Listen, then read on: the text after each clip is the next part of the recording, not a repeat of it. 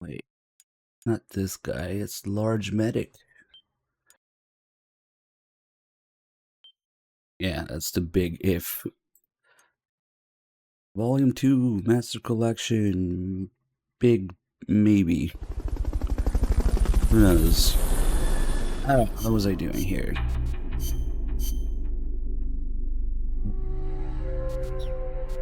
Good. The box. Let's continue.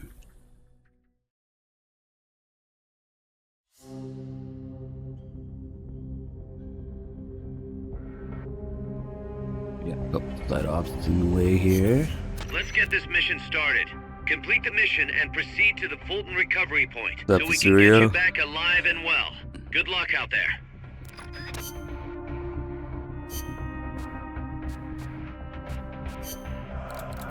Oh, we had the PKM, nice. Okay, grade 1 PKM.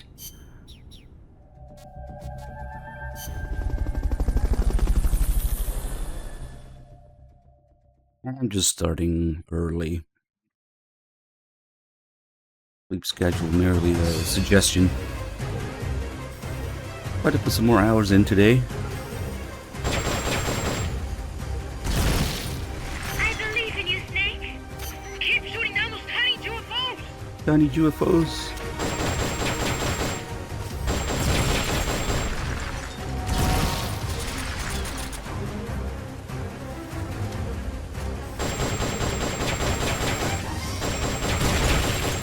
Mission weapon usage and lockdown. There's a weird mission because it enables you to increase your weapon usage but without really any kills or even non-lethal takedowns. They don't count as either. It's like weird.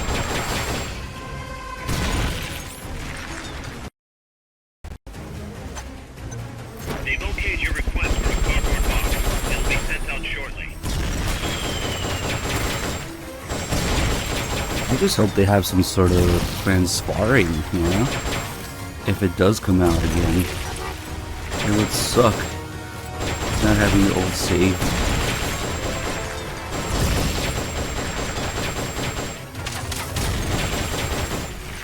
And then nobody would have their old saves in that case, which means even in co-op, it'd be tough to find people with stuff already unlocked to play with. Damn.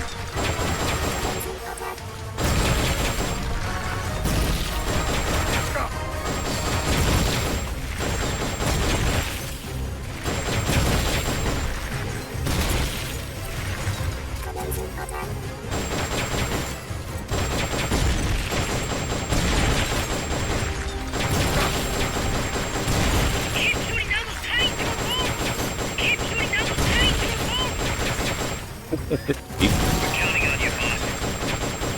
there only a new call here?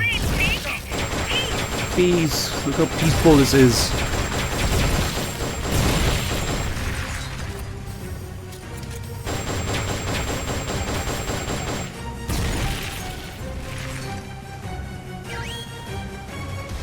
Head for the recovery zone. We'll pick you up there. Mission complete. Great job.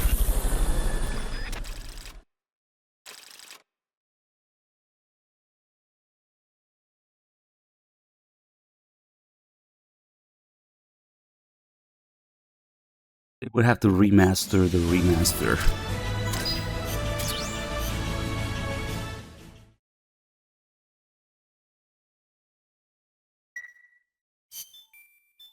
Also, Peace Walker is a weird one because it wasn't Bluepoint that made HD Edition. There's a company named Genki, I think. A lot of people think it was like in-house Konami now. It's not. If you look at the credits, for some reason they went for another company for Peace Walker. Also, here's another really weird random fact about Peace Walker HD Edition. The disc version runs at 720p, but the digital edition runs at 1080p, which is what we're on right now, actually. It's actually better to get the digital one for 1080p. Commencing mission. The only You're in for some HD heavy combat with this one. collection Try and game make it back in one piece. that's actually 1080p. Yep. Oh, we can actually keep this stuff for the helicopter. Just switch the tranquilizer. Anything here? Okay.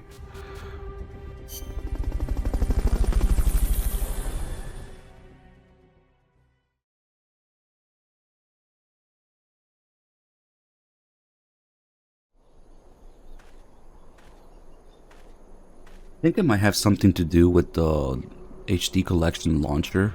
You know, we haven't seen that in a long time. When you put in the HD collection disc, it has that menu with the 3 games you can pick.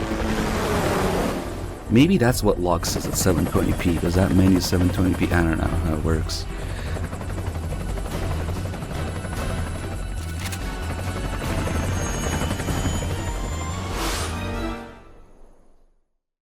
I haven't seen that menu in a long time because I don't use my disc HD collecting anymore. It's all digital.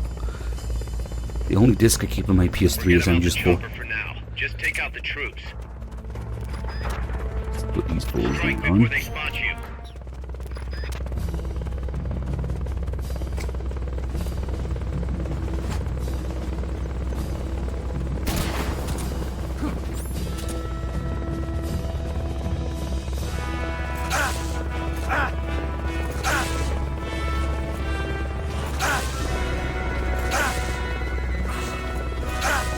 Meat level Sunrod.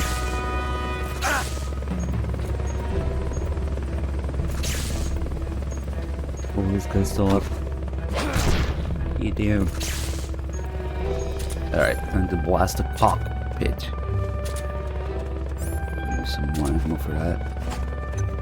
They locate your request for a cardboard box. This will be sent out shortly.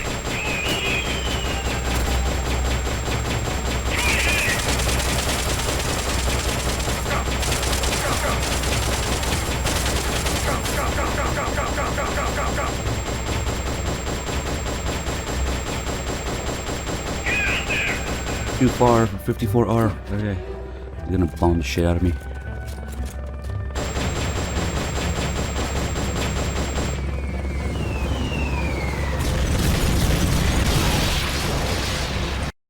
They don't actually take damage from it, they just get thrown away.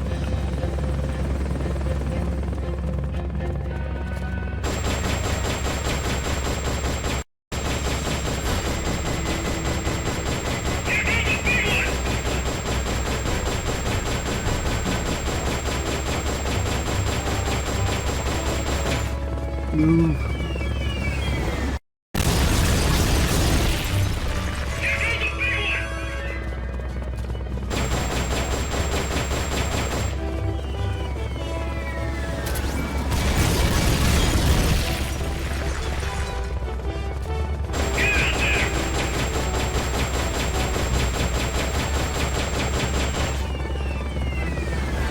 Well, thank you for doing that.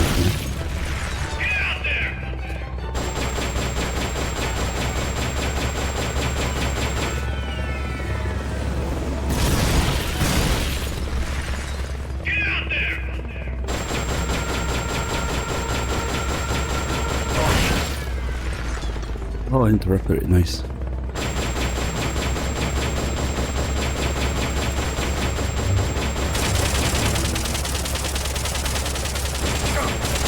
I'm thinking fast reloading it.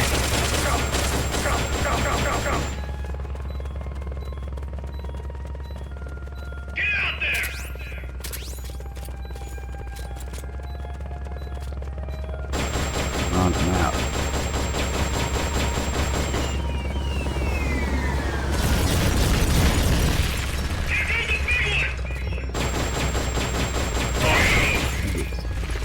That's gotta be the leader. Can you take him down?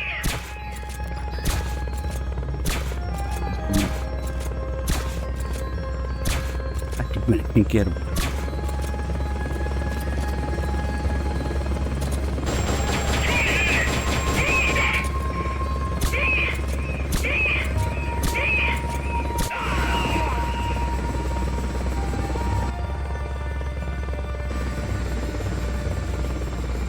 He's landing. The enemy leader's out cold. Bring him in.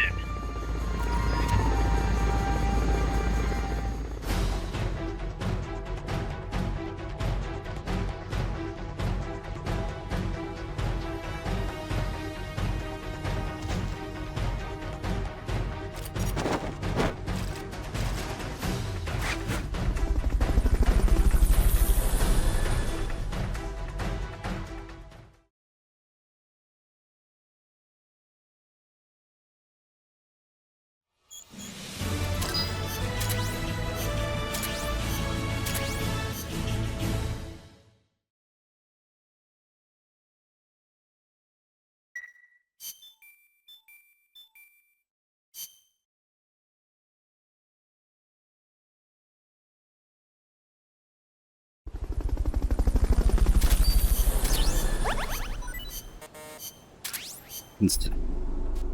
He's probably had other ops going on here. No, Detch.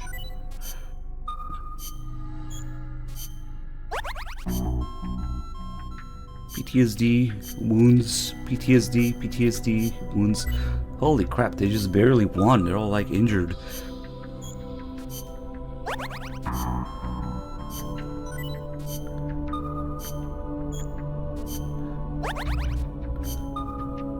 Mole died. Rip. We'll make diamonds from their asses. I wasn't exactly assembling the best team there. Taking them from the bottom of the unit here. But they'll win. Damn, this unit got decimated.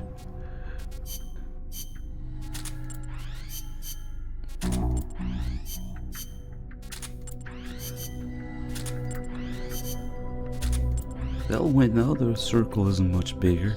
They don't even need the tank. Ooh, that was a lot.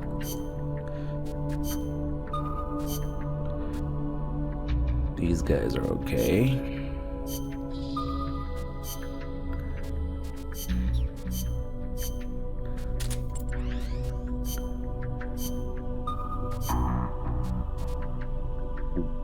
Might give them the tank.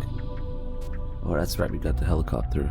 It's only 57% health though, because I broke the cockpit.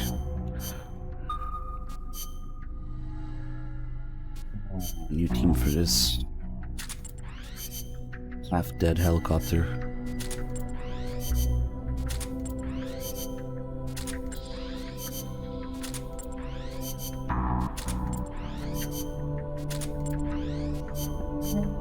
You should be okay.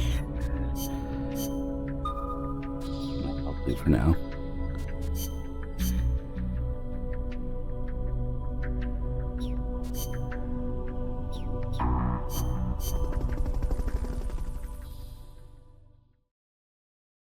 That's the plan. Send Kojima against a battalion of tanks. Snake, the Peace Walker platform and AI have been shipped to the final testing base. Once assembled, it's only a matter of time before they launch the nukes. Hurry!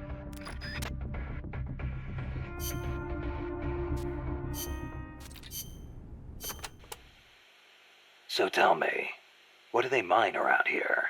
Gold, if I am not mistaken. Gold? No kidding. I wonder what would be the fastest way to... I do not know how much success they have had.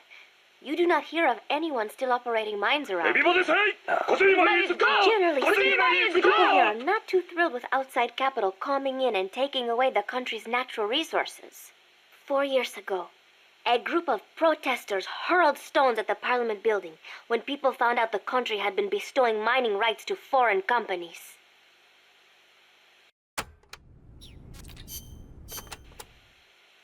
I remember those barracks. They're full of crisscrossing pathways, so visibility is terrible.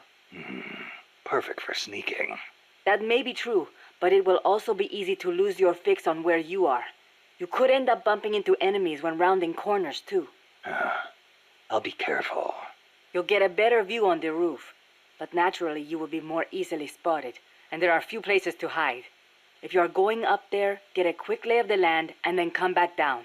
The soldiers there do not have access to many long-range weapons, most likely because of the terrain. A sniper rifle could be really advantageous there. I'll keep that in mind. Good luck, Snake. Monsieur Miller! A base disguised as a mine?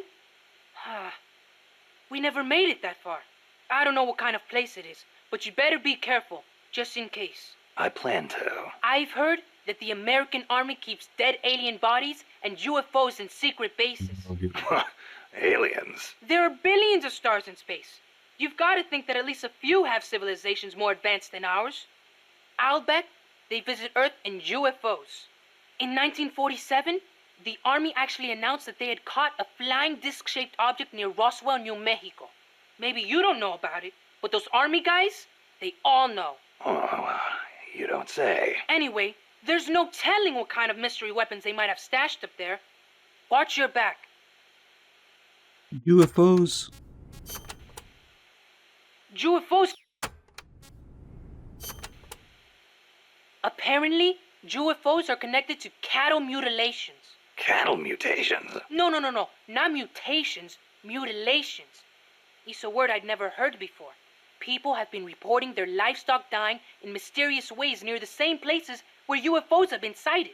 They say the bodies are drained of blood and the eyeballs and sexual organs are gouged out. Wow, when you leave a corpse cut open in a field somewhere, the ground soaks up the blood. Yeah, but supposedly these cows weren't cut up by any man-made means. Maybe maggots got to them. In some cases, they detected radiation. Radiation. Even in our own town, we had goats that died in strange ways. Some said they saw a monster.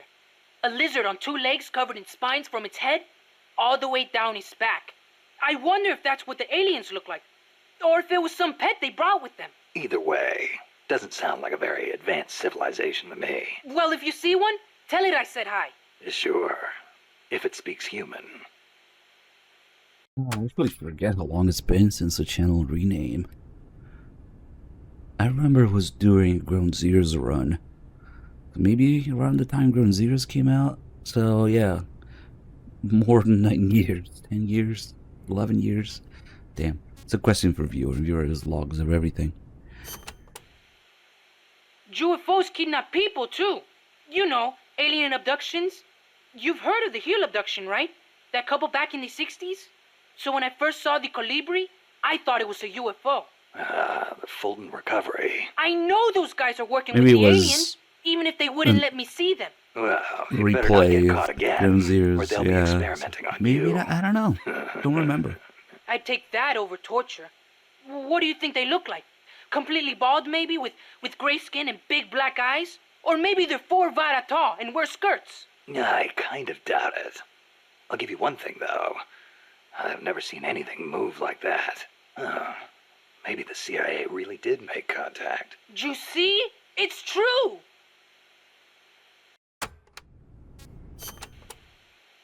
You want to know something? I once met an alien cat.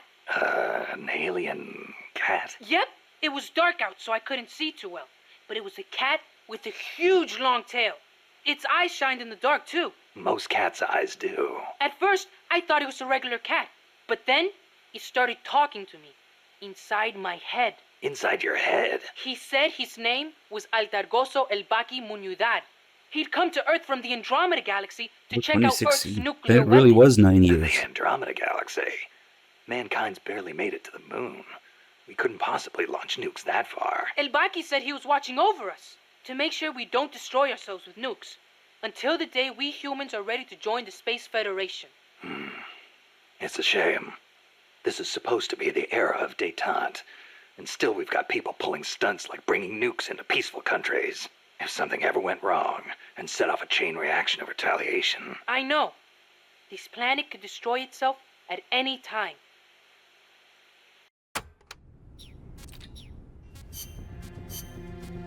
Stealth.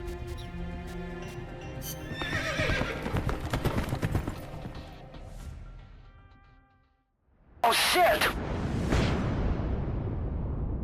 Chapter 3. Finally, we found it.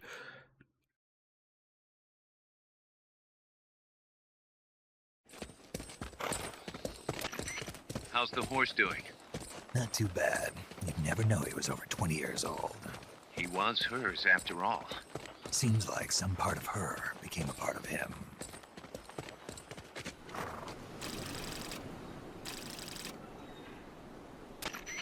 The platform and the cerebral AI are supposed to be assembled at an underground base disguised as a mine. If my guess is right, both of them have already arrived and are being readied for final testing. Destroying the platform will be difficult. I suggest getting up close and destroying the AI instead. Whatever you do, I'm begging you, don't let my Peace Walker launch a nuke. Hurry, Snake!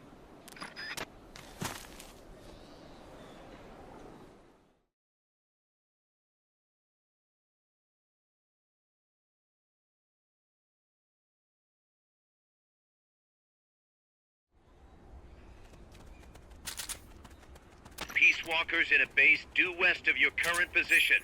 Move out. There'll be some he-eyeing soon. On the boss's horse, no less.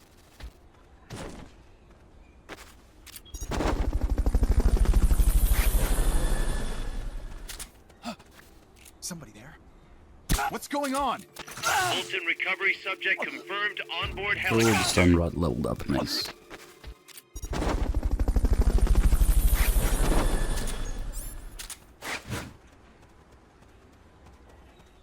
Fulton recovery helicopter is complete.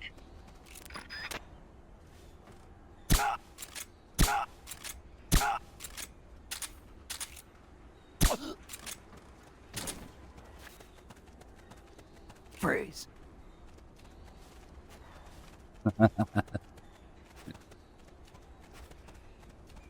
Get the assassin blocked here.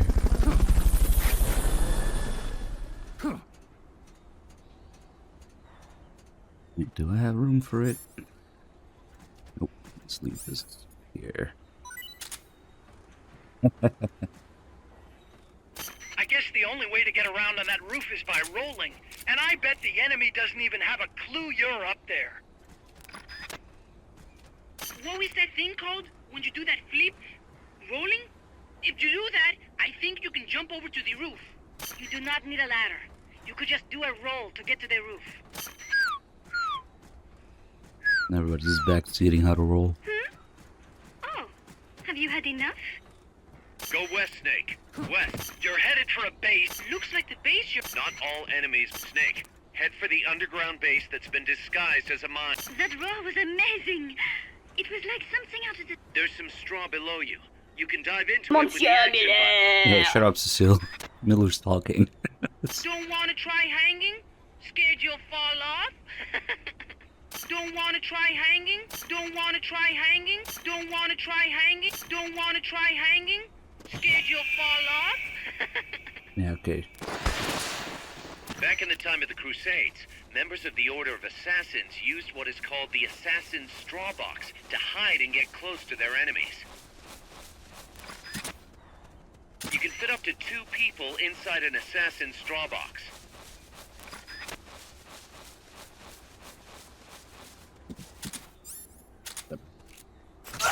We come up here. Get up.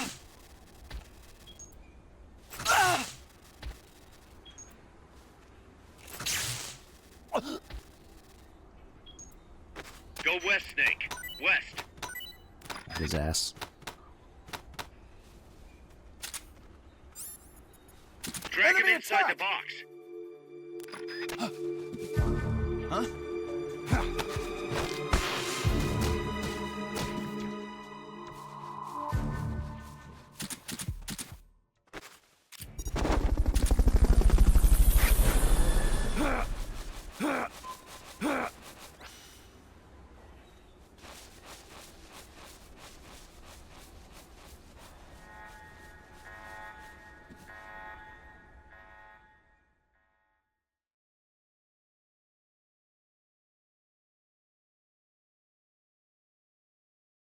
Ooh, are they at risk of bankruptcy or something?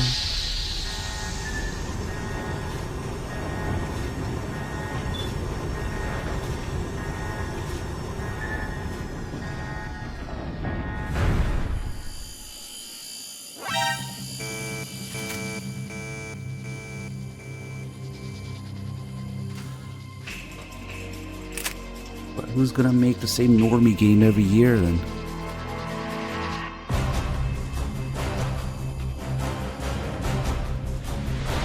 Bought out by Tencent, yeah. Which already owns a shit ton of shares in like Epic Games and other things. And From Software. And Epic and some other stuff.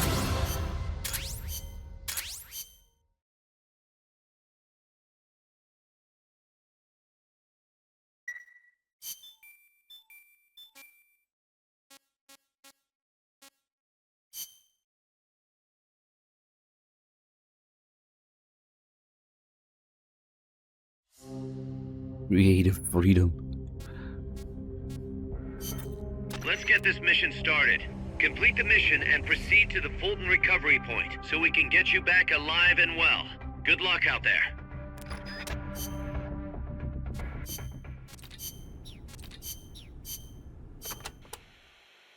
Sometimes the enemy will respond to guerrilla activity with numbers. Under no circumstances should you engage the enemy in this situation. Focus on staying calm, carefully studying enemy movement, and staying out of sight. You must also be careful not to make any noise that would attract attention, of course. Likewise, it's important to listen for any noises the enemy makes to get a fix on their position. Do not forget to check for signs of the enemy other than sight and sound. To search for signs of the enemy, press the L1 button when you're pressed against a wall or prone. What's up with the subtitles in this tape? They're out of sync. Also, that's a lot of talk for a 10-second mission, Amanda, but okay.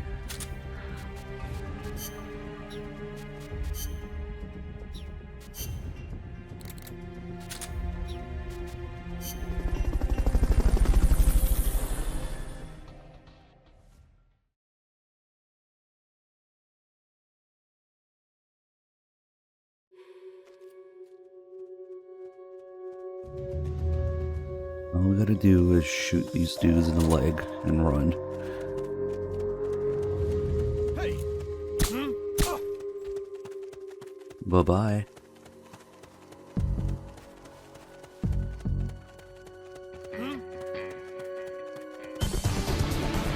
You did it. Keep it up.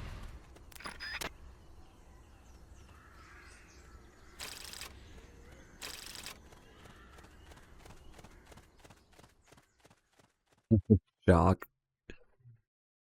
141 months.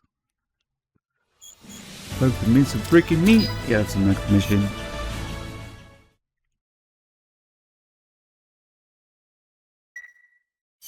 That's fucking incredible, man. 141 months. Yep.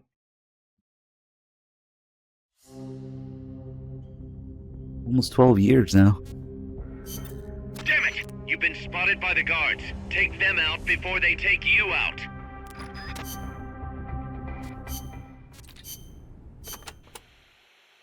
They must have had to clear a considerable amount of forest to open up that mine. No doubt. So much for any hiding places, too. And it is not just the forest. Without the proper precautions, the mine's wastewater could pollute the groundwater. And to top it all off, they're developing nuclear weapons there too. How can people care so little about their own country? I'm not the one to ask about that. Well, you may have abandoned your country, My sleep is but fucked. you still treasure where you came from. I'm waking up like 3, 4 a.m. You think so? Sure, Some might call it efficient. I know you do. Paz,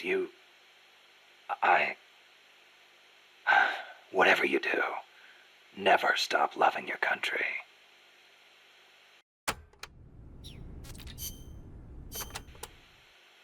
Take a look, Snake.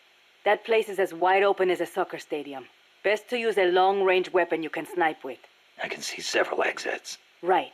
Don't get too focused on any one of them. Copy that. Go get 'em, Snake. If I just go a little bit longer today, then maybe...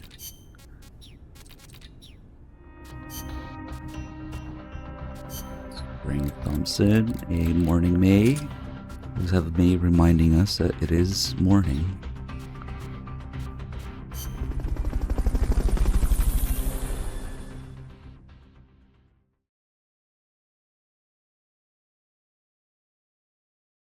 Maybe we'll just do a big chunky stream today.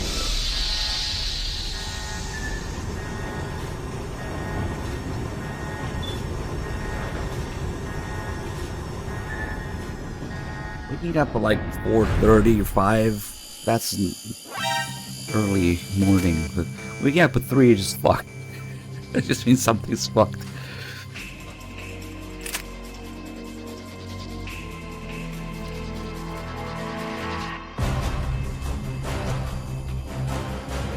If we do like an 18-hour stream today, then no more Europor hours.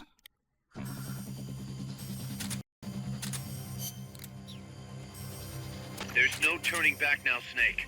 Wipe out the enemy. Move on.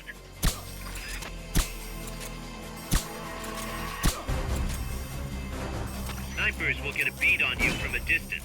Just because you can't see them doesn't mean they're not there.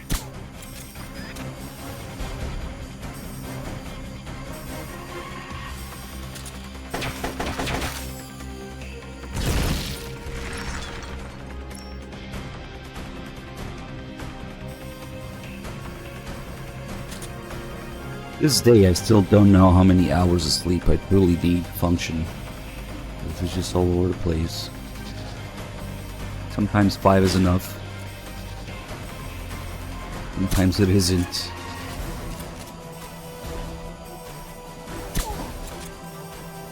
I always end up waking up and then going back to sleep. Stay awake for like an hour or two and then sleep another couple hours. Is kind of messed up. I don't know.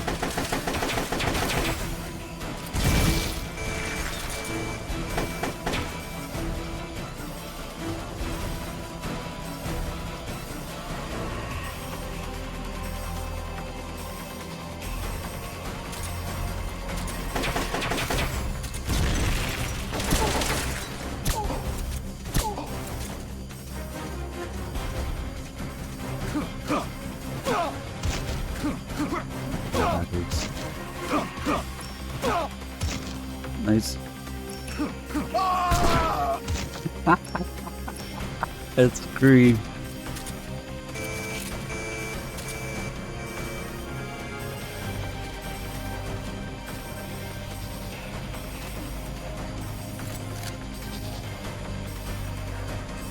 They got rocket launchers.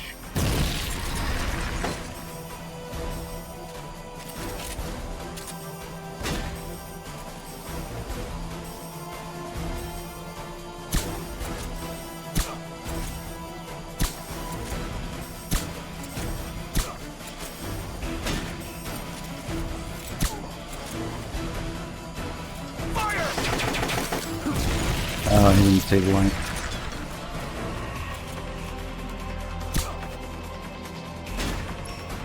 Oh, what the fuck is this right here? Time to make some freaking meat! There it is.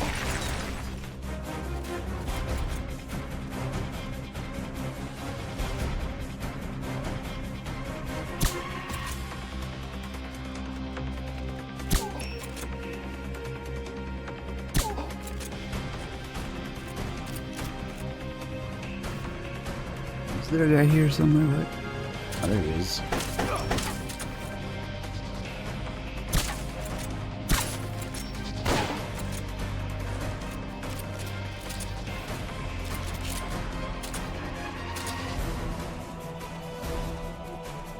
Rockets can travel a long way to their target. Never assume you're out of range. Watch out for faraway enemies too. To neutralize an enemy, put him to sleep, knock him rocket.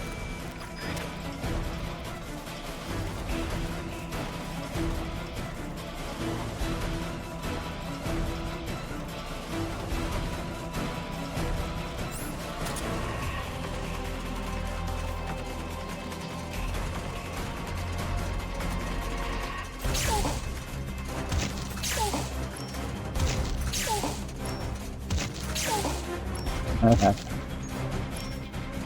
Oh, there's one more.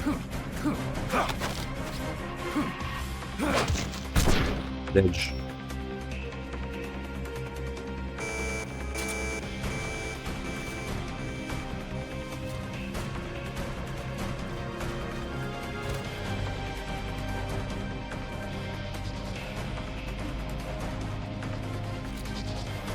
Okay, because gravity killed him.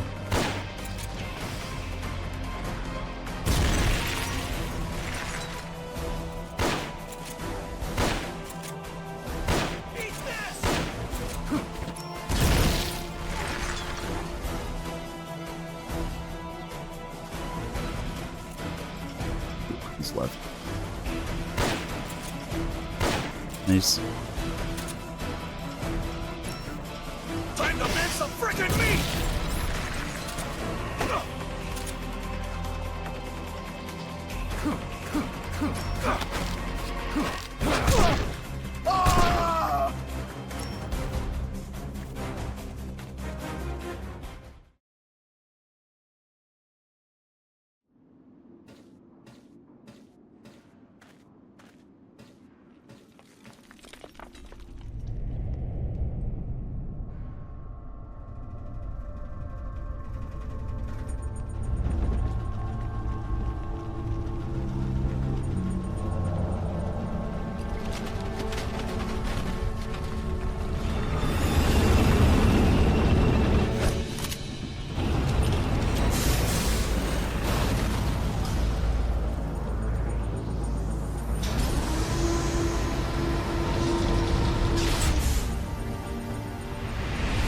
Hey Shinkawa, can you draw us the most awesomest hand you can think of?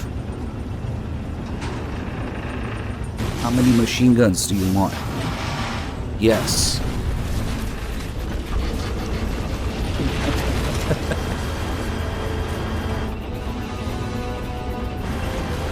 How about a chainsaw?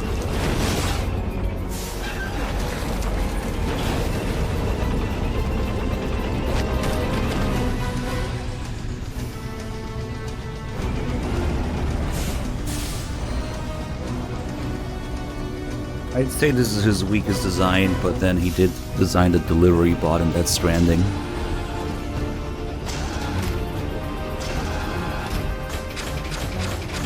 Huey legs plus dwarf gecko.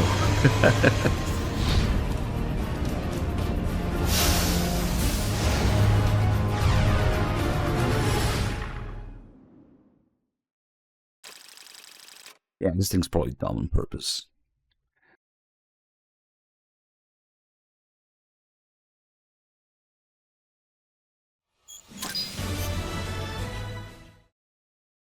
No, I don't think they hit me at all.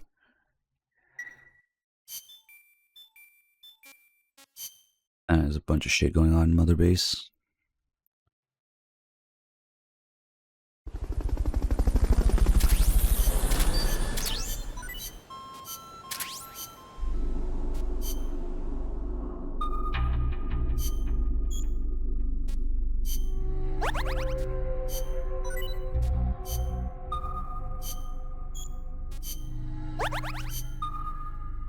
No, rhinoceros rip. Well, I'm 63 specs. Nice. Wait, we got 3 specs. Chocolate chip, sunbox.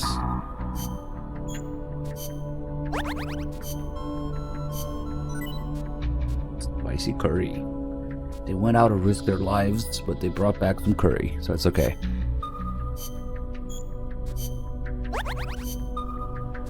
Rip. The tank.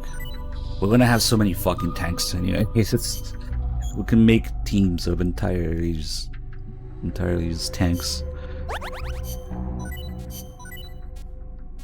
We got a cute girl as a volunteer. Nice. Oh no, why did I go there?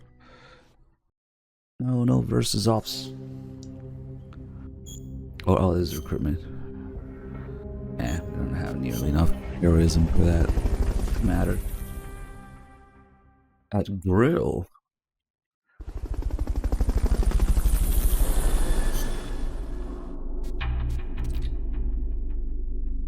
I don't choose sides. Whoever needs me, that's where I go. She is intel spy. I wonder if she's supposed to be. They have to look like someone, because some of these soldier portraits are definitely inspired by either real life people or other characters in the series. PKM rank 2. And let's take a look here, see if we can find some.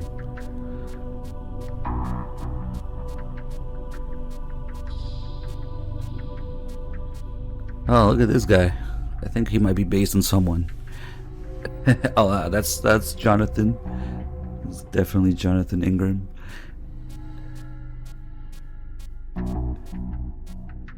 Get out of here, Chico. Look at this guy.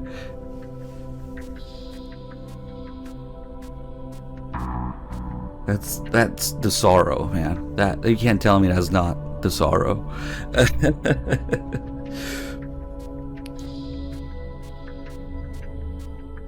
That's Johnny. I'm just for Johnny, for sure. This guy might be Gray Fox, like Metal Gear 1 or 2 Gray Fox.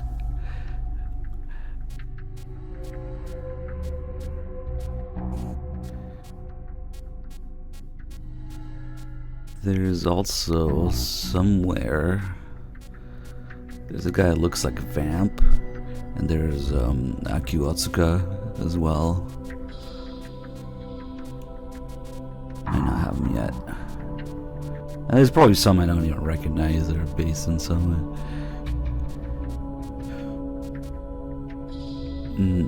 Could this be MGS4 Jonathan? Maybe. I don't know.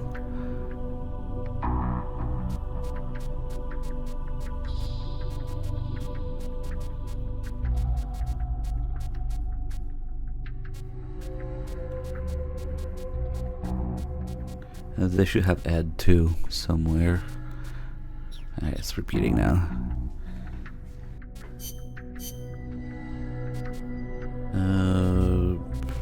PKM. Take that. Curry. Rations. Analyzer.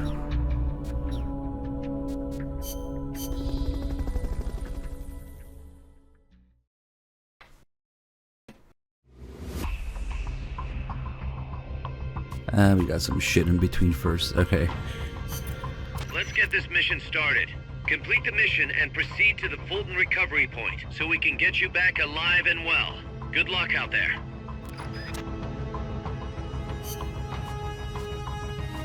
Yep.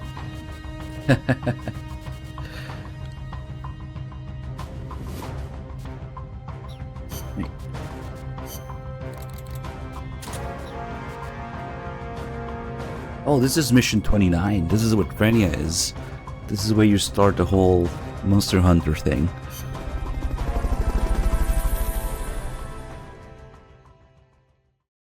But we won't do it yet. Because there's no point. I can't take him on right now. We'll just do the regular mission. Stay out of the enemy's sight as you recover those supplies. And don't get lost. As hinting at it here. Don't get lost. What was that? Okay, we'll just work on him. Freeze. You get this boy stuck. Don't want him to get killed. Fulton recovery subject confirmed onboard helicopter. Head for the recovery zone. We'll pick you up there. Is here. What? In map. Fulton recovery helicopter is complete.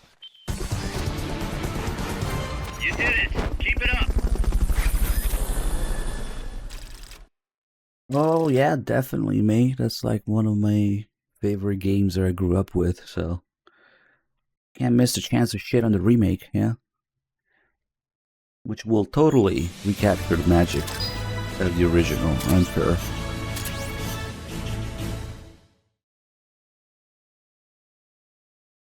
You know, they already tried to do that once, and it was so bad that they had to scrap the whole project and start over from zero. At least they listen to people. There was already a trailer and playable little teaser demo thingy of it. They already tried remaking it once, and it went nowhere. Now, who knows? Maybe. Commencing mission. You're in for some heavy combat with this one. Try and make it back in one piece.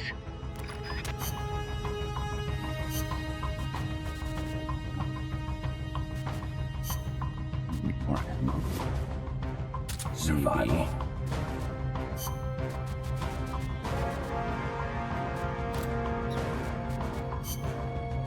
Complete this. Rank 2 might not be enough to see how many people there are. We'll see. Ring, bogey, and soda, and MVGs.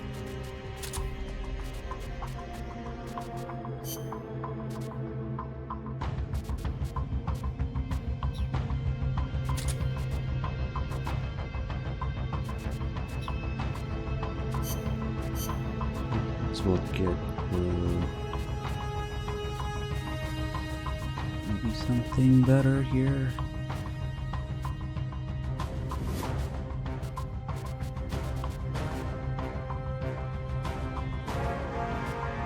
I'm not sure what this terrain counts as.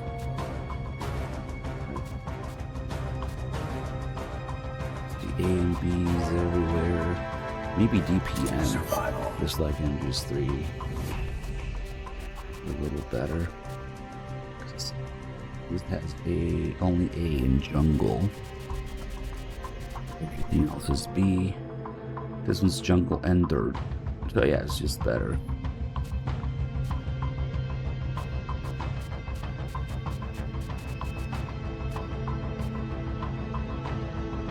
Oh, what the hell? Tiger Stripe has jungle, swamp, and ruins. I think dirt and jungle should cover most things. It won't matter once we get Ian's camo. That one's OP as fuck.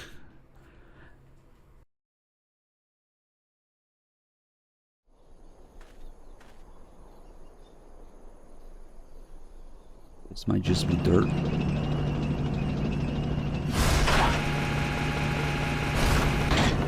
Wouldn't matter though. We'll be in a cloud of smoke most of the time.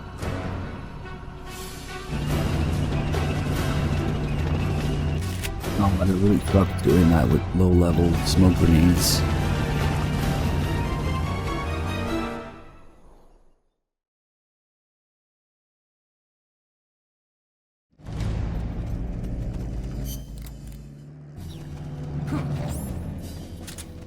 Neutralize that tank unit.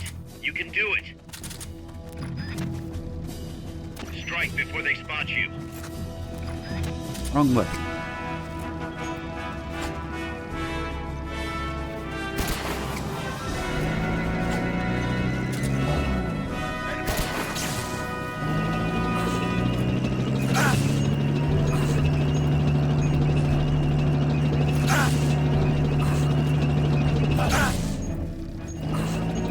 We can see how many people there are. We can't see it yet because the thing sucks. Okay. Anybody want to send me some Bolton mines?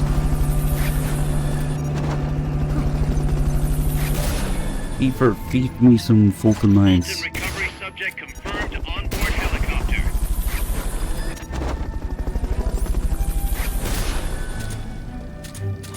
Fulton recovery helicopter is complete.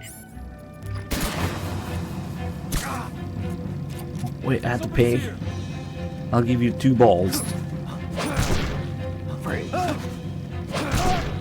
Freeze. Somebody's here.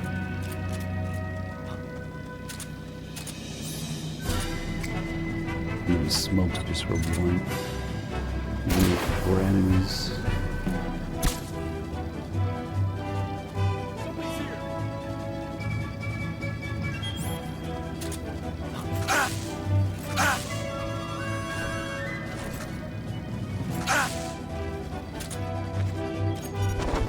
probably not gonna be enough.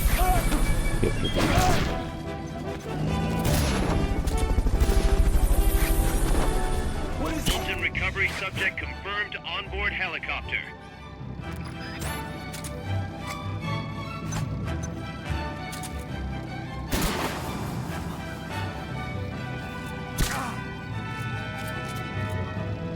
Somebody's here. Yeah, now we're gonna have to start throwing people under the tank.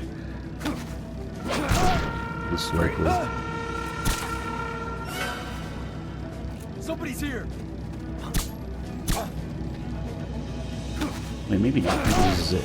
There's no race to this. Okay, it was still pretty early game, so maybe they accounted for it. Nice. Okay. That's gotta be the leader. Can you take him down?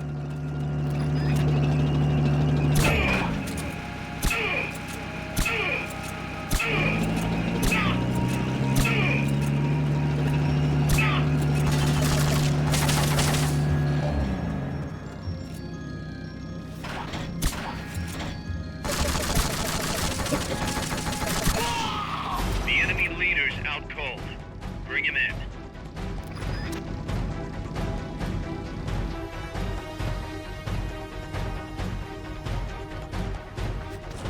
Pretty soon it'll be limited by how many Fultons we can carry. Without Fulton mines, it's gonna suck. I guess I could just kill them and not get the S rank. We only need the completion, really.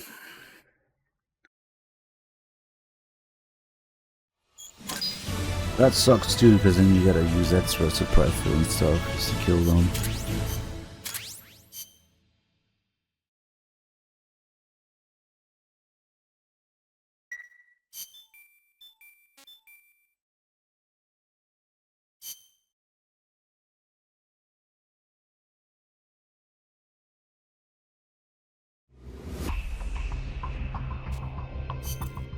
Snake, that's Huey's unmanned weapon, the Cocoon.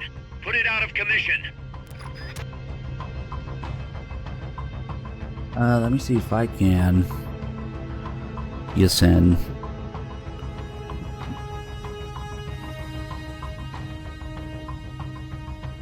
Which just lets me log in.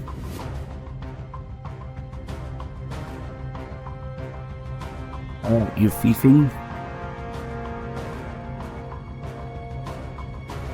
If you're fiefing, I don't see you fiefing here. Oh, there you are, fiefing.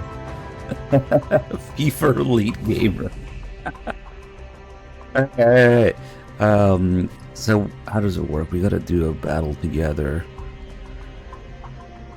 Okay, so you send... Do you have to send it first and then do a thing together, or... Do it... fuck, I don't remember. Are you able to just send it now? But I think it doesn't update until we do a mission together. So yeah, you should be able to send it now, but it's not gonna show up for me until we do at least one co-op thing.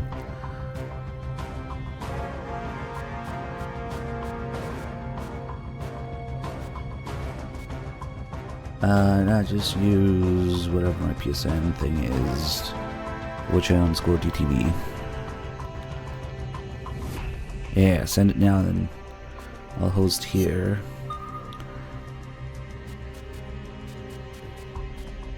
There's 3 people.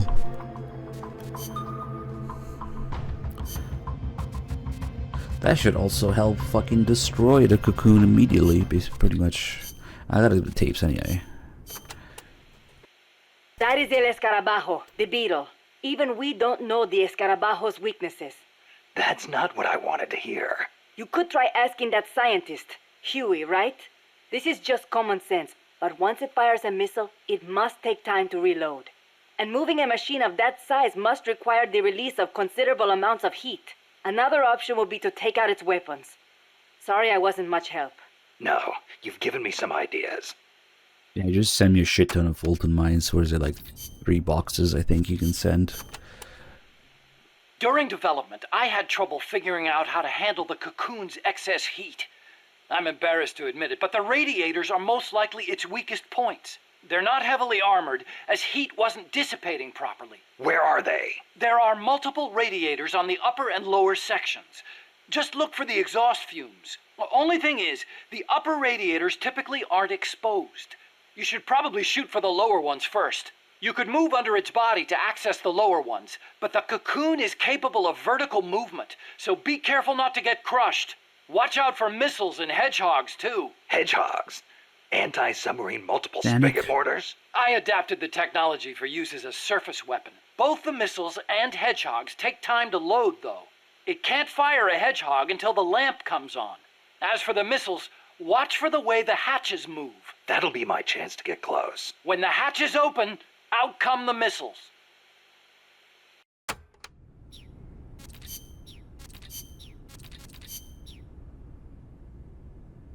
If you unlocked any other tapes, meanwhile. You can steal items from soldiers by putting them to sleep or knocking them out and then doing a body check. Get close to the unconscious soldier and press the action button when you see the icon. Or you can sneak up on them from behind and do a hold-up. It also works if the soldier's near death. Keep in mind though, if you wait too long, you'll have a dead soldier instead of a dying one. And you can't do a body check if you're holding the Fulton recovery device either. So don't try. Hey JJ, was it your birthday yesterday? Happy birthday. A little late. I think I heard beeping. What?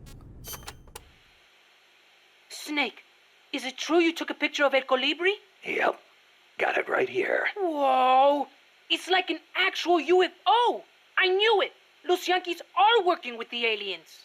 I know it kind of looks that way, but... Hey, Snake, can you make me a copy of that? Well, I don't see why not. What for? People pay good money for this stuff. We can use it to raise money for MSF. Sure, kid. You go out and get us a good price for it. You don't believe me, do you? I'll get the money. You'll see. This looks kind of just looks like a flying dick with balls when you think about it. You ever see the movie 2001: A Space Odyssey? Can't say I have. Fantastic flick. The outer space special effects are incredible enough, but the depiction of AI is what really stands out. There's an AI? Yeah, a spacecraft pilot AI called HAL. It plays a major role in the story. Dr. Strangelove loves it too. Did I ever tell you about the time we first met up in Costa Rica? No. You know how she hates men, right? So we hadn't seen each other since NASA, and we just weren't hitting it off. Until we started talking about HAL. And then she started going off. The way she talked about it was so intellectual. The way she analyzed every plot detail, how passionate she was about the AI. It made me fall for her all over again. You know what? Here's to Hal for bringing her and me closer together. You should ask her about 2001 too. Then you'll understand just how amazing she is. Amazing, huh? Hal. Now there's a good name. Yeah, Pennygrass, there are consequences to that tape. It's another tape. Or basically Chico gets a whole fucking country in trouble with the CIA for selling that picture. It's a bit later, yeah. Okay, we feeding. Let's rock.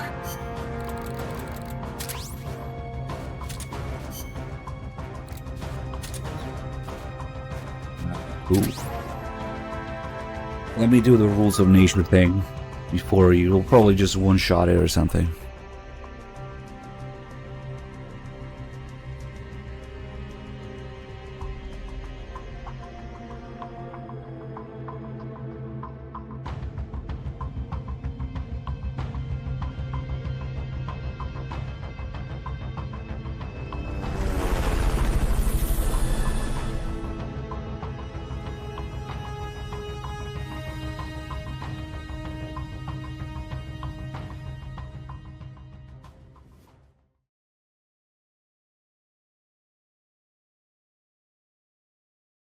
Yeah, only the PSP is capable of such story consequences.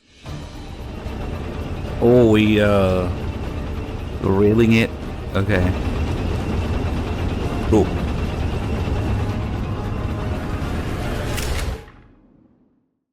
Still gotta climb up though after. Okay, then we'll do rules of nature, railgun, and climb. Actually, I don't even think it's gonna one-shot it because it's scripted to do the thing where it hits the wall. Get rid of the cocoon. If anybody can handle something this big, it's you, boss. Get out of there. Run. Heidi won't do anything against a gun like that. Do you have enough ammo and items? Ammo is sick. Try to find your weak spot.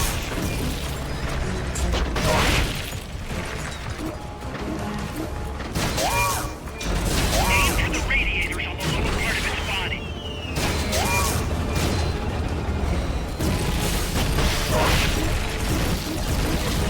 Use the action button. You don't want to get crushed. Bravo! Great job! I see. Let's reel it. If we can.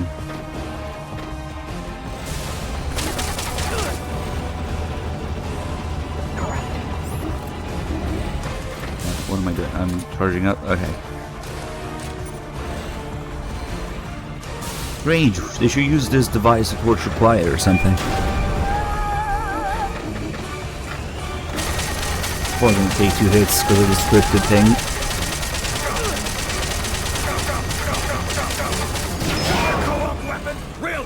Yep, it's gotta do the scripted thing.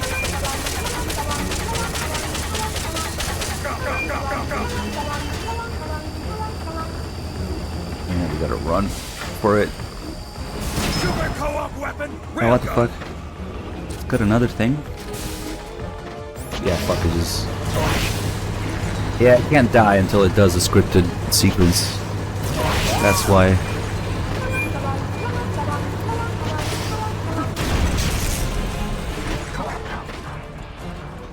The shock dislodged the ladder on the side of the treads. You can use that to get on top.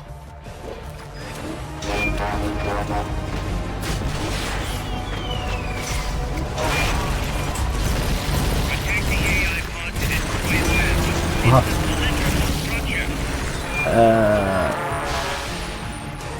Hopefully it doesn't recover before I get there.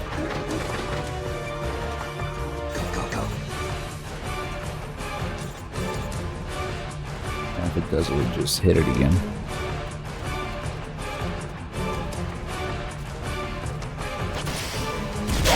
Get in the AI pod, otherwise it'll reactivate. You can't do this. Come on. Lag.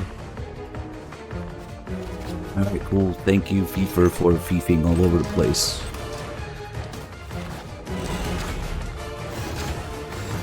See what happens if you fuck with the pod from the outside. That's still a largely unexplored feature to me. It does all sorts of weird shit if somebody's still hitting the pod from the outside.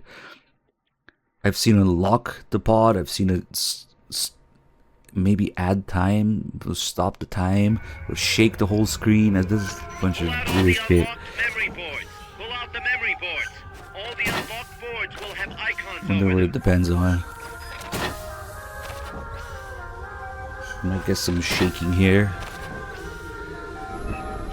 Or, oh yeah, it also unlocks other memory boards, but not really. If you hit other stuff, maybe? I wonder why they just flash like that, but you can't get them. Parts on the exterior of the machine. The memory boards that control those parts should light up. You can tell what a memory board does by looking at its color when it lights up. Why does that even do? It flashes, but you can't get it.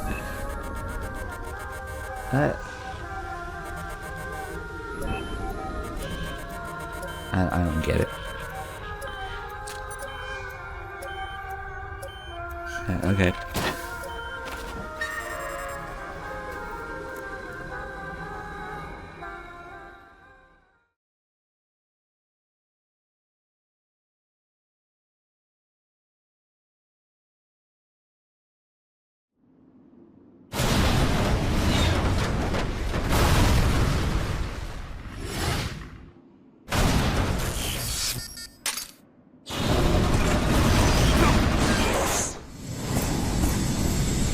You weren't hitting the pod, huh? You were shooting other stuff.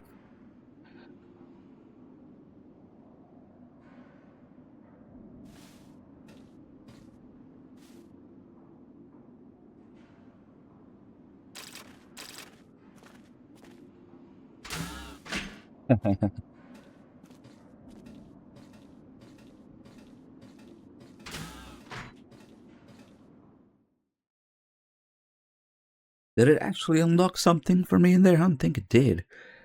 They were just flashing.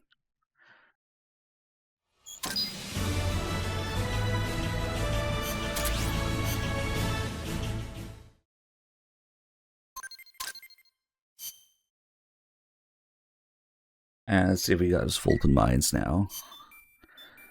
Special report has arrived. That's a good sign.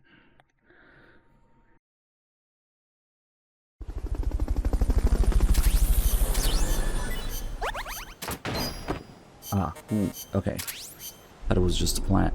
Yeah, there's delivery boxes. 1 box. Oh, you can have 4 boxes of stuff here. Nice. What? You sent me a box pan? And a bunch of full mines. Nice. Okay. Can you only send 1 at a time? No, I think you can send 4, right? But that's okay, that'll do for a while.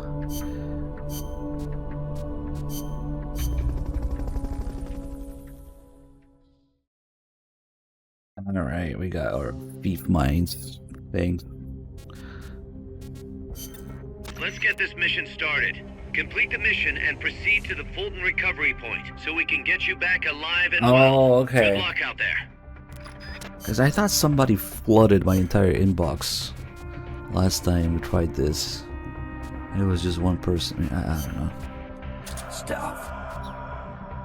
So we would have to do another mission together to get another box. Maybe it's good. Who knows? Maybe it's enough. Oh man, there's all the. There's no wine tape yet. Okay.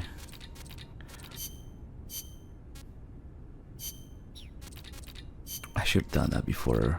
We can do it before we get captured or something. Alright. How are you enjoying Mother Base so far? Ah, it is wonderful. Good to hear. I was worried someone as cultured as you would find the plant a little uncouth. Uncouth? Ah, you've got albatross, and frigate birds, and terns, and tropic birds. Seabirds I have never had a chance to see in France. Oh, well, great. I'm sorry. I know I should not spend all day chasing birds. Is there anything I can help with? I appreciate the offer, but I'm not sure what I could ask you to do.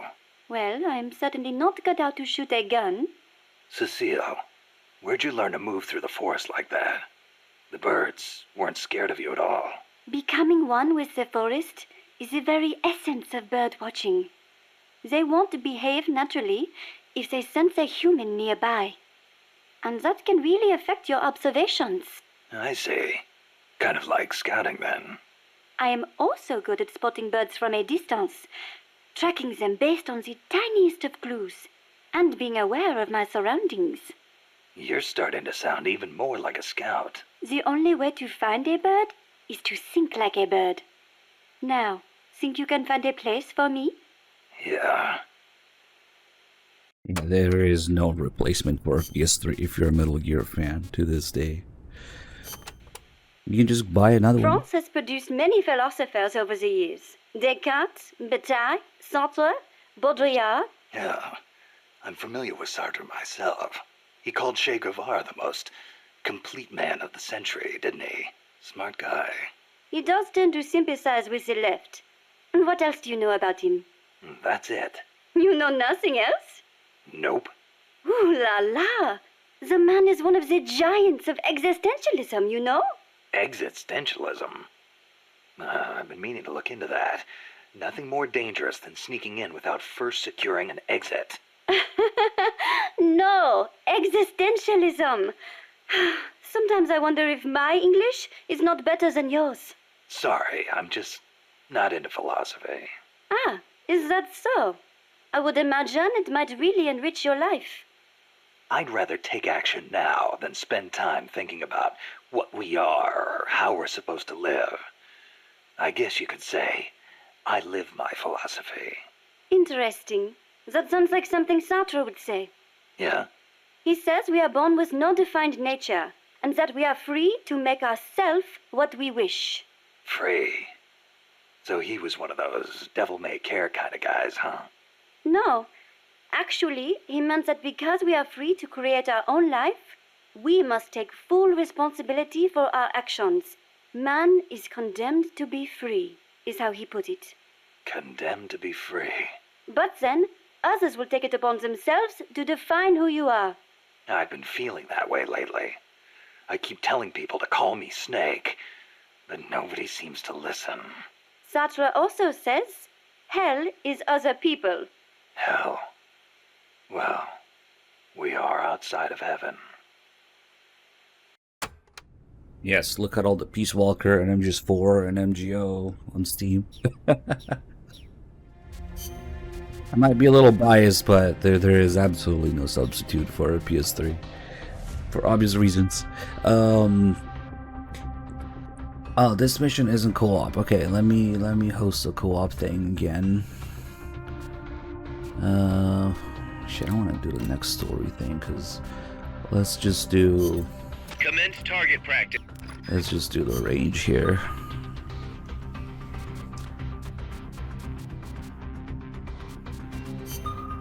It's coming.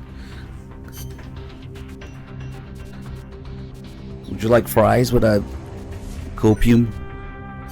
Would you like some fries on the side of your copium shipment?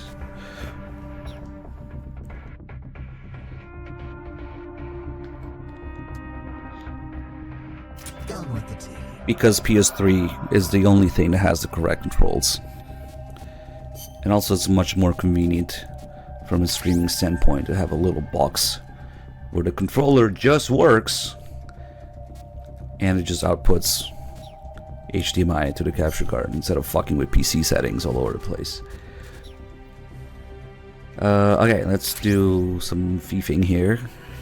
We can literally just walk out of the range and it should work.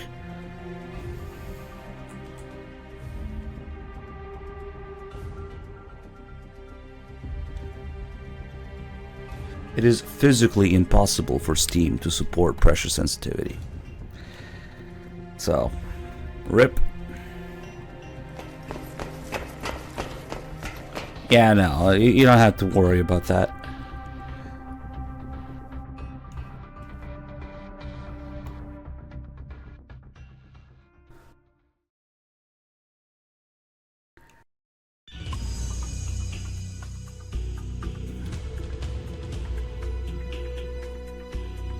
I'm weird, okay.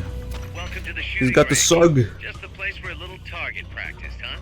When you're done, head over to My the use exit. case is very specific and biased. He's got the sug and the Patriot. Herpa, derpa, herpa, derpa. This is not how you're supposed to use a range. He's got fiefs too.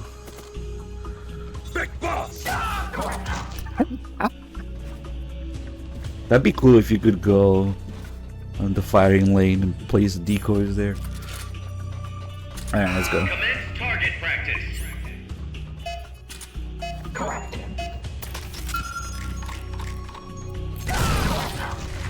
Mission complete, let's go.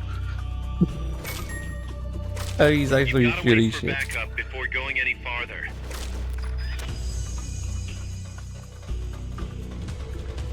You've gotta wait for backup before going. Classic Training exercise complete. MSF moment here. Yeah, they probably are big medics.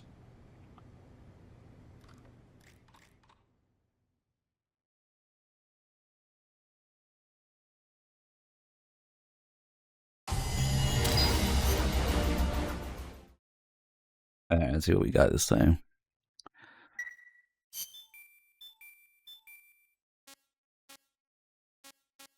Taking time bombs? Absolutely not.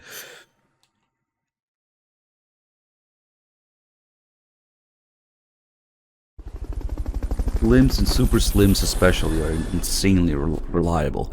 This PS3 has been through hell and back.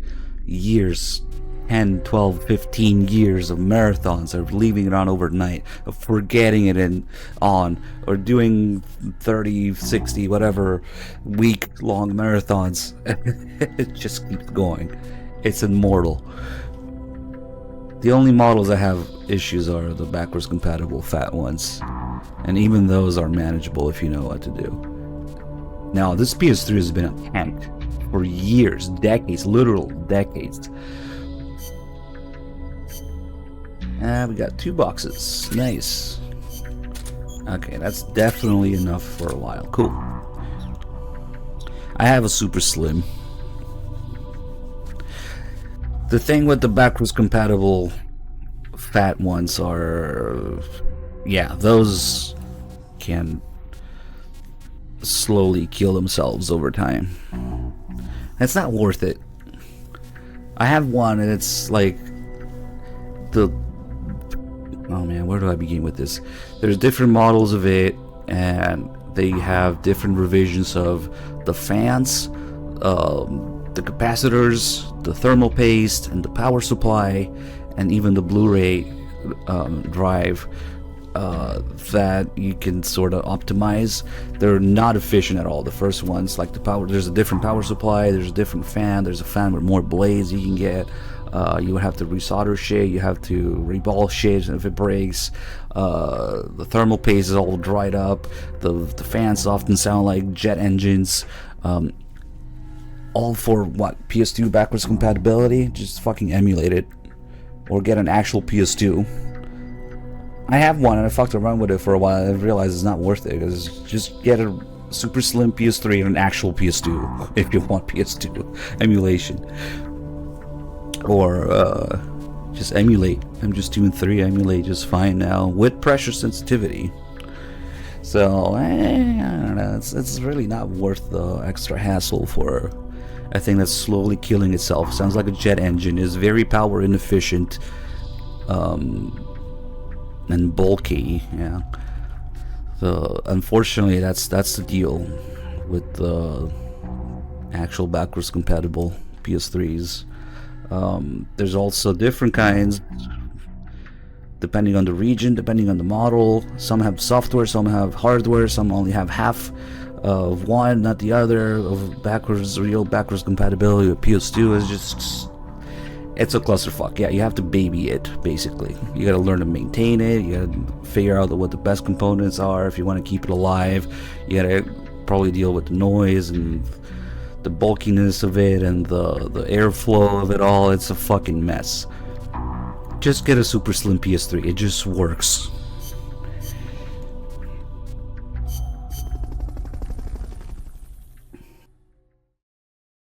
It doesn't make much noise, it stays on forever.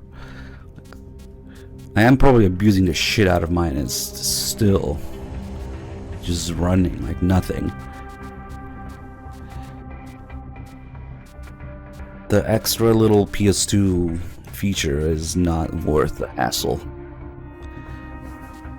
in my opinion.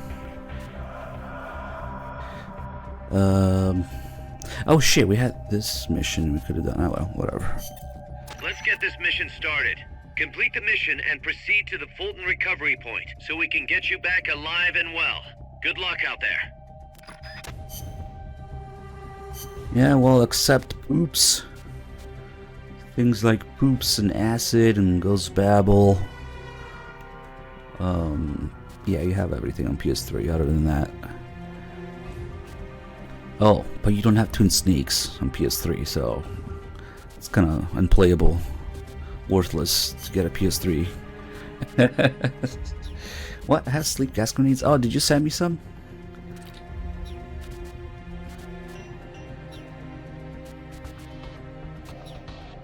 Yeah, but you can't custom firmware super slims.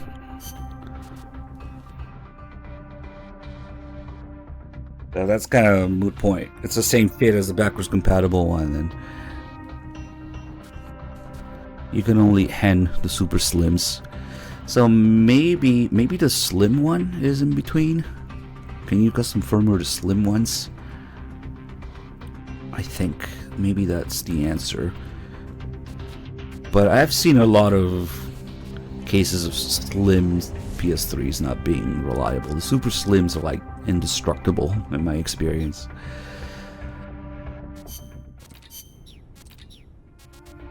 Okay, let's do this.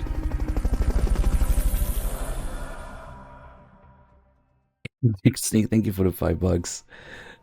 Now why isn't it showing up here? I want to see the message. Twin Snakes on Steam confirmed. No thanks. Wait. That's okay. You can emulate Twin Snakes in all its glory. Yeah, with the slim PS3s, some of them are still iffy, if you ask me. But I don't know, actually, a lot about slims. Because for that reason, I've never got one. Never gotten slim, only fats and super slims. But maybe there is that sweet spot in between where you can custom firmware without it being a fucking jet engine.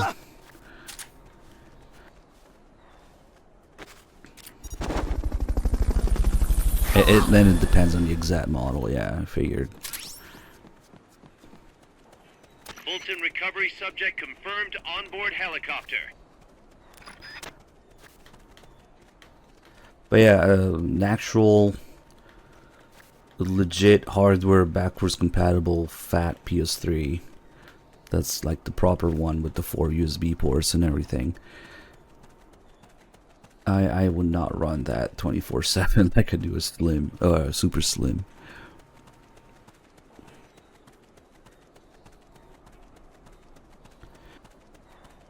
This, it literally just keeps chugging. It just week-long marathons, month-long things. Forget it on overnight. Use it 12 hours a day, every day, for 15 years. And it still fucking works like nothing is wrong with it. Maybe I just got a really good one, who knows? I do have backups, but I haven't really felt the need. I got like 4 PS3s on shelf behind me, but no need for now. Oh, is that? Oh, there it is.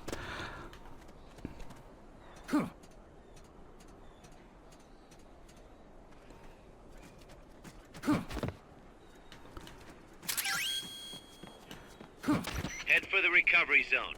We'll pick you up there. Mission complete. Great job.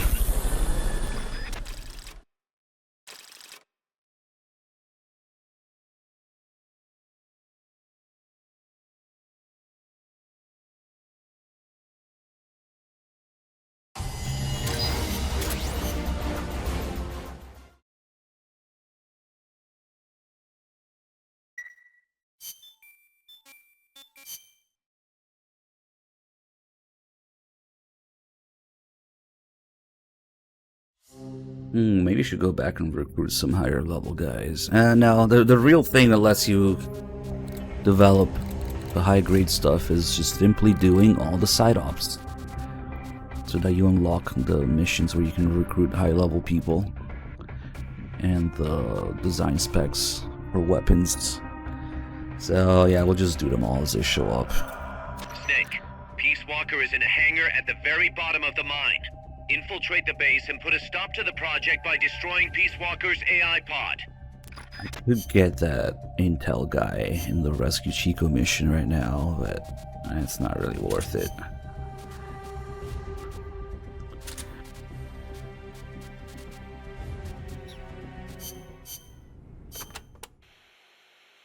Enemies carrying shields can be a real pain in the ass. To hear Amanda tell it.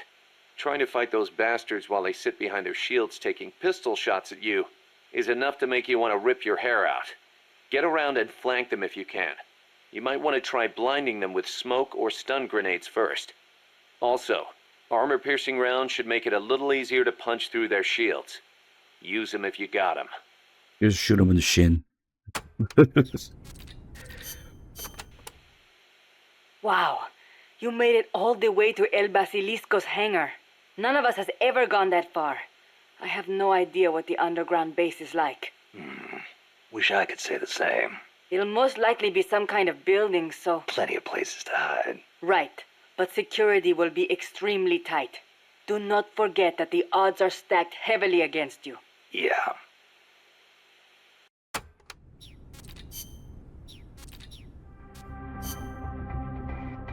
Oh, we need to go back and do the rest of the Cecile tapes after this. Very important.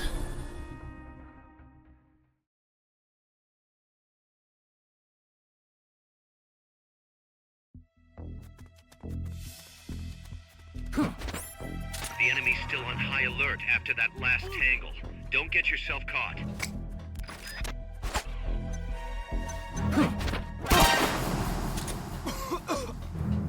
Sorry, boys. The elevator should take you underground. To use the elevator, press the action button in front of the switch.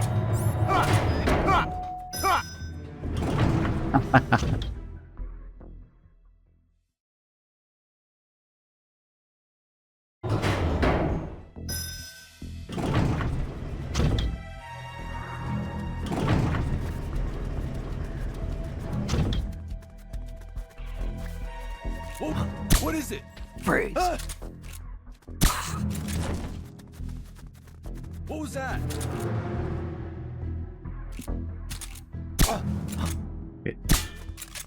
Oh, for fuck's sake. Somebody's here. That's close.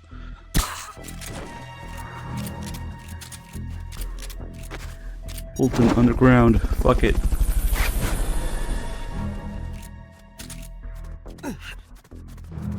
It's so much fun shooting people in the leg in this game. But sometimes you just don't need to.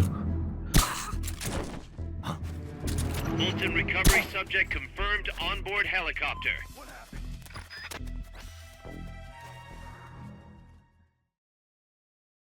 Power 45. Stopping power. What's that?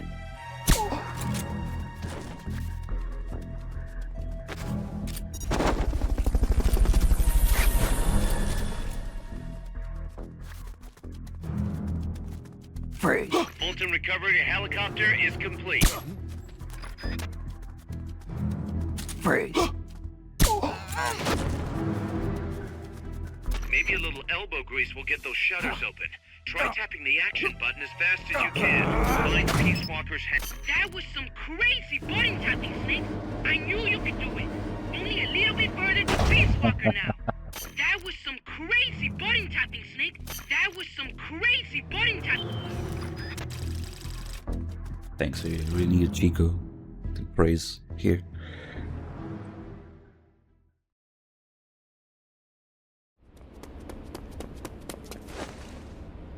Initiate. What's the situation? We're waiting on acknowledgement from Reptile. It could be a while. Don't take all night. Ah, Coltman. I'd like to perform one final check. Everyone, take a break. I've got some concerns about the dummy. Now's your chance, Snake.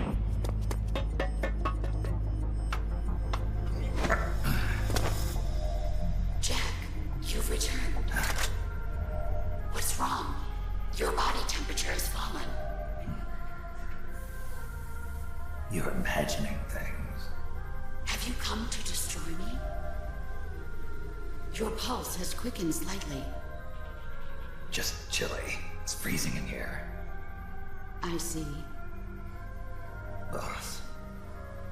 What is it, Jack? Boss. Is that you?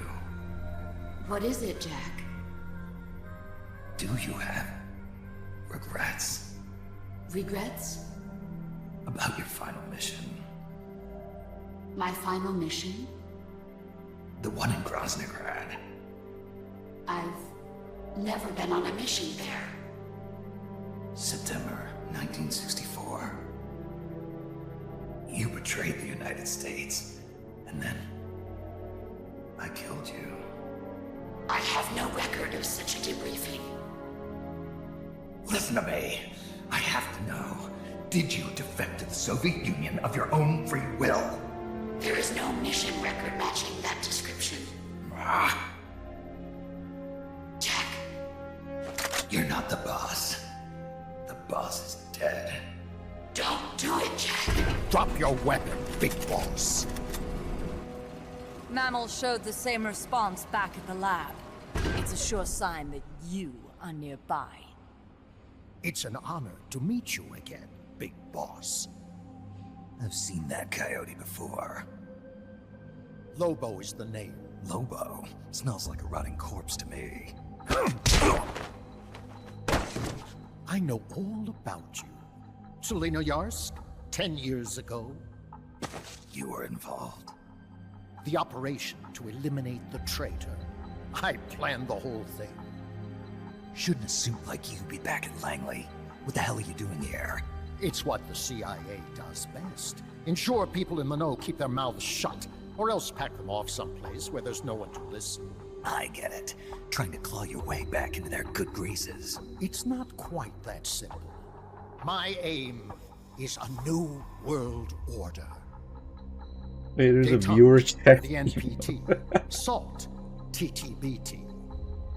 Ever since the Cuban Missile Crisis, the structure of the Cold War has been coming apart at the seams. A new age is dawning.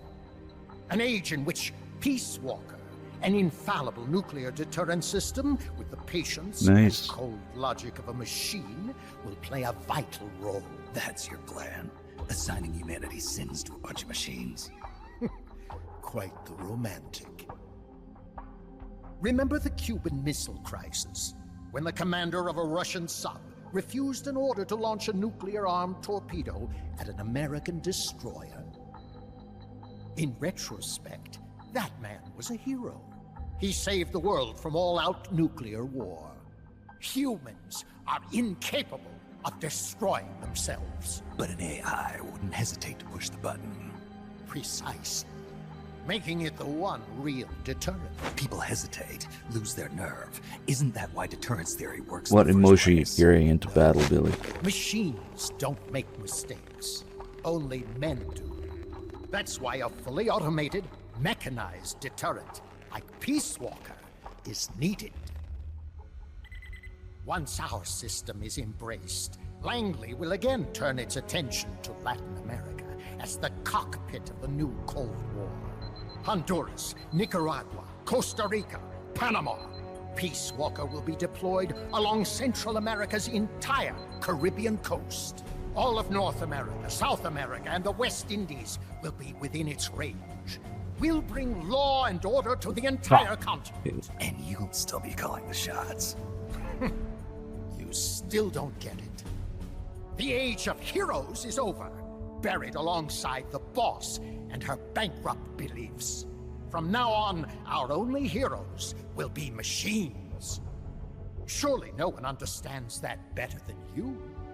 Except That's good. perhaps your partner. Not my sleep schedule.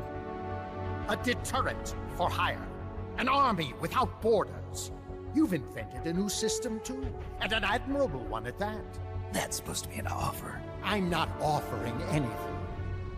If I'm to sell my new system, you and yours have got to go. Wait! Coldman, I have questions for him.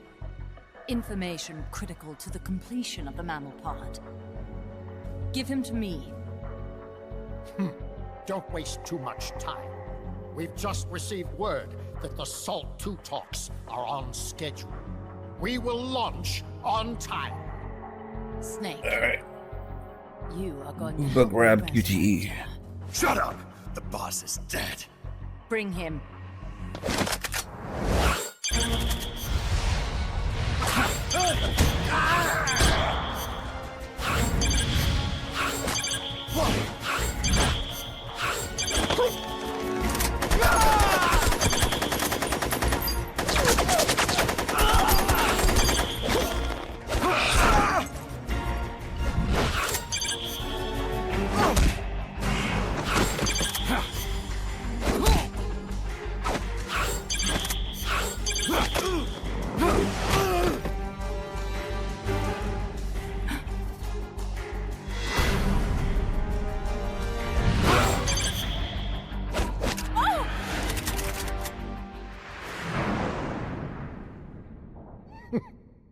Take him away.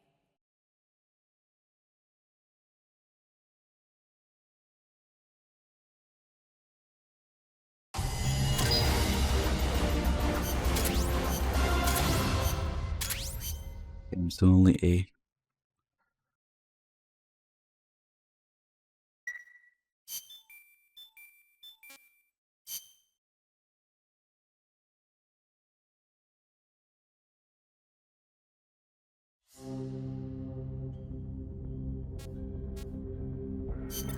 Snake, I hope you can hear me.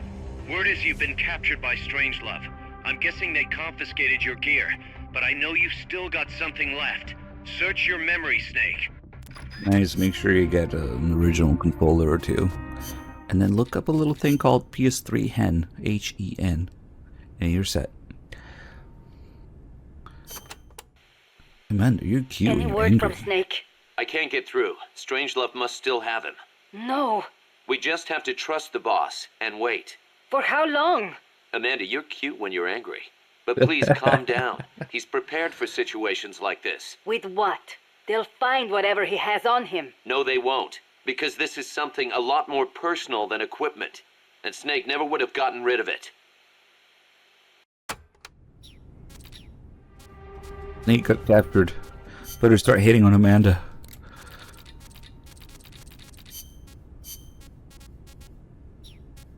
We shouldn't really have those tapes now that Snake's not there.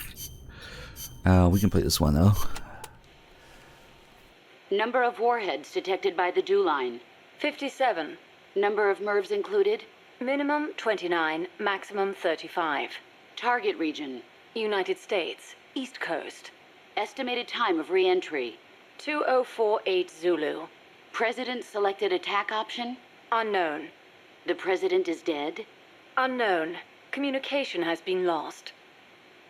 I select Offutt Air Force Base as my target. Offutt? But that's a U.S. base. What on earth do you mean?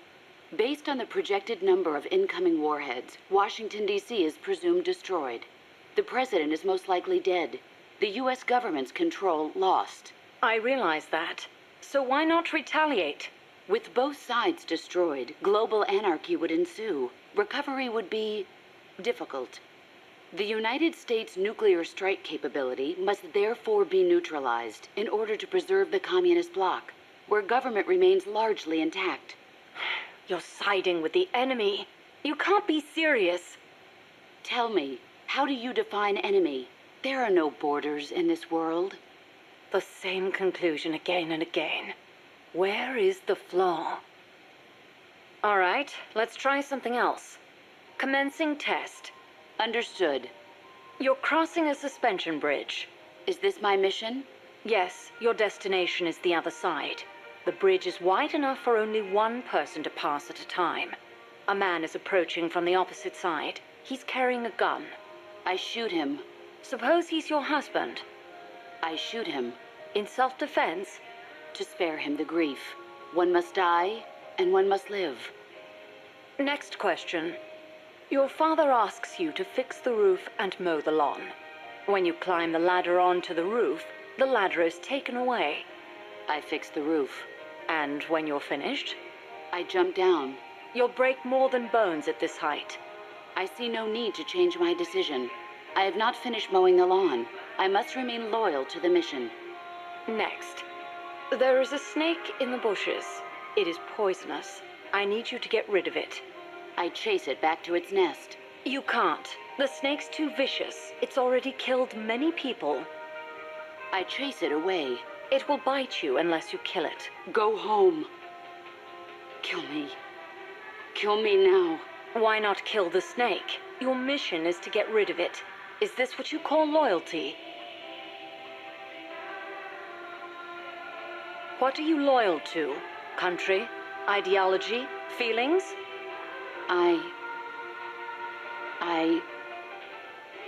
I am loyal to myself. Who's there? Who's that? Intruder!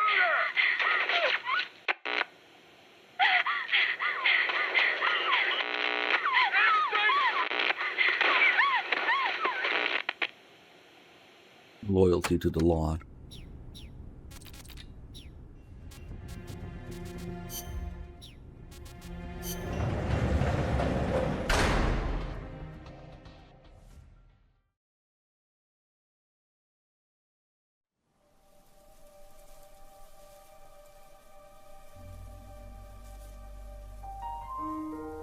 I didn't defect. I'm loyal to the end, to my purpose. What about you, Jack? What's it going to be? Loyalty to your country or loyalty to me? Your country or your old mentor? Your mission or your beliefs? Your duty to your unit or your personal feelings? The only thing we can believe in with absolute certainty is the mission, Jack.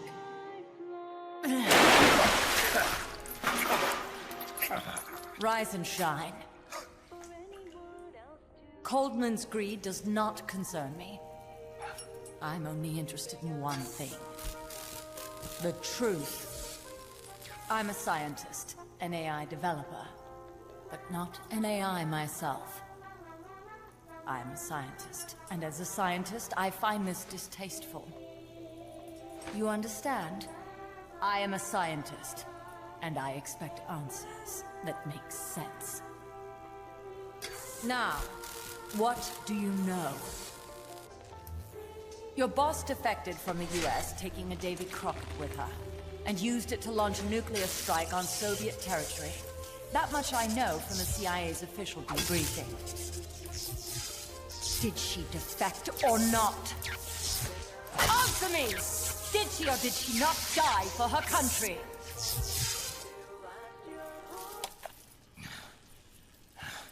She sold us out. My orders were to take care of her. Liar! I want to know the truth! Brace yourself. We might be a scientist, not sure. Laughing rods. Motorboat.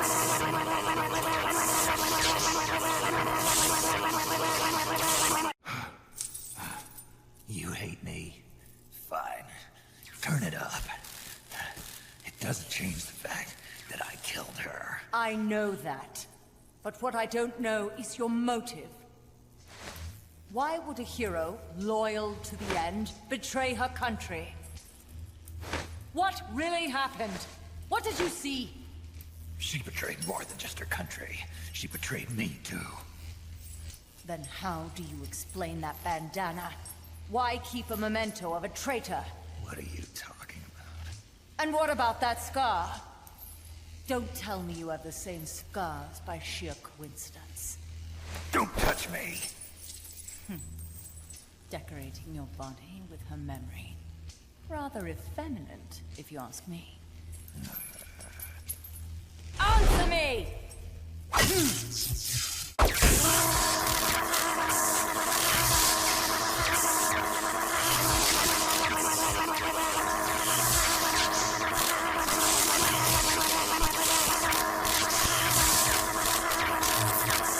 Admit it!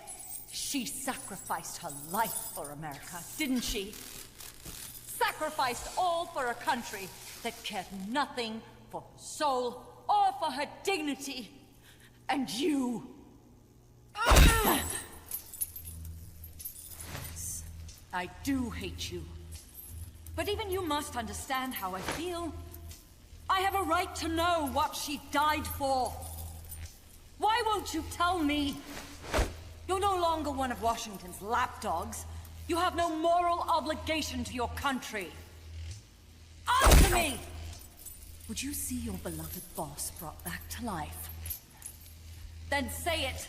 Say she died for America. That she remained true to the end. Gave her life for the country that betrayed her time and again. No. That woman was a traitor. Why? For what purpose? She went to her grave, cursing her country. Why? Who is it? What are you protecting? I'm not helping you finish that thing. Face it, the boss is dead. Whatever's inside that machine, it isn't her. I'm raising the voltage. The next one might kill you! I'm good.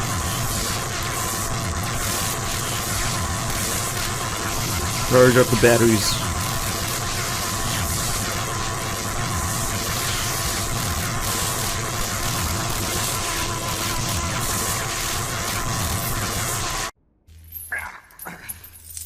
Why? Why not just give up? He's passed out.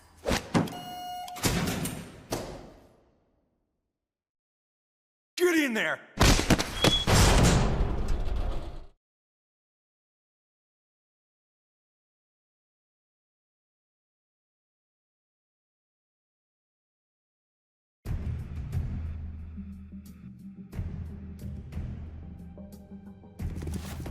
We'll do the act casual thing here. Oh, we need to jigsaw for that.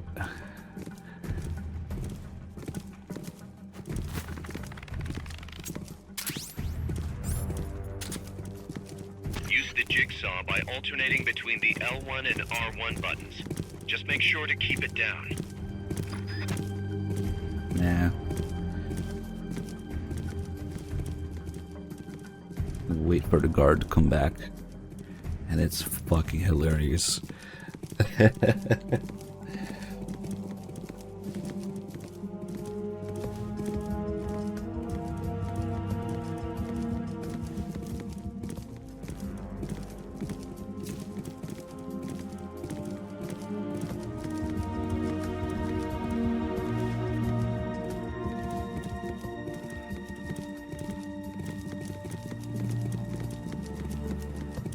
Oh shit, the guy's coming back.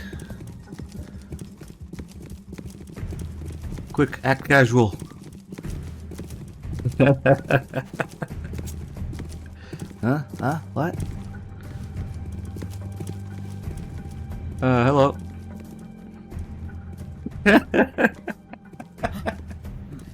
Checks out okay. That's so fucking funny. Gotta act casual. Okay.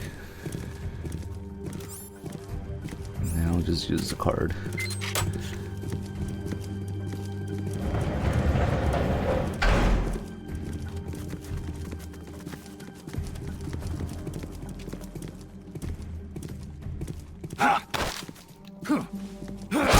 The enemy's here! God damn it.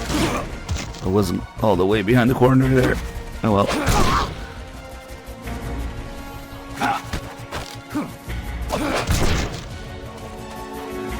That works. Oh shit. Oh fuck. Maybe it doesn't work. I wanted to get the grill here, but we might be screwed. Oh, he missed. Nice. Come on, get closer. Start talking. Is he getting closer or not? Maybe not. Maybe.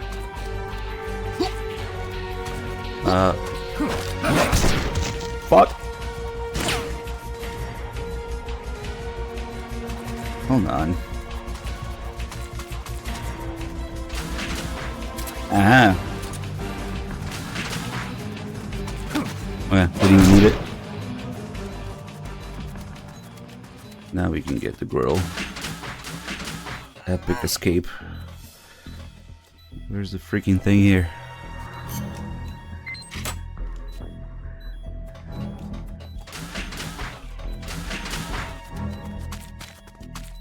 Oh wait, we need the Fultons. Specialized indoor Fultons.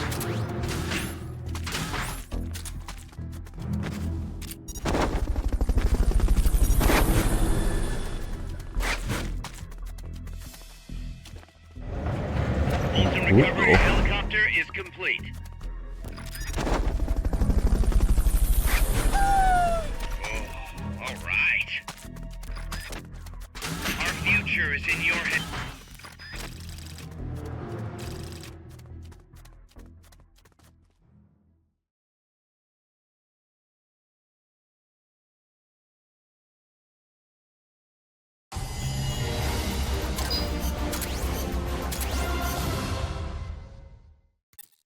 Snake. Yeah, It's good to hear your voice again. Kaz, how about something a little sharper next time? You got it. How about a diamond-bladed jigsaw? And, when's the next time gonna be anyway?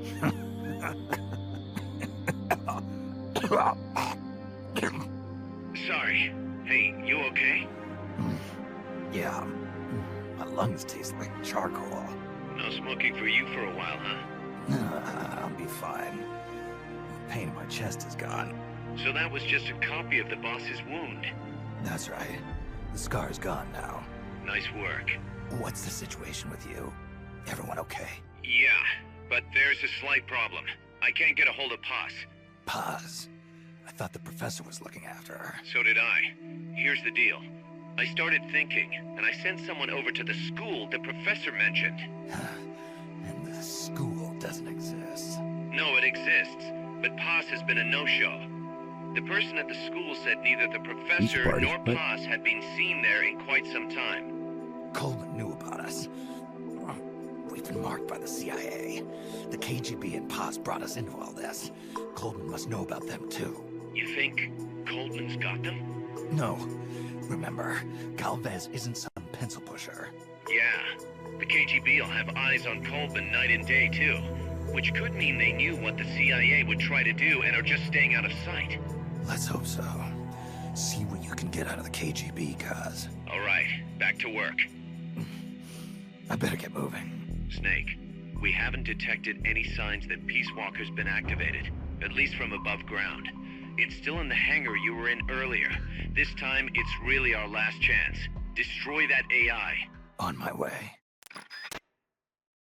I'm not sure the scar's supposed to be gone. It certainly isn't gone from the character model. Kind of like the bandana.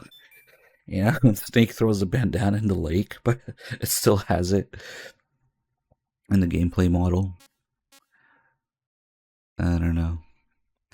If we could see Big Slosh Ishmael, maybe if we could see his chest, that would be an answer. Obviously, Big Medic isn't gonna have it.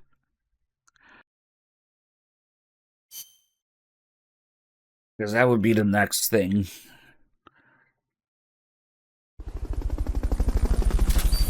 I like how the bandana's gone in Ground Zeroes. But it doesn't actually go. I don't know why they didn't make another model without the bandana for Peace Walker. Okay. Ooh, MG3. The finest German engineering. They're an actual rate of fire of a machine gun. Finally. Sticky mines, that's useful too.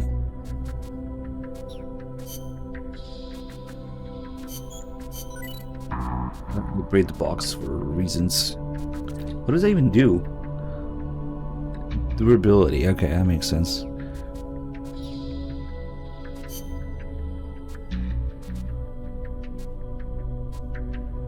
Don't need this other one.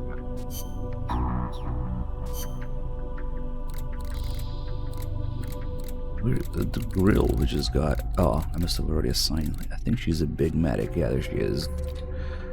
Well, rations include Tia Scones, right? Was she British?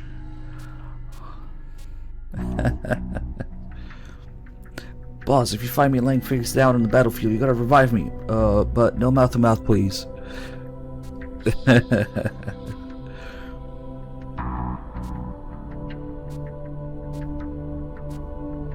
Just between you and me, I'm the guy who keeps them and stuff together.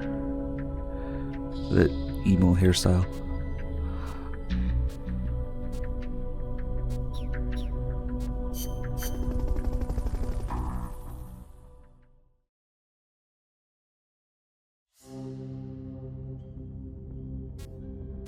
Oh, this is a cute mission.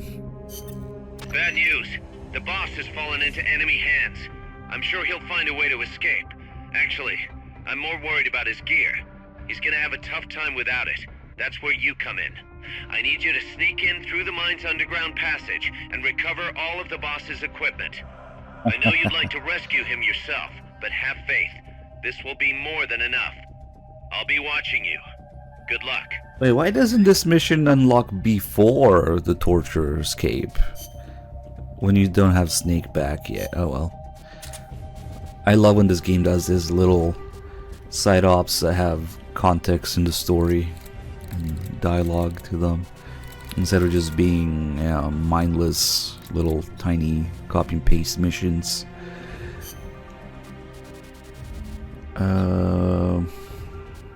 Guess we'll give him the sneaking suit. Important side ops. No. Killer whale. Kasatka.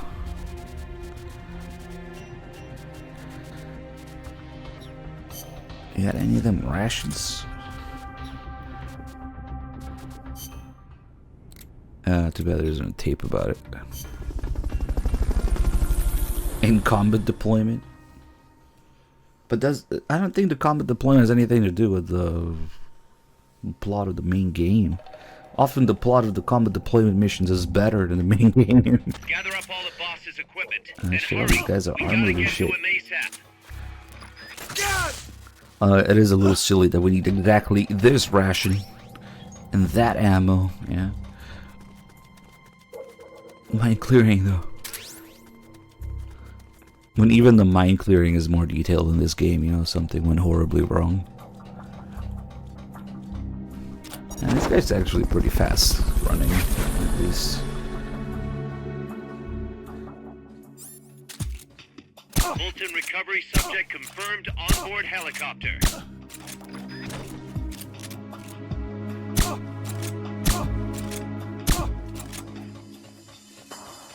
Hold on these Emu Shagohods. Wonder why they mass produce pupa but not anything else. And weird. I mean, mass produce, there's like 2 more. Fulton recovery helicopter is complete.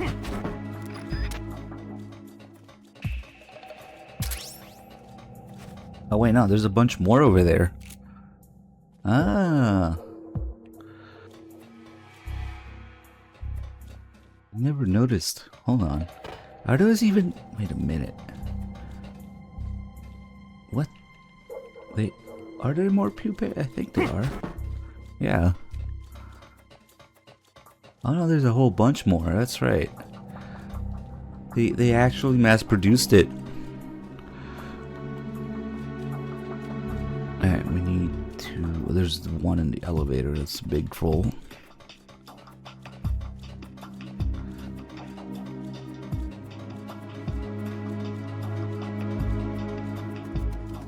More of the boss's equipment is still out there. Make sure you recover it all.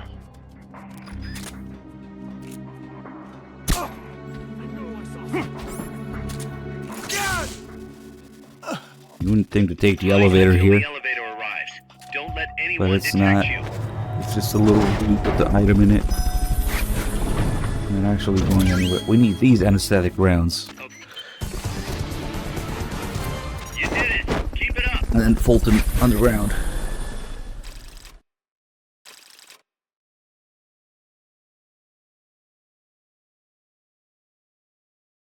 There's a lot in Peace Walker that's like you gotta chew through to get to some good parts. There's a lot of little silly mechanics and missions and tapes and calls, especially the calls and items, and it's a lot of stuff. Peace Walker has a lot of good stuff in it, but you gotta chew through a lot of it.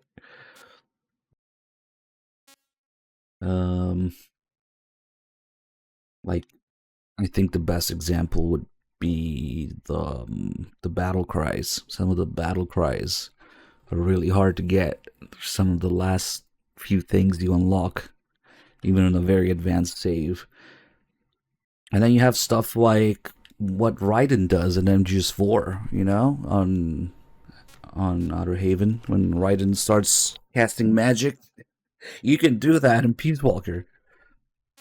You can do a co-op Thunder, but you wouldn't know about it if you don't unlock it by playing the shit out of it.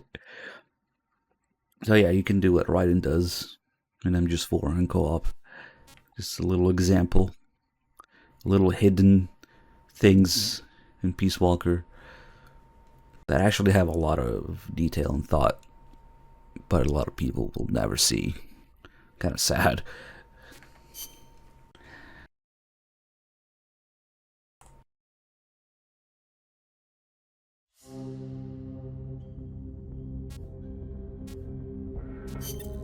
Snake, Peace Walker is being prepped for activation in the hangar at the bottom of the base.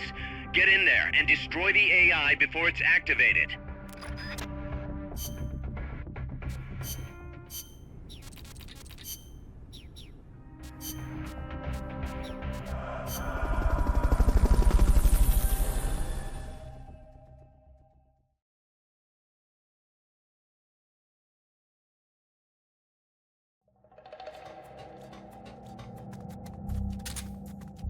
Time's running short. Get over to Peace Walker's hangar now.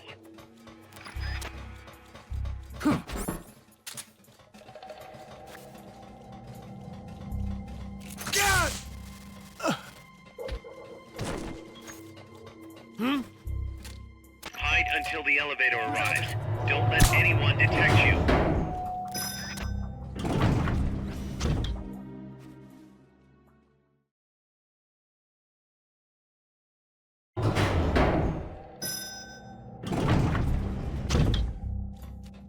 Enemies that coordinate their attacks are too much trouble when you're solo.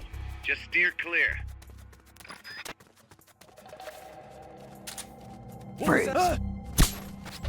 Just shoot everybody in the leg.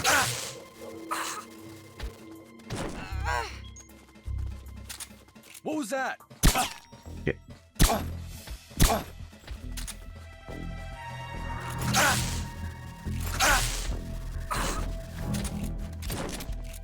Well, let's see if I can't do a little longer stream today. Maybe eat at some point during this.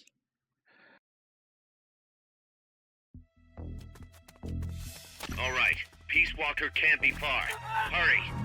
Oh man, the caution guys are all over the place now. I don't think these guys are usually here.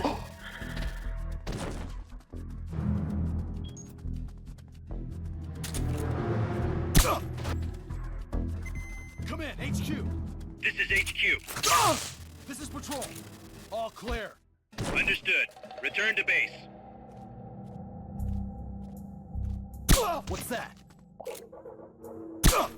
Not the crit. That's annoying. Someone's firing at us! Going to alert status! Understood. Maintain heightened alert. Oh, he's busy right now.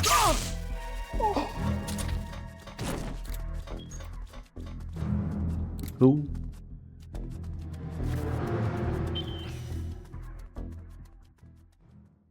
Yeah, they just dropped a shield when you shoot him.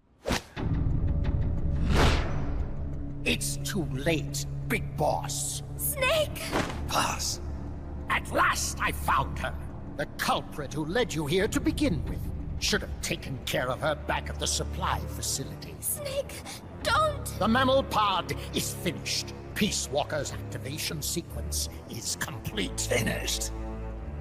With the boss, you were loyal to the end. I'll grant you that. But your silence was exactly the answer I needed. 10 years ago, your mission was to kill her. And her mission was to be killed by you. She fulfilled her duty to America to the very end. Thanks to you, Snake, the final missing piece is now in place. And thus, the boss is restored to life as the mammal part.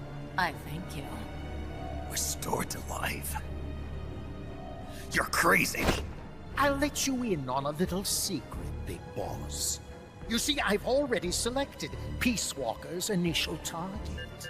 An offshore area in the Caribbean. The trade winds will scatter the fallout all over the surrounding region. Crops and fish will die, leaving plenty of free hands to help us mass produce Peace Walker. Oh, and wouldn't you know, someone's gone and built a pesky little fortress there. Now who would do that? And right in the middle of the target zone, too. Oh well, all the better to test the warhead, CEP. You bastard! I wonder who'll miss a ragtag band of pirates all the way out in the middle of the Caribbean. But first, we're going to prove to the White House that our baby can travel the Caribbean coast on its own. The whole world will know of Peace Walker's versatility. They'll witness the birth of a deterrent that can penetrate both communist and guerrilla-controlled territory, traverse any kind of terrain, and deliver a nuke anywhere it needs to go. Untouchable, unstoppable, the perfect deterrent. The Cold War's days are numbered. Deterrence isn't only about America and Russia now. You know what? You're absolutely right. While we've been wringing our hands, China, France, even India have surpassed us. There's a free-for-all nuclear arms race brewing just below the surface. The nuclear threat will only spread, which is exactly why we must deter it, here and now. And the Peace Walker Project is the key. The advent of Peace Walker will bring calm to this restless world. Don't you see, Snake? We need nukes, controlled nukes, to have peace. Lies! Peace Walker will restore order. Order in the form of a new Cold War. But if the world is to understand the genius of our plan, we must launch! Snake! Stop them, Snake! Don't let him get away!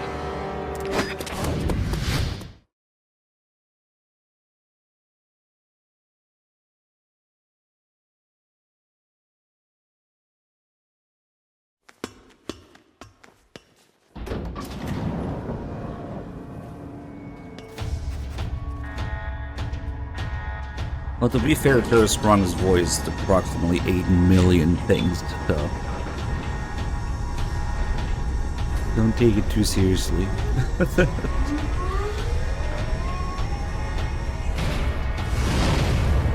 He's like really weird.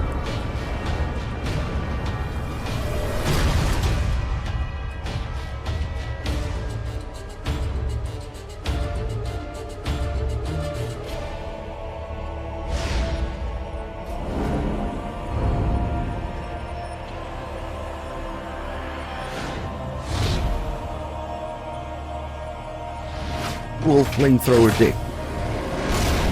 That's dick and butthole, I guess. It's one in the front and in the back.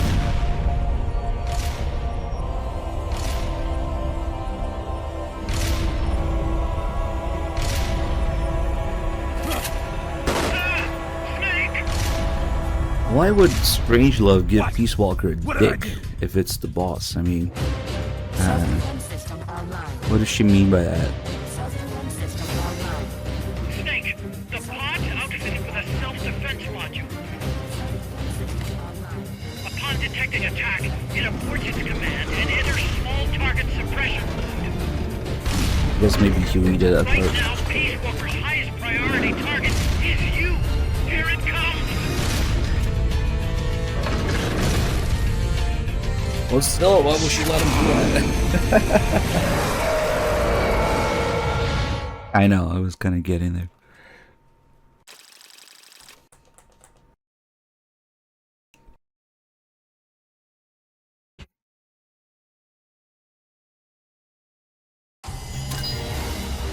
And watching those cutscenes really hurts your time. Getting a bunch of A ranks instead of S because of it. That's okay.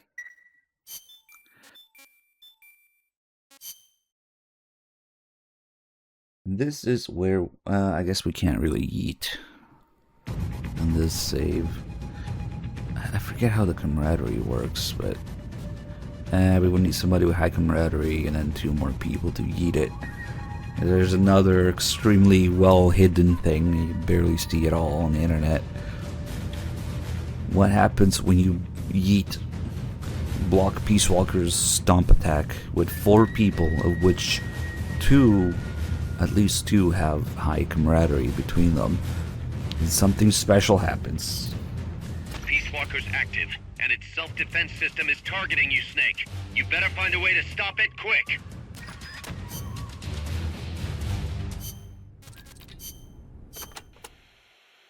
Be careful, Snake. I have no advice on dealing with El Basilisco's attacks, but you may be able to use its size against it. Its movements will probably be just as big, meaning it should give some kind of warning before most of its attacks. That's true.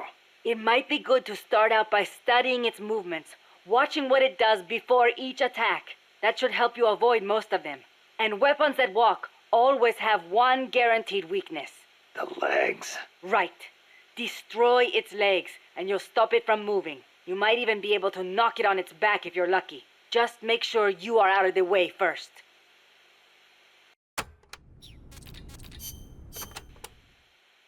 Peace Walker contains an assembly of 2 AI pods. One of them is the mammal pod, which Dr. Strangelove developed. The other's the reptile pod, which is mine. What's the difference? The reptile pod is the attitude control AI. If it's destroyed, Peace Walker grinds to a halt. The mammal pod is responsible for making the decisions regarding nuclear retaliation, reflex, and thought. One is the brainstem and cerebellum, the other the cerebrum. So, the one that houses the will of the boss would be the mammal pod. We call it the reptile pod for a reason. The parts of our brains that govern basic life and reflex developed ages ago, when our ancestors were still reptiles. We were reptiles? Well, only at one stage of our evolution. The theory was proposed by the neuroscientist Paul MacLean. Huh. The reptile brain corresponds to the brainstem and basal ganglia in our brain. The reptile pod also incorporates the functions of the cerebellum. So basically, it's the deep parts of the brain. Dr. Strangelove came up with the name. The part of our brain that developed after we became mammals is responsible for high-level brain functions. Such as? Such as intelligence, judgment, even love. That's high level, all right. Location-wise, the mammal brain is on the outside of the reptile brain. The cerebral cortex is part of it. I think it's very telling that Dr. Strangelove named her pod Mammal. It's almost like she wants it to be more than just an advanced AI. What she really wants is for it to have a mind of its own.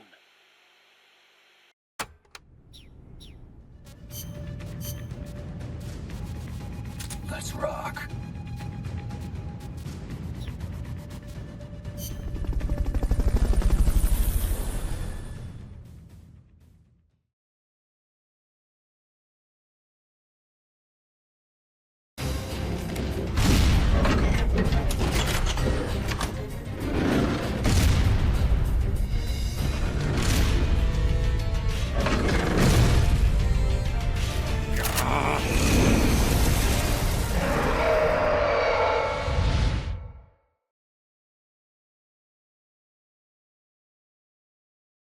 I don't know, looks like a bunch of car radios to me.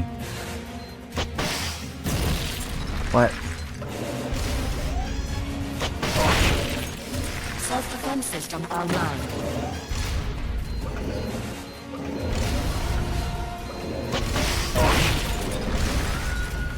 Launching S-mines.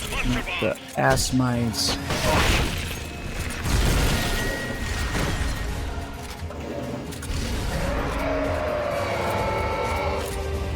Face me.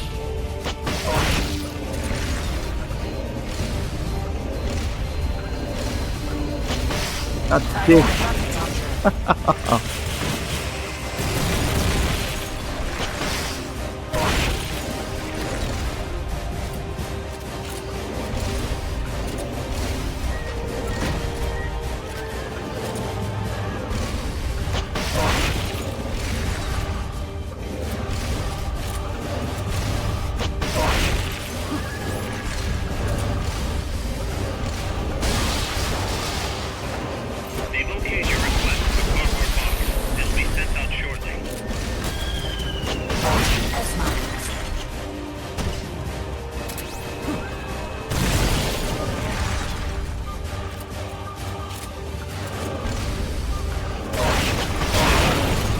Oh, what the fuck? Oh, shit. Oh, it stepped on an explosive arrow, I guess.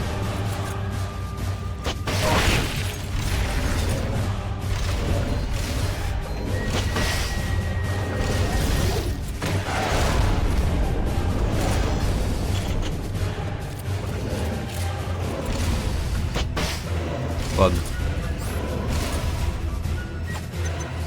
They've okayed the request for support.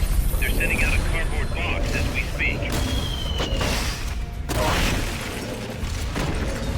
Firing rocket launcher.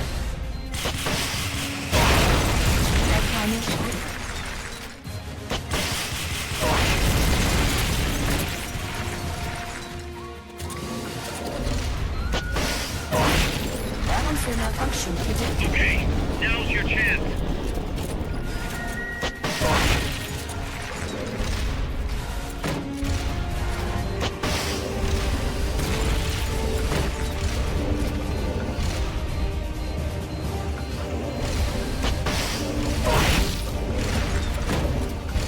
My butt! He's... Face me. Yeah, technically it's showing its butt. That's the head in the back. It's just like sticking its ass out.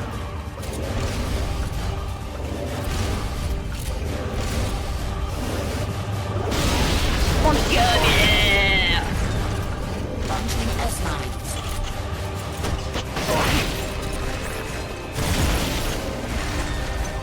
They've okayed your request for a cardboard box. It'll be sent out shortly. Uh-oh.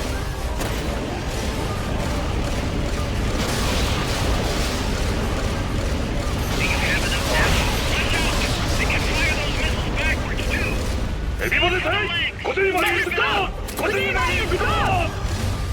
Play that when we send Kojima against the battalion of tanks.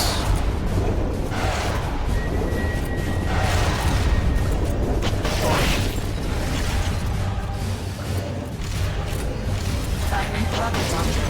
What am I aiming at?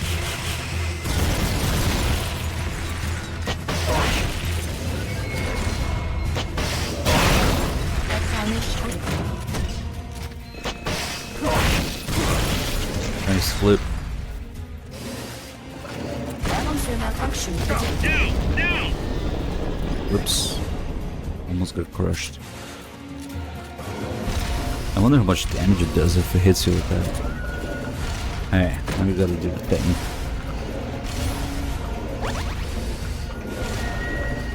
Leg drive motor charging. Just eat some deodorant. What movie? What?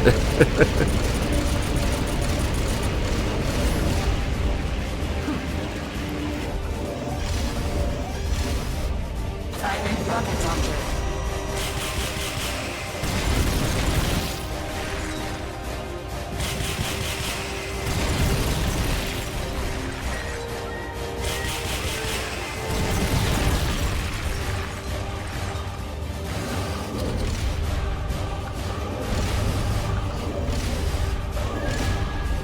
Launching S-mines.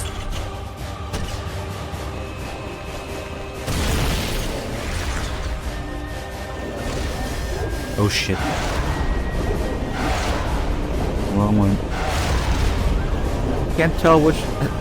Is this the front for now? Launching S-mines. I guess so.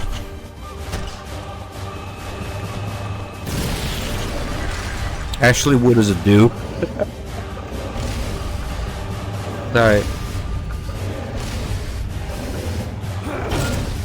Nice, that works. The action button as fast as you can. Get out of here.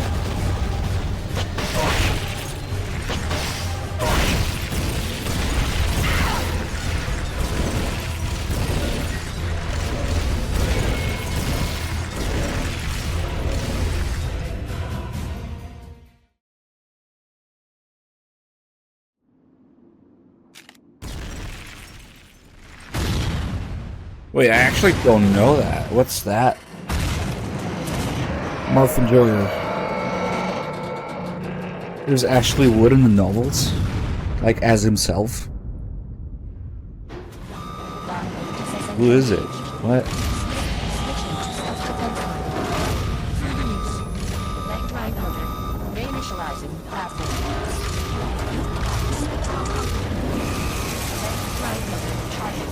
Impossible. Self-weapon system up online. Reading horizon.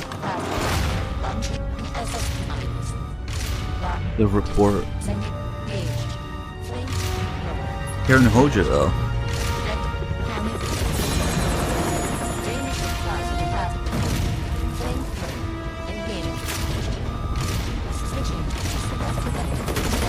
Like, she was actually supposed to be there originally in MGS2.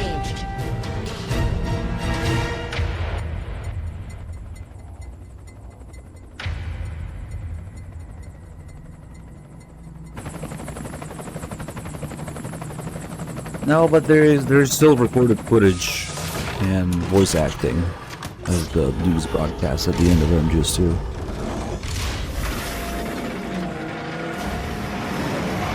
Like that extra Solidus or AIM's dialogue that didn't make it into the game that recorded.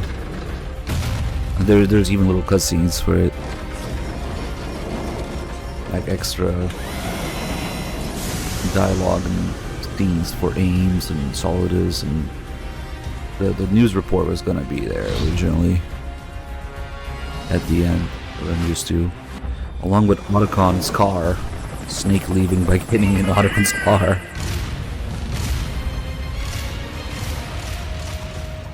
That's not completely made up out of fucking nowhere.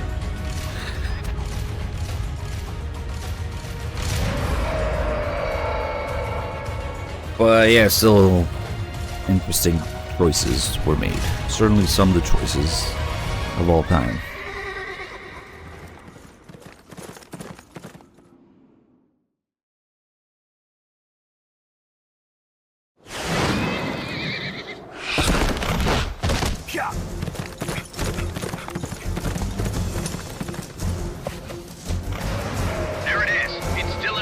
I thought Ashley would put himself in love as a random character, for the way you said it. Peace Walker's estimated top speed on level terrain is 25 miles an hour. Come on, I bet you can do it less For than me. yeah. Haas is on board the Hind too. I noticed that. She's our client. We have to protect her. This will be good practice for Phantom playing. The day is dawning.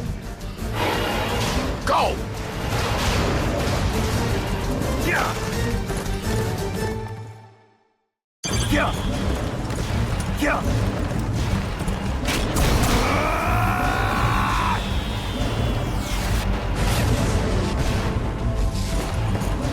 Yeah.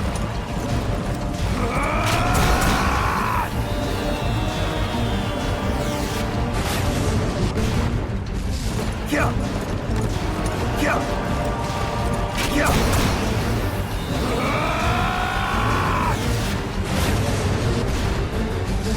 You're entering the woods. Watch out. Peace Walker's getting away. That's offensive to toilet paper, because toilet paper is actually useful. Ashley Wood's drawings, not so much.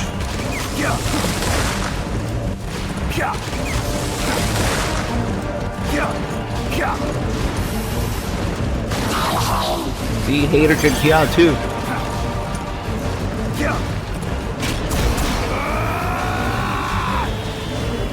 Oh shit, okay. Does anybody redub this with Kiefer's Kias instead?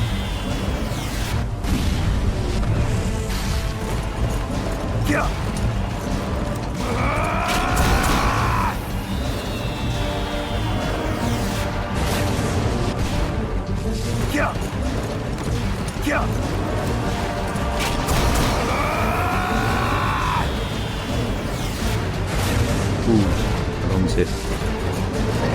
Probably won't be an S rank anyway because it took too long.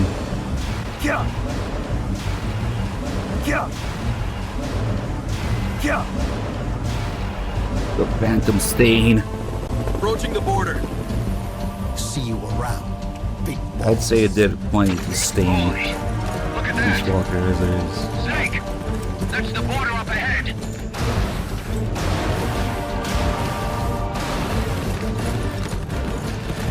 Good ports.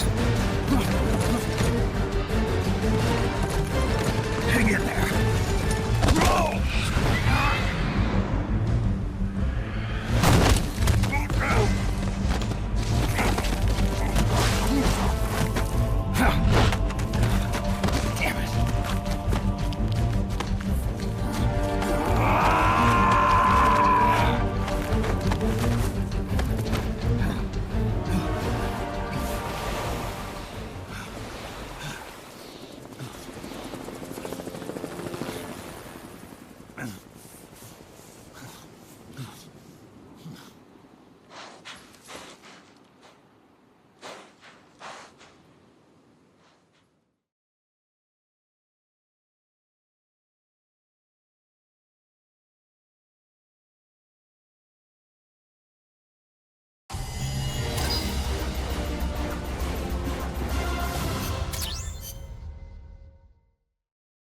Snake. Kaz. And Peace for horse Walker's rations. gone. They've got Paz too. Yeah, but Why, Kaz? What would Coleman want with Paz? Paz was with the professor, i.e. the KGB. Once Coleman discovered that, he figured out what was really going on between Paz and Galvez. He's trying to figure out how the KGB planned to stop Peace Walker, and he thinks he can get the info from Paz. That's crazy. Paz won't know anything.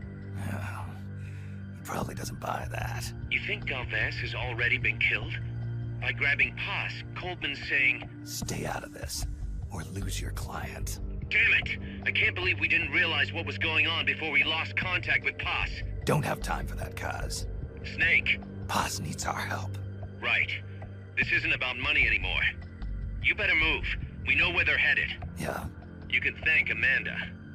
Snake, that river you chased the Basilisco across is the Rio San Juan. The other side is our country.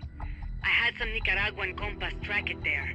They're Focos, from the GPP faction, so we don't work together so much. Where'd it go?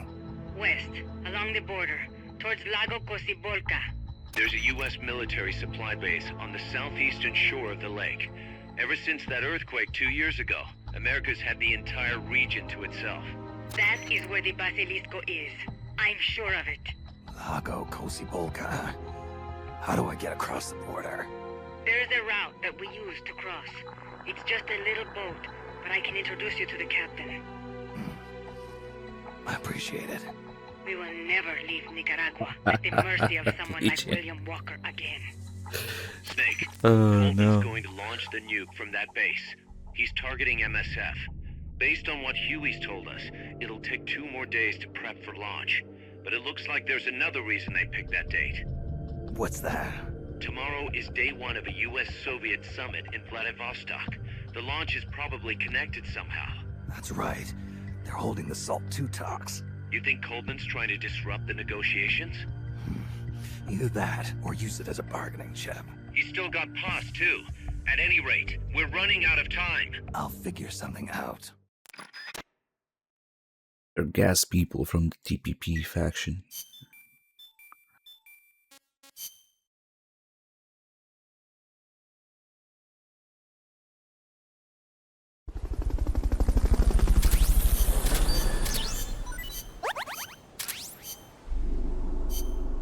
Nice, we got the PAL.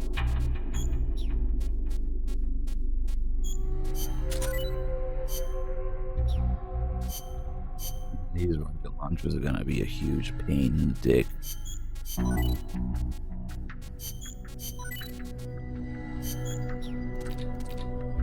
Not to fail like in Phantom Pain.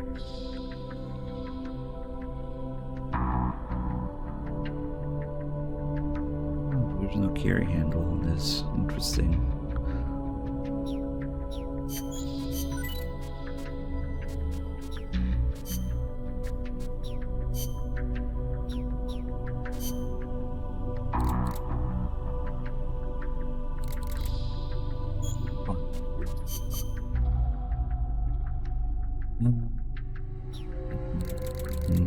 Squeeze the make for levels out of it. 38. 46 people. Okay.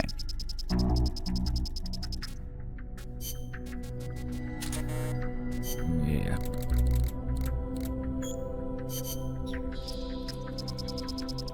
Get the top 50. Ah shit, some of those guys are deployed, that's right. Oh shit. From 38 to 47. That might be nice. Oh shit, but the GMP. Shit.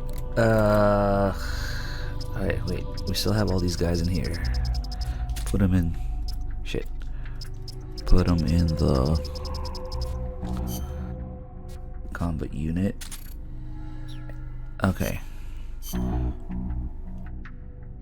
Hold on, now we might have to rearrange things a bit. Because the Walkman is more important.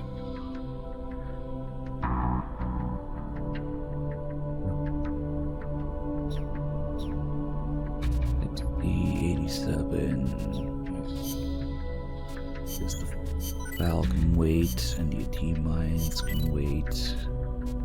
These two are kind of important. The Fulton can wait, we have the mines, so Walkman it is. And we do a 16K here.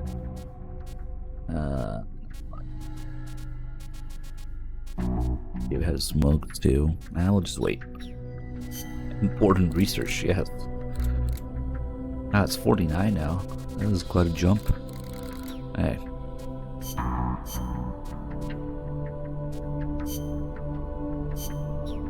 More deliveries.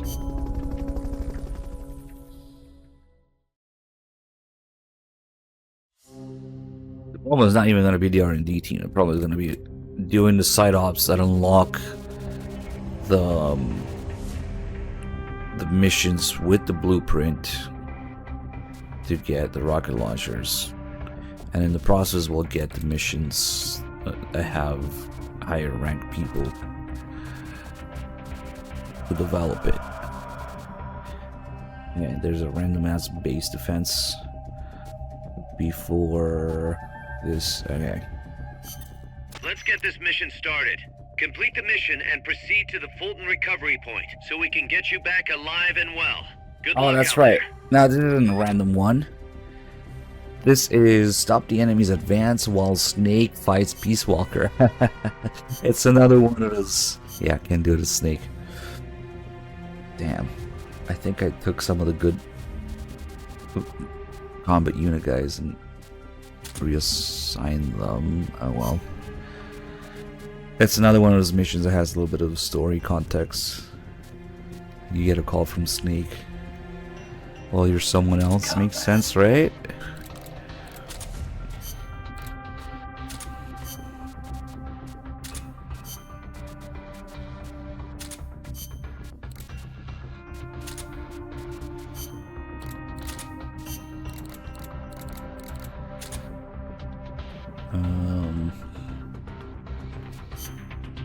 Maybe Moist Nugget.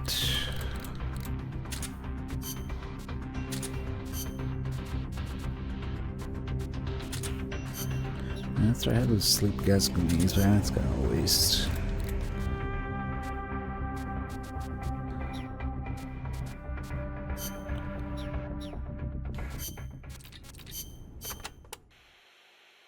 Alternatively, you could try planting claymores along the routes they walk. We need you to stop that nuke boss. We'll keep you safe, no matter what it takes. That a weird tape. Feels like it's part of another conversation. We have a bunch of other stuff here as well. Hey, do this first. Them tapes.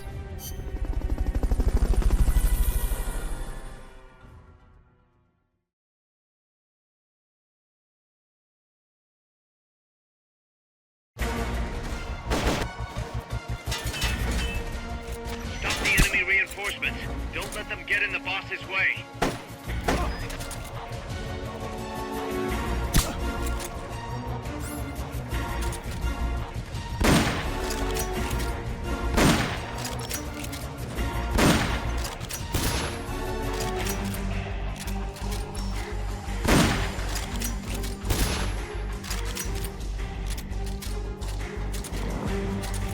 So we don't need a headshot with this.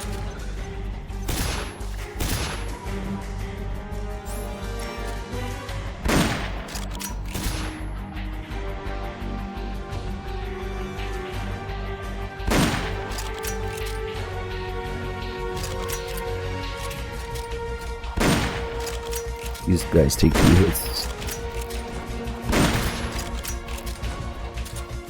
Oh, hold on.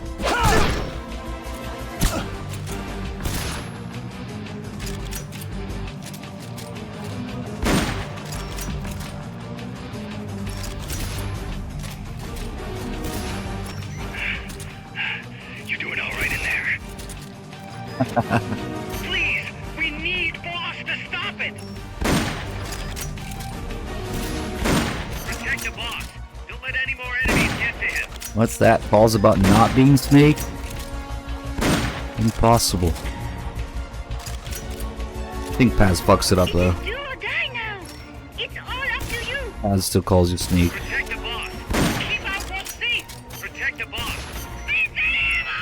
I'm happy. Please, we keep our boss safe. Protect the boss. Please, we Where's the keep Paz our call? boss safe. Maybe there's a one. Please, we need boss to stop it. Protect the boss. Don't let any more enemies get to him.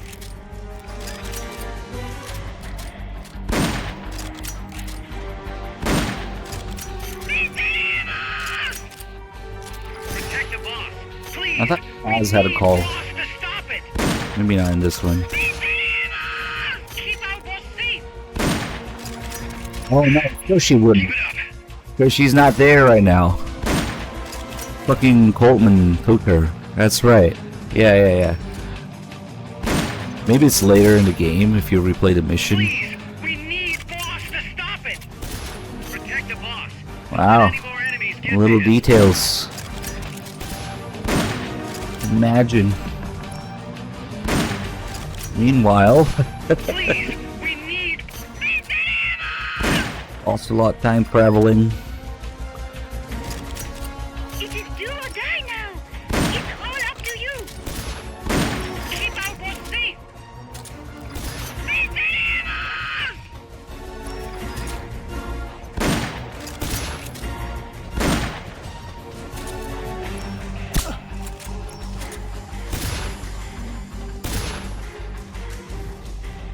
He does.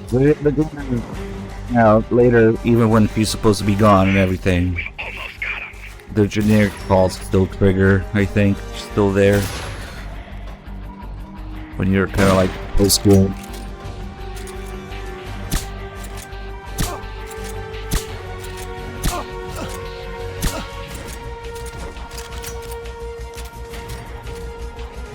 One round.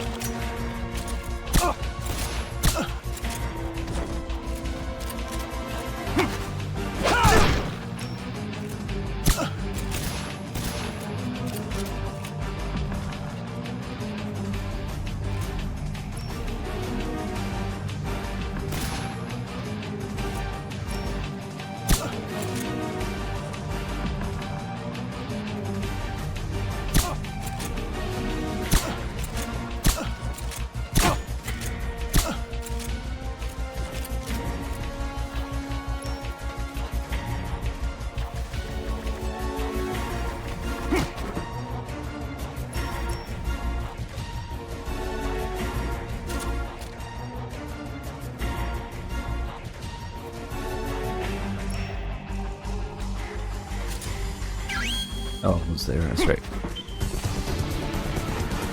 You did it. Keep it up.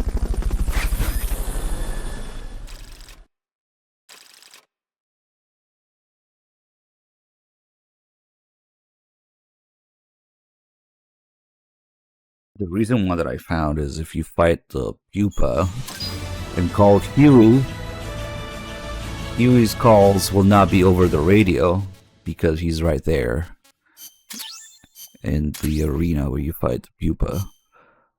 So he's just shouting over whatever system they have there.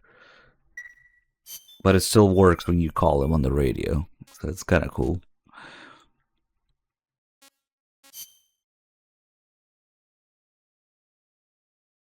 No clones and time travelers. It sucks.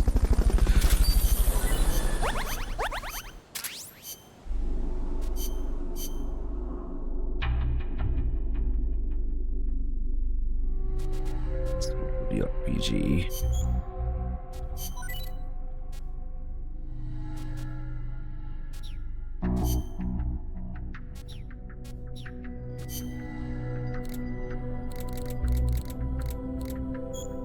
Somebody with a lot of GMP. Killer whale. BB. Do this? Okay, nothing got interrupted. Nice.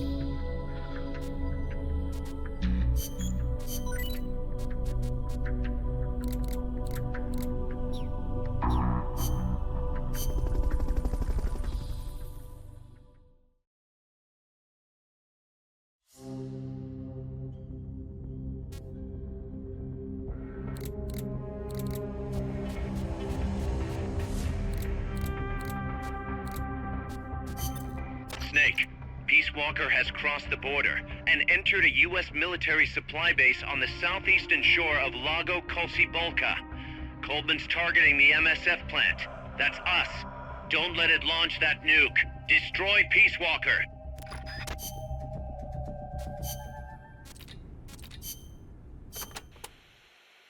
The river that flows between Nicaragua and Costa Rica is el Rio San Juan.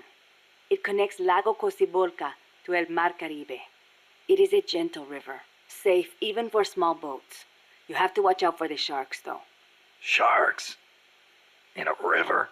El Tiburón Toro live in the river, but there's nothing to fear. San Juan will protect you always. Juan? The Rio San Juan takes its name from San Juan, the man who baptized Jesus, the man you call John the Baptist in your country. John, huh? I'll be careful anyway. I'd hate to drown. End up a John Doe.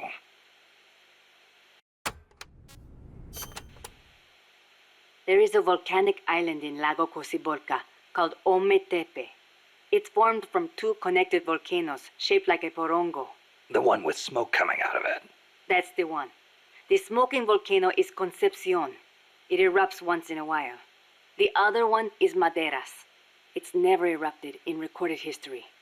There's a lake in the caldera at the top. A crater lake. Let's hope there's not another underground factory inside. Don't say that. If Peace Walker's nukes detonated there, it would destabilize the magma underneath. It could cause the volcano to erupt again. If that happens, my country is doomed. Snake, you must stop Peace Walker.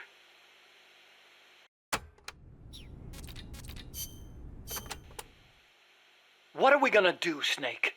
If Peace Walker attacks Mother Base... Relax. We've got the entire MSF out to make sure that doesn't happen. Yeah, but Peace Walker's missiles have 1 megaton warheads. The fireball alone would be 1 mile in diameter. Everything in the vicinity of Ground Zero will be vaporized by the heat rays. Then there's the blast, which travels at hundreds of miles per hour. And the fires, and the... A huge dose of radiation from the initial nuclear reaction. That too. There won't be a single survivor. Yeah, I'm aware of that. Look, Doc, you made that thing. You know better than anybody what it's capable of. Right now, you've got to give me a rational, scientific estimate of the damage. If we're talking about a nuclear explosion, it's more than just MSF's problem. You're right, Snake. Sorry about that. Like I was saying, Mother Base would be wiped out. Any ships in the area could be caught in the blast too. We'd need to send out a warning. The thing to worry about most is the fallout. The dust of death. If it goes off over water, the particles will be smaller than with an explosion over land, so the wind will scatter the fallout over a wider area. Clouds will form around the salt crystals in the seawater, causing contaminated rain to fall downwind. Yeah, got a taste of that myself. On Bikini Atoll? That's right. The 1954 Castle Bravo test created fallout 300 miles downwind. Poisoned a lot of local residents and ships, so I hear. The yield of Peace Walker's warheads isn't that big, but the amount of fallout will largely depend on weather conditions. It's impossible to make a quick and easy estimate. If it gets into the trade winds, it could come straight to Costa Rica. What was it Coldman was saying? About leaving people free to help out? He's out of his mind. What does he think's gonna happen? When they get hit by rain containing high concentrations of fallout, a lot of them will die from the external exposure alone. The rain will seep into the ground, contaminating the water supply and crops. When they ingest the stuff, the internal exposure starts. Strontium-90 and cesium-137 have half-lives of around 30 years. The effects stay with you your entire life. Leukemia, cataracts, dermatitis, cancer. And it affects reproduction, too. I know. Even today, 30 years after World War II, thousands of people still suffer from exposure to the bomb. We can't let Coldman create more of them just to prove his point. I know it sounds crazy, but I created Peace Walker so that that kind of thing would never happen again. Don't worry, Doc. We'll stop it. One way or another.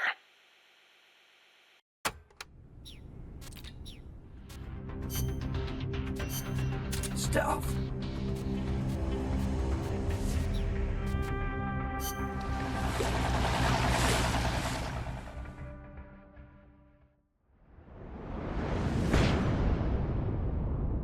4 chapters? 4 whole chapters? Is such a thing even possible? Take the gondola west along the river. When you reach the northern bank, you are in Nicaragua. I've arranged for a guide to get you close. Snake! Chico. Sorry about the horse. He sure was pretty. Life's end. Isn't it beautiful? It's almost tragic.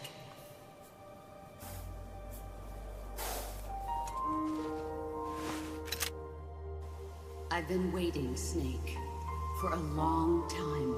Boss. There is nothing more for me to give you. All that's left for you to take is my life. By your own hand. One must die, and one must live.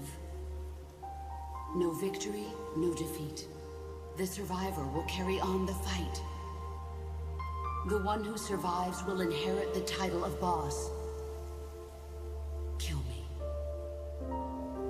Kill me now. There's only room for one boss. And one snake.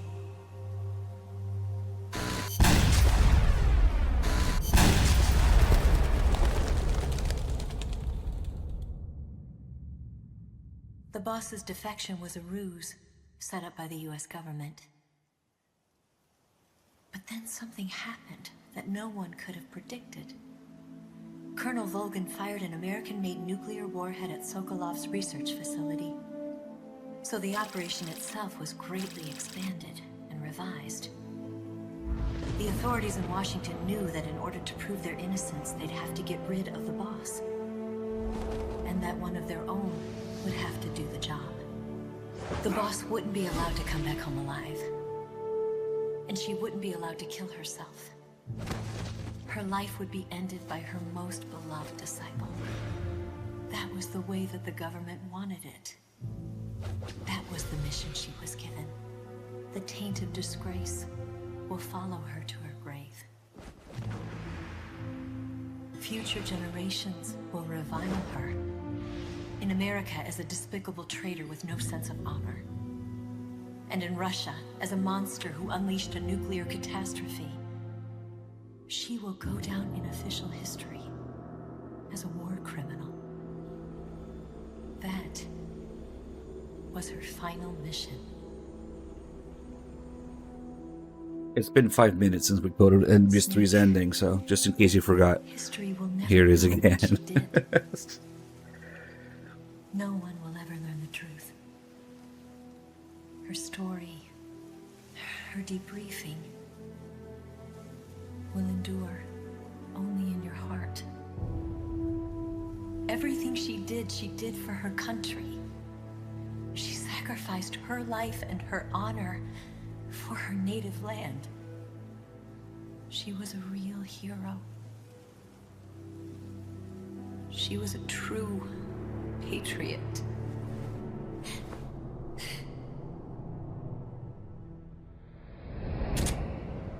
Something's not right. Key card doesn't look too bad.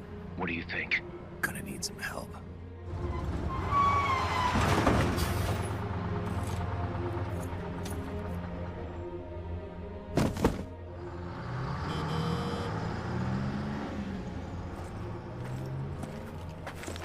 This is Snake. Can you hear me? This is Miller. Loud and clear.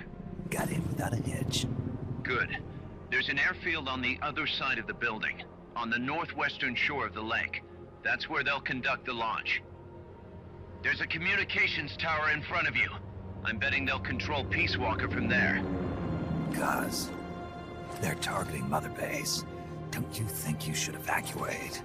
Nah. Everybody here believes in you, boss. Alright, fine then. I've kind of gotten attached to the place myself.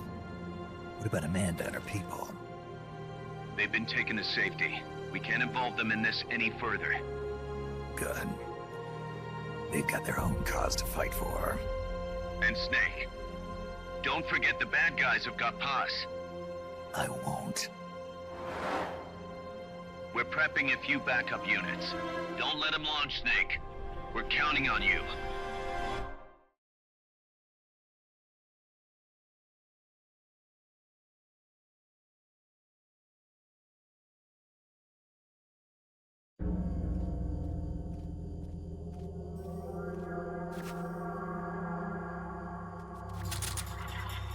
See the communications tower to the west? Head for that, Snake.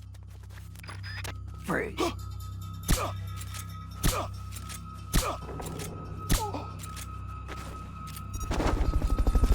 I gotta find a video of Kojima playing the stage again.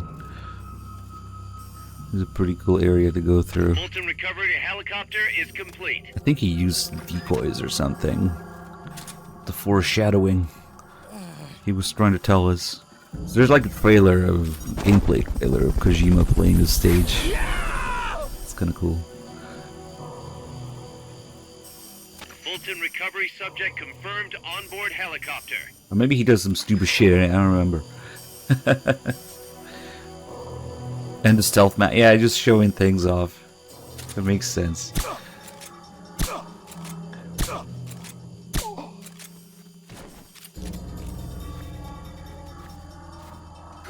That's cool. I wish I did that more. You don't really see much Kojima gameplay.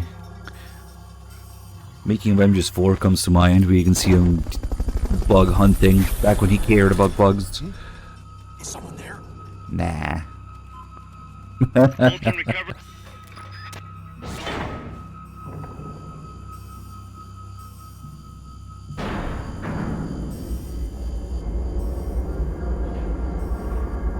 I want to see Kojima play Phantom Pain, dude. Show me the correct way to play, finally. Apparently I can't figure it out. But now it's all fucking... What's his face? Sean Astin does the narration and a guy named Jackie does the gameplay. Or does all those gameplay live trailers.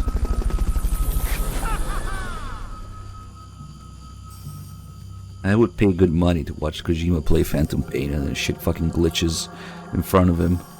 Finally. The world wouldn't know the truth.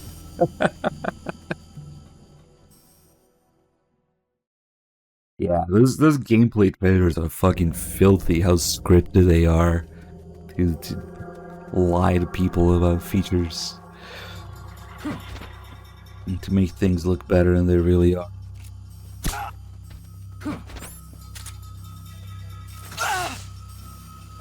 I think there's a pretty good chance of Kojima that they didn't do a whole lot of playtesting for that thing, because I don't know how anybody can play longer than 5 minutes without noticing things are wrong. Let's see, smoke these guys.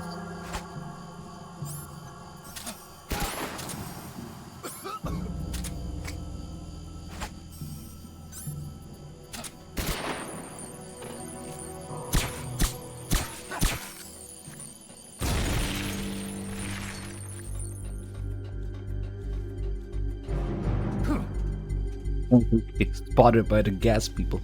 It's a feature. Oh shit. Freeze. Nice. Is he coming here? What's he doing? HQ, come in! This is HQ. This is patrol. All clear. Okay. What's wrong? No foot We hit. have a situation. Backup team. Head over and investigate. You're supposed to get spotted here anyway. That's okay. I had to back up here. What's up?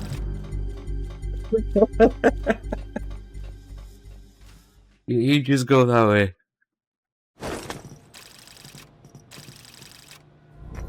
I'll just check this control room real quick and be back out. You guys wait for me out there. Can you hear me? See, I can hear you. Where are you? I am not sure. I don't recognize it. What about Coldman? He just left for the control tower. Said something about entering the final data. See, that guy got outside and noticed. Snake, Kaz. Snake, you okay? All MSFs ready to move out. They're headed your way on the double. Are you serious? There's a skeleton crew manning the base. Everyone else is en route to the base in Nicaragua. Snake, think you can make it to that control tower? Not sure why, but this place is crawling with Russian troops. Aircraft Gonna have to carrier. force my way through. What the hell's going on? Damned if I know. Get over there quick as you can. You're almost there, Snake. Stay steady. Snake, I'm coming, Baz. do not worry about me. I am an angel of peace. I will be watching over you.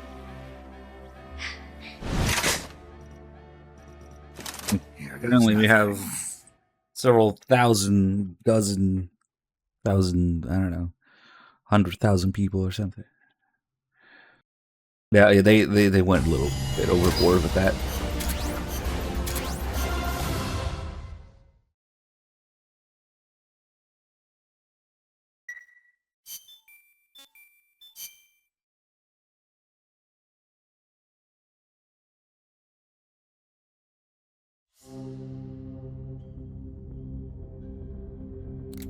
No, there's no vehicle missions in between us then? Okay. Snake, Peace Walker's being controlled from the control tower. It's to the northeast. Get going. We'll be there to back you up. It's 300. It takes several thousand people to man aircraft carriers. I don't know what they're doing. Maybe they're just that good.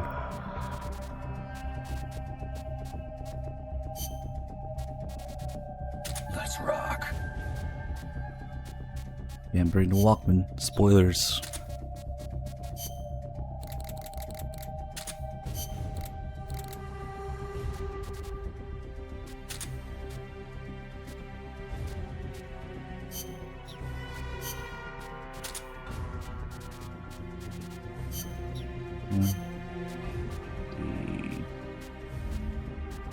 Sleep gas might be useful here. Grade 1 though.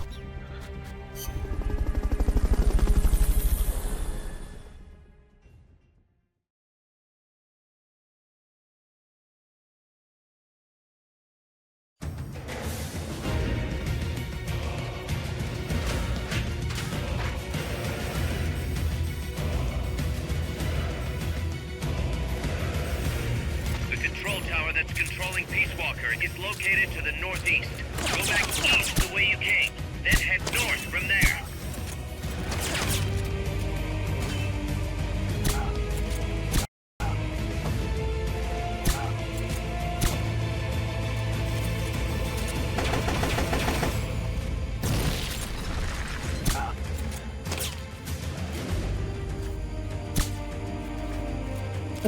Fine.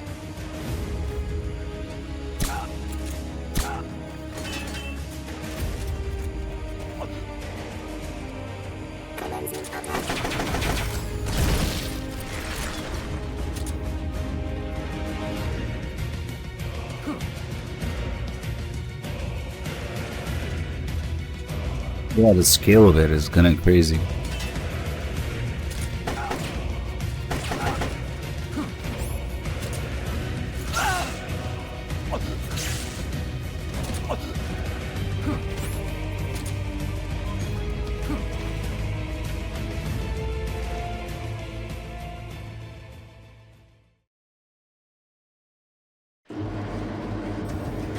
The Pepe alarm. Oh, you're not talking about the alarm, you're talking about the voice, the vocals. Okay. Your objective lies beyond the gate. The Pepe alarm is the next area. Oh, that killed someone. Nice.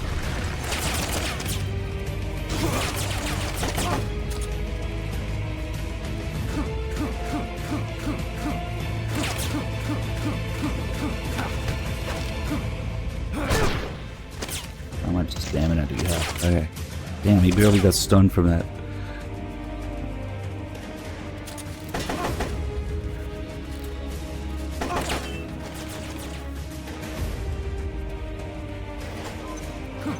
He just grenade himself. The good thing was a stun grenade.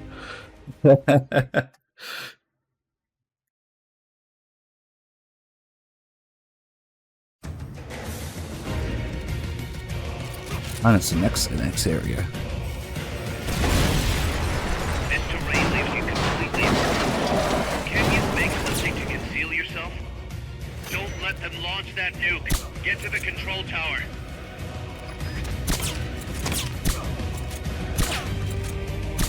Those poor seabirds.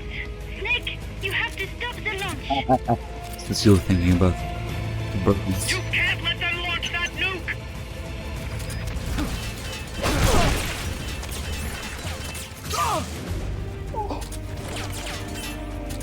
RPGs, this could be trouble.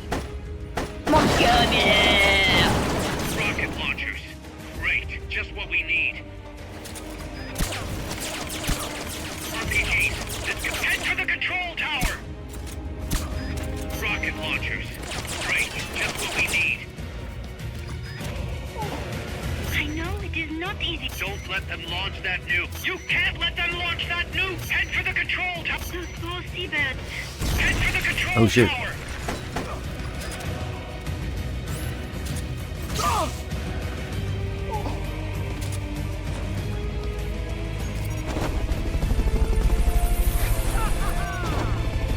There we go. The Pepe alarm. Cannot unhear it.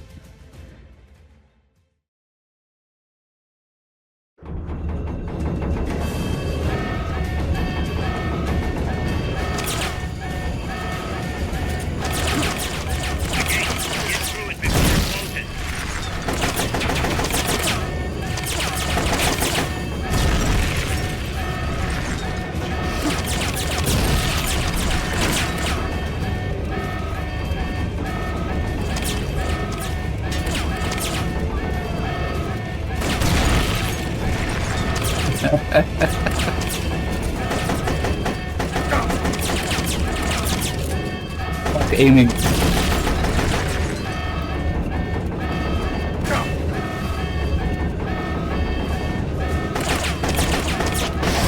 Holy shit, man. Take the elevator, quick. If I tried to miss that on purpose, I wouldn't have been able to do it.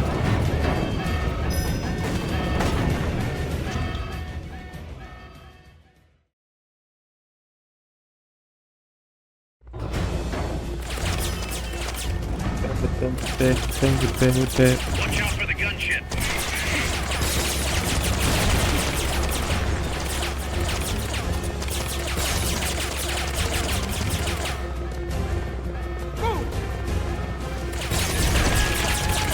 There's nowhere to run. You've got to take those guys down.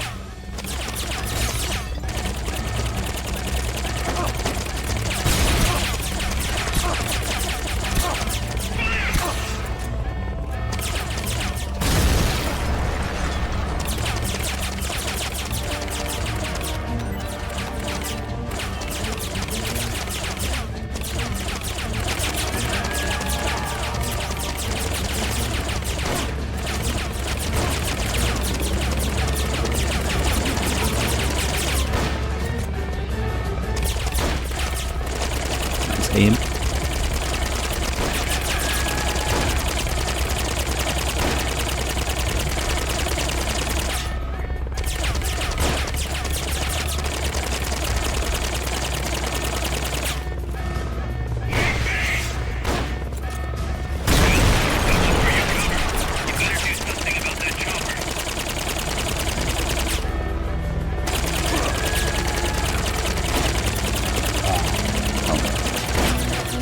Yeah.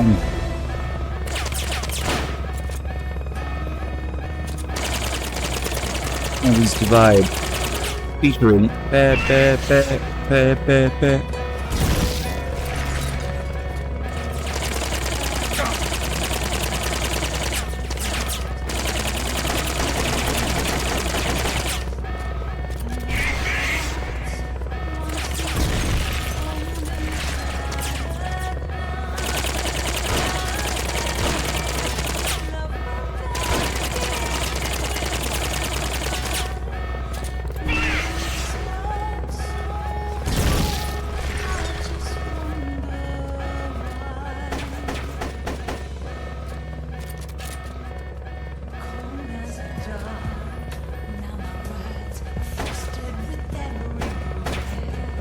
behind with 45 ACP. Let's go.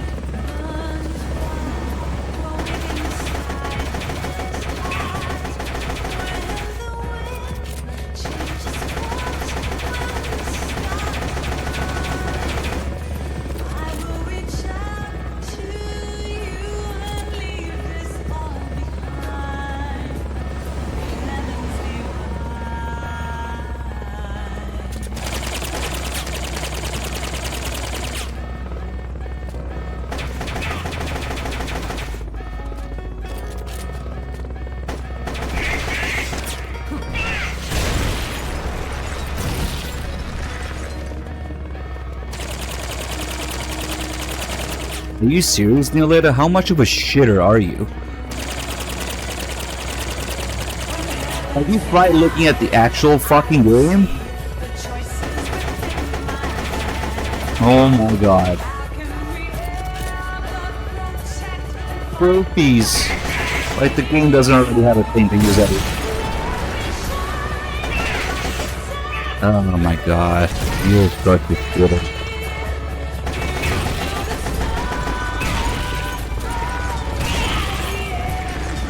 No, I need the trophies to tell me to do it.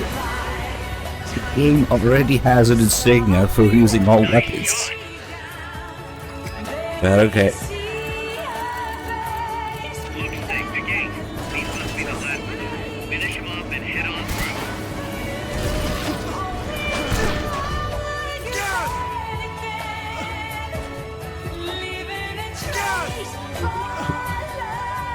I enjoy it. I wonder.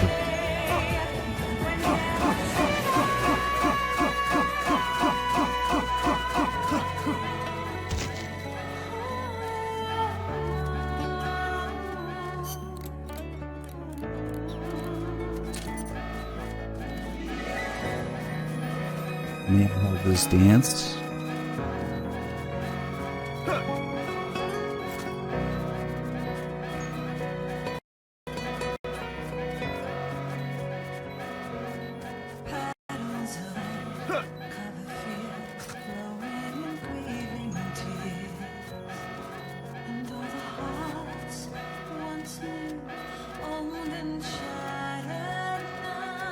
This guy's AI is unique, in which he has to charge forward, but he has an RPG, so he has to walk away too to use it. So this happens. Whoops. It's Kiefer after too many Cuervos, maybe. Yeah. It's only this guy that does it. Other RPG or rocket launcher guys will just get away usually.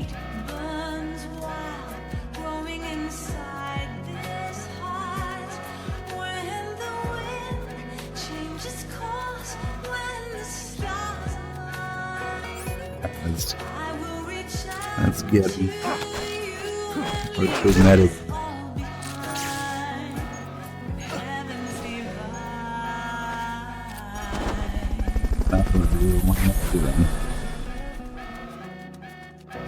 Good job. Now get in there. Head north.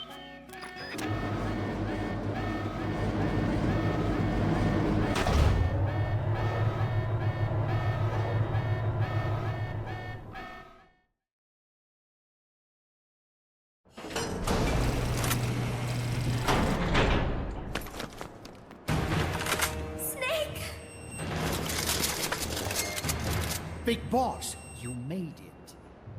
Too late, though. The false data's already in place. False data? That's right. Peace Walker is designed for deterrence, nothing more. She is incapable of initiating a nuclear attack on her own. She will only awaken and attack when it's time to retaliate. Peace Walker is a weapon of peace, after all. First, we'll enter data for an imaginary Soviet nuclear strike on the U.S. homeland. After assessing the data as a threat, Peace Walker will automatically enter retaliation mode, selecting the optimal target from a predefined list. For this scenario, we have reverse engineered the false data so that she'll inevitably end up choosing the Caribbean Sea as her target. You're really gonna do it, aren't you? Know this. Peace Walker's retaliation will be the first and last of the Cold War. It is the only way we will ever come close to achieving true peace. All that is left is to enter the code. No! Stand down, Big Boss. You're late. Professor. Professor? Yes, well, taking over the base took longer than expected. But I brought the technology. What? You provided the money and land. Center alone could never have accomplished so much in so little time. Zadornov, you backstabbing son of a... Backstabbing? Correct me if I'm wrong, but were we not enemies all along? Do you really think my comrades were working for the company? Do you truly think we'd faithfully serve a pack of depraved capitalist dogs? What are you going to do? Launch a nuke. Target Cuba. Have you lost your mind? What would you possibly gain? We won't be the ones launched.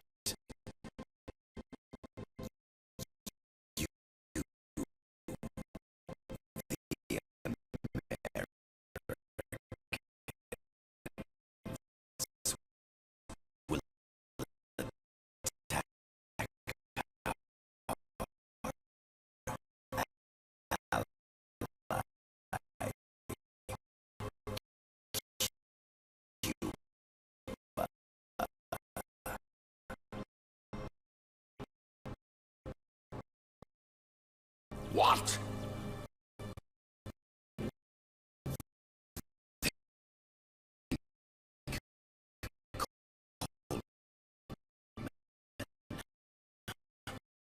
We're on an American base, eagerly endorsed as a regime.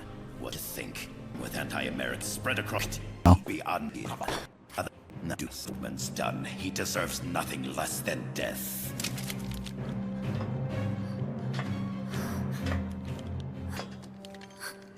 Boss. Nice. I'm sorry. Let's fast forward, catch up. It stopped, I think. Truly a child of peace. Little frames moment.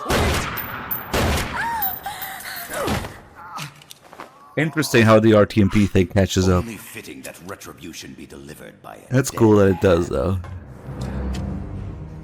Instead of staying behind forever. Purpose. Your part in this isn't done. I need you to enter the code.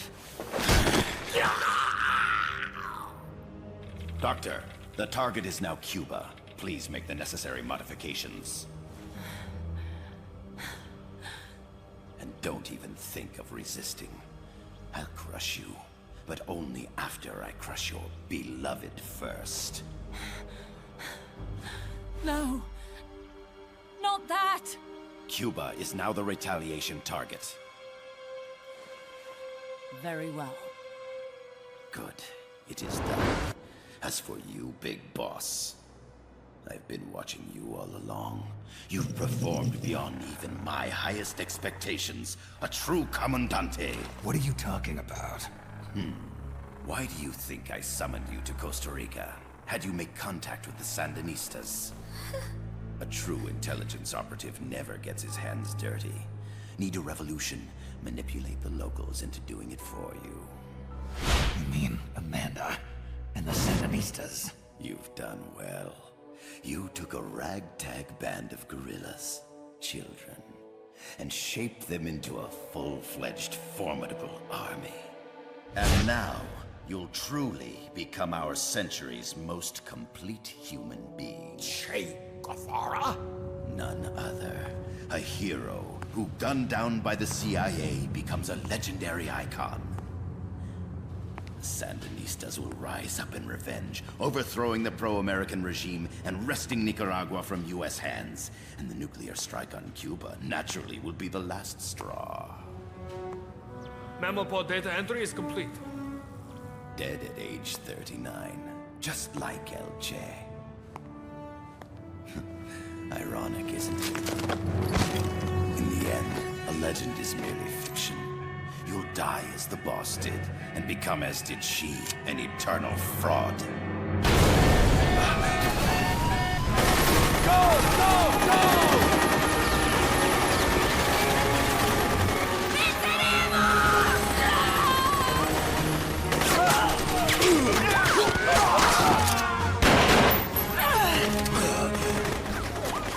Freeze! Dare point your gun at a comrade? We will not be pawns of the KGB. We will win our own victory! Hasta la victoria siempre!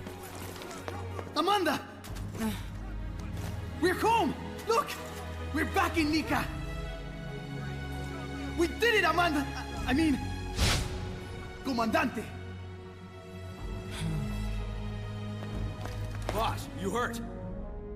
I'm fine. Big boss. Big boss! Big boss! Big boss! Big Big boss! boss! Big boss! Big Big boss! boss! Big boss! Big boss! Big boss! Big boss! Big boss! Big boss! Big boss! You're a regular Joan of Arc. Nonsense.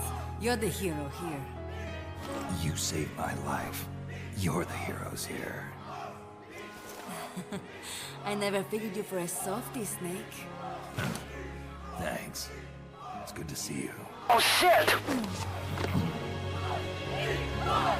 Big boss! Big boss! Big boss! Big boss!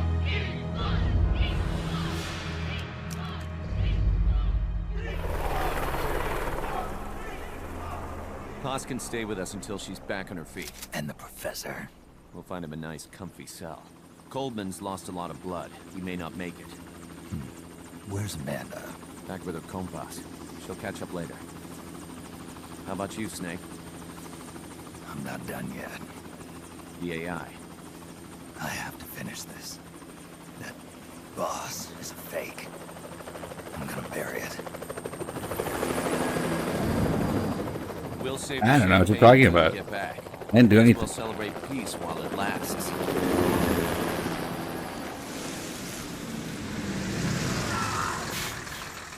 I didn't bring her back to life because I was forced to. I wanted to know how she really felt. How it really ended. The boss is dead. No, she's alive. Some truths are better left buried. You don't mean that. Be honest. You want to know too, don't you? Whether what you saw and heard at the end was the truth. She'll tell us. I know she will. Thank you for stopping them. And I'm sorry. I can't imagine how it hurt. I'll live. I'm used to shock therapy. You are? Well, it's very kind of you to say. Let's go meet her, shall we? Get in, boss.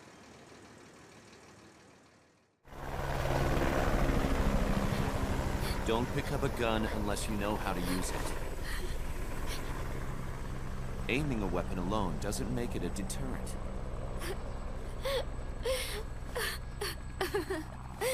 You're the angel of peace. Leave the guns to us.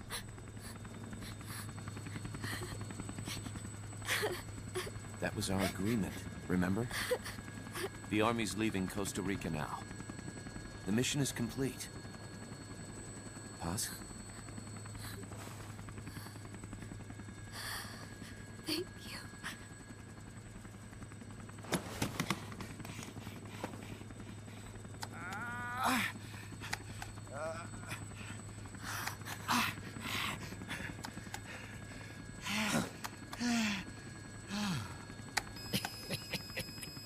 What's that noise?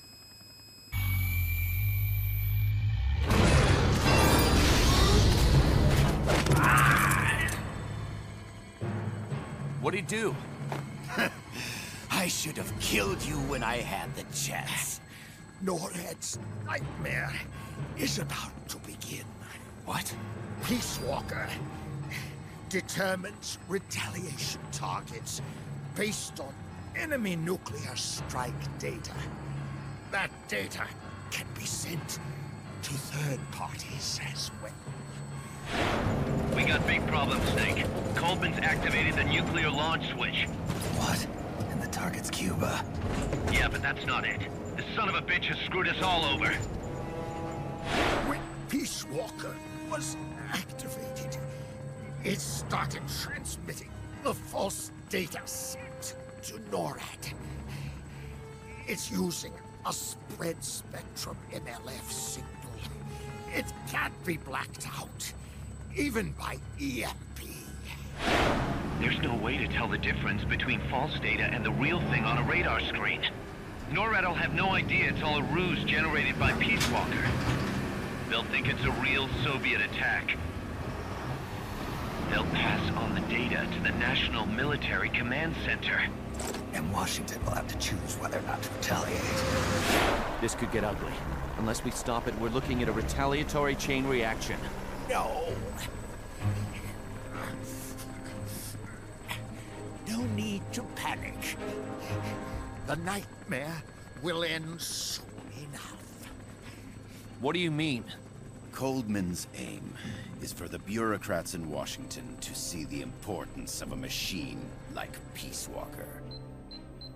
He's trying to prove that humans don't possess the will to launch nukes. Everything will be fine. They'll never retaliate. They're only human. Kaz, where's the president? Last I heard, he was in the middle of SALT II negotiations in Vladivostok. With the president gone, Nuclear Launch Authority passes to the next person in the chain of succession. The vice president's gone too. So after him comes the speaker. President, vice president. Not one among them has the courage to push the button. No one willing to enter history as the great destroyer. In the end, it's not their lives that people value most. It's their reputations. The bureaucrats in Washington may not be able to retaliate. Peace Walker, on the other hand, she's loyal to the mission above all, and she's well aware that guaranteed retaliation is essential for nuclear deterrence to work. Peace Walker is the perfect deterrent.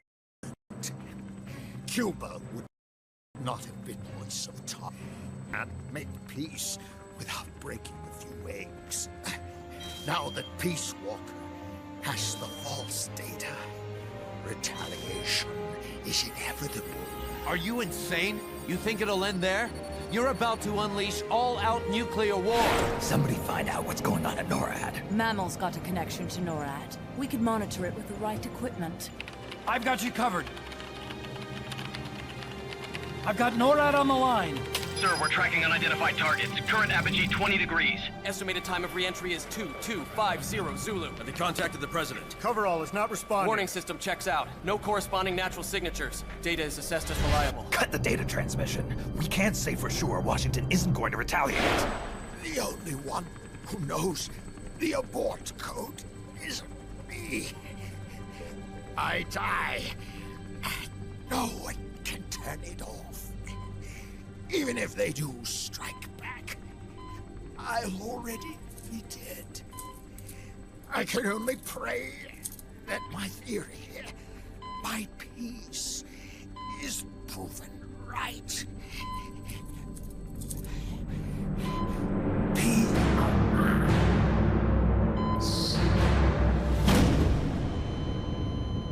Go to DEFCON 3. Get Zach on the phone. This is Crystal Palace. Stand by for an emergency meeting. They're at DEFCON 3. The false data and the nukes are both coming from the same source. We have to stop Peace Walker. The only way is to destroy her.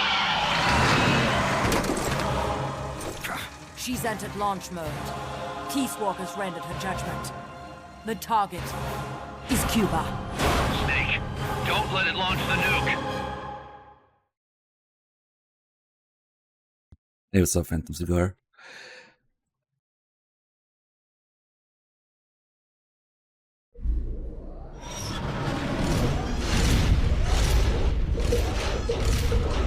Time for 15 minutes of rocket launchers.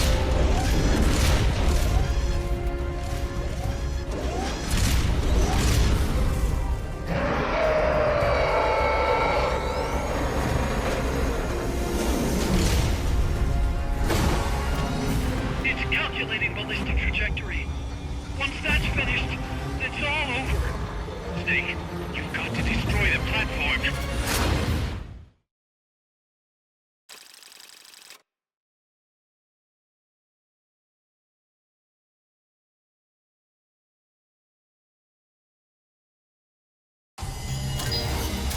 It's deep. Game didn't like dick balls.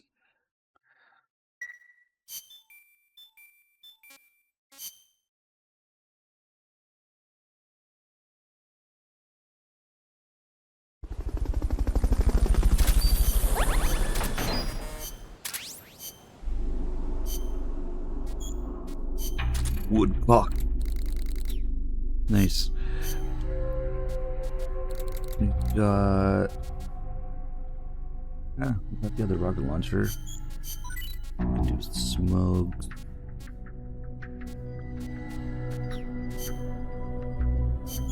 Bolton. Oh shit. Not quite. Let's see if we can put somebody. Come on, like one guy in here.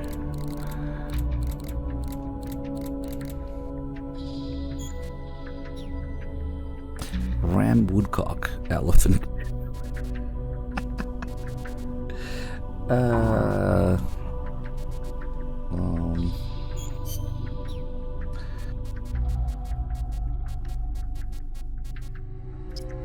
Put this guy in there.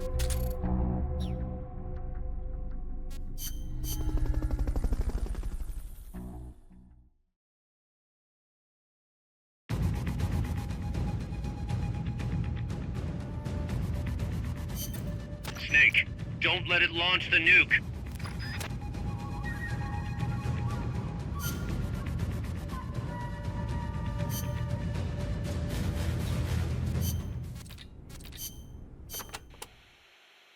Snake, you have to stop the launch. It's going to strike Cuba. I know.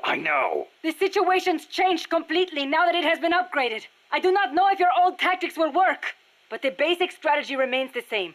Try to anticipate what it's going to do before it does it, so you probably won't have as much time to stand around staring. Wasn't counting on it. I'll manage somehow.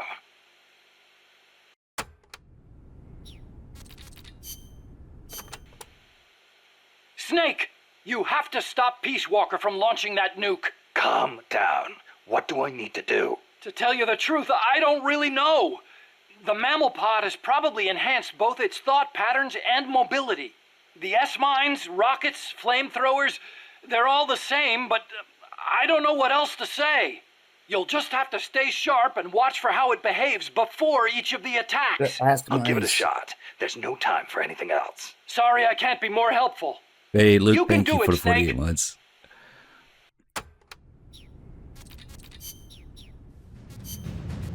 Well, it's not about saving Cuba, it's about preventing the nuclear chain reaction. Let's put this.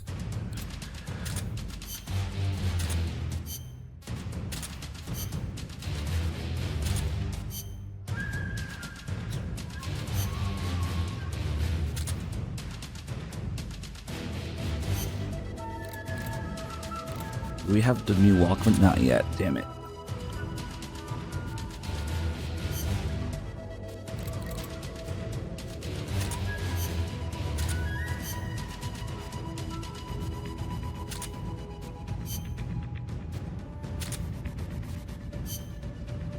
Wonder what does more damage. They all say S, but nah, fuck it.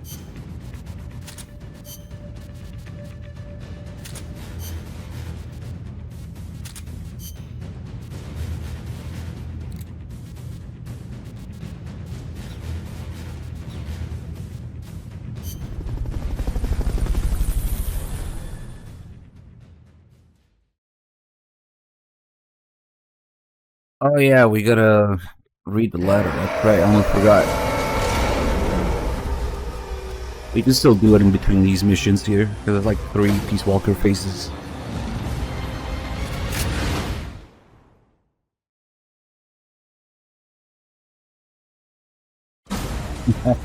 Make Peace Walker read the letter.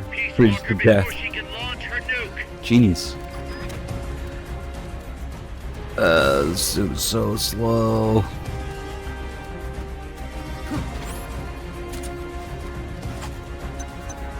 They've okayed the request for support. They're sending out a cardboard box as we speak. Self-defense system online.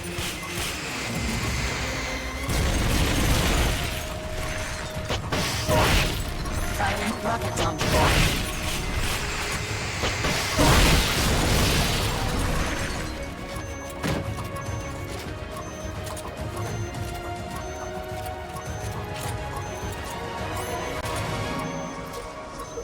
Commencing ignition.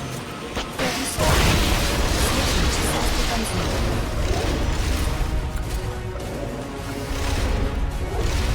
They stole the Phantom Pain music.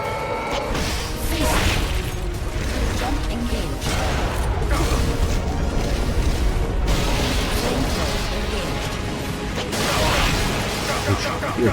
That was a bad spot.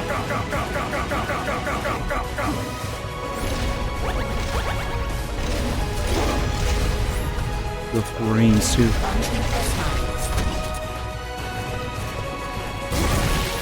Like kicking my ass right now.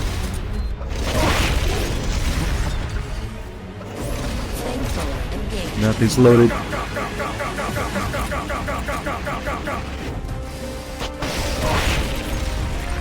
Jump engaged. God, that was really bad. I'm not hitting the right spot either. I can take a second to collect myself here.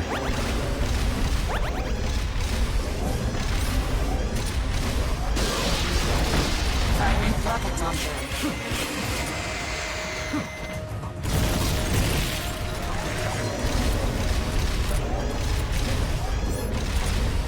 Firing rocket launcher. They've okayed your request for a cardboard box. It'll be sent out shortly.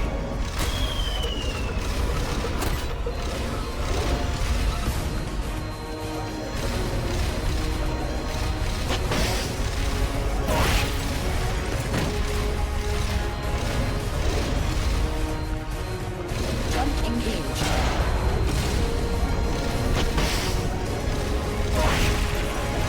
Not hitting the joint.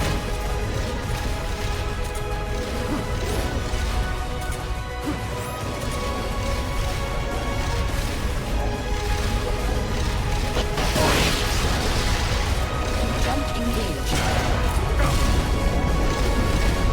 Jump engaged.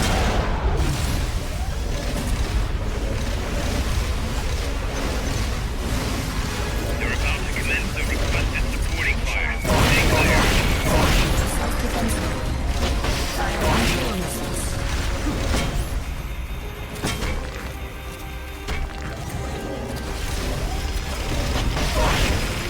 What?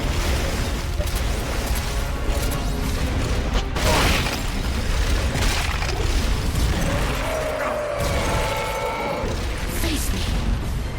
Jump engaged.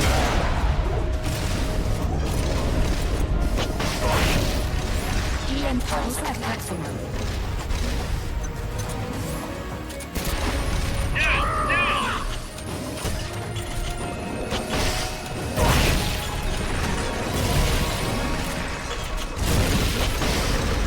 Face me.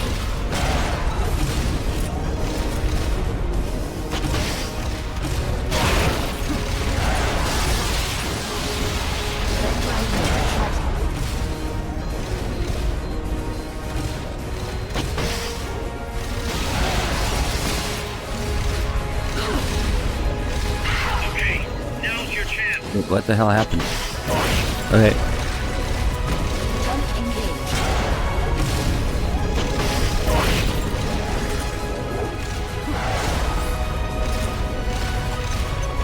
They've okayed the request for support. They're sending out a cardboard box as we speak.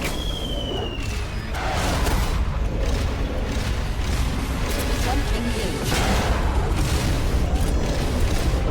Jump engaged.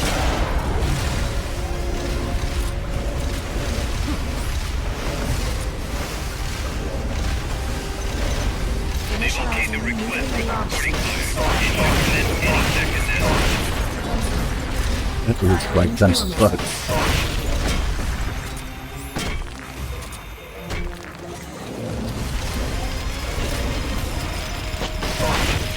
Firing drill missiles.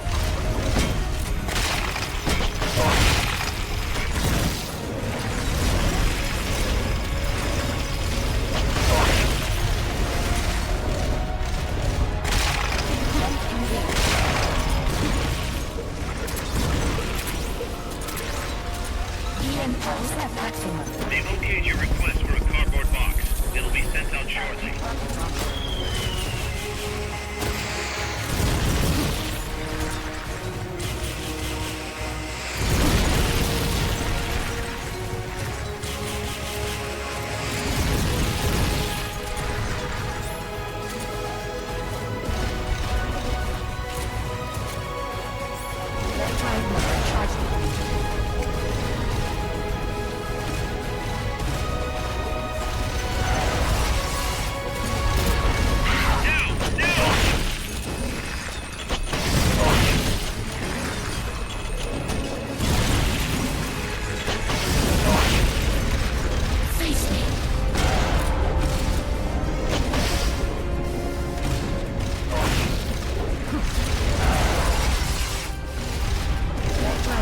It's pretty rough with the starting rocket launchers.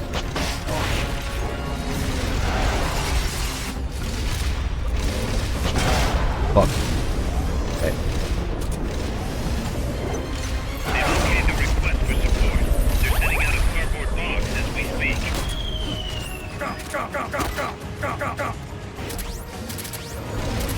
Bleeping pass grenades. Very useful. Enemy chaff grenades, you morons.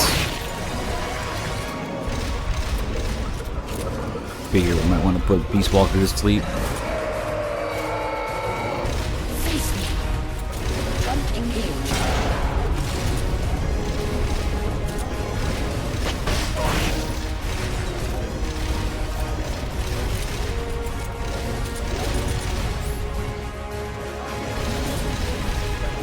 And they're only sending me ammo for 2 launchers anyway, so why'd I bring 3?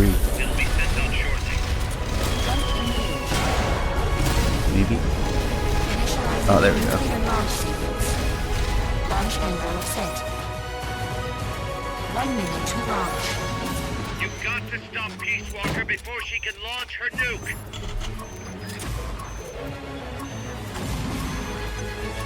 They're about to commence the requested supporting fire. Stay clear.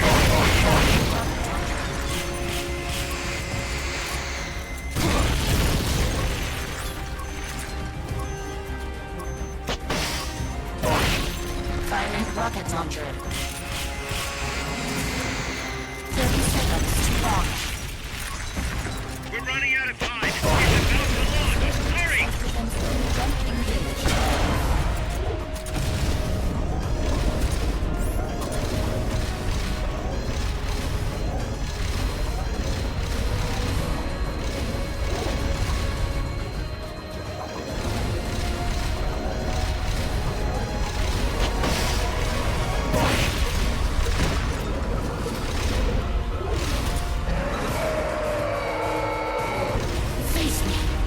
I think it might be about to do the wall. Maybe not. Initializing nuclear launch sequence. Okay, maybe we can't do the TTC then. 1 minute to launch. It's going back into nuclear launch mode. Stop her stick.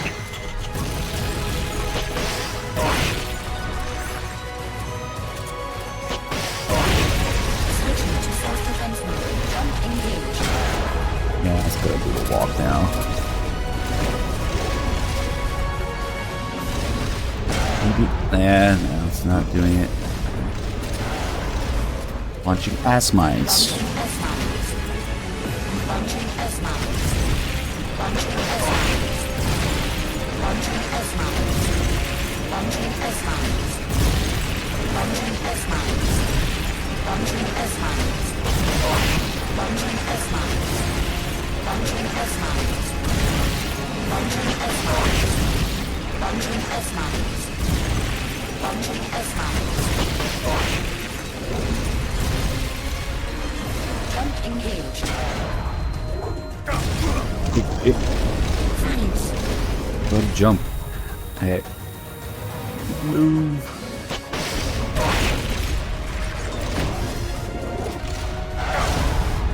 Who got that? Flamethrower engaged. There we go. Stop the action button as fast as you can. How can anybody possibly throw a monster like that? It's a miracle.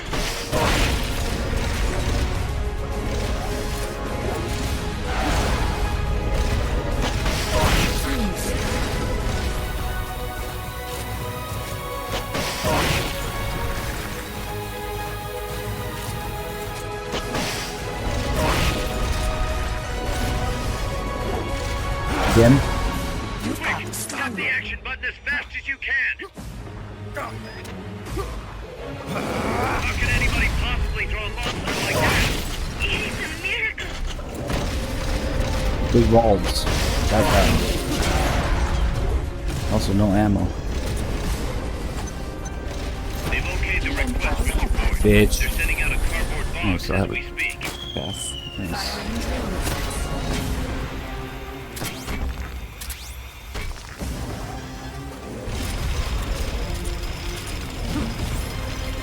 Jump engaged.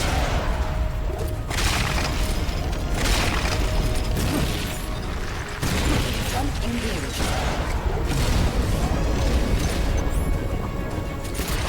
Okay, now's your chance.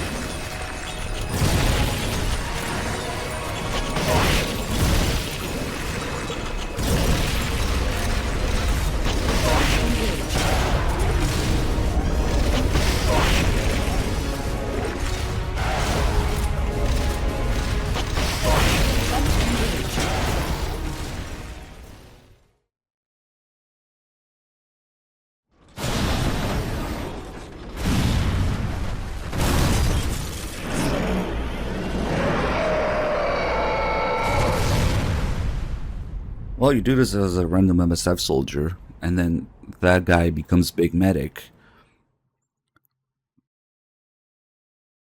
Then you could have an argument that it's Gray Fox. Snake, you did it. You stopped the launch. Oh god, don't take that seriously, please. Not good. Beam-Use continues to track the targets on radar. Because only Gray Fox can do that. Green. Still assessing as reliable. Chairman of the Joint Chiefs, a representative of the Secretary of Defense and Congress have arrived at NMCC. You've only damaged the drive system. The data uplink's still intact. We've got 1,500 Soviet ICBMs crossing the North Pole. Target region is confirmed as the west coast of the United States. Go to DEFCON 2. Prepare to launch ICBMs. How do I make it stop? Peace Walker is a fully autonomous system. Unlike the other machines you fought, its command authorities are all located inside its cerebrum, the mammal pod. We've got to stop the mammal pod.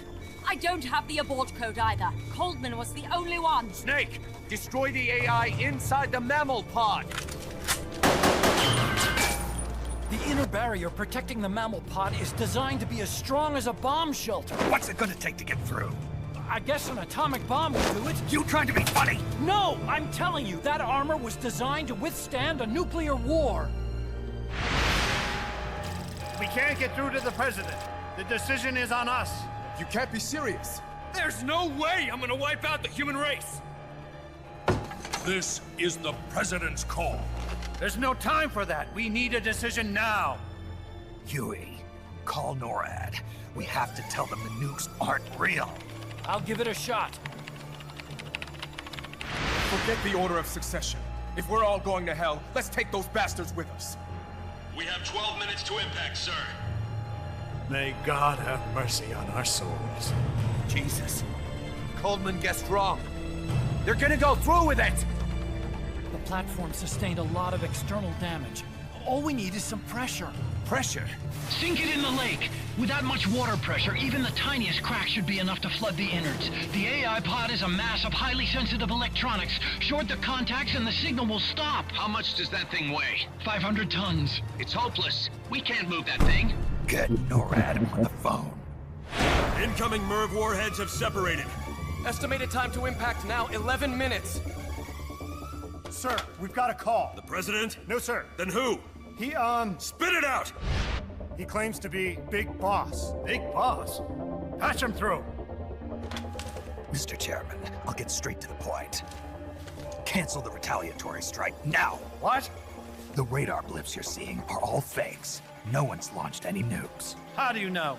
The launch data is fake, part of an experiment that leaked. You weren't supposed to receive it. Your radar is showing missiles that don't exist. If you're lying, then we've got 10 minutes till we're toast. We have to retaliate or more Americans die. The experiment was planned and executed by the CIA station chief in Central America. Then put him on! He's dead. I can give you his name, though. We need more than the authentication code you gave the switchboard. We need proof you're actually Big Boss. Do you have any? All right. If you know the name Big Boss, then maybe you were there at the ceremony when I received the title from President Johnson. Indeed I was. We don't have time for this bullshit! Hold it! Let's hear him out. You were saying? At the ceremony, the DCI tried to shake my hand. I refused.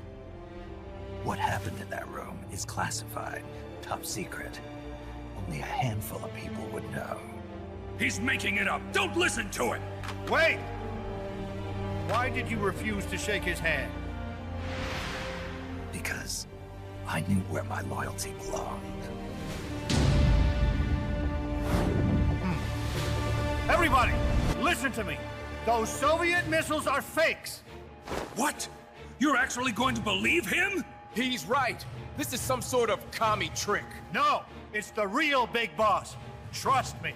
How can you know for sure? Because I was the Army Chief of Staff back then, and I was standing right next to the DCI when it happened. I saw everything.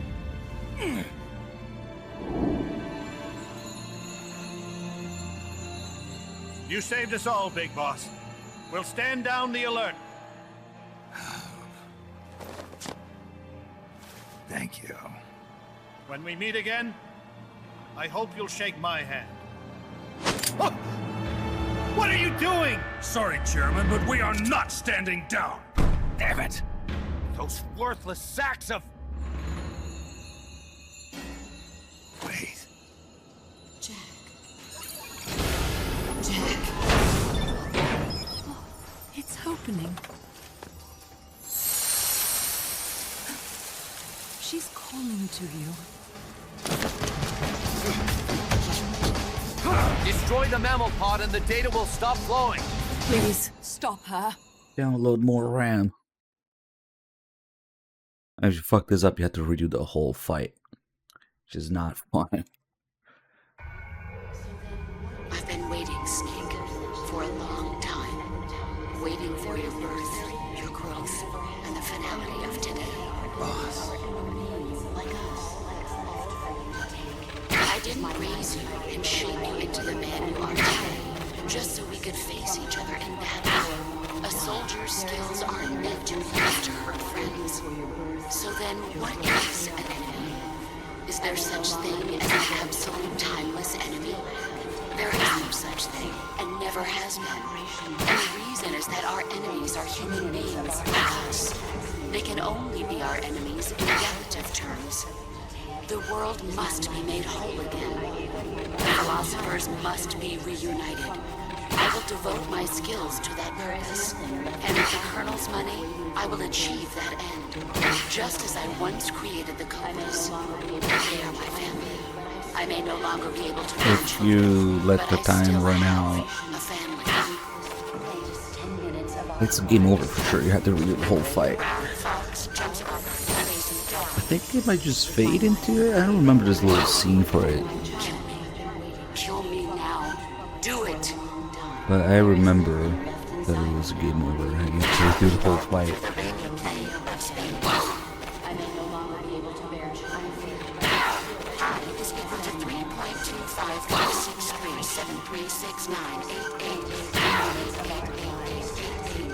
Some Fox engine calculations here.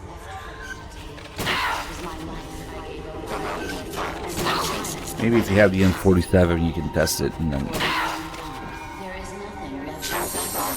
not worth doing the fight for 15 minutes again.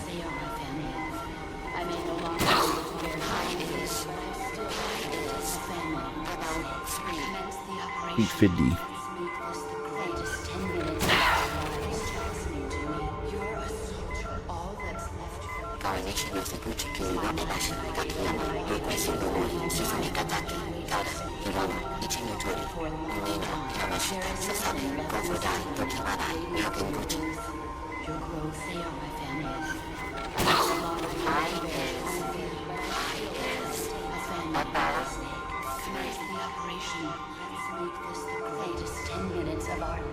It's amazing when the famous purple stuffed worm in Flapjaw space with the tuning fork does a raw break on Harakiri Rock.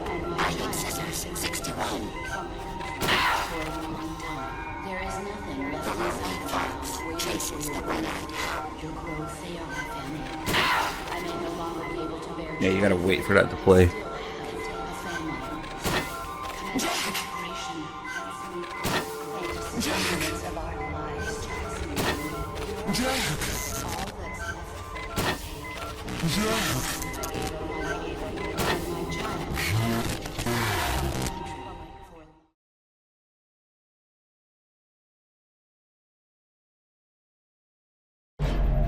Valid data regions.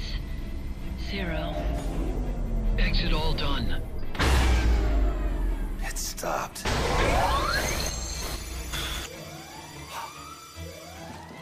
The data uplink's bypassing the mammal pod. Put down the gun! Come to your senses, man! The fate of the world, the fate of the Earth is at stake here! Why? I don't understand. Answer me! Tell me why! Answer me!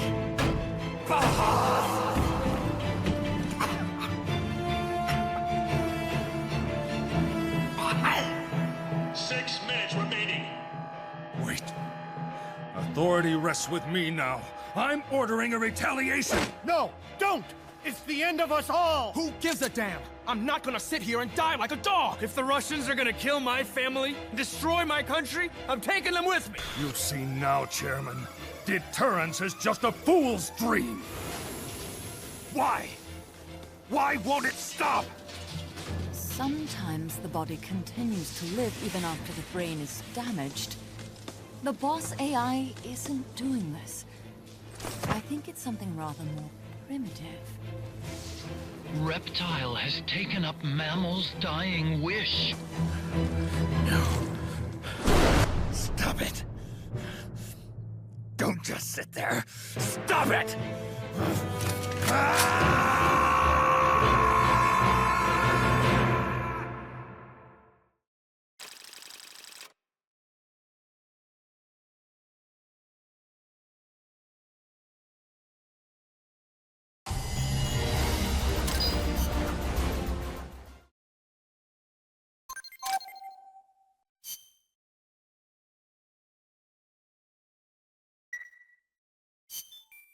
Okay, now we must take a second to read Huey's letter.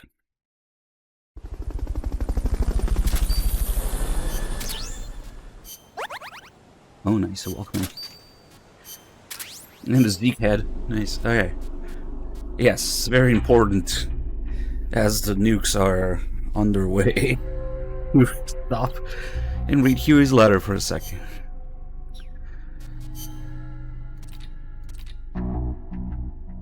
Long time no see, huh? Sorry for writing to you out of the blue like this. I've been trying to get in touch, but you know, you haven't been answering. Was it something I said maybe? If so, I apologize. It's just there's something I want to tell you, so I decided to put in a letter. I mean, obviously this isn't the best time and all, but I was, you know, kind of curious about your research and stuff. Speaking of which, how's the pod coming along? Was wondering whether this program I wrote was working or not. You know, the one that links our two AIs together. If it's not, I could always go over and fix it. If that's okay, of course. For my own peace of mind, really, you know, make sure the program's feeling alright. I guess you couldn't really say the program has feelings, would you? Ha ha ha. Sorry, I'm getting off track here. Anyway, I've been meaning to tell you something for the longest time. I've been thinking, back when we first met at NASA, those were fun times, you know, living the dream, getting to work all the time with the science we loved. Okay, fuck, it's going too fast. I think you're a wonderful person. That's when it finally dawned on me. I need you for my research. You see, I mean, no, well, yes and no, it's hard to explain. Anyway, when I saw you again in Costa Rica, I could hardly believe it. I thought maybe it was divine intervention or something. You know, it was written somewhere. You and me, the two of us, from now on. You know, just you and me doing research together. I mean, not just research. There's research, of course, but research can have so many different meanings. Okay, whatever. Cringe Huey letter. What I'm trying to say is, Peace Walker, kind of like something we created together, you know, when it's finished, then we'll... I know, we're not done yet. Need to finish first, right? Once we do, I hope you won't disappear on me like last time. Sorry for taking up your time and wish you best of luck with your research. Your dear friend, Huey.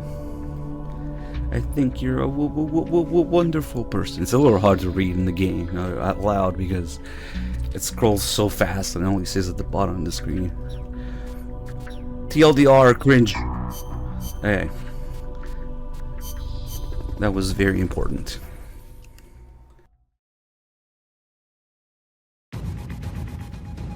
Now we can do this. Snake, you have to stop that data from being sent.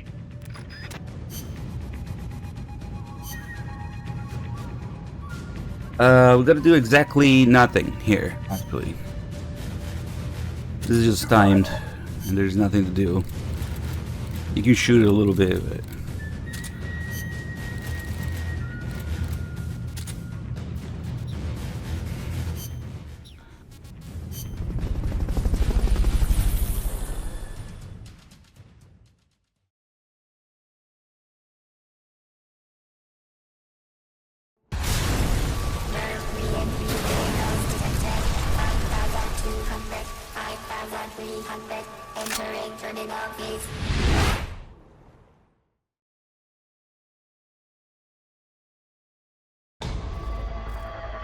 Ooh, did we bring the Walkman? Nice. And it's a new kind that can skip tracks.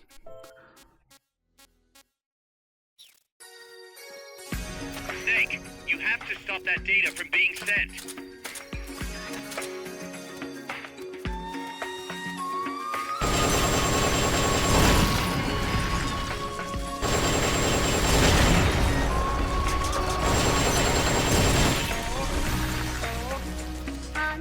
Oh, that's right, it's fucking Miku version.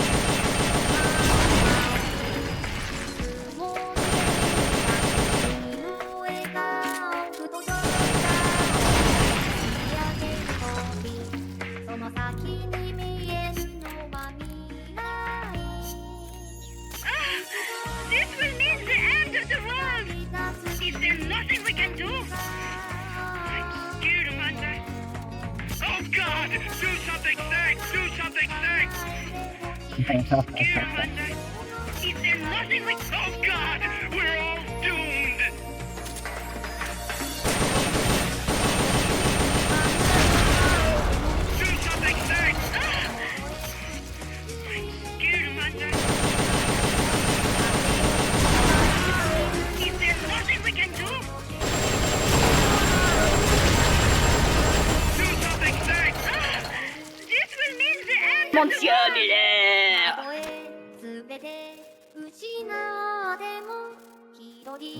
向かう愛しい君を迎え Yeah, well, they won't talk about it, but at least we'll get the tape about it.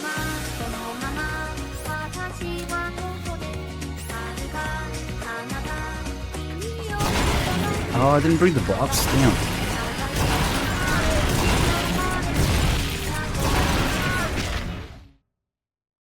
Octopus 88, thank you for the 18 months. So yeah, you just have to wait there, really.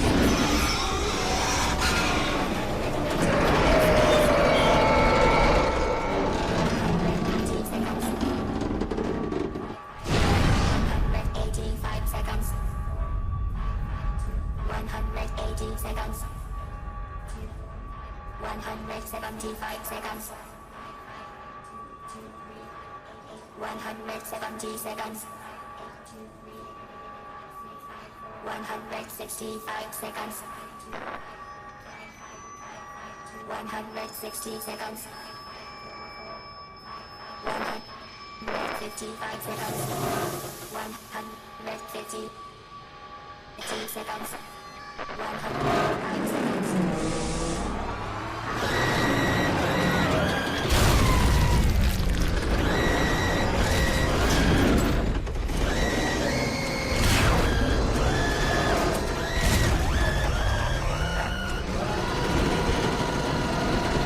We have recreation of MGS3's ending. The boss lets Snake kill her with that nuclear war. That's the thing. It's like the boss lets Snake win in MGS3. Peace Walker grounds itself here.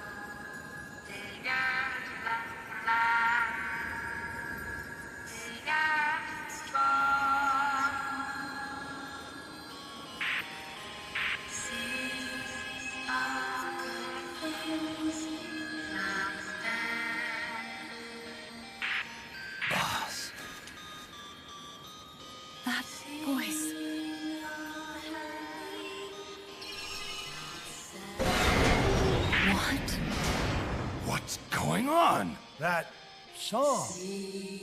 Boss, is that you? How in the...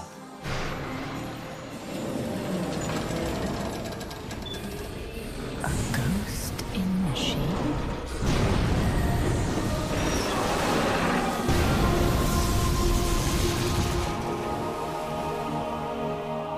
She's drowning herself to stop the transmission. Look!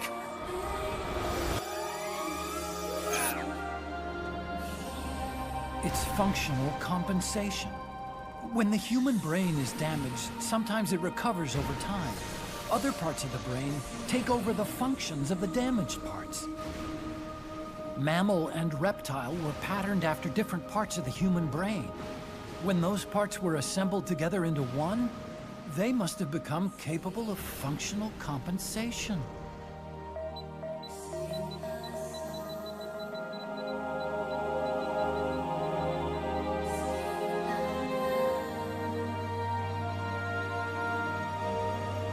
Her memories remained with her. Is this her answer? The song.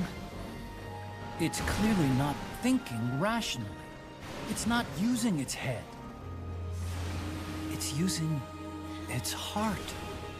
This is the fate she chose for herself.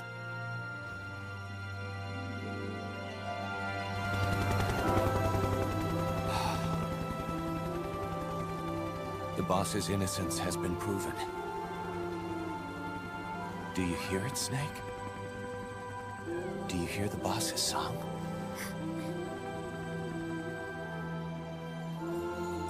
You saw it, didn't you? When you went to space.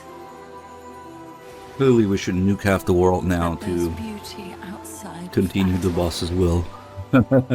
Right? At last, I understand. In the end, it was you who put down your gun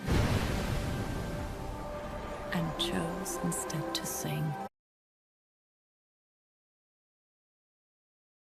Illusion we call peace.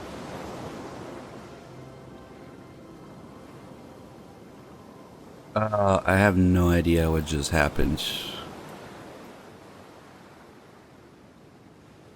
Okay.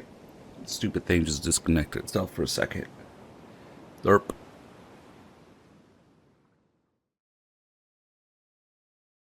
Like I was explaining, it's just industry's ending again. But yeah, they do tend to make it sound a little spiritual, supernatural even in this, until you listen to the tapes where they go in detail about it and the real life stuff about it. It's pretty cool.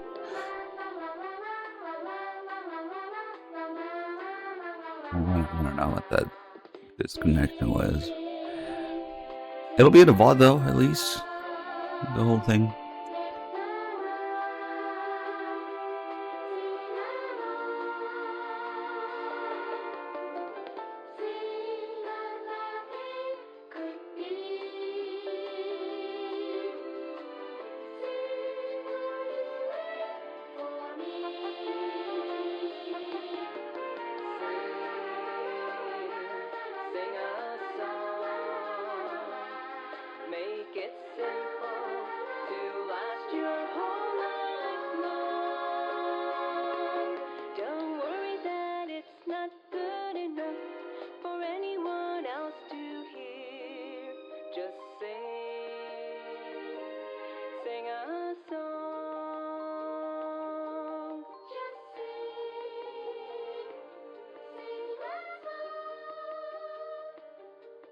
Just sing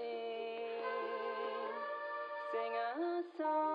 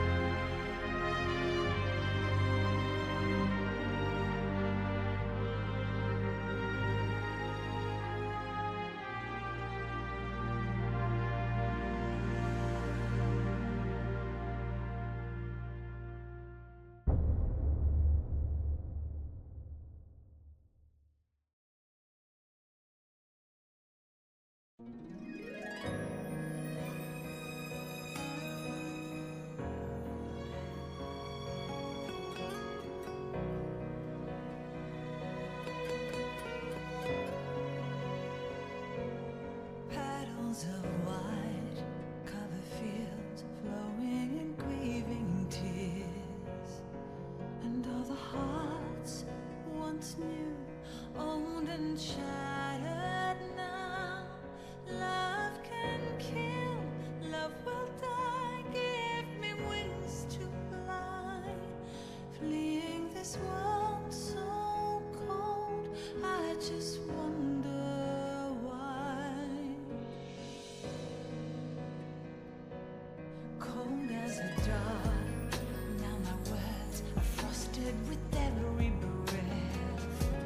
Still the hate burns wild, growing inside this heart. When the wind changes course, when the stars align, I will reach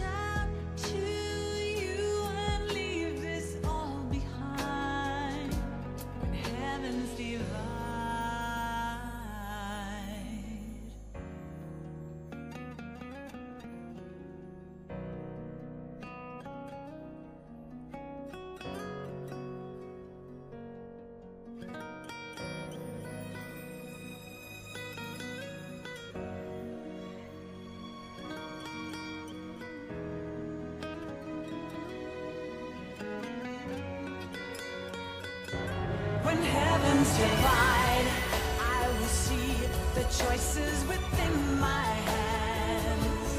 How can we ever protect and fight with our tiny souls? Let me shine like the sun through the doubts and fear.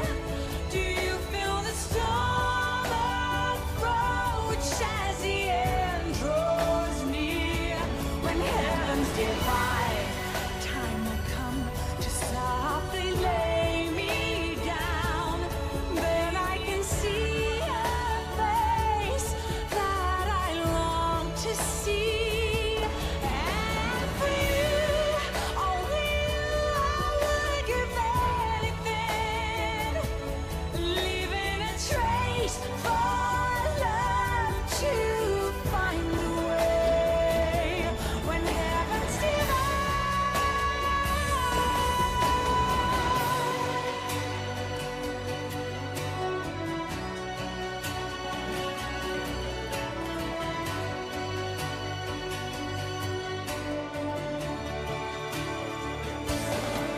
I will dive into the fire, spilling the blood of my desire. The very last time, my name scorched into the sky. When heavens divide, I will see the choices within my hands. How can we ever protect and fight with our tiny souls? Let me shine like the sun through the doubts and fear. Do you feel the storm approach as the end draws near? When heavens divide, time will come to softly lay me down. Then I can see a face that I long to see. And for you, only you, I would give anything, leaving a trace for love to find the way. When heavens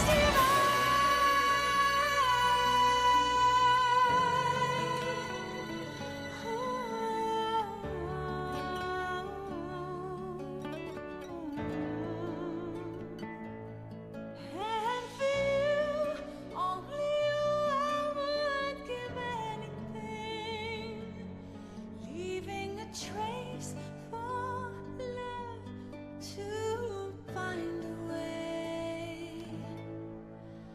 When heavens divide.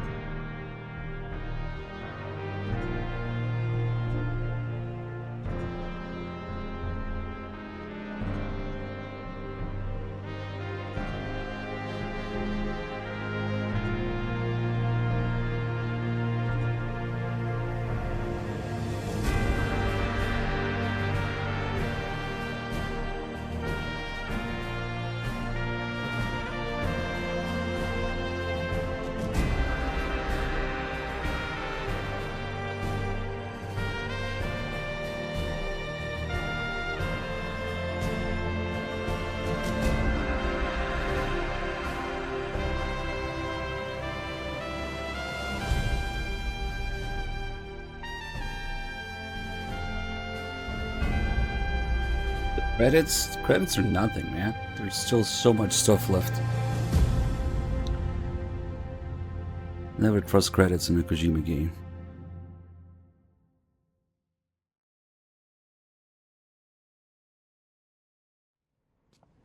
Everybody say, Kojima is God! Kojima is God! Wait, that's not the speech.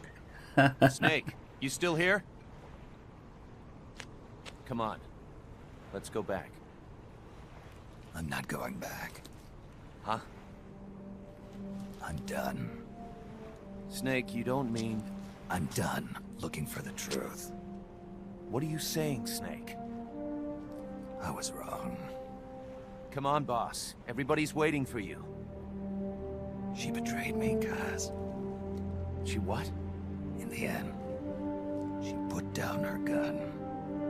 And when she did, she rejected her entire life up to that point, including me. What do you mean? In giving up her life, she abandoned everything she was as a soldier. And you consider that betrayal? I won't make the same choice as her. My future is going to be different. Then? Yeah, that's right. From now on, call me Big Boss.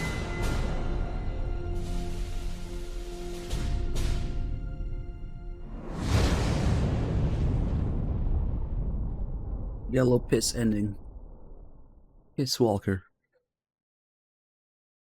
Not only we got the second ending, but also all the side ops for the final tape. That'll take a while. Now we have all Strangelove's tapes as well, and there's still some Cecile tapes left. Got a sec, Snake? What's up? It's about Paz. You know she doesn't have any family. She got a scholarship thanks to Zadornov and was living at the dorms, but he was KGB. All signs are her scholarship came from the KGB too. Even if they let him go, she's not going to be seeing any more money. It wouldn't have been much anyway. So, I was wondering, what about letting her stay here for a while? What does she think? She says she wants to help out. It would only be temporary. She's still in shock. Right now, no one understands her better than we do. Okay, but Kaz, don't take your eyes off her. What do you mean? It won't be easy getting used to this kind of life. I know, Snake. I'm not trying to turn her into one of us. You should talk to her yourself later. Okay. And, Dr. Strangelove wants to come too. Strangelove? Well, she's out of a job now, and she'd have a problem returning to England. You can talk to her about it. Anyway, you don't need me to tell you how good she'd be for R&D.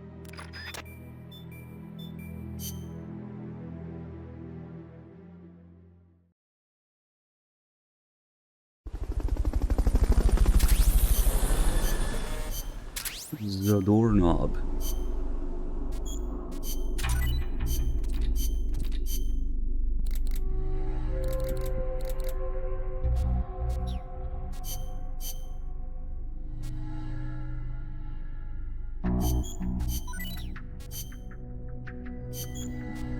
Furry.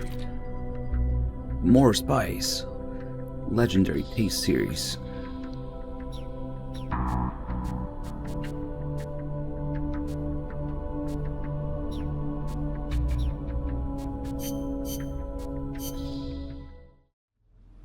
What's going on with Zeke here?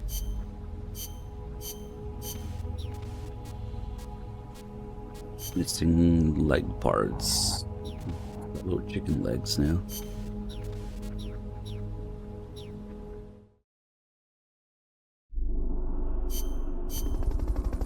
Now there should be a whole bunch of side ops and tapes open.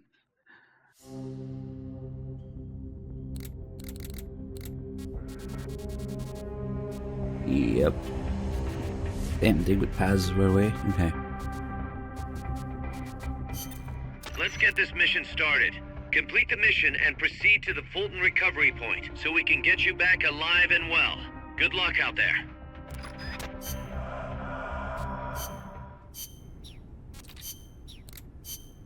Yeah, there's a lot of stuff now.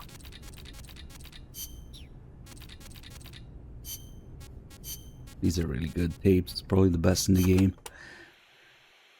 AI stands for artificial intelligence. It refers to a man-made machine possessing an intellect on par with that of a human being. Is that even possible? Possible. You've seen it with your own eyes. What the AI weapons are capable of. How Peace Walker carried out the boss's will in the end. No mere machine could ever choose to sacrifice itself like that. I just can't see how a bunch of circuits and switches could have a will of its own. It's called the ghost in the machine, Snake. And it exists.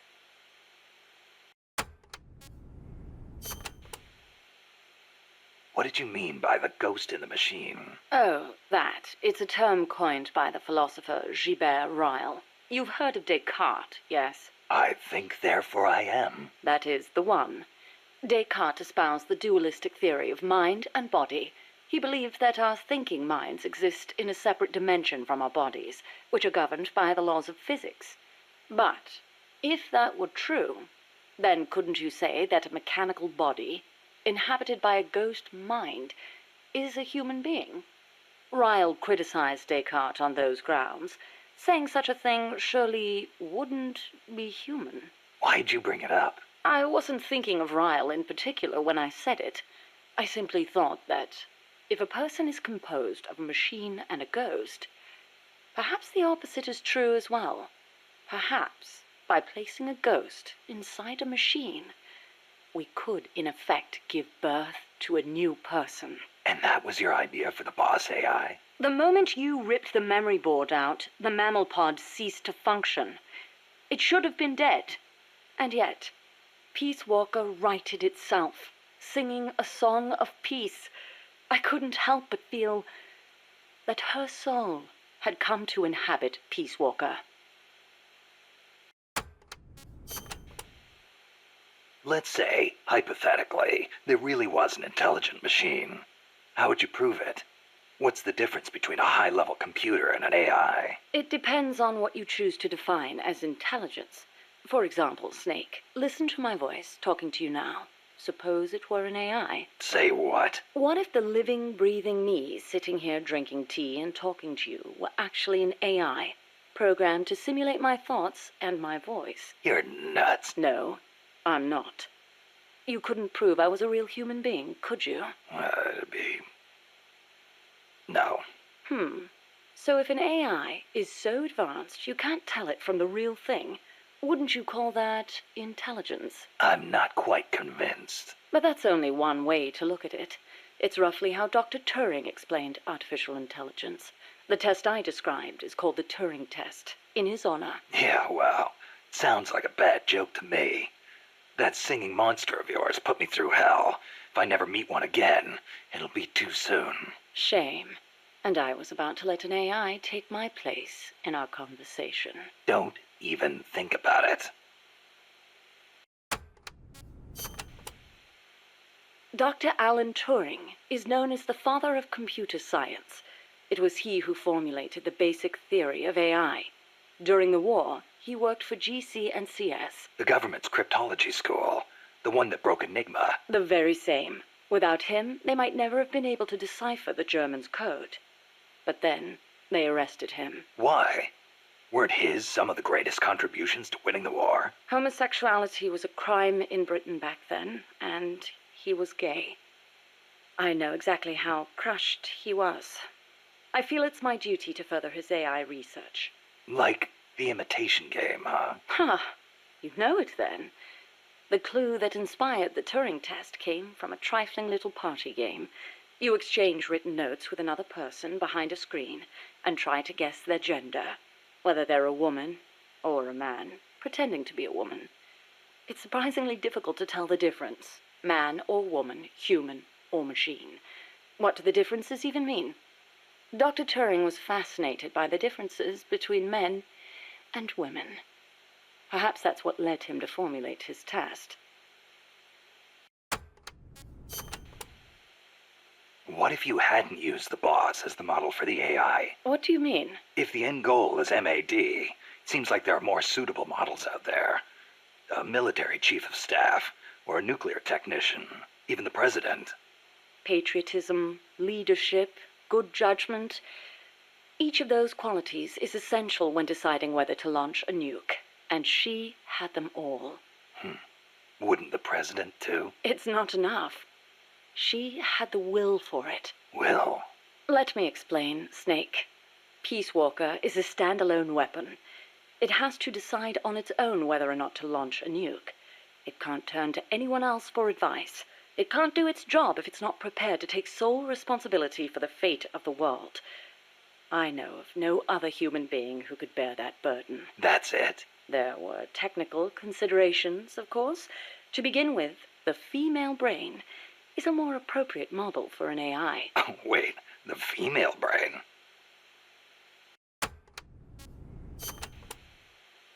What do you mean by that, modeling your AI after the female brain? Snake, what is the human mind capable of that a computer is not? Being lazy? Interesting response. And not incorrect. But the answer I was looking for was empathy. Empathy? The ability to feel for others, to be more precise. Love for a child. Pity for the weak. Grief for the dead. All of these are particularly well developed in the female brain. That's stretching it a little. On the contrary, it's perfectly reasonable. The male brain, on the other hand, may be well suited for systematic thinking, but it's less able to empathize. In that sense, it's closer to a computer. So if your objective is to make the AI think more like a human... You need to teach it how to empathize like a woman. The novel, Do Androids Dream of Electric Sheep, deals with this very problem. In the book, an empathy test is used to distinguish between machines and human beings. As machines become more and more advanced, our society will gradually become more and more systematic. Our cities will teem with robot-like people, unable to feel for others. We cannot allow that to happen. Computers must learn to empathize. The same goes for humans, only more so. Well, what about yourself? You make these claims, and yet I've never seen you empathize with a real person. It's true. Until now, I was a prisoner of death. It was my intention to die upon the completion of Mammal's development. She was my one reason to live. But you changed your mind. I did. Because she taught me the dignity of living. My eyes are open now. I want to go on living and seeing real people. Huh. I see.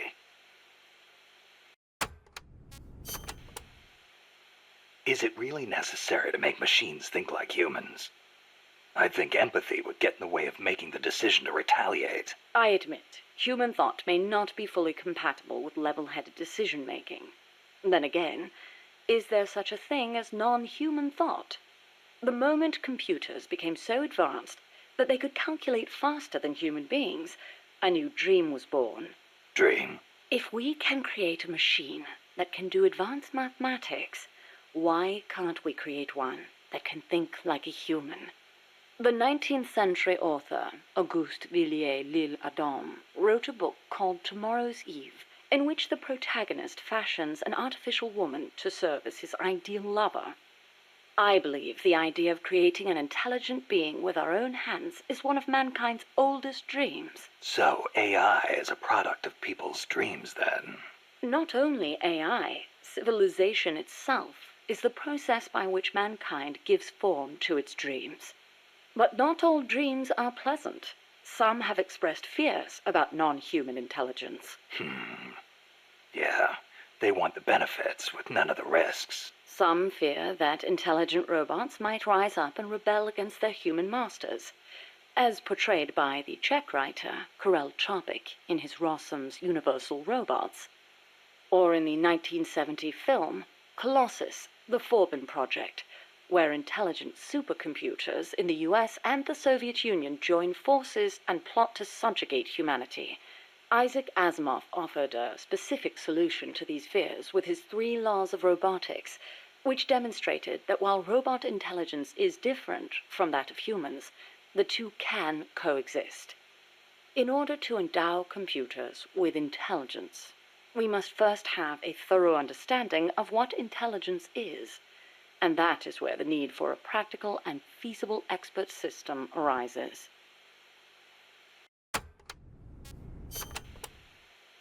So what's an expert system? The AI housed within Peace Walker began development as such a system. An expert system is a type of proxy program by which a computer makes decisions as an expert would. The program, Mycin, for example, is a system that decides which kind of antibiotics to prescribe. The system asks the patient a series of questions to narrow down the range of appropriate drugs. So you program Peace Walker to prescribe live nuclear warheads instead of penicillin? What I realized, however, was that a simple expert system wasn't up to the task. You need more than expertise to launch a nuke. Indeed, expertise is a necessary prerequisite, but insufficient on its own. Deciding to launch a retaliatory strike requires consideration of a wider range of factors. In such a scenario, the entire global situation becomes the criterion for making a decision. Makes sense. You screw up the prescription and the whole world goes into anaphylactic shock. A weak AI that only has a limited range of knowledge upon which to base its decisions won't cut it. Therefore, I had the AI study the boss's thought patterns, thus creating a true expert system. A strong AI. You couldn't leave the world in the hands of something with anything less than absolute worldview. I could have built a simple expert system in no time at all. Say, how would you like a system that decides which guns you should equip according to the mission's parameters? I'll pass. I'm not going to leave my life up to somebody else's judgment. Especially not a machine.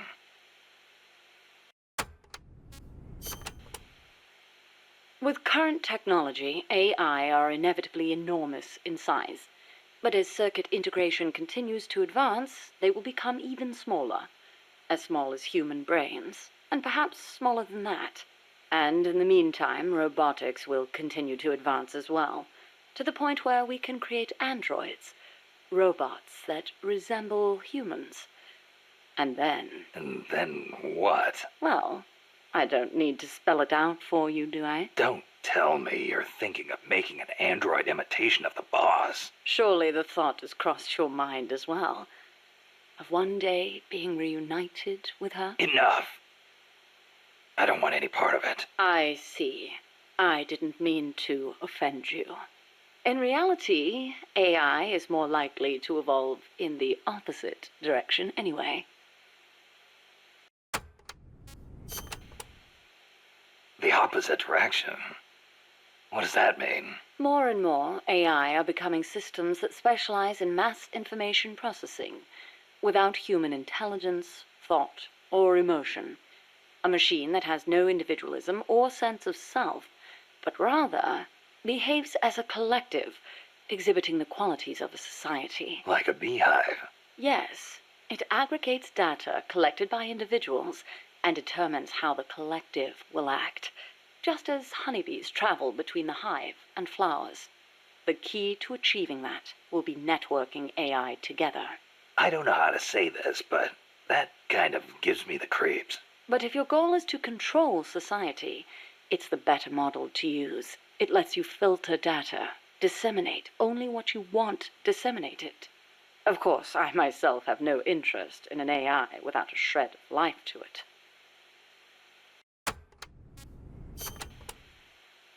Earlier, you called the mammal pod a butterfly.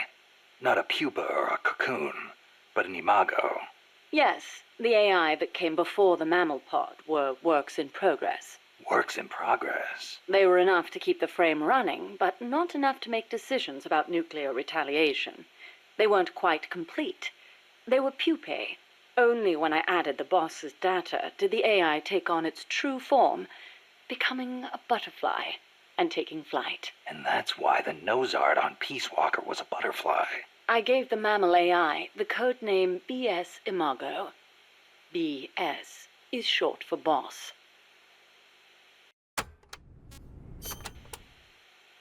Huey called that gigantic unmanned chopper a chrysalis. Is that another one of your AI code names? Yes, you're referring to the TJ Chrysalis 6000. There's also the GW Pupa 5000, the TR Cocoon 7000. I get it. A hovercraft type and a treaded type. And those letters on the front. TJ, GW, or whatever. Those are initials? Correct. The initials of the American presidents whose faces are carved into Mount Rushmore. Then you're missing one. I assigned that one to the reptile pod. AL Aurelia 8000. Aurelia. Another word for chrysalis. A pupa just before it emerges. All of the initials, except for BS, were of Coldman's choosing. I chose mine from the storied ranks of British royalty. MS, AV, EW. What do those stand for? You can't guess. Why, Mary Stuart, Alexandrina Victoria, and Elizabeth Windsor. All queens. Of course. Are you familiar with the film 2001: A Space Odyssey? I've heard of it, but... Of course not. I didn't expect you to be cultured enough to appreciate such things. Yeah, thanks. Anyway... 2001 features an AI called HAL, a highly advanced system that controls an exploration spacecraft. It can converse with people, and even play chess. Huh. Now where have I heard that before? The way HAL was portrayed was truly superb. How so? HAL is given secret orders that not even the ship's captain knows about. Naturally, he's not allowed to divulge them to the crew. The stress of it causes HAL to crack. Crack? Go crazy. Though there are those who interpret it differently. One by one, HAL kills off the crew until the captain finally shuts it down. The film offers amazing insights into AI, their growth, their utility, their faults, and their fear of death. Well, you must have found it useful in your research then. Must you always be so utilitarian? It doesn't matter whether or not it's useful. What matters is that it inspired me. Then it was useful. Never mind. The portrayal of HAL wasn't the only wonderful thing about the film. It was full of hints about the future of human evolution. Truly, a film for the ages.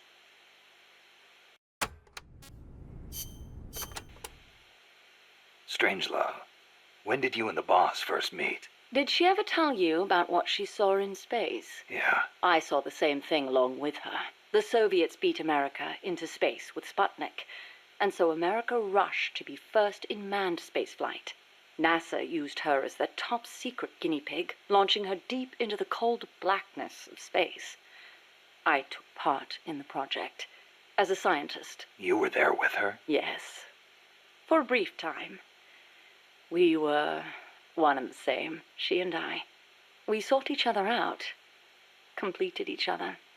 Did you know that inside every woman there's a universe, and that we are able to sense this in each other? We connected because of our empathetic female brains. As time went on, I began to have doubts about offering such a noble soul as sacrifice. Why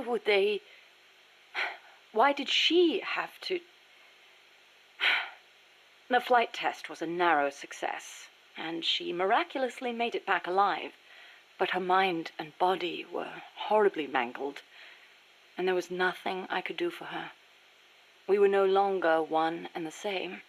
She went away, and I, having nothing else to live for, immersed myself in AI research, hoping that no one would ever have to make her sacrifice again. I never knew. It's not really worth knowing. We were ships passing in the night, that's all. Perhaps someday I'll tell you the long version, if you're interested.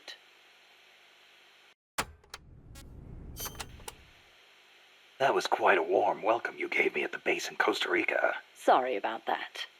But I simply had to know. The boss's final act? Yes. By inputting her thoughts and actions into the AI, I was imbuing it with her mind. The only thing I couldn't understand was her final act. Operation Snake Eater. Official history says she betrayed her homeland and defected to the enemy and was killed by you. But it didn't make sense.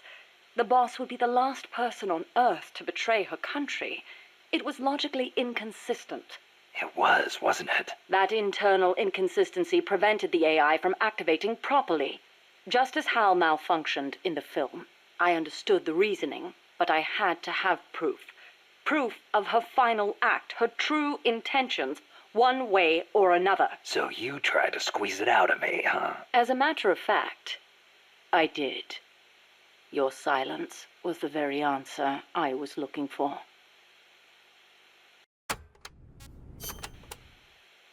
That white horse the boss rode. The Andalusian, yes. How'd it get to Costa Rica? I went looking for it. It was her final witness. Even if it couldn't speak, I found it and brought it here. Where? I thought for sure it'd be blown to ashes by those MiGs. I searched the ends of the earth for that horse. and found it at last in a horse market in Britain. Britain? Are you saying it came all the way over the Ural Mountains, through Europe, and across the English Channel? Who knows, really? Perhaps someone took it there. Wait, the thought never occurred to you that it might be a different Andalusian that only looks the same? I can't prove it. Or rather, I couldn't. What do you mean? You should know best of all. That horse wouldn't let anyone ride it. And believe me, I nearly killed myself trying. The only one it allowed on its back was you. That was the proof. Though I hate to admit it. And to think, I ran it to its death. But in that last run, it regained the glory of its youth, using the last of its strength to pursue its former master. Any horse would wish for such a fine end. What do you make of Peace Walker's final act? I recreated her thought patterns exactly. It was exactly what she would have done. The world's most empathetic mind weighed the past, the future, and the entire world, and decided not to retaliate. Merely knowing that is enough for me. So, what you're saying is, we don't need deterrence to have peace? I didn't say that. What's important is that we wish for peace. MSF needs a way to protect itself from the might of nations. Survival requires pragmatic thought and action. But you must still retain your ideals. If the gap between reality and those ideals ever leads you to lose them, I doubt MSF will survive.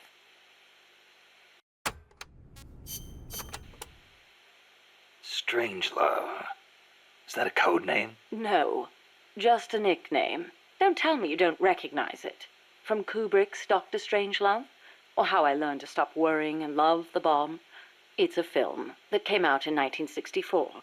A dark comedy about the absurdity of nuclear deterrence. You were in a movie? No, stupid. I got my nickname because of that movie. Why?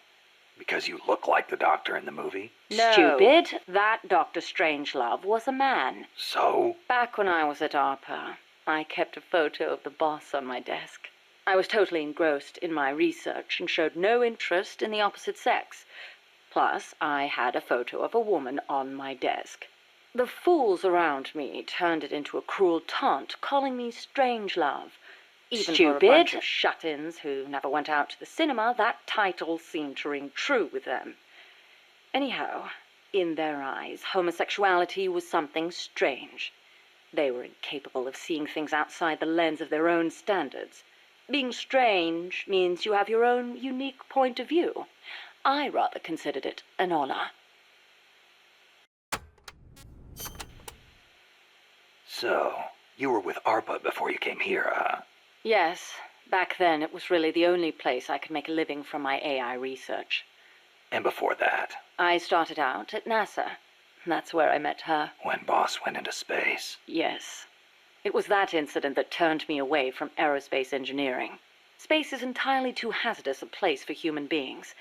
That was why I felt an immediate need to develop AI. As it turned out, rockets later became much safer, and mankind reached the surface of the moon. In any event, it was a hollow Cold War victory. When you get down to it, a nuclear missile is just a rocket with a nuclear warhead strapped to it. Thus, taking the initiative in the space race was tantamount to a military show of force. But the budgetary strain was too big for Washington or Moscow to handle. Yes, and then there was the Cuban Missile Crisis and the Vietnam War, and then came détente. Having leapt ahead of the Soviet Union with its moon landing, America shut down the Apollo program in '72. It was around then that ARPA was downsized and renamed DARPA, the D standing for Defense. With few prospects for continuing my AI research, Coldman's invitation was a godsend. It was also a chance to have them collect data on her. The end result being this mess. But we did learn something valuable from her. The nobility of peace.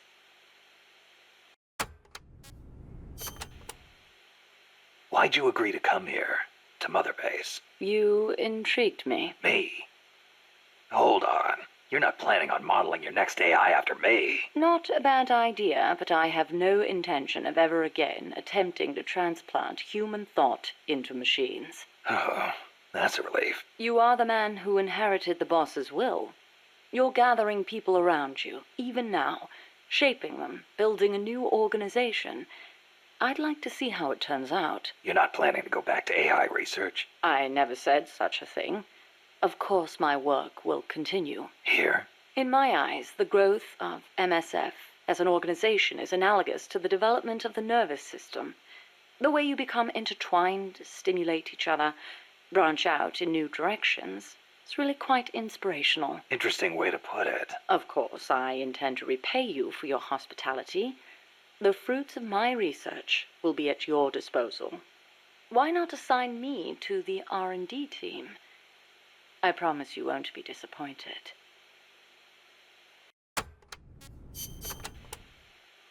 You know, that ID card I got from Huey wouldn't let me into the lab. Of course not. I deactivated it. Why? As though I'd let him into my lab. Oh, you don't seem to care for him much, even though you two are in the same field.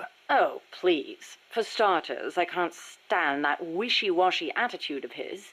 If he's got something to say to me, he should be a man and say it in person, not write some furtive letter. But if his card doesn't work, how's he supposed to— And another thing, the way he always demeans himself. Every other sentence begins with, I could be wrong, but... Why can't he just do what he does and be confident about it? Well, there was the thing about his dissertation being plagiarized. The real problem is he doesn't have a whit of independence in him. In Costa Rica, and even back at NASA, he was always following people around, asking if there was some way he could help. Why doesn't he stop his whining, take a stand, and face up to me? I think I know how he feels. And to top it all off, he seems to enjoy referring to himself by that nickname I gave him. I simply don't get it. How can he be so submissive? So, Huey was a nickname you gave him. That's right. I took it from the name of a drone in the science fiction film Silent Running. Drone? It's a type of worker robot. The way he follows people, just waiting for them to boss him around, is so similar. I couldn't help myself. Oh, it's an American film directed by Douglas Trumbull, the man who did the special effects for 2001: A Space Odyssey. Imagine that. A scientist who likes science fiction. And that's not all. There's more. He's a man. Hang on. I seem to remember you saying he should be more of a man. Yes. Well, he is an awfully good scientist. Without his reptile pod, my mammal pod wouldn't function, just as the cerebrum can't exist without the cerebellum and the brainstem. He did a fine job of designing it. I'll give him that. Huh. That sounded suspiciously like praise. It's merely an objective observation. I like people who possess the will to move forward. I have no time for those who refuse to take control of their lives. Until he does, my opinion remains the same. Yeah, but then she explains in detail how she was basically thinking about the boss the whole time. In her mind, she was having sex with the boss there, not Huey. Hi, Lord Teach. Thank you for the 70 months. Yep. It's in her 11-minute long death scene tape in Phantom Pain. She describes in detail why she let him smack. You and Cecile seem to be enjoying yourselves back at that lab. What are you insinuating? I only kept her because I didn't want our secret to be known. And the personal baths? You could have left her in there alone and locked the door from the outside. Yes, well, she seemed anxious, so I... Now, why would she be anxious? She was beautiful. I was only admiring her beauty. She was terrified. I never meant her any harm. She knew that. I know she did. But she felt like she was in enough danger to run away. No matter what I did, if Coltman found her, she would have been... You're right. The truth is, I wanted to save her. But not if it meant forestalling the completion of Mammal. So you made it easy for her to escape? Do you really think I am that soft? I'll admit security wasn't exactly tight. It wouldn't have been difficult for her to escape from the building. Seemed like she had a rougher time after she got out. At any rate, I never did anything to her to deserve any blame. Is that clear? Okay. I believe you.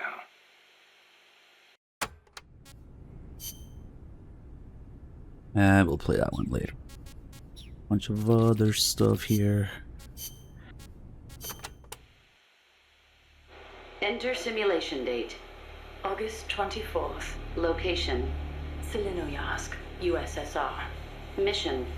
Support a covert agent whose objective is the rescue of a nuclear weapons scientist. Who is the agent? Your student. Your most beloved.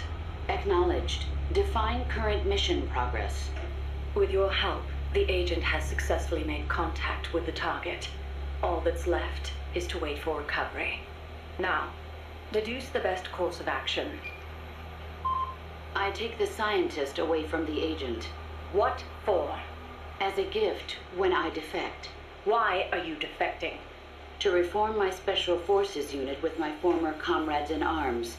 No, I don't want to know your objective. I'm asking for the reason. Why are you betraying your country? I do not defect in order to betray America. Betrayal is merely the outcome of that defection. Response time is always slower here. Perhaps she lacks confidence in her judgment. You're a hero in the West. Why should the Soviets trust you? In addition to the scientist, I provide them with a portable nuclear warhead in order to win the favor of a Russian GRU officer. And then you launched it. Launched? The nuke? Me? That's right. At a target inside Soviet territory. Nuclear weapons make my blood run cold. They blot out the future. How could I? Karma. Is it my karma? The karma my mistake has brought upon us? My... Attention. Discontinue forward reasoning. Cross-check with knowledge base. Affirmative. Cross-check complete. Revising conclusion as follows. I steal the new weapons developed by the scientist, and then launch the nuke at the Weapons Design Bureau. Forward and backward reasoning are in conflict. Attention. Return to forward reasoning. Affirmative. Your apprentice returns for the scientist. I send him away. He doesn't give up. I send my comrades to defeat him. All of them fail. Even the GRU officer who oversaw your defection is defeated by your apprentice, along with a new weapon. Now, what is your course of action? I fight him. Why? With your GRU patron dead, there's no reason for you to fight. Why not just run away? I must fight him. I do not see the reason. With a soldier of your caliber on his side, how could the GRU officer be defeated to begin with? Did you betray him too? I've been waiting for a long time. You could switch allegiance from GRU to KGB and take the remaining nuke as a gift. There's no chance they wouldn't welcome a hero of your stature. Drift away. My place is with them now. I didn't ask you that. Give me the basis for your reasoning. Tell me the truth. Politics determine who you face on the battlefield. Why won't you answer me? It's like you were just waiting for him to kill you. I was disloyal. Betrayed my country. I deserve to die. How can you say that? You can't be a traitor. You're not that kind of person. Kill me. Kill me now. Stop it! Stop it! Attention! Discontinue reasoning. One must die, and one must live. Stop it, damn you! Discontinue! Life's end. Isn't it beautiful? Shut down! Always in the same place. Her reasoning goes haywire. Someone holds the key. Perhaps it's him. I'll get it out of him. One way or another.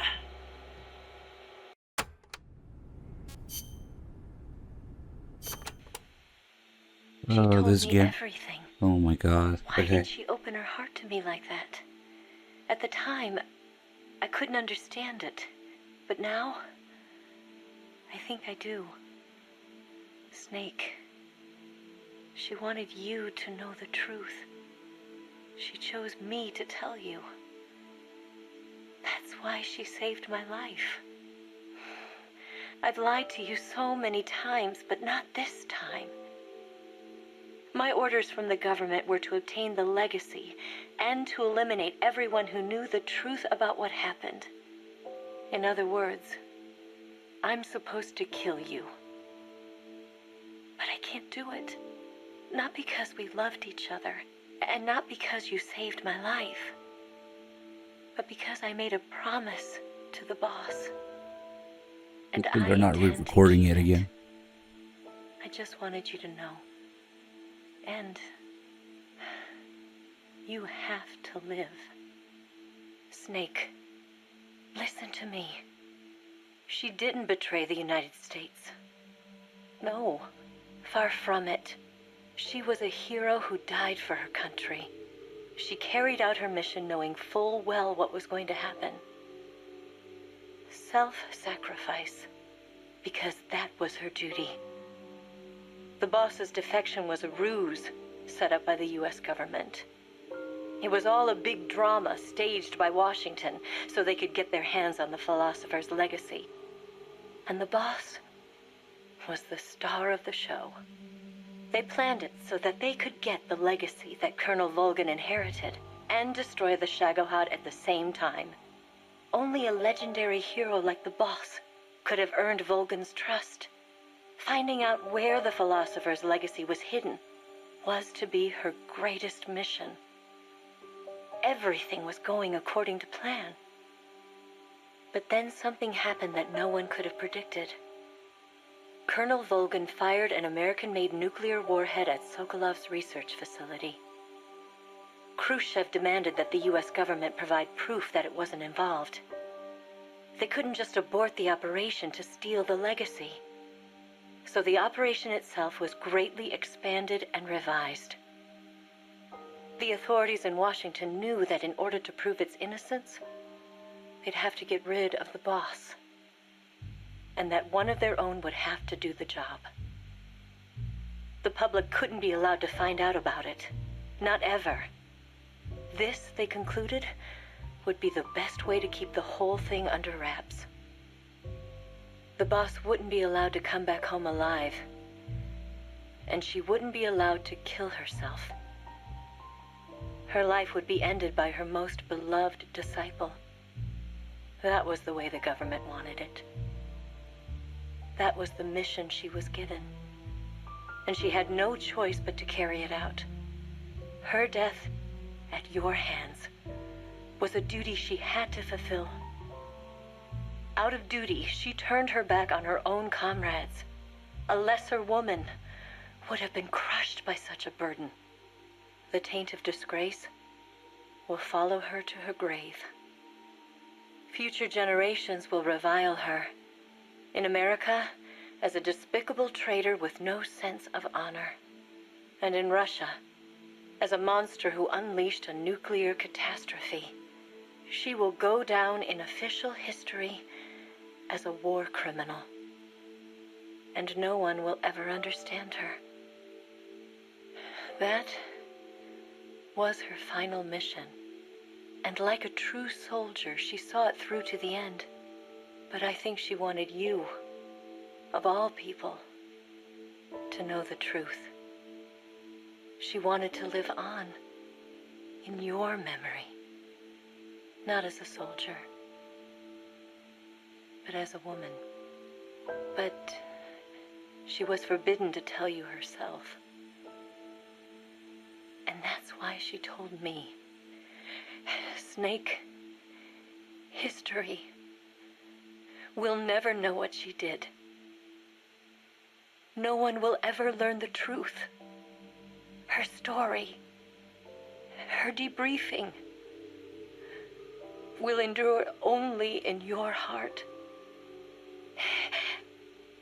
Everything she did for her country.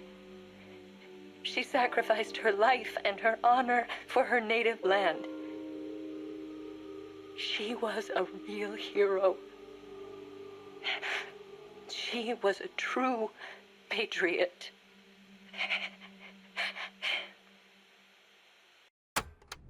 Feel bad about the boss, damn it.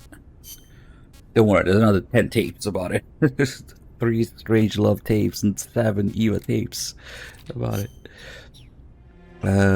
Let's see what else we have here.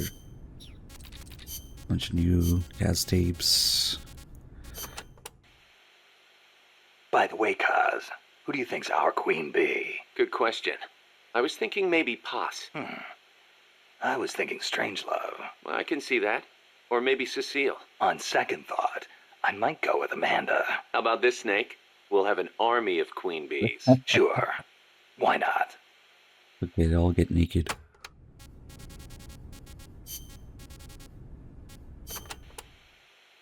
Can you believe the CIA and KGB were actually in cahoots? Never thought I'd see that at the station chief level. But I'd heard stories of operatives in the field being on friendly terms. Seriously? Most espionage takes place in political hotspots, as you'd expect. But there aren't that many of those kinds of places, especially in a small country. Hang around long enough, and you're bound to run into fellow spies. Like it or not. You start saying hello, and soon enough you're eating dinner together. Strange bedfellows, huh? Well, I don't know about that. At any rate, this kind of fiasco is what happens when spies get too familiar. Hard to believe, but some people will betray anyone and anything if it suits their interests. The strength of Humint is in its appeal to human emotions, but its weakness is in its susceptibility to those same emotions. That's why the tide in the intelligence world is shifting towards SIGINT, a network of cold, digital data, where feelings are irrelevant. Snake, you got a sec? What's up? Prime Minister Gary of Grenada is asking the UN to set up an agency to study the UFO problem. Grenada? That island in the Caribbean? He gave the press a bunch of photos. Says they prove the existence of UFOs. One of them caught my eye. That's the... Yep. The weapon Huey called the Chrysalis. Kaz, this is the photo I gave to Chico. He said something about selling it off as a photo of a UFO. Looks like it found its way into the pages of a magazine. But why would the Prime Minister of a country believe tabloid trash like that? There's been reports all over the Americas of abductions and cattle mutilations lately. You think that true? I think the CIA might be involved. If they are, then Gary could be. I know. If he digs too deep, he's gonna get himself into trouble. But Grenada's right next door to Cuba. I guess that would make it tough for the CIA to intervene, in a sense. Upsetting the domestic balance of power could cause it to go red all of a sudden. True. Well, in any case, it's not like we can do anything about it. Just wanted to let you know. Gotcha. I'll be careful not to let any more photos leak.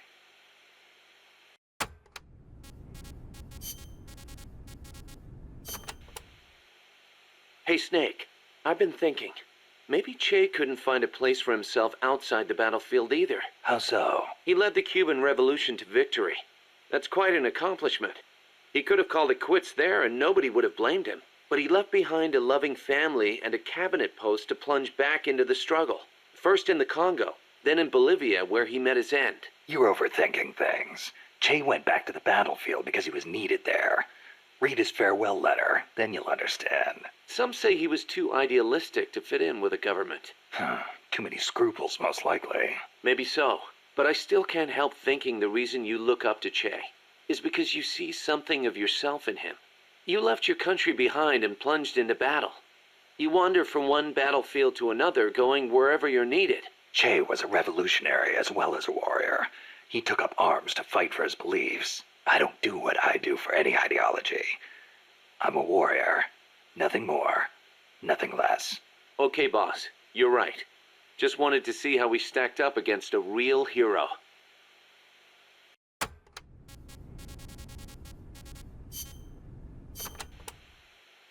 March 10th, 1945.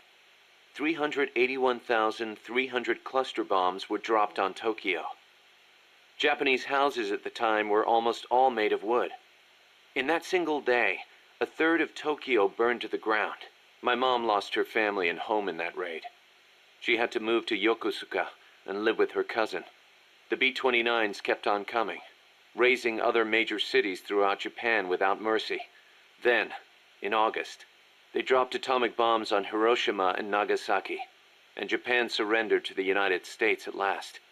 After that, Yokosuka was flooded with American soldiers come to occupy the country. My mother was still in her mid-teens, and she learned from her cousin how to survive in that town, by servicing the troops. That's how she met my father, and how I was born. My father was an officer serving with the government section of Allied GHQ under General Whitney. Whitney was known as MacArthur's shadow, and my father rode his coattails to a pretty high rank. While he was in Japan, he treated my mom like a wife. After he went back to the States, though, she never heard from him. I wasn't born until after he went back. My mom raised me as a single mother. She used the money my father left her to open a shop selling cigarettes and stuff to occupation troops. It was a decent living, but I didn't have citizenship. They're working to change the law now, but back then if your father was unknown, you couldn't get onto the Japanese family register. And in Japan, that means you can't be Japanese. So as I watched the American soldiers around town, I said to myself, I'm a son of America, the victor. My hair and eyes were different from the skinny, downtrodden Japanese around me. I told myself I'd leave this country someday and return to my true homeland. When I was around 10 years old, my mom fell ill, pretty much leaving me to run the shop in her place. One day I found a single picture of my father in the back of a drawer in the shop. I'd show it to the American soldiers who came into the store. A few years went by before one of them told me who he was. I know him, that's Miller. I started asking other guys, do you know where Miller is now? Can anybody tell me where Colonel Miller is now? Turns out he'd left the service and was making a living as an instructor for soldiers in Virginia. It was one of his students who finally told me that. I wrote him a letter in English. I'm your son. I want to go to the United States. Day after day I waited. Then just when I was about to give up, the post office delivered my future to the door. My father sent me some money. I thought my dream was going to come true. I was only thinking of myself. So I went to my bedridden mother and convinced her to let me go. My father arranged for a car to pick me up. It was jet black. When the neighborhood kids who'd always made fun of my hair saw it, their jaws practically hit the ground. I put my mom in a hospital and went on my own to America. When I met my father for the first time, he was living alone in a big house. He told me he'd lost his son, his American son, in Vietnam. He showed me a picture of my older brother. I guess that and his divorce left my father feeling lonely, which is probably why he finally took an interest in me. He'd retired from teaching. He was stooped over, could hardly walk, but he gave me two things: the name Miller and money for school. I used it to learn English and then go to college. America was exhausted from years of fighting in Vietnam. They were waging war in a foreign land, while at home, people were screaming for peace. Right after I graduated, I went back to Japan, alone. My father refused to see my mom. It was the first time I'd seen her in years, and she wouldn't even look at me. At first, I thought she was mad at me, but that wasn't it. Disease had taken her mind. A disease she got while she was young and desperate. She didn't even know who I was. I said, Mom, it's me, Kazuhira. As I spoke, the sound of my own voice rang in my ears. Katsuhira, the name my mom gave me. It means peace in Japanese. I was Japanese. At least, I was the son of this tiny Japanese woman. It was then, for the first time, that I understood the reason, the emotion that inspired my mother to give me that name. She'd watched her hometown and family go up in flames. Her body and her mind were ravaged by war. And yet she chose to have a child named Peace, with a man who was once her enemy. Japan lost the war. But what good is war as a measure of a country? Since the war and up until the oil shock last year, Japan's economy has grown every single year. It's on its way to becoming a stronger country than ever. I stayed in Japan and joined the JSDF. I was 22 at the time. I did it to pay our bills. But it wasn't just that. I could have found work anywhere, and I knew it.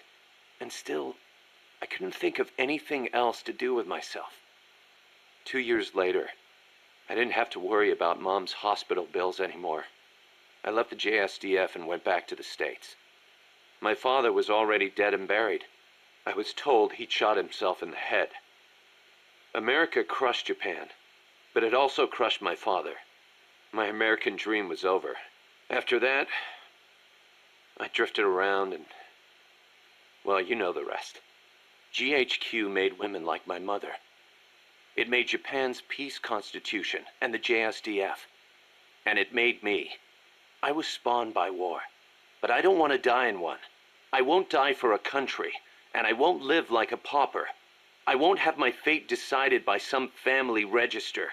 So as long as I stick with you, boss, I've got a good feeling none of that will happen.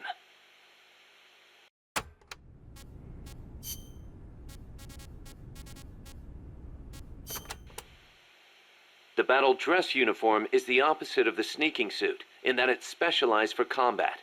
It lets you carry plenty of weapons and ammo, and provides excellent protection. Not the best choice for sneaking, but if you feel like playing one-man army, this is the uniform of choice. Looks pretty damn heavy. It is. You won't be able to move as fast with it on, meaning it's not good for running away either. Keep that in mind. I think it's supposed to be some whatever STD it is that makes you lose your mind in old age. Snake, the R&D team came up with something new. What's this? It's a cardboard tank. It's got enough room for 2 people, same as any other cardboard box. Apparently the guy in front drives, and the guy in back is the gunner. Hold on, Kaz. Who the hell came up with this thing? I'm sorry, boss. He meant well, I swear. I know it's nowhere as good as a real tank, but still... It's brilliant! Huh? The perfect synthesis of stealth and attack power. Compact, elegant design. You're going from the that to finest this. example of a weapon I've ever seen. Seriously, Kaz, I need to meet the guy who made this. I want to shake his hand. You serious? Snake, look at it. It's a masterpiece, in every sense of the word. You don't agree? No, What is that? A tank? I like it. Boss? I hate tanks, but this one I think I could get used to. I love that it's a zero-emissions vehicle. It will not hurt the forests of Costa Rica. What? Nice work, Kaz. I see I made the right choice making you second in command. But is there something wrong with me? What do you think the cardboard is made out of, Paz? Oh my god, I forgot about that. I think she has to be there for that.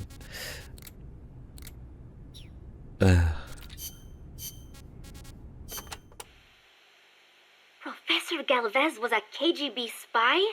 I thought he helped me out of genuine concern for Costa Rica's future. You didn't know. How could I? Believe me, Snake. He introduced himself as a peace researcher at the university. He had an office and credentials and everything. They're masters at creating cover personas. They think of everything. ID papers, jobs, sometimes even families. Don't feel bad you didn't see through it. But you did? From the first time we met. I wish you had told me. Sorry. I didn't know if it'd be right. You might have gotten mixed up in things you shouldn't. That is impressive, though. Sizing him up at a single glance. He reeked. Reeked? He had this unmistakable air about him. The air of someone who's been given a mission and will see it through no matter what. Like me. I could just smell it. That is amazing, Snake. I'm just kidding. It was his prosthetic hand. Why would a professor from a peace university need a tool for assassination?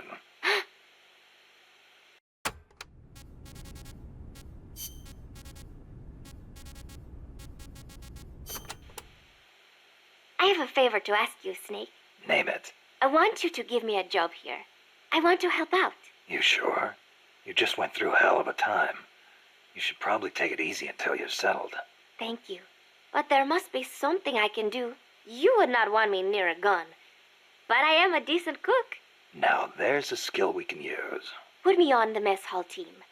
I think I can handle it. Once I get used to it, I will even add in some Costa Rican recipes. Sounds like a plan.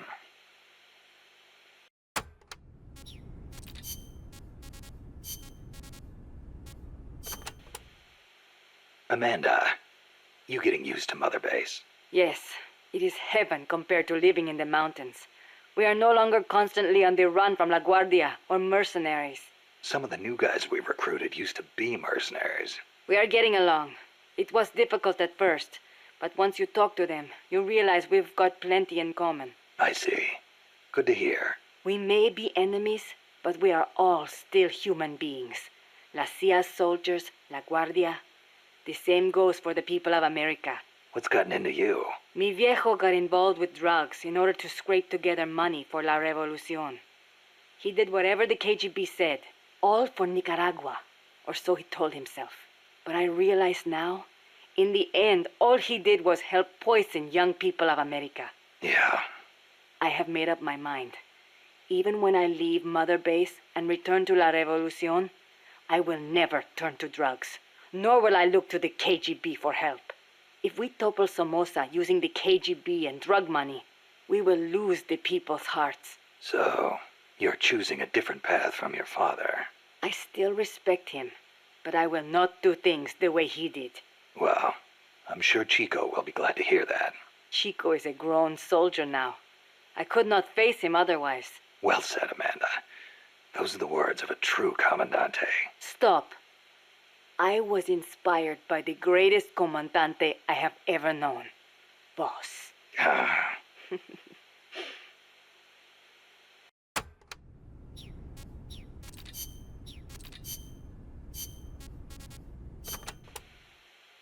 But you know, there's something I've never been able to figure out. Is the Cold War really a war, or is it really peace? Doc, what do you... People called it a Cold War, but I disagreed. Sure, nuclear stockpiles are increasing, threats are multiplying. The US and the Soviet Union have enough power to destroy the human race 100 times over. But nobody's actually being killed. Small-scale conflicts and proxy wars, maybe, but nuclear deterrence has averted another world war. The world's far more peaceful today than it was before, and the breakthroughs we've made in space exploration thanks to Cold War competition? Fantastic, don't you think? No. We didn't need to rush into space like that. Going into space may have been mankind's dream, but good people were sacrificed in the scramble. Maybe so. NASA's definitely got some skeletons in its closet. Same goes for the nuclear arms race. Atomic testing has killed civilians and exposed thousands to radiation. Believe me, I know. And now, this. What peace was I trying to protect anyway? The more I think about it, the less I understand.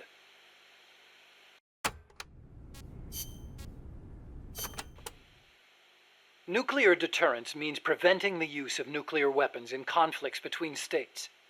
But what about other situations? Like what? Terrorism has been on the rise in recent years, from separatist movements to far-left extremists. What would happen if nuclear weapons fell into terrorists' hands? Without a state, that is, without territory of their own, the chances of having nukes used against them are slim. They have no reason to fear a nuclear strike. Conversely, they have no reason to hesitate to use nukes against their adversaries. You've got a point. All the ICBMs and strategic bombers in the world amount to nothing against a terrorist group. Right. Of course, this is all still hypothetical.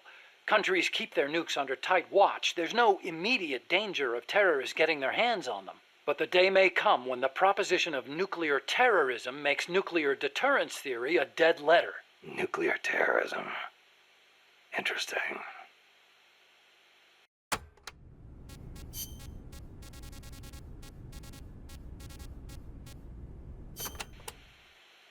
Snake, how much do you know about the U.S. Homeland Air Defense Network? I don't know much about what goes on up in the sky. What I do know is that NORAD tracks Santa Claus on its radar. Nice one. I didn't know you were a comedian, too. Huh? No, I'm serious. It's true, NORAD tracks his... Listen to me. Every December they set up a hotline and... Okay, I get it. He's real, I tell you. He used to bring me presents and...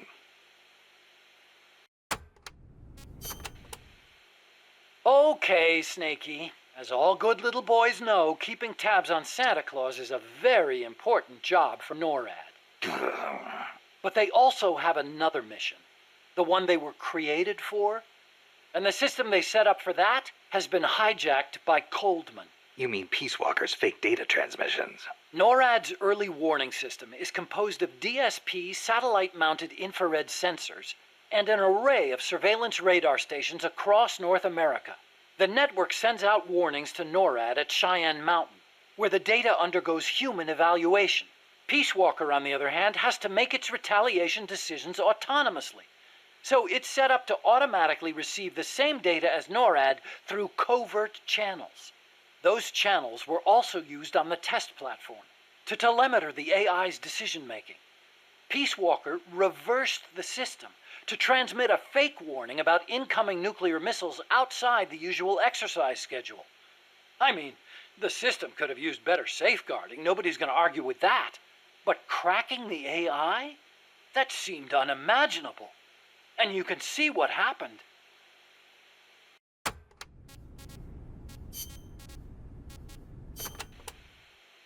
Did you, give that letter to Dr. Strangelove? No. Why not? I gave it to you for a reason. It's highly important information. Sorry. I didn't exactly have an opportunity to play postman. Well, next time you see her, you make sure she gets it. Oh, yeah, sure. Better for you if she doesn't. Snake! What? Tell me you didn't read the letter. No.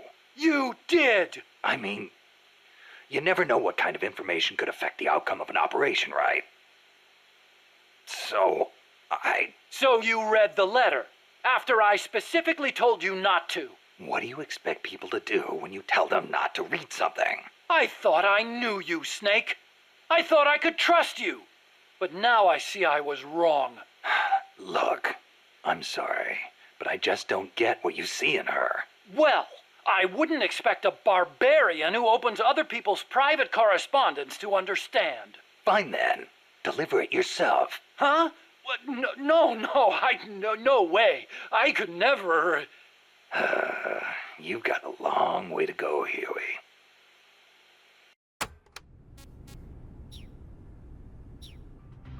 And that's why he betrays everybody in Mother Base.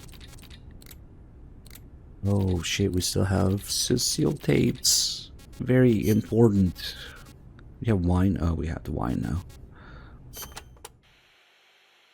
France conducted its first successful nuclear test in the Algerian Sahara in 1960. A lot of French scientists took part in the Manhattan Project. They defected to America to escape wartime occupation. Correct. And once the war was over, they returned to France and continued their own atomic research. President de Gaulle did not want to have to rely on the American nuclear umbrella for protection. Thus making France the world's fourth nuclear power. Some say the test success pacified the Algerian rebels.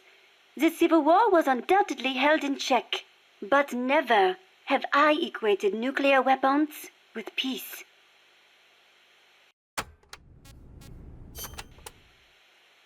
Do you have an interest in the visual arts, Snake? Not really.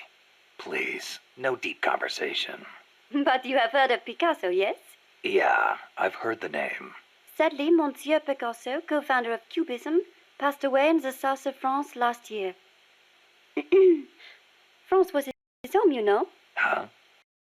I thought he was born in Spain. Do you know his full name? Pablo Picasso. Anyone would know he's Spanish with a name like... Huh. Shows what do you know? What do you mean? Okay, here we go. Pablo Diego José Francisco de la Nino Maria de los Remedios de la Santinidad Ruiz. So, what do you think? That was his full name. Still, I don't see how... A master of modern art. A genius who crafted over 100,000 works in various styles of his in France. The man is a part of our culture. Yeah, that kind of stuff is of limited use, I feel. But back to the point. Picasso was Spanish, right? Or am I missing something? He wasn't French, right? Right? Cecile. What difference does it make? It does not matter if he was from Spain or from Mars. Picasso is Picasso. It does not change the fact that he lived in France. nor does it take away from his monumental legacy. Why do you care so much about where he was from, anyway? Whatever happened to the Sans Frontier part of Militaire Sans Frontier? You started it. France was his What was that? Nothing. Typical French people appropriating. Tell me, Snake, do you ever put sweets in your rations? Never thought about it before. Why? Ah, I simply love them. French sweets are très délicieux. Everyone knows crepes, but there are also profiteroles, eclairs, madeleines, financiers. Then there's tarte tatin, and you can't forget Savarin.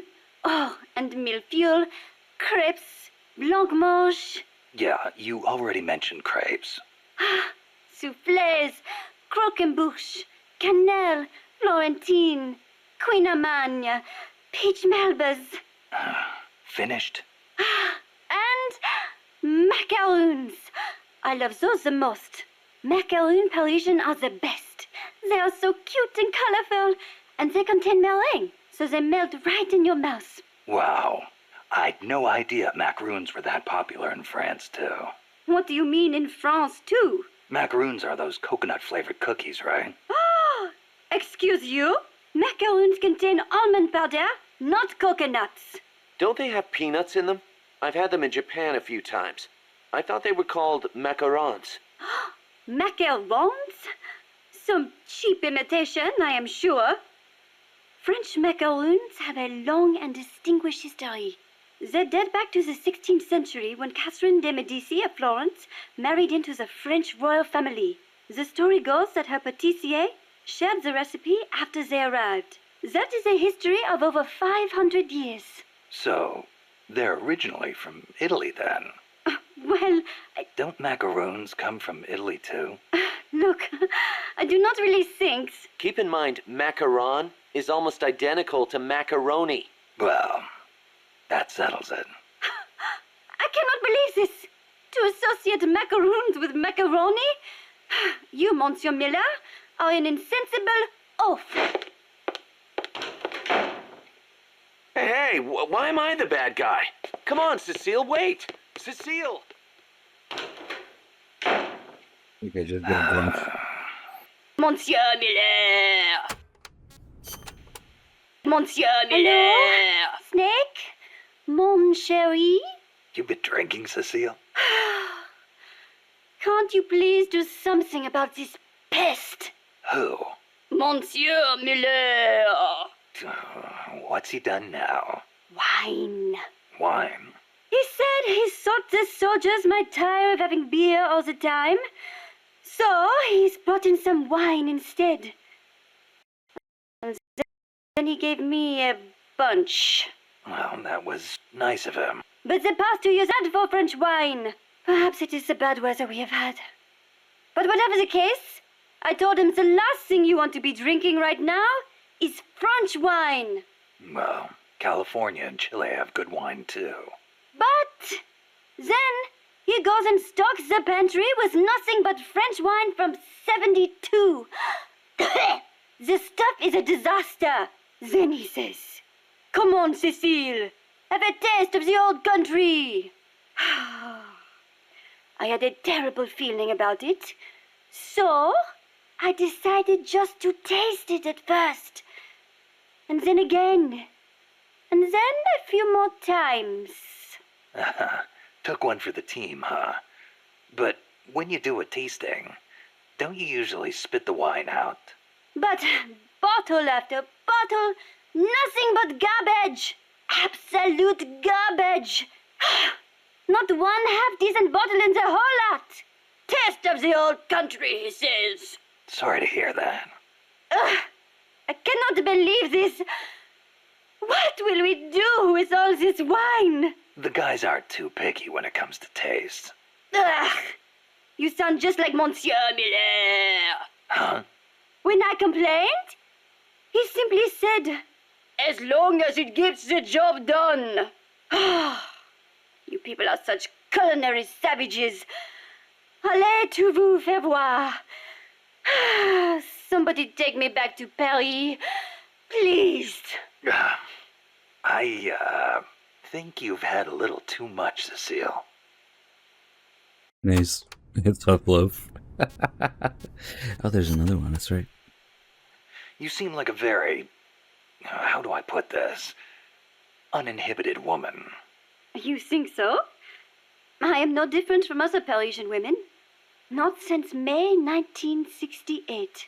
May 1968? The general strike that almost brought down the president? Right. But it was more than just a strike. It started with the student movement at Strasbourg University in '66. They did not want anything from the country, but instead sought reform at the school. That helped ignite a fire in the hearts of scores of dissatisfied young people. And the movement spread all over France. It was more than just opposition to Vietnam and the de Gaulle administration. People also called for free love and the breaking away from other old values. Looking back, I am not sure what the main goal really was. But whatever the case, it was more of a young people's movement than a strike or a protest. So, it was like the hippies or something? In some ways, perhaps. But we weren't blinded by mysticism, nor did we seek a return to nature. I see. So, while they wanted to retreat to their closed communes... We tried to change the world. And in doing so, we learned that when everyone comes together, it can be done. You had a lot more success. In America, hippies have just become a social problem, while I hear Japan's student movements crashed and burned. I wonder what was different. Good question. I'd like to know myself.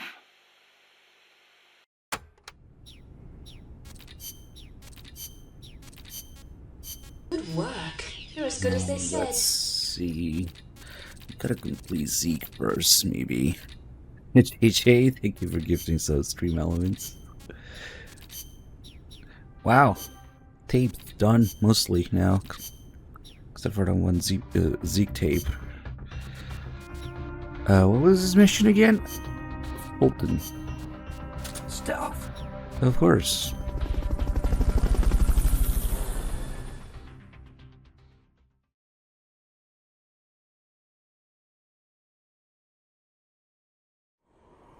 The doorknob escaped. Your current objective is to retrieve the prisoners. Freaking aim.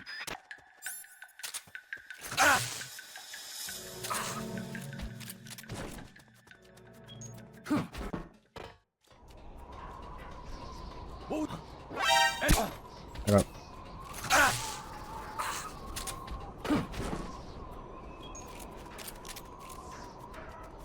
Might seem a little tape heavy now, but there's so many missions and vehicles instead.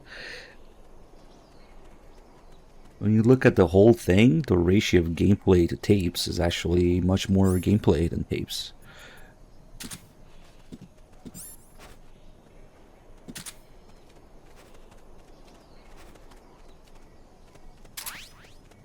Oh, there was Ground Zeroes. But yes. Enemies close by. But that was an ugly miss.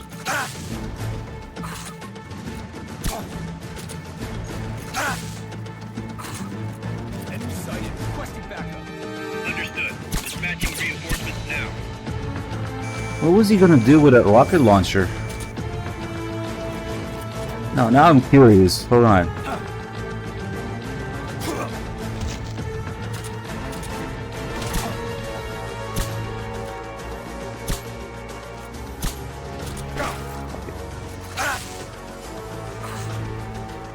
Get back here.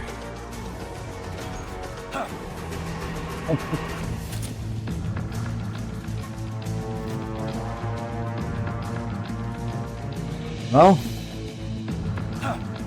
Okay. No, don't grenade yourself. I thought about it in this game, it doesn't do damage to them. What does he have a rocket launcher for?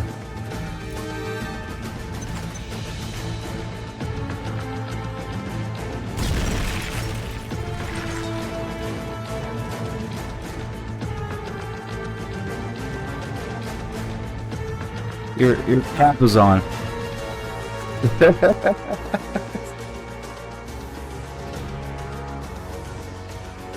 I'll just be on my way, okay?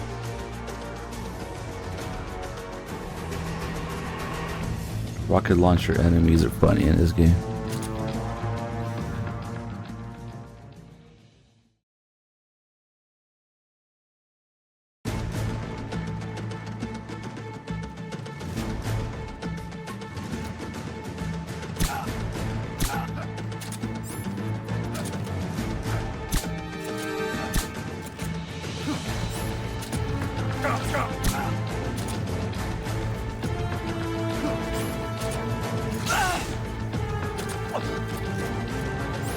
Oh wow, is there more than 12 people?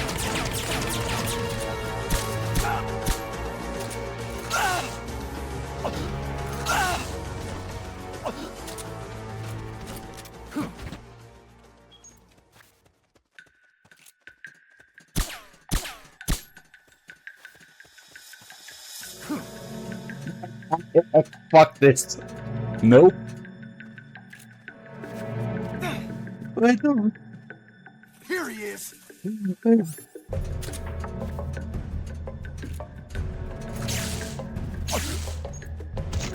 What a guy.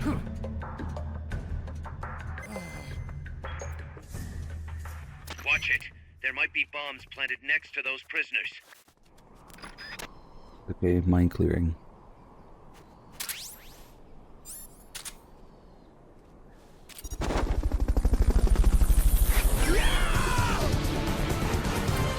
I knew you could do it. Nice Piece of mission. cake, right?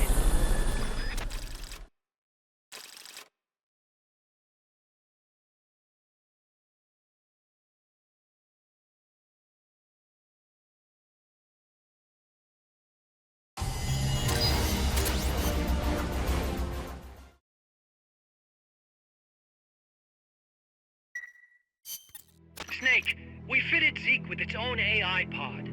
We were having trouble adjusting the AI, but Dr. Strangelove was able to get it up and running. Strangelove? Why the surprise, Snake? Whoa, we're an army without borders. We need a deterrent against foreign intervention. That's what Zeke is for. It may even prove necessary to... I'm not against deterrence itself. The problem is when a nation comes to rely on it. All that does is force a burden on its people. The same people that constitute the nation itself. The existence of nations is detrimental to man. That's why I, one without a nation, see potential in MSF. But power is required for you to distance yourself from nations. I will do whatever I can to assist with that. Glad to hear it. And I merely lent Huey a helping hand. I will not give Zeke an AI like hers. I wouldn't expect you to. When you think about it, Zeke really is the best Metal Gear, because it's the last one standing. It never gets destroyed. All the other Metal Gears get destroyed. Zeke is forever. Because they just kind of forgot to write about it.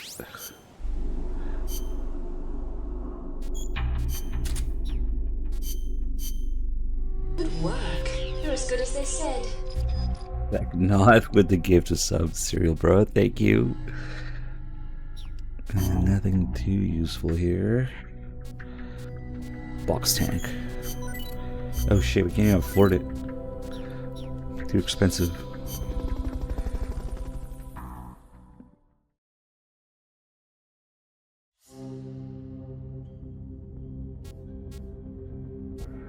Zadornov is about to escape. Let's get this mission started. Complete the mission and proceed to the Fulton recovery point so we can get you back alive and well. Good luck out there.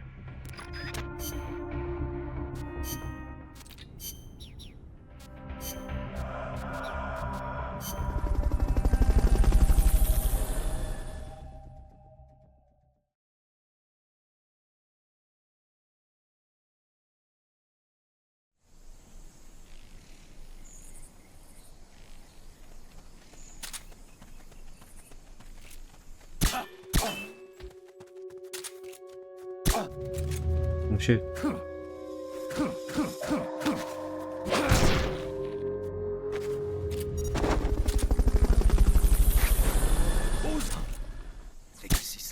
Enemies close by. Why can't I fucking aim anymore?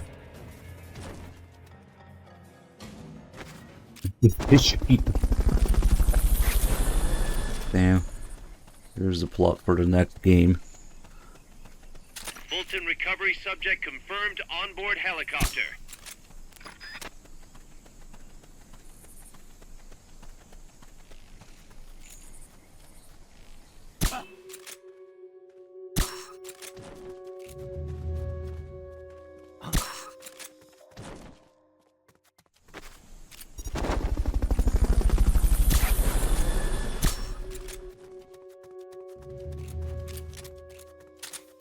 Fulton recovery helicopter is complete.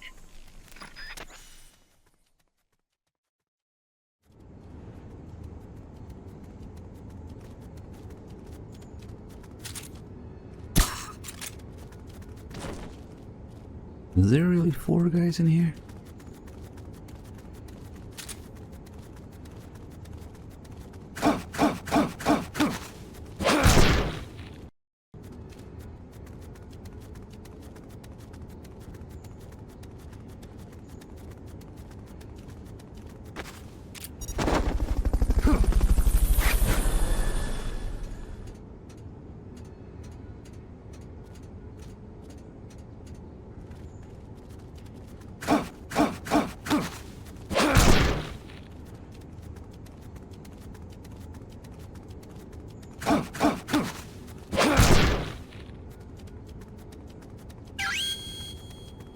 Oh, it's in here? Not even outdoors. Mission complete. Great job.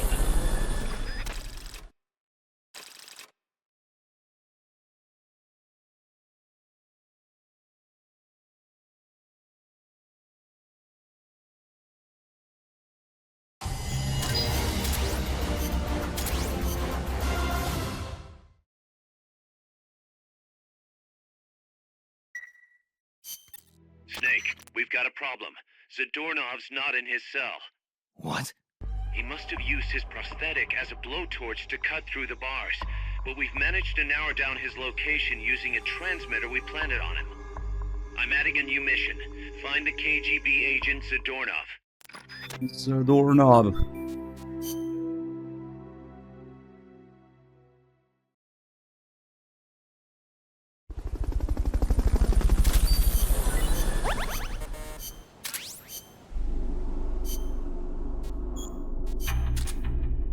What? Ooh, full? Really? I guess I did put a bunch of people in here.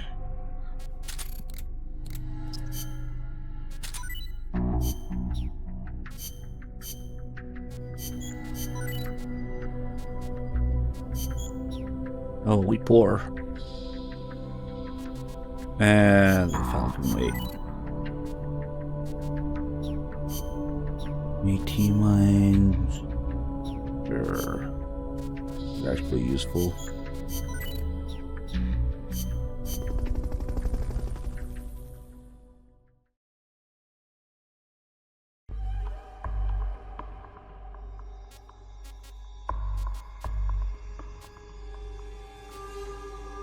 Damn it, it was time to go on a date with Paz, but this is a doorknob. Had to escape now. Let me see something.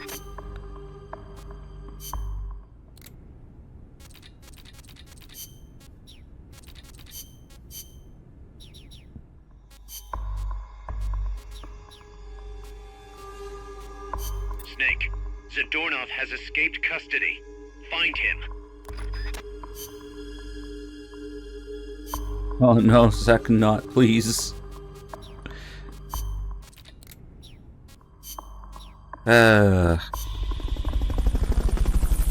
Peace Walker hate is the lowest form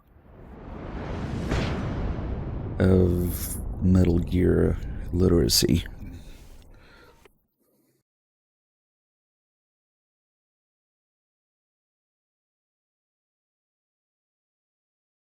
The lowest form. Not even Phantom Pain plays. And bring him back here with Fulton Recovery.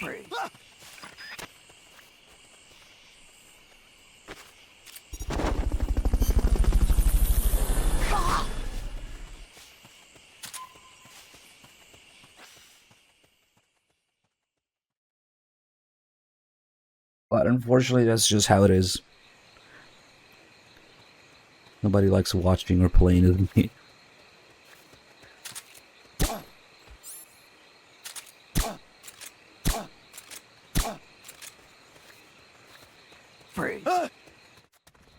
Not here.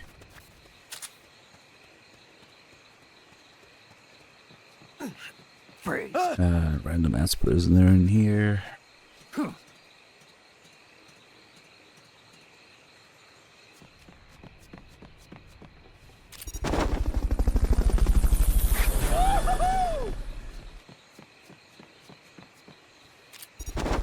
Fulton Recovery helicopter is complete.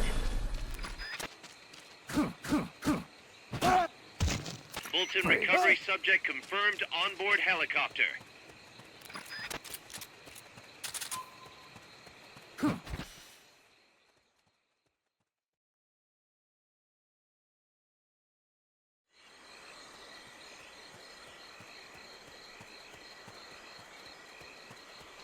Wait. Free.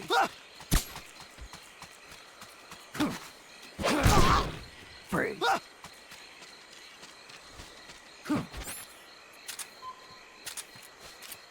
Yeah, he just don't care. Just Fulton people through anything.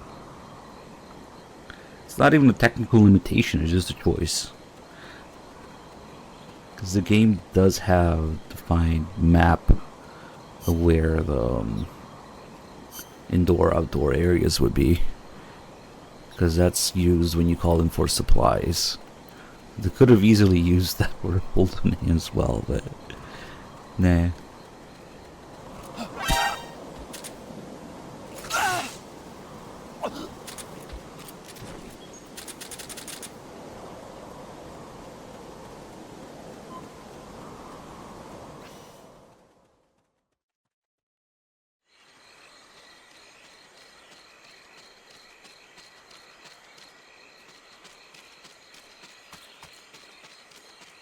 Free.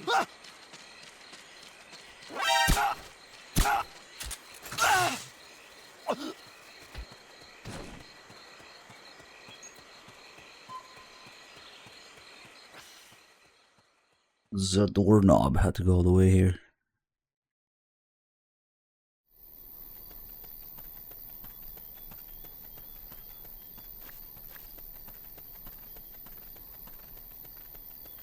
Free. Maybe he's in here? Nope. Okay, then maybe here. Nope, random prisoner. Nice. Free. And he's gotta be here.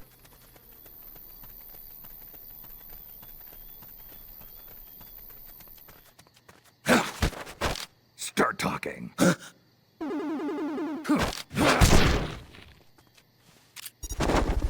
Try using Fulton Recovery on him.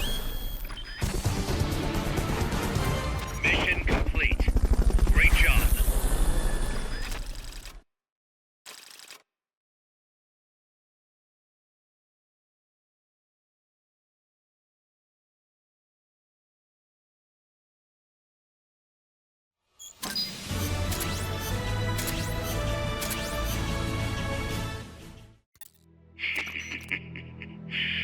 So, you found me. It wasn't hard. What are you up to anyway? Just going for a stroll. Kaz, I've got Zadornov, returning home. Acknowledge, Snake.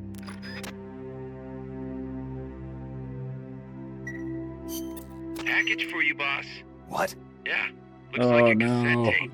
Don't worry, it's clean. Need 7 No trace of cassette explosives tapes. or anything. Return address just says Eva. Eva? Someone you know? An old acquaintance. The plot thickens. Tidings from an old flame? Don't start, Kaz. Anyway, I'll check it out later. Okay, just don't go running off after this chick. We can't afford for you to be distracted right now.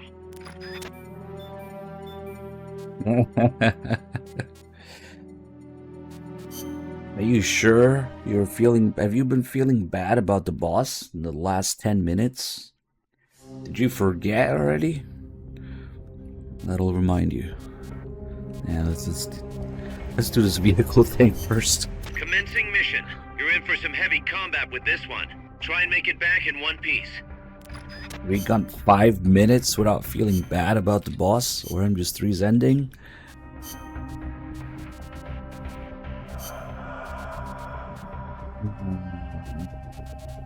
The mines should be enough.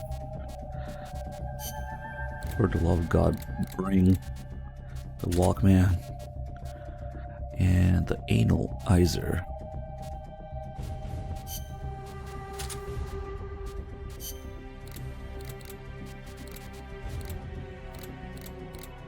Where the fuck is it? Smoke staff, hold the mines. 18 mines. Okay.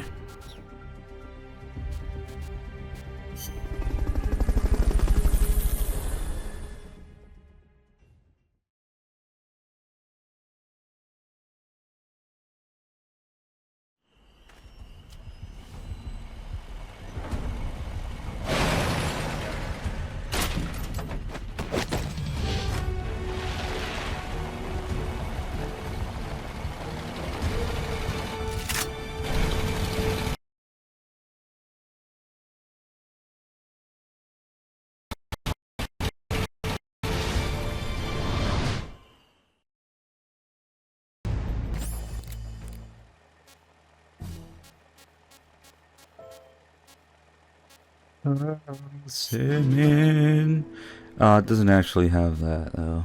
That's like okay, fuck it. Neutralize the enemy troops. Strike before they spot you.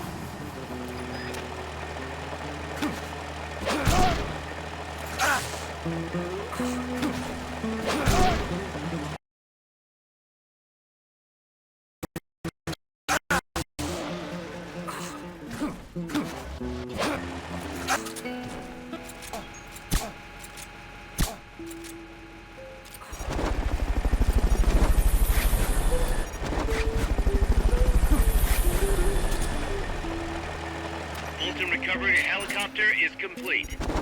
Fulton recovery subject confirmed onboard helicopter. Did it see me? It did. Did it turn all the way? That's weird. I'm trying to listen here. Alright, fuck it. Oops, music. Gotta neutralize that armored vehicle somehow. Strike before they spot you.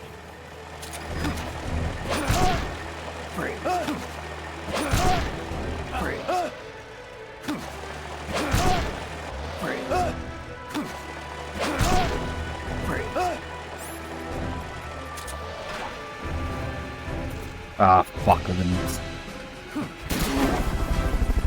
One flash before putting it down. Fulton recovery helicopter is complete. Hey, Cub. Alright, all good.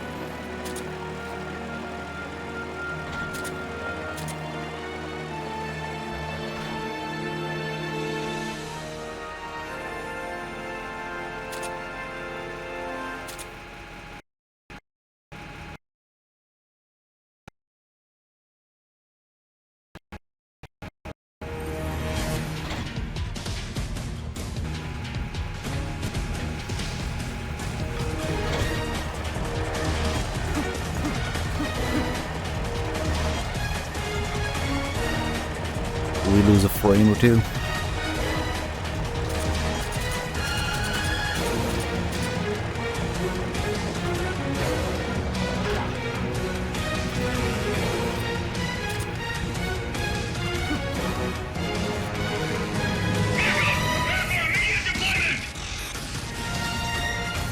have rocket launchers?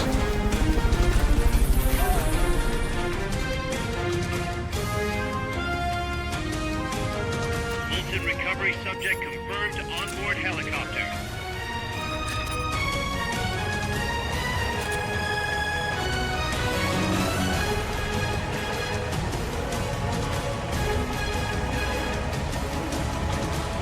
What?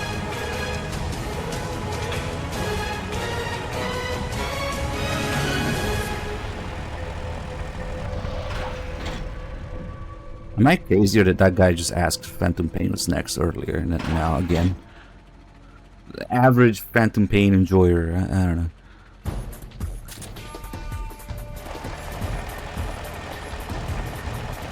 I'm like, wait a minute. Did the chat freeze? No.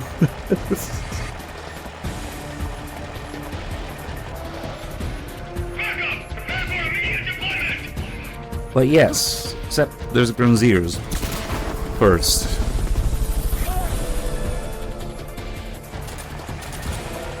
Yeah, the good part of MGSV. Fuck no, you gotta pay me to do the PS3 version. Almost Twin Snakes level. Why? Why the fixation with the PS3 version? It's so shit. That's why, I guess.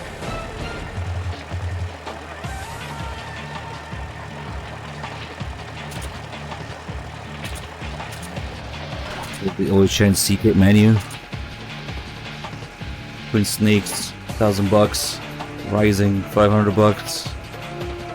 Phantom Pain, PS3. I don't know.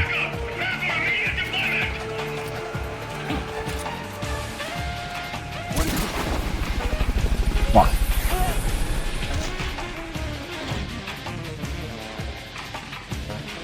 Fucking snake and his slow stamina.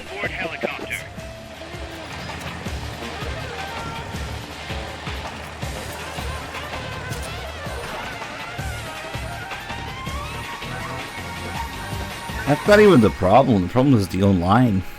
No online on PS3. Ugh.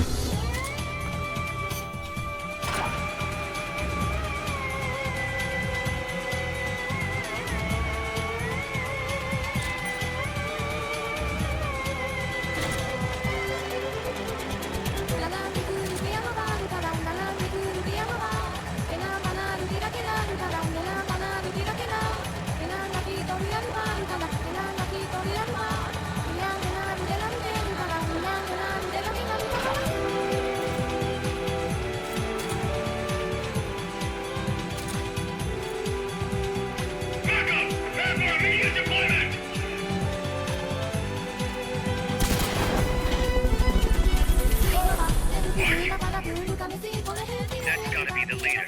Can you take him down?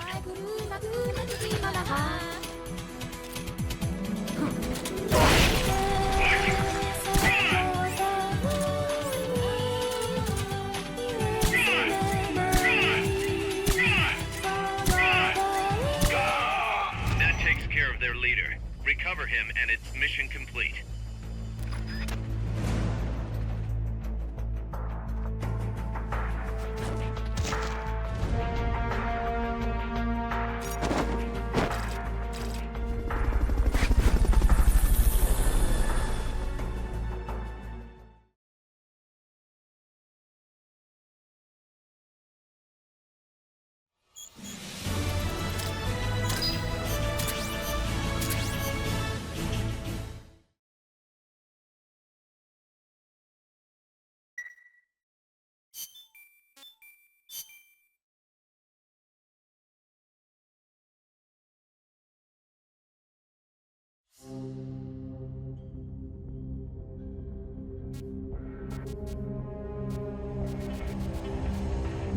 Okay, we got shit to do. Let's do a quickie with Paz. Okay so far. Still shocked about being lied to by Zadornov, but she's actually getting along great with the crew here at Mother Base. Really? That's good to hear. Still, it's gotta be depressing for a girl her age to be cooped up on an offshore plant all day, even if it is only temporary. I bet she'd love it if you took her out somewhere once in a while.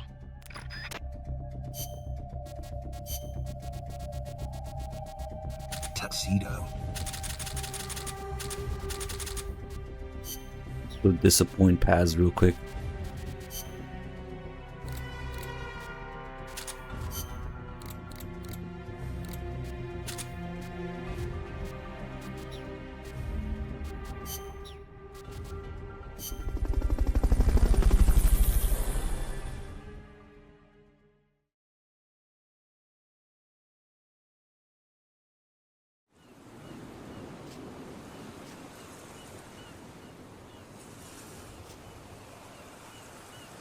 Don't worry, guys. I know how to handle a date. This is why CQC.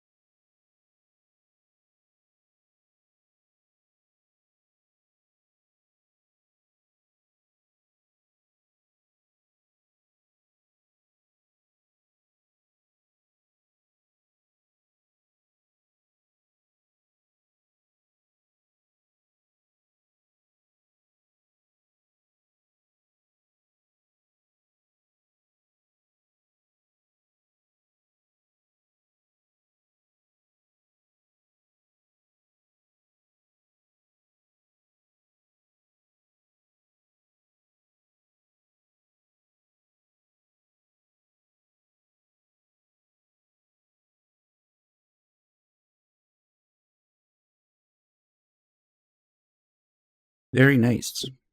And we are back. Except none of this was actually my ISP. For some reason, it's the second time now. It's the RTMP server that I pay up the ass for, supposedly, allegedly, to make up for my shit ISP. Instead, the server fails me. Nice. Allegedly professional.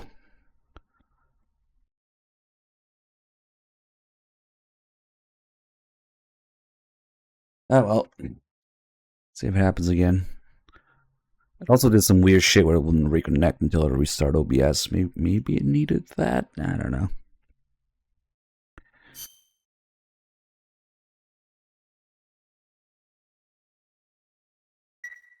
At least we restarted the VOD on Twitch, so we don't have to worry about the 48-hour thing now.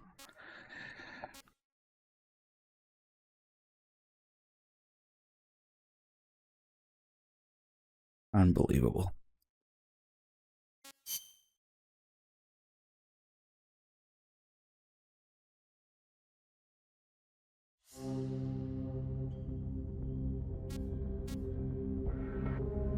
Well, the date was like quick disappointment in the box anyway. Let's get this mission started. Complete the mission and proceed to the Fulton recovery point so we can get you back alive and well. Good luck out there. Leave it.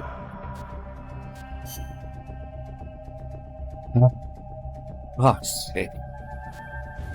Okay. Okay. Stealth.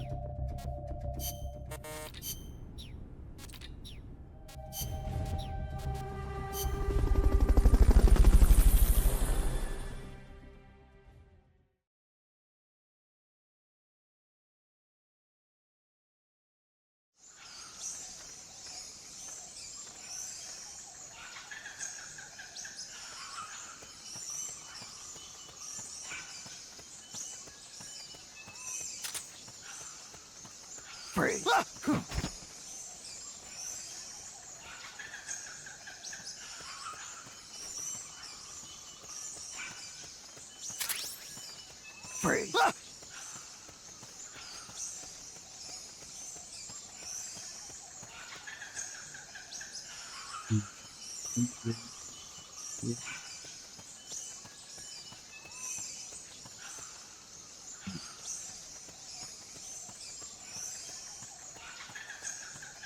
Fuck, man. Imagine paying up the ass for a professional server with supposedly professional, dependable connections, and this happens. Okay. Okay. Yeah. Wait.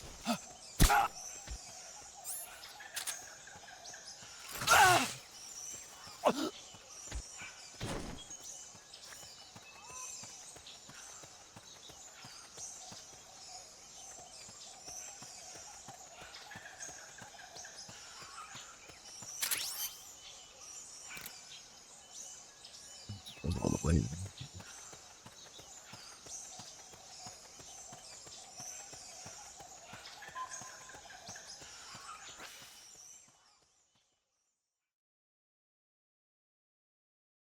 I don't believe it.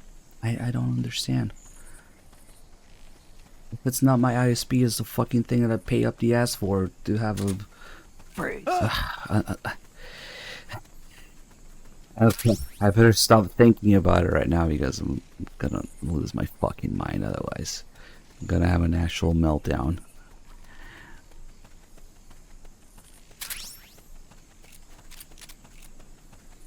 Yeah, sure, like they give a fuck about me.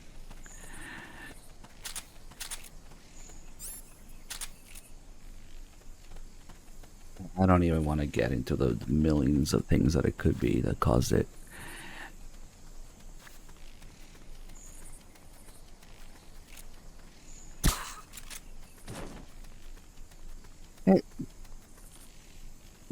Probably two, well, maybe one more in there.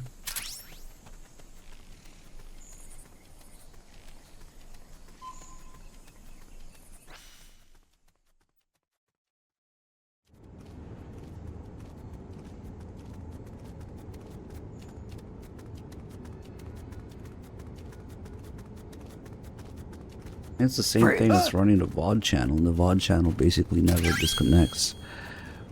So, Head for the recovery zone. I'll pick you okay. up there.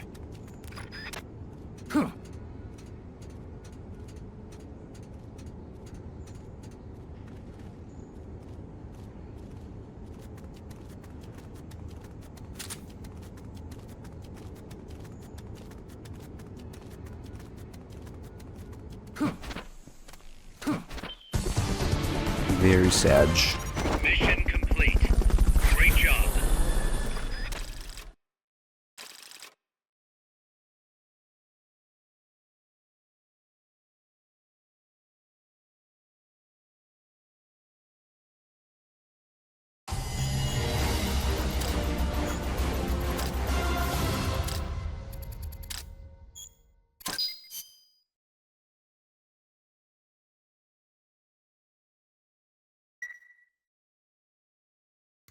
Bad news, Snake. Zadornov's on the loose. What? Again? It's funny. We took away his prosthetic and did a full body check. We even increased the guard. You think you had help? Impossible. Anyway, I'm adding a new mission. Locate and recover Zadornov. Yeah, impossible.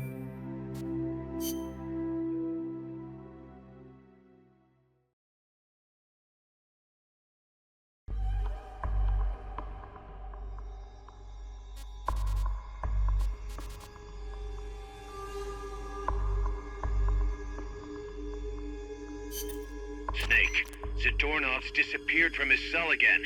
Find him.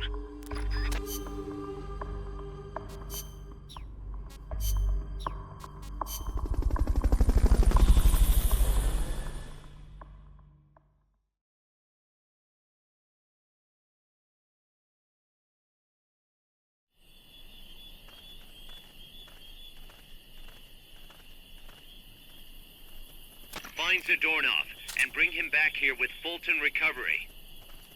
Freeze. Oh, this should be a quick one. He might be here.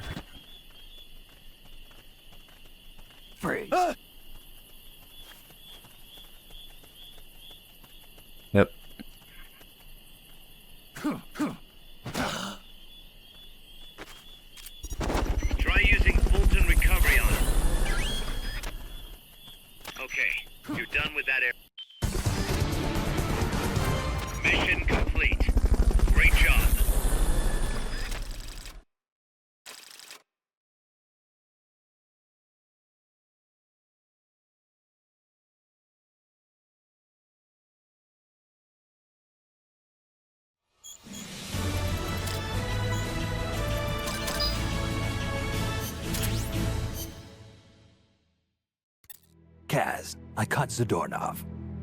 Impossible. I thought I'd made it.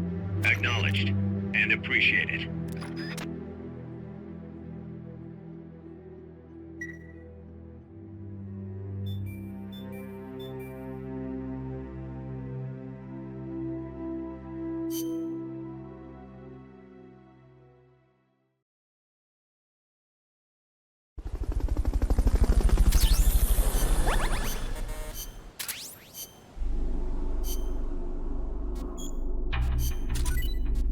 Only there was some sort of way to discern whether it's live or a rerun.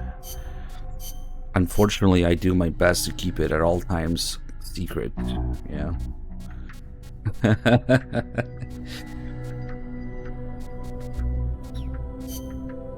It's a mystery. Nobody knows.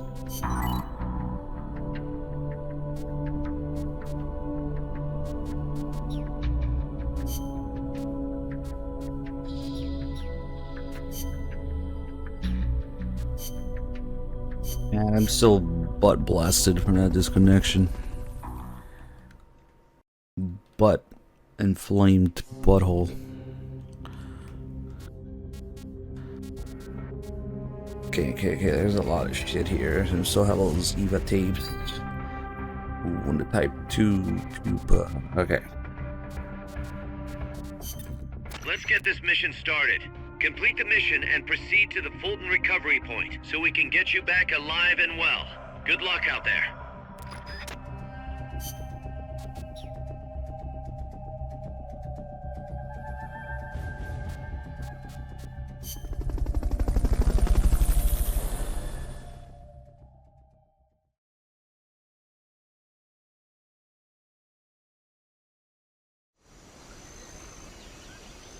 The banana guy.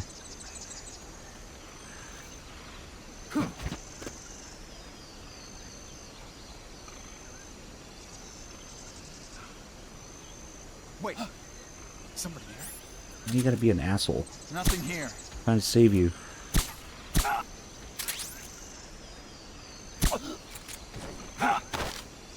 Start talking. Why do I have a banana? Start talking. It's me. Start talking. Start talking. Yeah, if I let him go about, he's gonna alert. Freeze.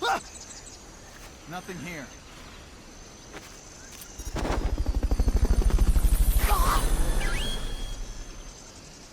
Okay, you're done with that area.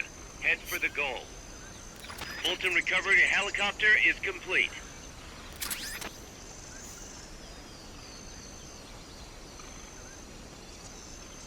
Freeze. That happened twice now. Once at the credits and once like 5 minutes ago. Makes no sense. I knew you could do it. Piece of cake, right? It also crashed OBS when I tried to restart it, so maybe it needed to reopen OBS. Oh, we'll see. And it's not even my ISP, it's a freaking bare metal server I pay for. You allegedly, supposedly make up for that.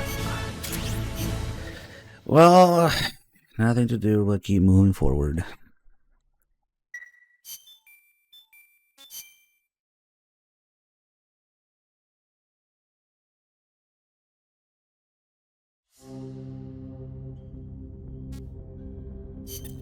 Commencing training mission. Missions like this are key to building up your basic skills. Be careful out there.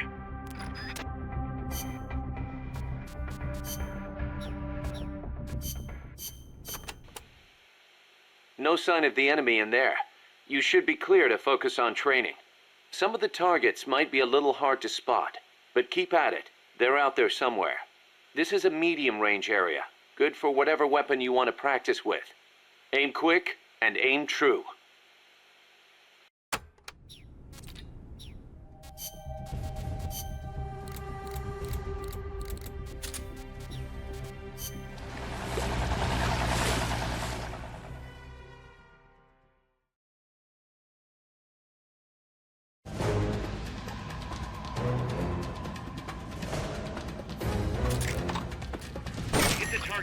fast and as accurately as you can.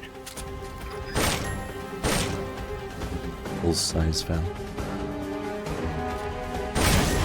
Holy shit.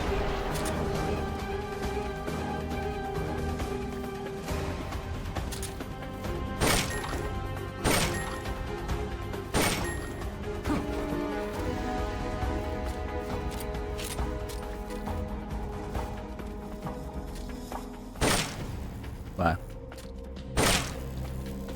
I have no idea if people speedrun this. Maybe, probably.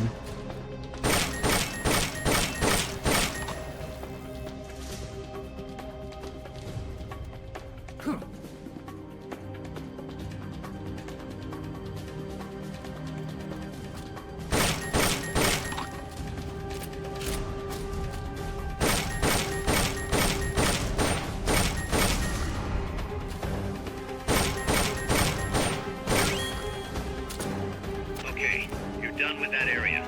Head for the goal. Mission complete. Great job. Kinda did when I had to repeat the same mission over and over to make stuff happen. It was like a 10 or 11-second mission.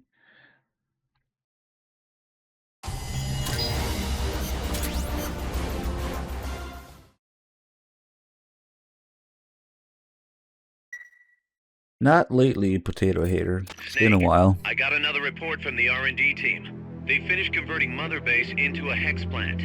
MSF's capabilities are up Been like across over a the year board now. too. Our combat team's contracts keep increasing. We're seeing action on a daily basis, and we're raking in a ton of GMP. Now this is how a business is I supposed think to I only look. went once in the At this last rate, year. The sky's the limit. We're just getting started, Snake. Keep up the great work. Nice.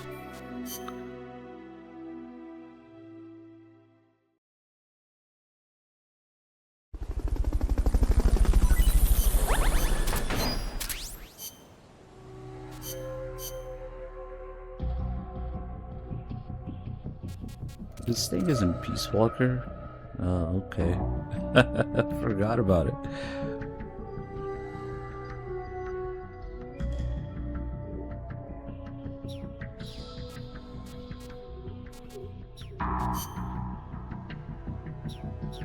Nothing useful there.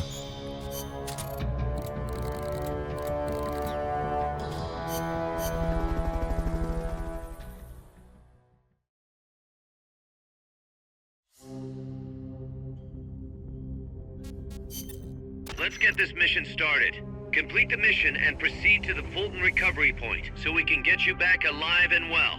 Good luck out there. Only fans? I like only guns. A real veteran ought to be able to take out multiple enemies with a single bullet.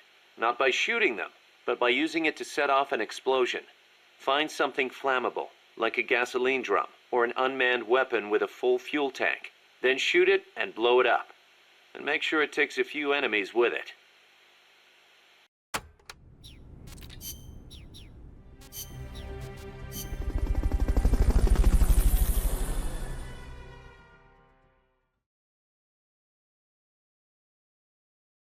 Okay, you just gotta wait for the two kidnappers to be in between the barrels. Neutralize that security detail. All of them.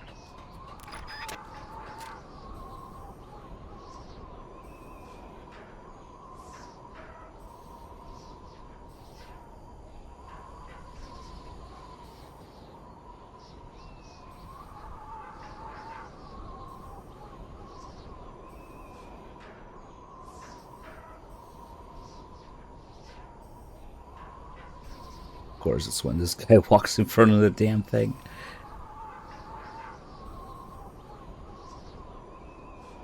Come on.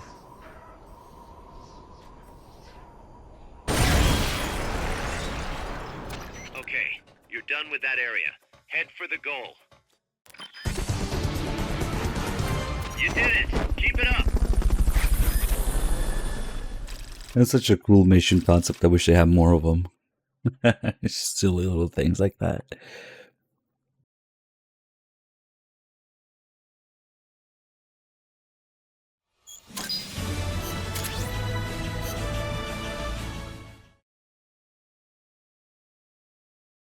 What is there to see? They're Peace Walker guards. It wasn't anywhere close.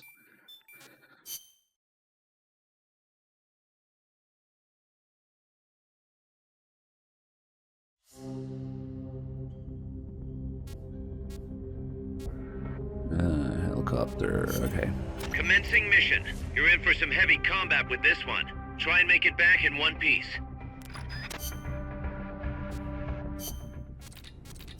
Well, if you're looking for some lewd content in OnlyFans, maybe I can make one about all the different ways that Konami and Kojima fucked us in the ass.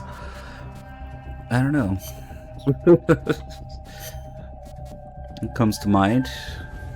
Combat.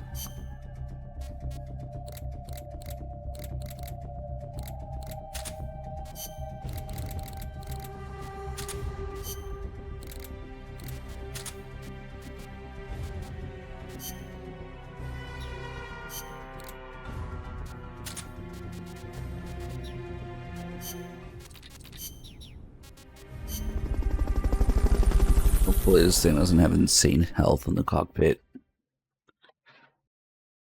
The cockpit.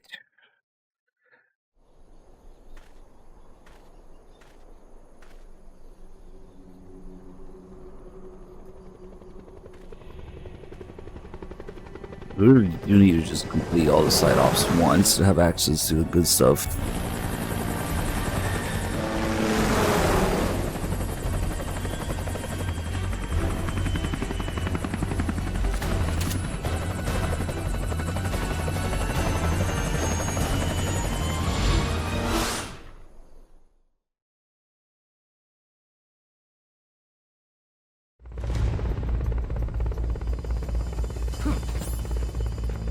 Eliminate that squadron snake.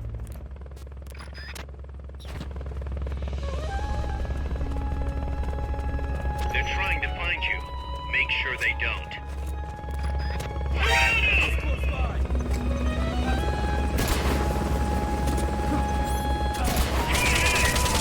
Alright.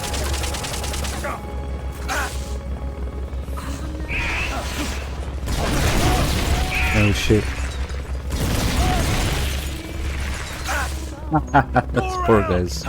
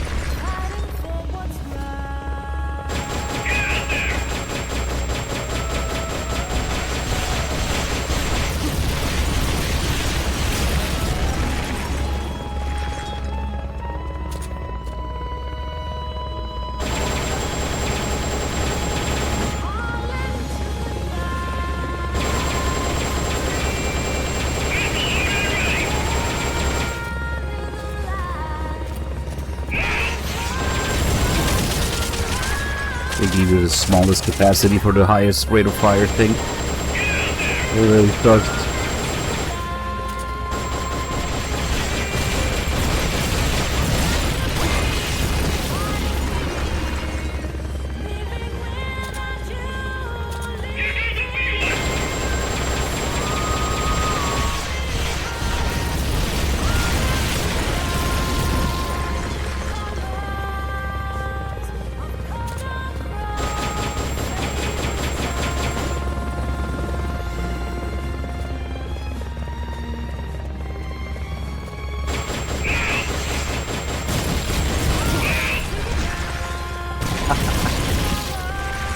Those flips.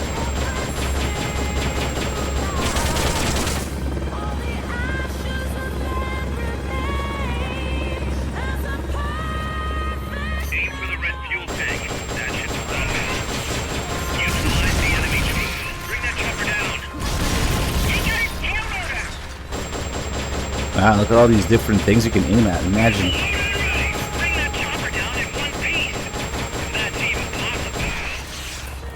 Uh-oh.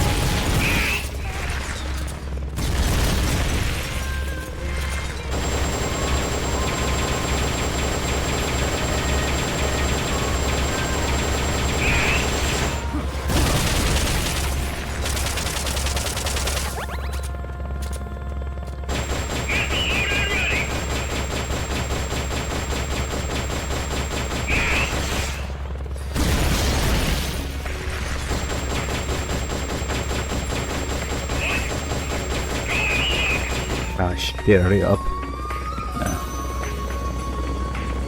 Did he lose me? What would he say that? That's weird.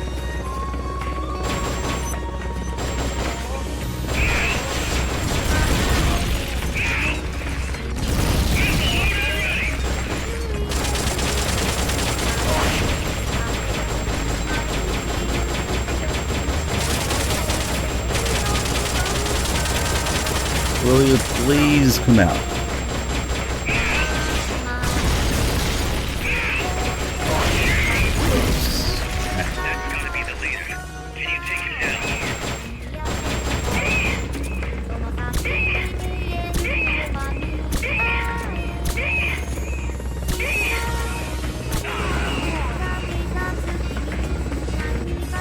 It's actually pretty quick to do helicopters non-lethal. It's just getting stuck right now.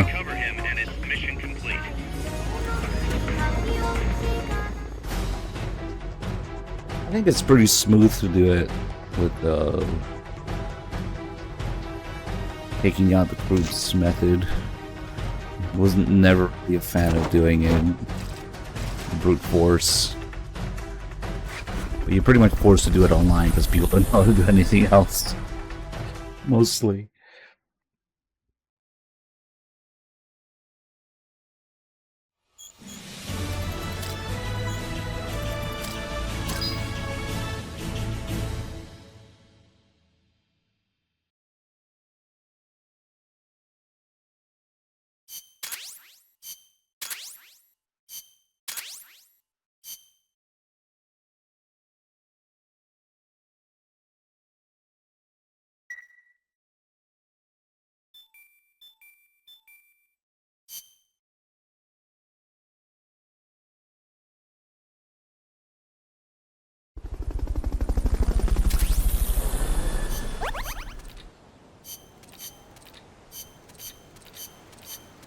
Yeah.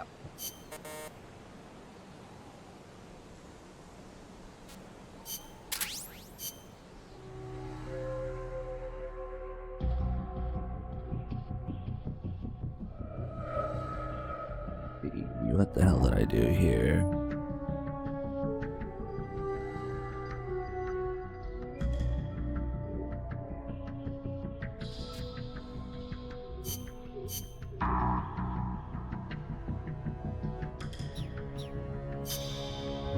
Hater, thank you for 6 months. You should really give potatoes another chance.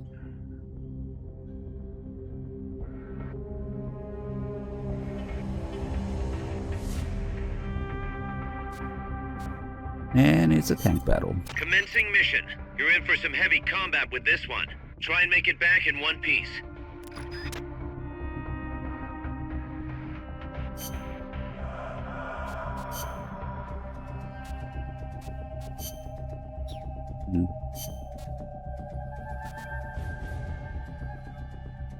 Survival.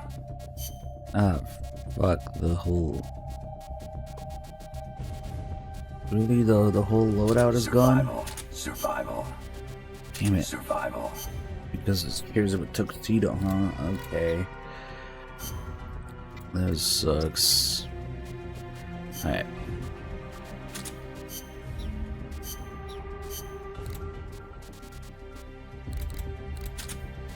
Fulton. This curry, rations. Soda. RPGs. And analyzer.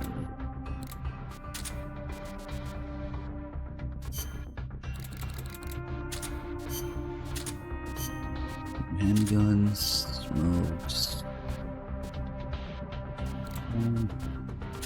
Bolter mines, AT mines, and supply.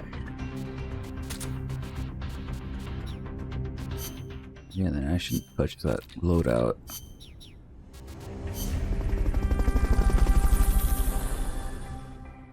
Yeah, the tank fights are probably the most tedious because enemies spawn from all over the place instead of coming from the vehicle. That's a little bit annoying. And you gotta lure them together if you're gonna fulfill them all.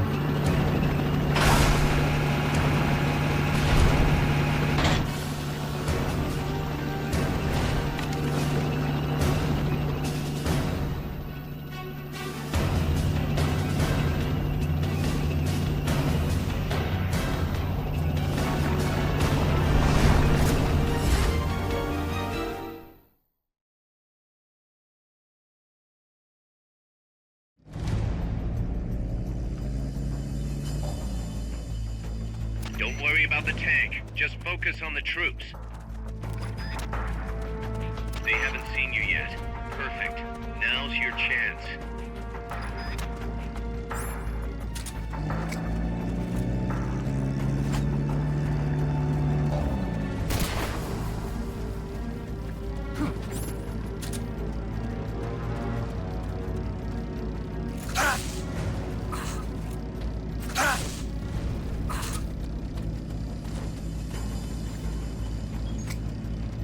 Save that actually. What is it? Great.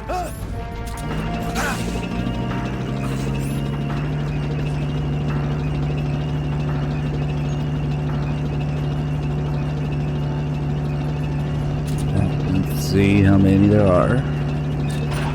Only 20. Okay, it's not bad.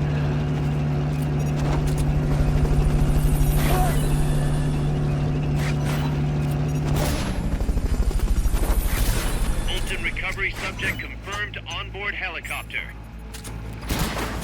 Fulton recovery helicopter is complete. Somebody's here.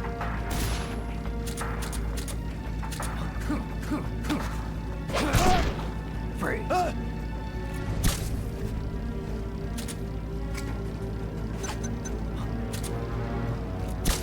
Come on, get in here. Somebody's here. Free. Free. Somebody's here.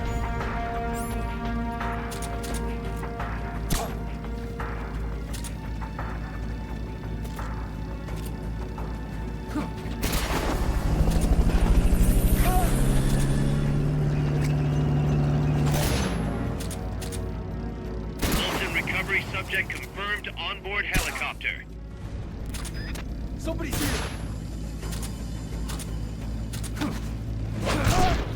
Free. Somebody's here.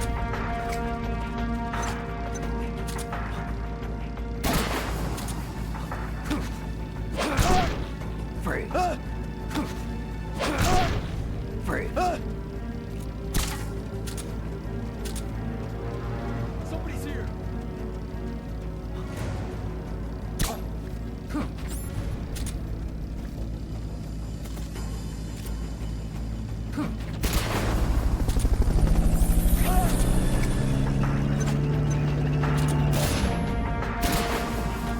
Fulton recovery helicopter is complete.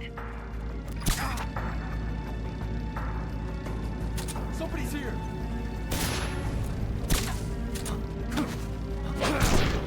Free. Somebody's here. Free. Where's the other guy? Free. What was that? Yeah, smoke's gone.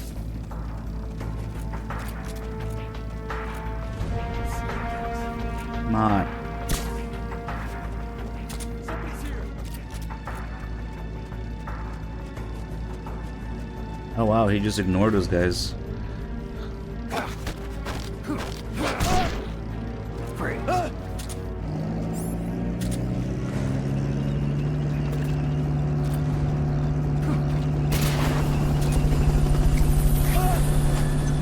Is that it? Nope. Fulton recovery subject confirmed onboard helicopter. Somebody's here.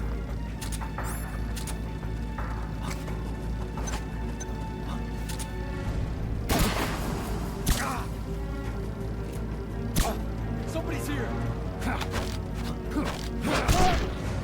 Free.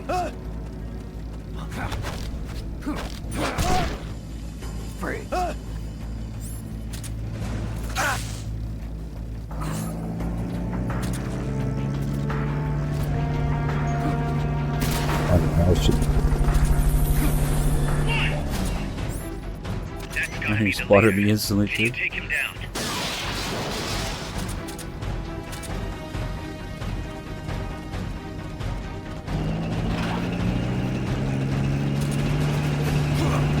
Oh shit.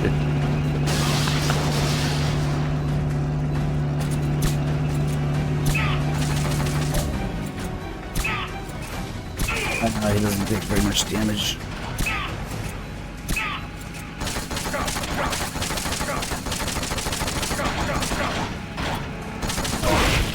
Oh, what the fuck? That's the range in those mines? Really? Damn, that's a lot more than I thought.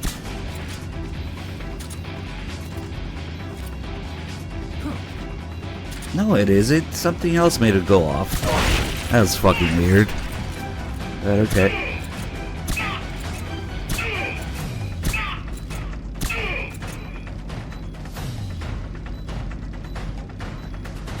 Say the line.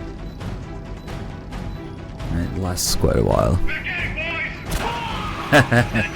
Back at it, boys. Maybe he shot the mine as I was placing it.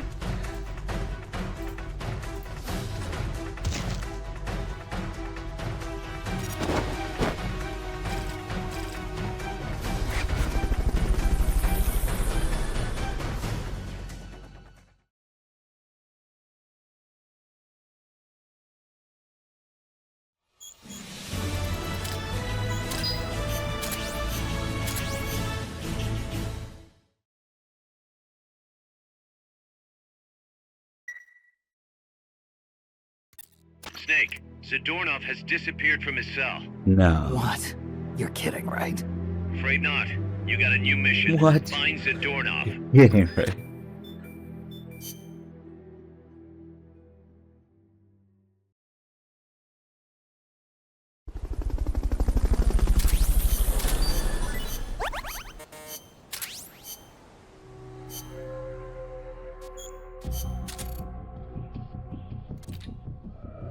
This guy really sucks.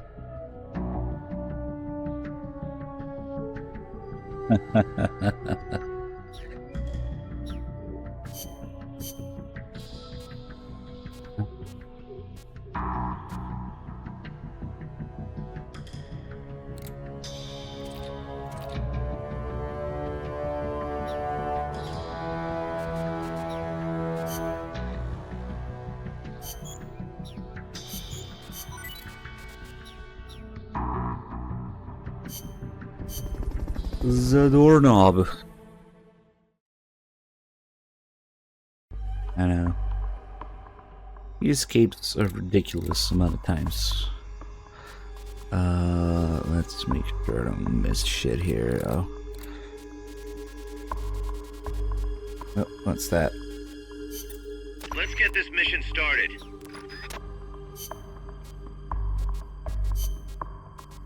Stealth.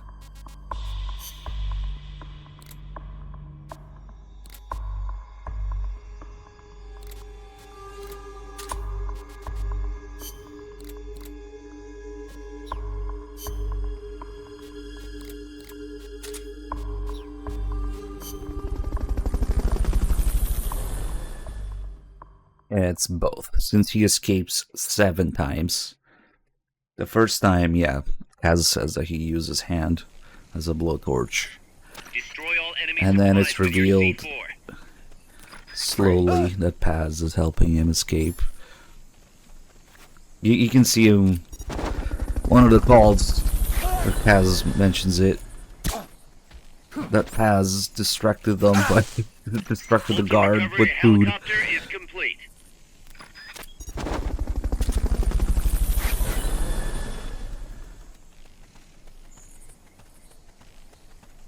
Fulton recovery subject confirmed onboard helicopter.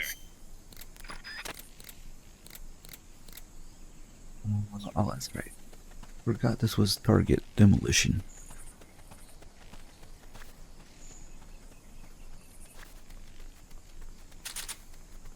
What was that?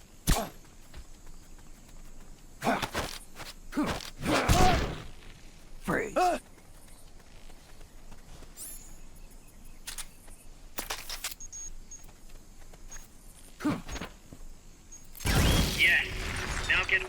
goal. Which is where exactly? An explosion?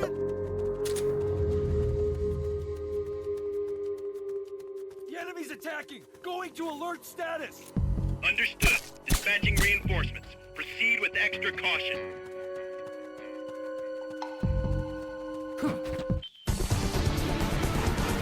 You did it. Keep it up.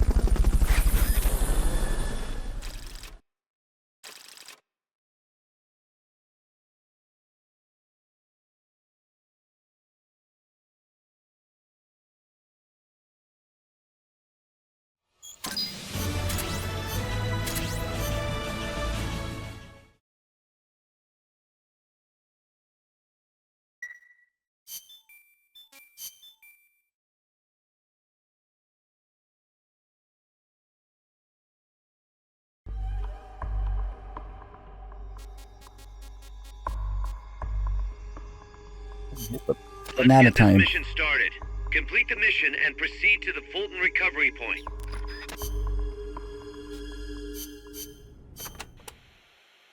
To hold up an enemy, you need to get behind them without being seen. Get close enough without their noticing. Point your weapon, and even a trained soldier will reach for the sky. Your banana. No sense in holding up an enemy only to have his buddies attack you, though. Make sure you get him when they're alone. And be careful you don't shoot him by mistake. Kill a soldier here, and you fail the mission. Interesting, because they give you the banana. I guess you could maybe drop him off a cliff or something. Also, you're gonna kill people with the banana.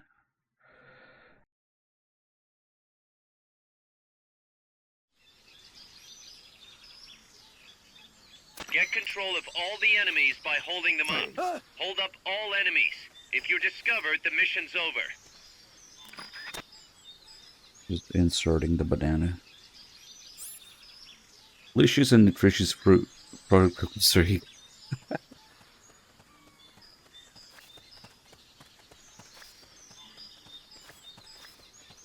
Enemies close. Shut up. Oh no. Freeze. Okay, he didn't get stunned. He had enough stamina. Freeze.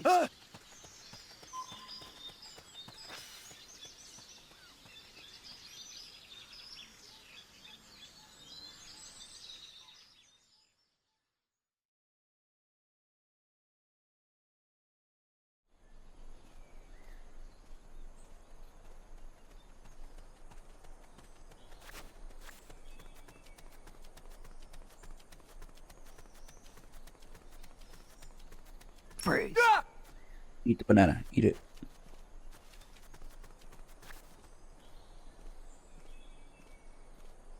You can probably run up to him. Hold him up before he can even... Yep. Freeze.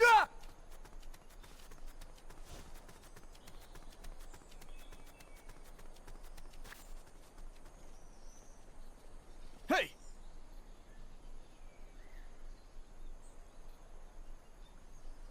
I know I saw something. I'm basically invisible. Somebody there? Nice. The mission's a failure. Return to base. Really? Freeze frame moment.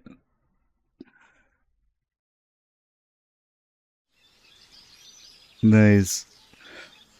Get control of all the enemies by holding them up. Hold up all enemies. If you're discovered, the mission's over. I thought he was turned already.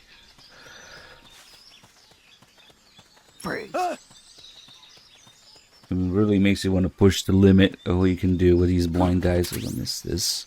Let's see, SVD. It's actually kind of useful. Isn't there another guy here?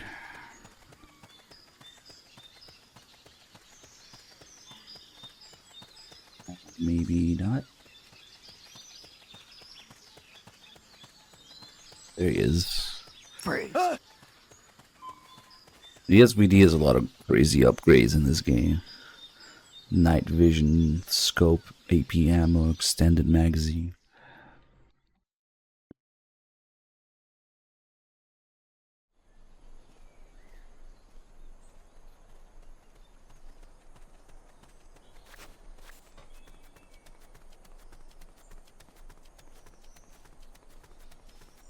Freeze. Freeze.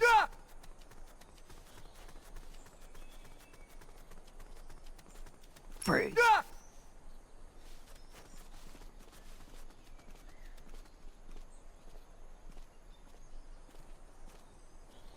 I'm just a banana salesman. Yeah, actually, that's not really good. This time and place. I just work for the United Fruit Company. Mission complete. The folks back at Mother Base will be thrilled.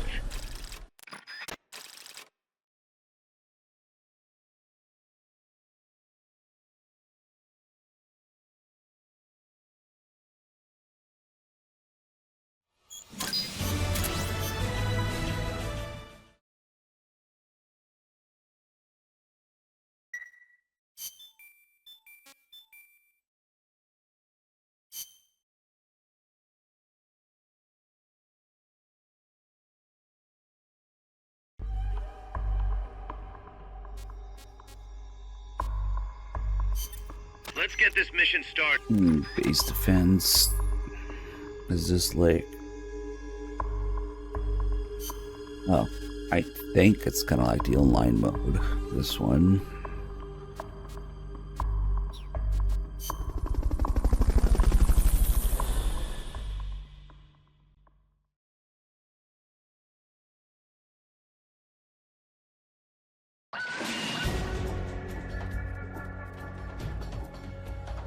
Yep. Neutralize all enemy attackers.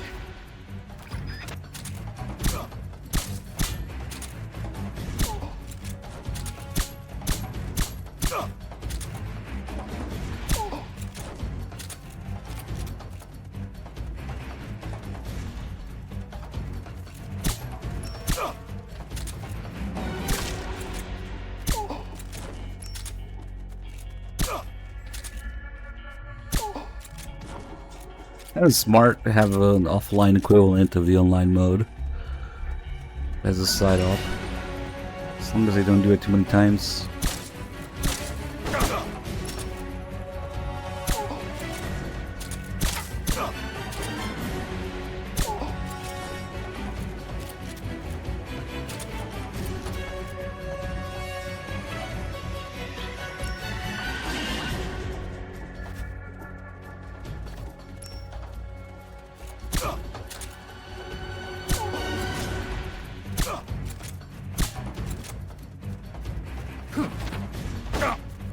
Let's roll.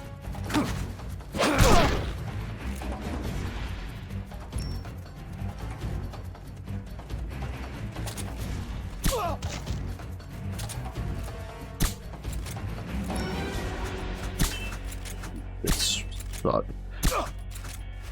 Fuck that guy. This is why Brits are not preferable. Just give me a regular hit.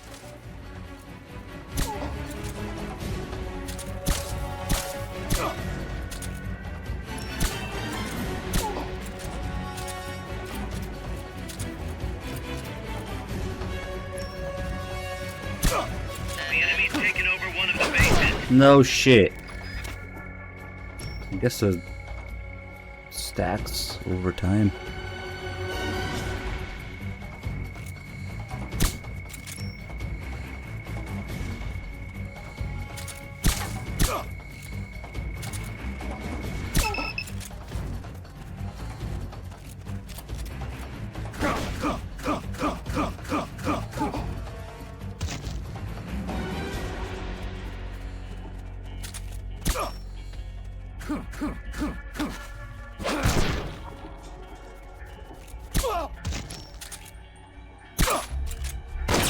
Brits, man.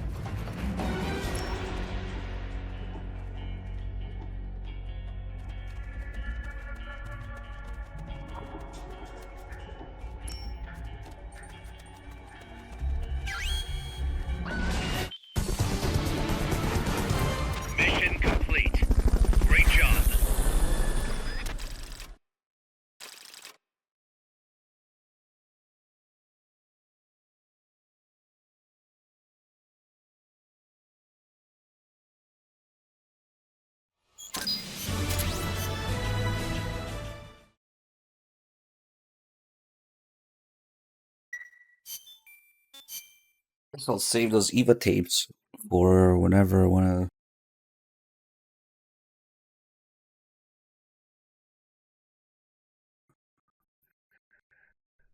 Eat. That's smart. Food break. Well, let's see if this has tape to it.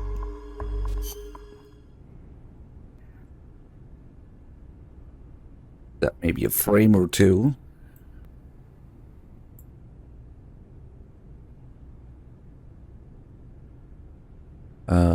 Frames. Frames are back, I think.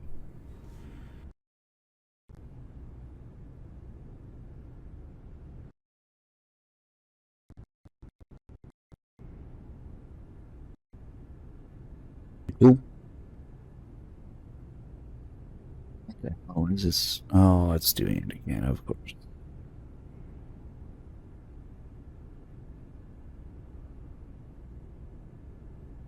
Well, maybe we're okay.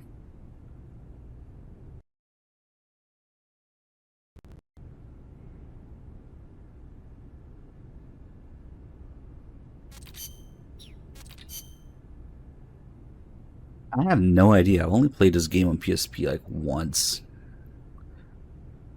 And it was kind of painful. Luckily, next year it came out on PS3.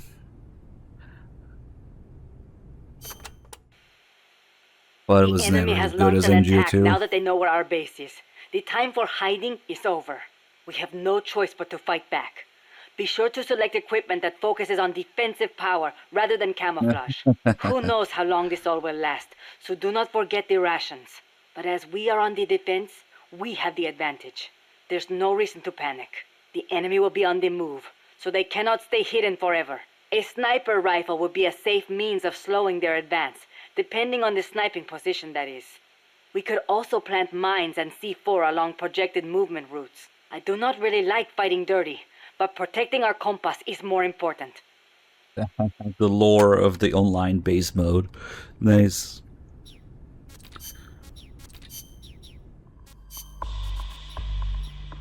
So it did have a tape to it. Nice. Ah. Okay. Camp Fulton. Yeah, fuck it. I'll just change the loadout.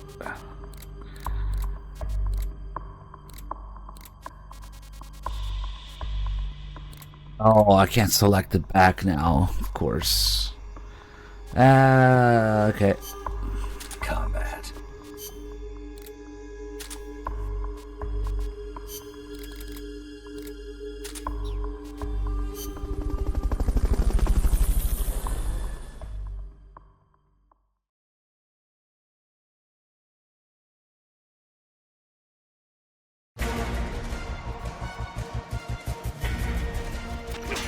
It's time traveling Chico from the future where he survived. Start talking. Did you remember? It's me! Chico confirmed. Time traveler like Ocelot.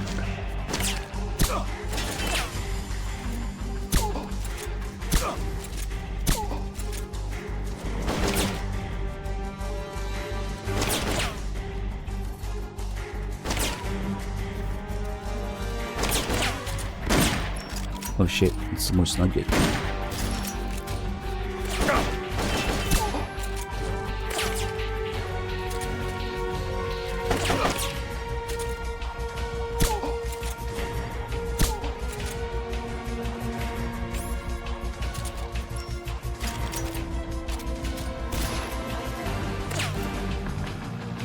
Oh god.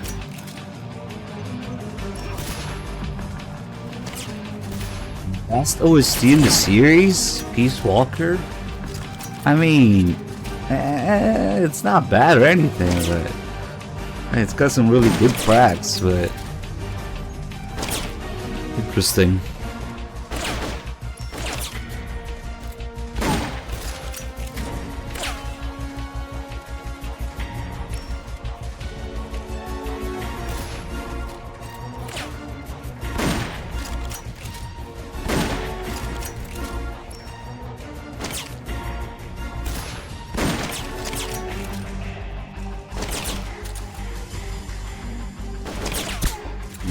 fucking sniper rifle is so frustrating. Thanks.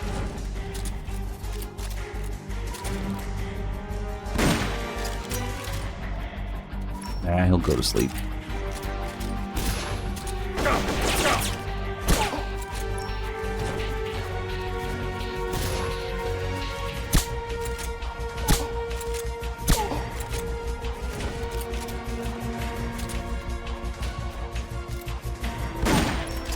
I think my top 3 games being 2-1 and Peace Walker. I think that also reflects in the soundtrack. But no, actually, because I would probably put 1's hues of music slightly above 2's. But yeah, in both regards, Peace Walker would be 3, probably.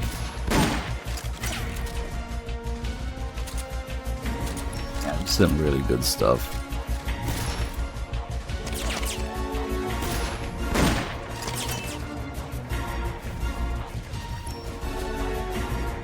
Zero Allies is really good.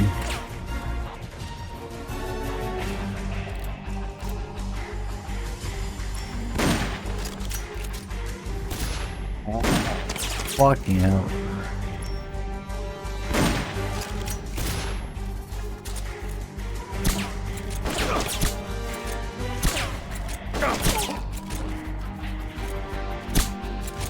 How's Chico doing? Oh shit! He's almost dead. Get down.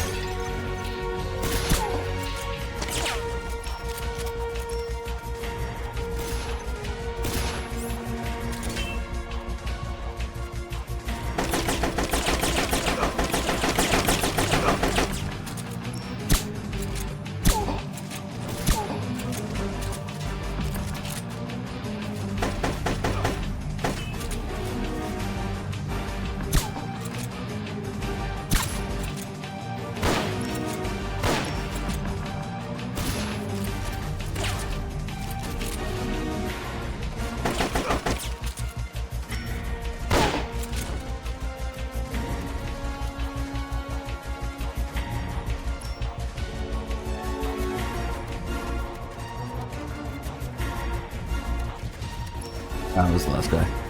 Alright, Chico, come on. Okay, you're done with that area. Head for the goal.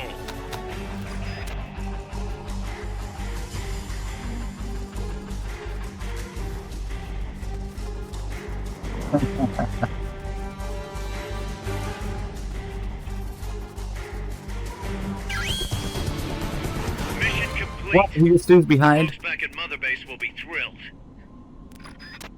All that work to save him just for him to stay there?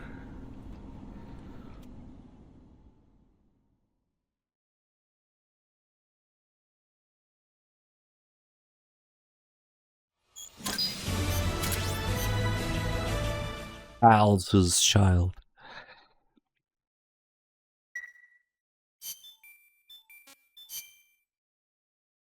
You can't make this shit up, man.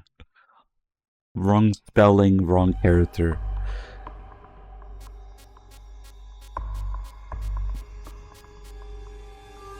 And it's a tank battle. Alright. Commencing mission.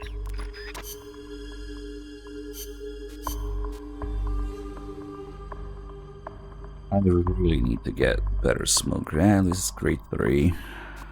Survival. That should be serviceable.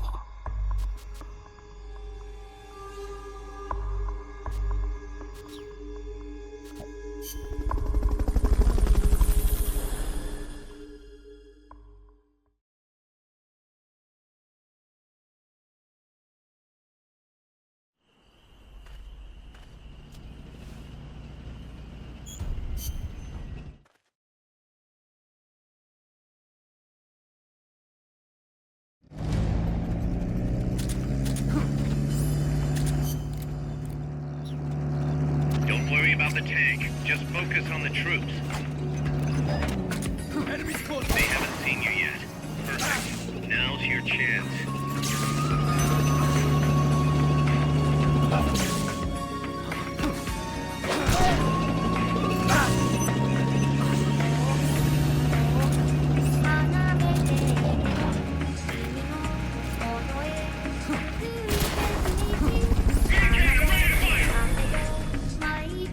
What are you shooting at? Oh, he's just shooting where the hell it.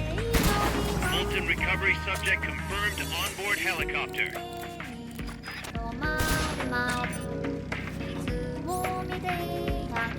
Uh-oh. Not the items.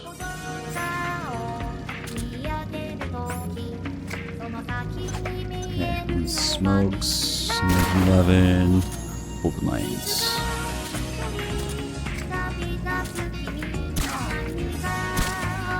The item shit is always confusing to me.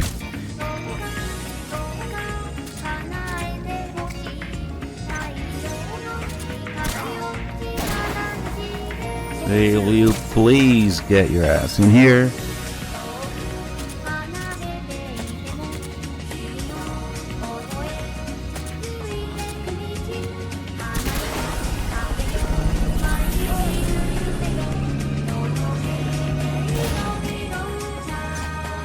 Fulton recovery helicopter is complete. That is a shortened version of the song. Somebody's here. What the fuck are they? Somebody's here.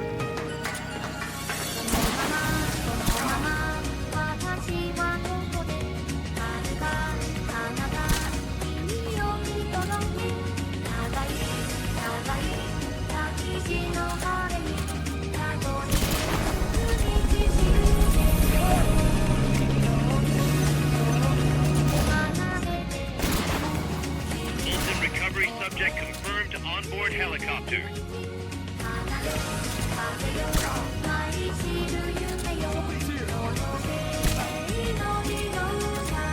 Enemy's attacking. Going to alert status.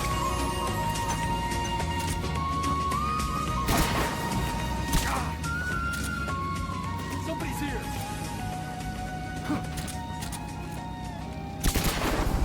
Oh, the devil will watch that work. That should be it. Wait, no. What? Fulton Math. recovery helicopter is It's complete. 20. That's right.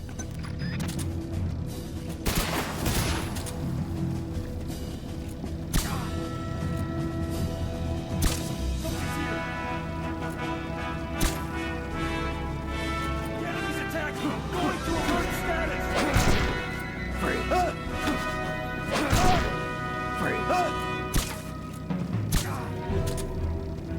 Somebody's here. What is that?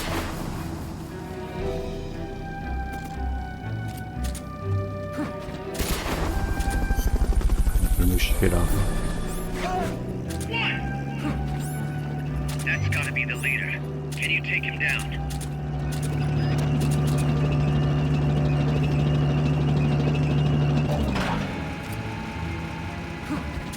Armed and ready! Fire! Asshole.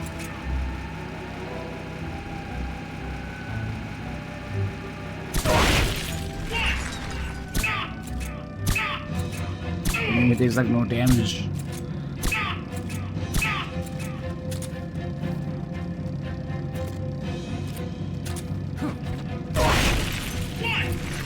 What?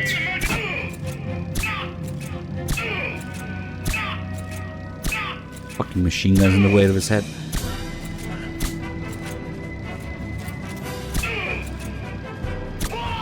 Good thing these mines last a long time in these early ones.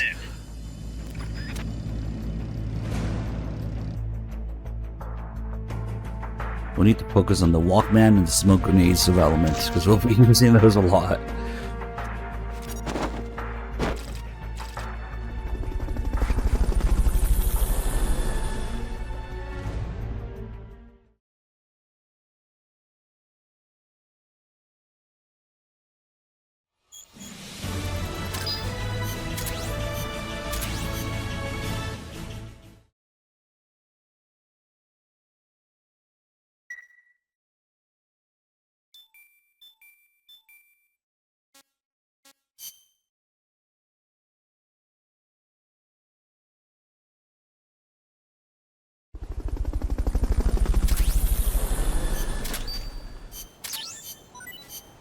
Banana rank 1.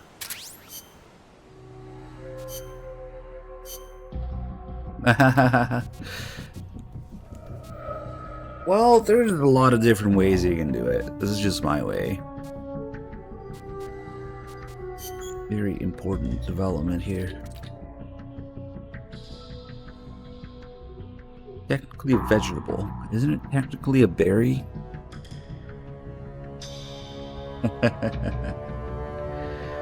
Alright. Its shape vaguely resembles that of a gun. With a bit of skill, you could even use it to hold someone up. Maybe.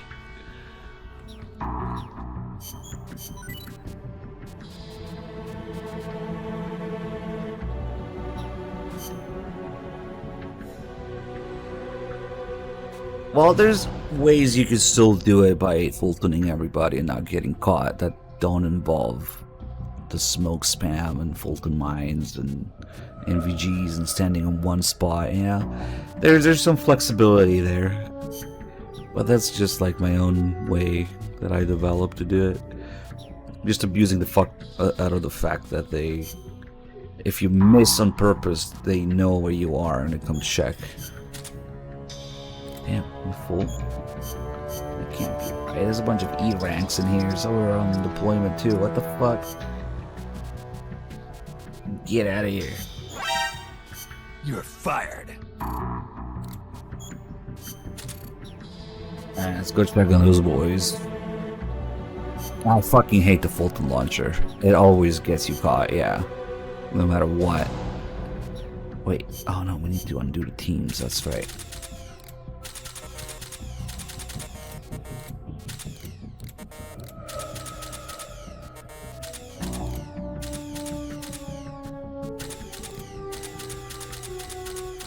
We're gonna have so many fucking vehicles once we're done.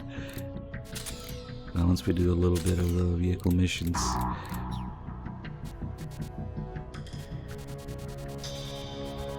A+.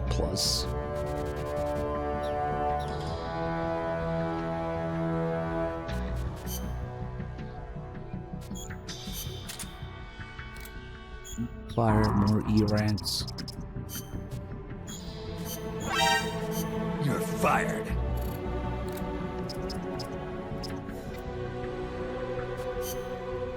Did he volunteer? Who even accepted this guy? Get out of here. You're fired.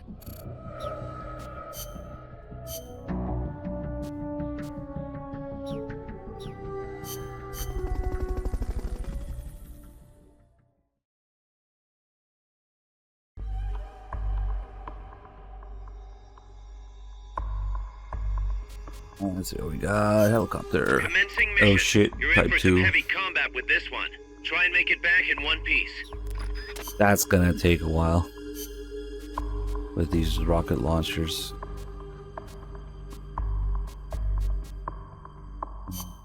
Helicopter. Combat.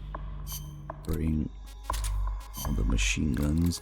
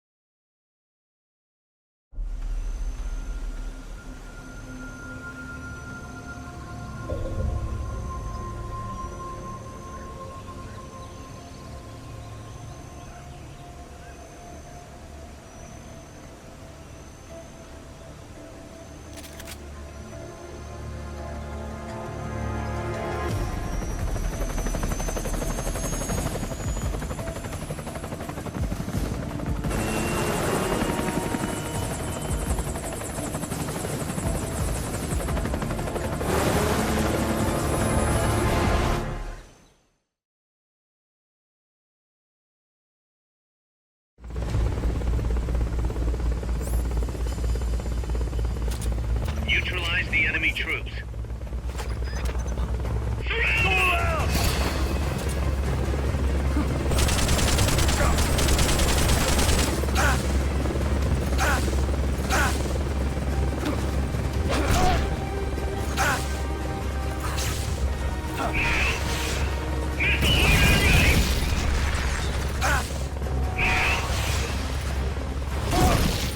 That guy doesn't give a fuck. Oh no, did they get shoved down the thing here?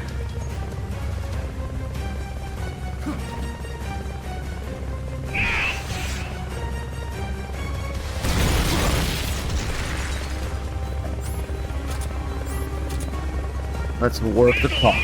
Good.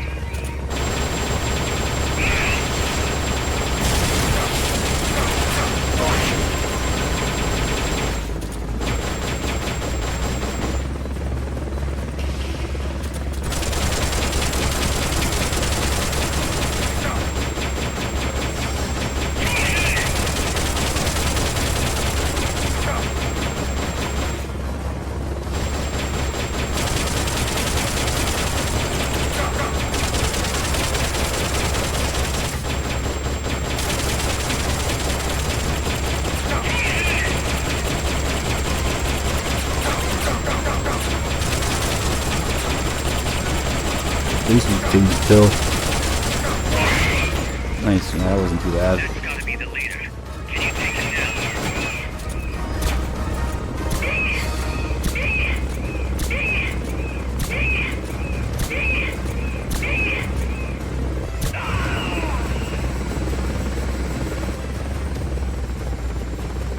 That takes care of their leader. Recover him and it's mission complete.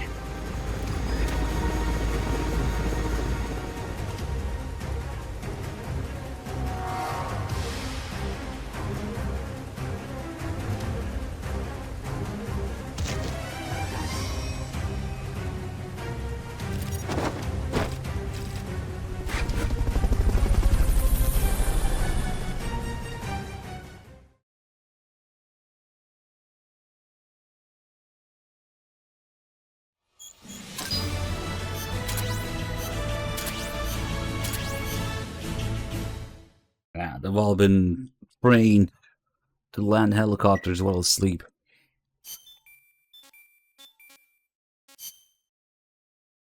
That would suck, because sometimes to farm camaraderie, it's good to farm helicopters with people, and that would suck if you had a chance to fail every time. I think the captain is supposed to have higher stats than the random soldiers with him, but the truth is they all suck anyway. So until you get to the very late red difficulty, 5 red skulls missions, yeah, that would kind of suck. They're all in the same ballpark.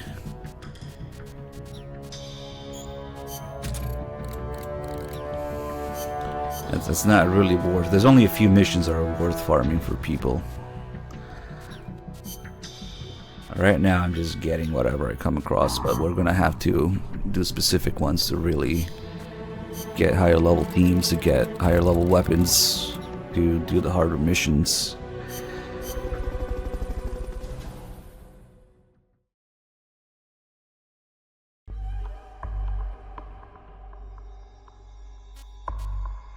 There's a few sneaking missions that are worth farming, yeah, but the thing is, if you do a high level tank or vehicle, especially if you're doing co-op, it multiplies those guys. It's like 30, 40, 99, 80 something.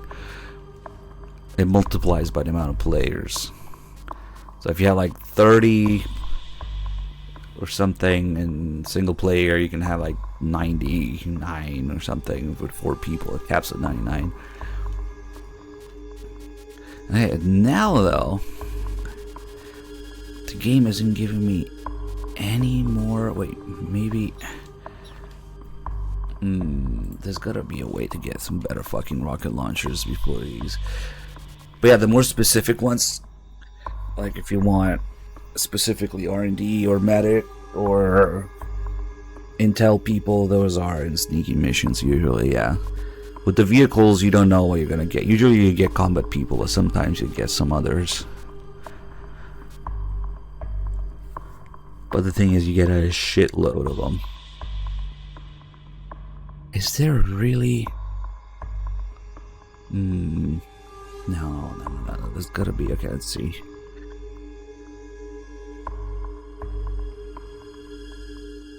The rocket launchers...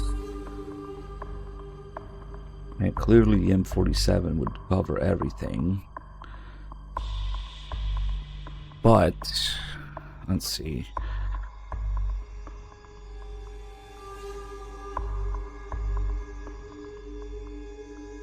The M47 is... what? But it's really high level.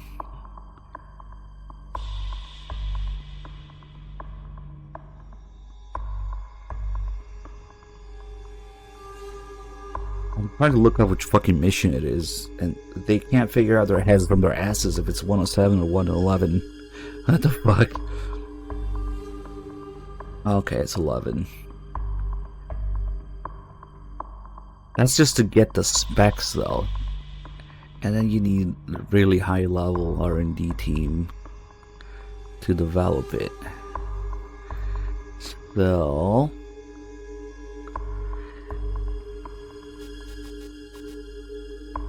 let's see...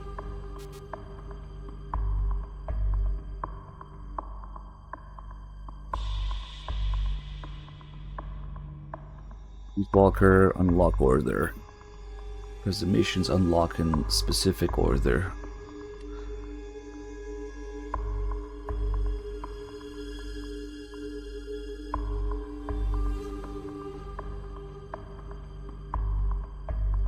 Oh, this is a terrible guide for it.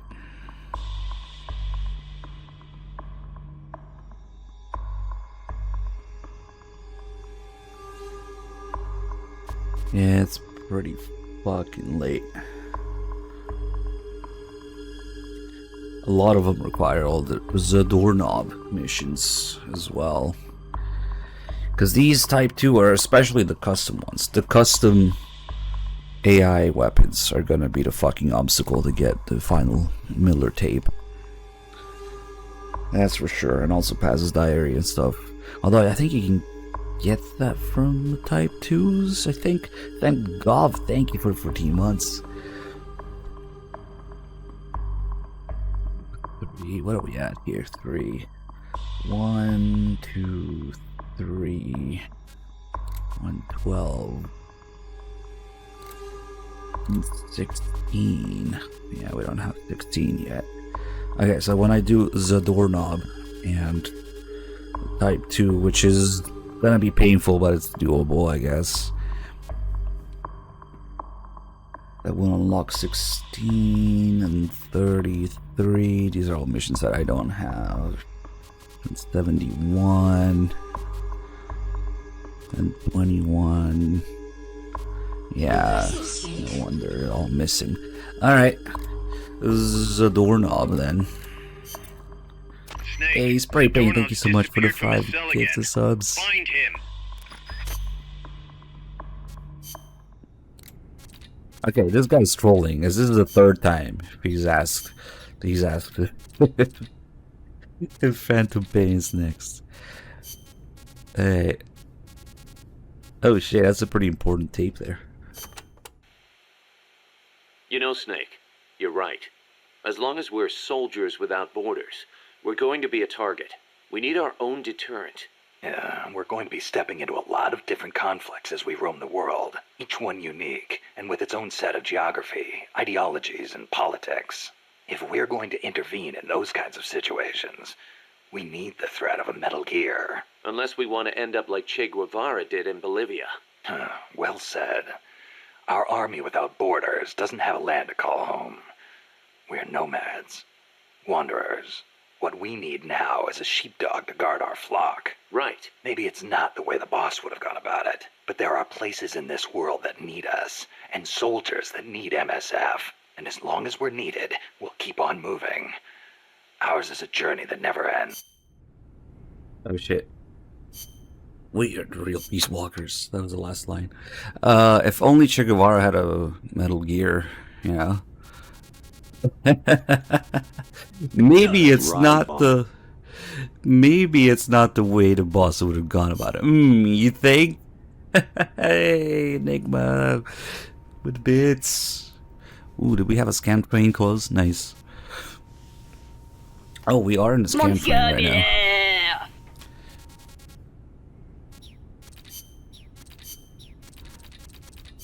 Funny how we get that tape even though Zeke is incomplete. I think we only have like the crotch right now. It's missing the legs or something like that. Anyway, let's do this the doorknob.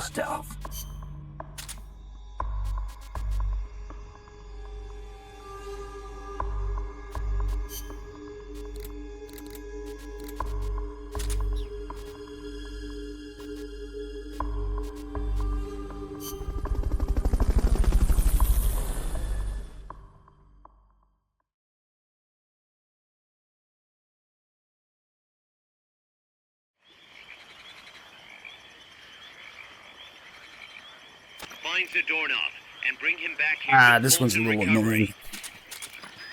Could be in a few different places here.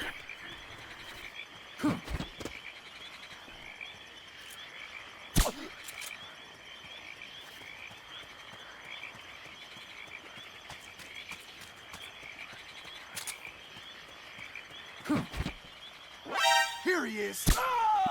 Oh shit, wrong gun. Oh well. It's alright.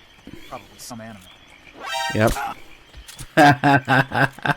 Oh, probably some animal.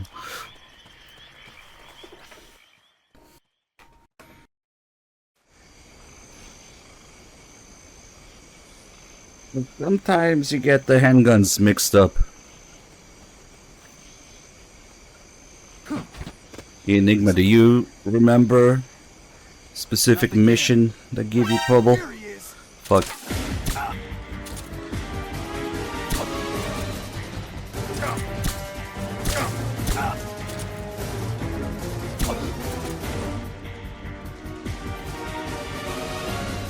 Who's keeping this alert up? Understood. Dispatching reinforcements now.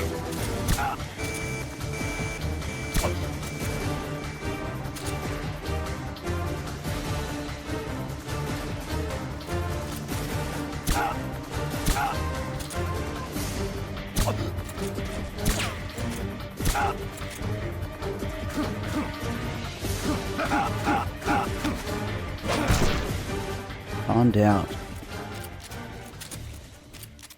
Yeah, I'd be curious to hear what missions gave you most trouble, Enigma. Oh, ha ha ha ha! Yeah, that one. That one's classic.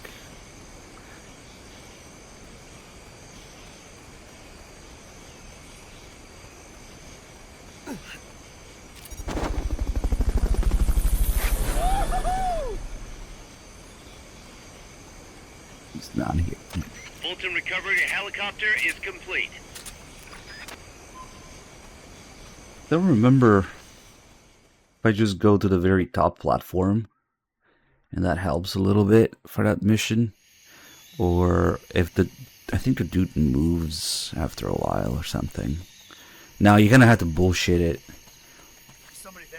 Or you can even do it right before he gets in front of it.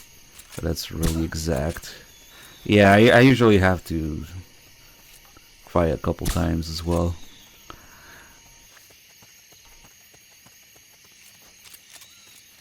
I like how the game knows that the hitboxes are what they are and makes the best use of it.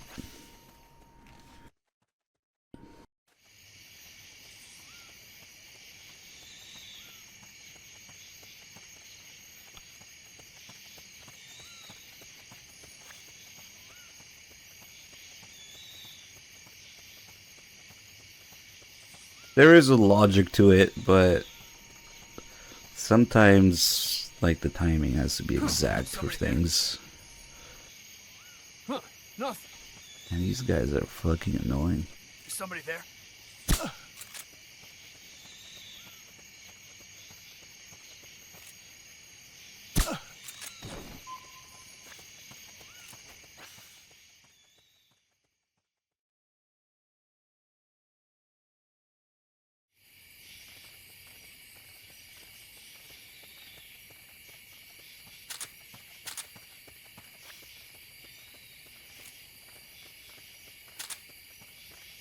Freeze.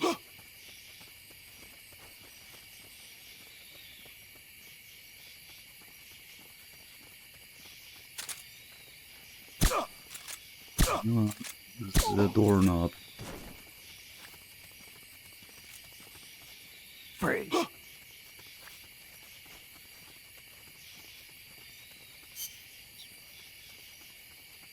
There he is. Start talking. Down. Start talking. Down. Start talking.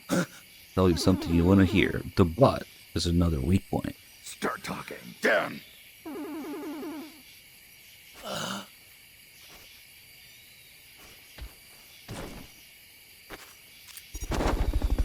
Try using Fulton recovery on him. Okay. Mission complete. The folks back at Mother Base will be thrilled.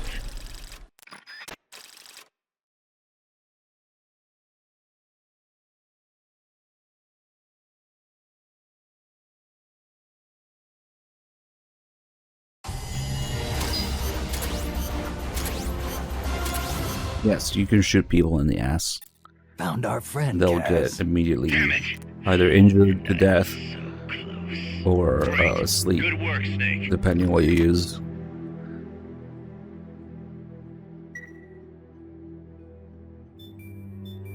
It's really exact, though. It's not as obvious as you might think to get that exact spot.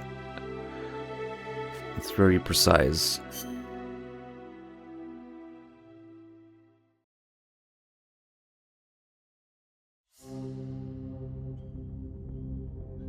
Alright, now we gotta somehow bullshit our way through this one. This is a high-risk mission. You'll be facing some powerful opposition, but it's nothing you can't handle. Believe in yourself.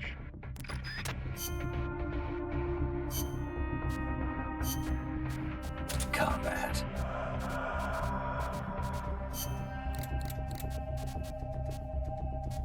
These crappy launchers.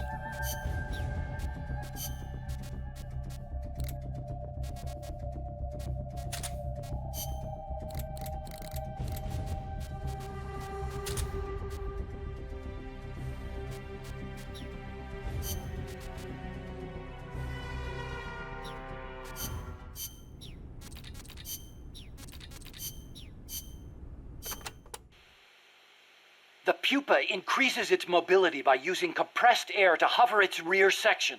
It moves by means of its treads and boosters. Those boosters also provide the propulsion needed for high-speed movement. So if I take out the boosters, it won't be able to charge. Right. I suppose you could also avoid its attacks by lying down beneath it. The pupa is also equipped with electrical shock units. It uses these devices, they look like lightning rods, to direct discharge. Guess I should pull the plug on those too. Good idea. What else?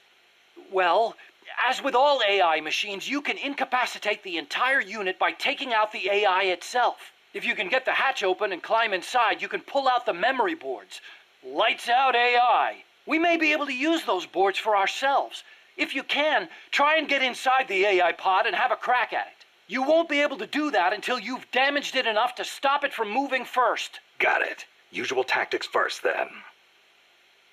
You can only really get this with a Type 2 or custom because Huey isn't there when you fight the pupa in the story. That's actually the mission where you meet him, so he can't have a tape about it before it is. Interesting.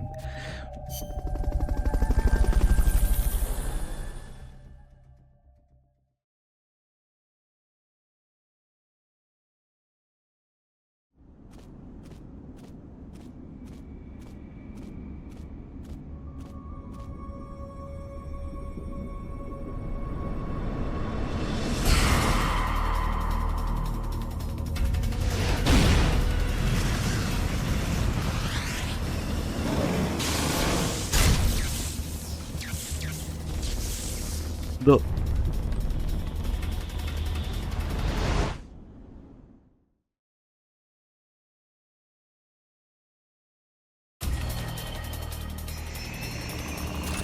Ah man, we should go to the options and change the voices.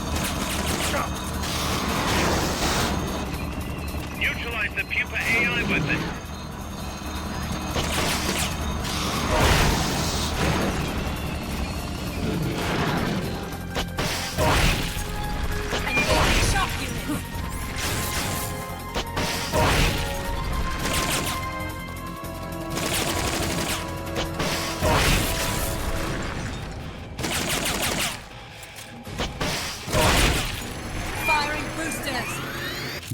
It's Strange Love.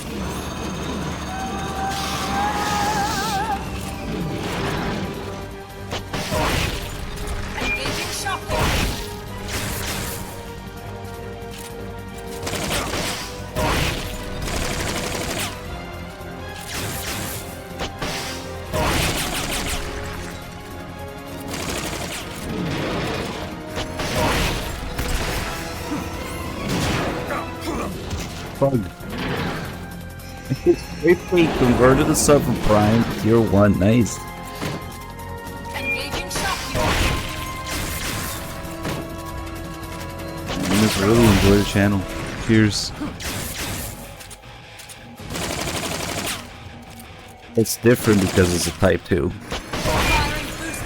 It's not the story one. There's also a setting you can change in the main menu. You can change them between human and AI and whatever the fuck else options there. I forget. Man, this is really tedious.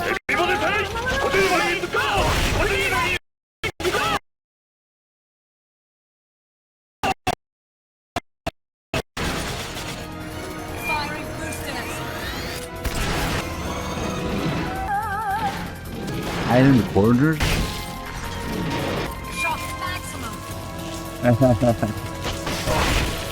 Engaging shock unit. No frames. What frames? There's no frames. Maybe there was for a second before I can notice. Firing boosters.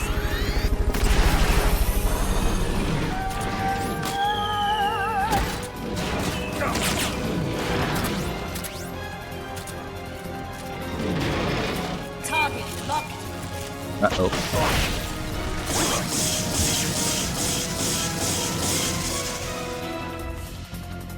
I don't think that's gonna cover me. Firing boosters. Bug.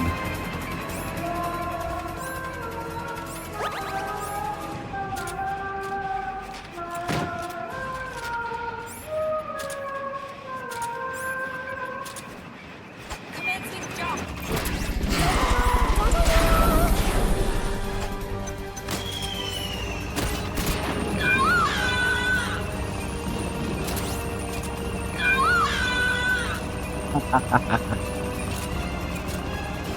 That didn't do much.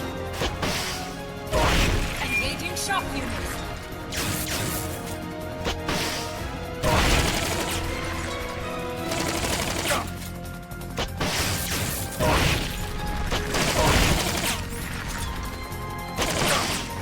Firing boosters.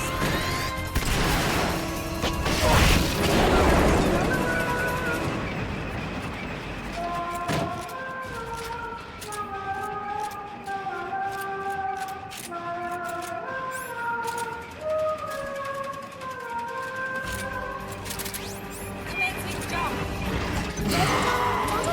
They've okayed your request for a cardboard box.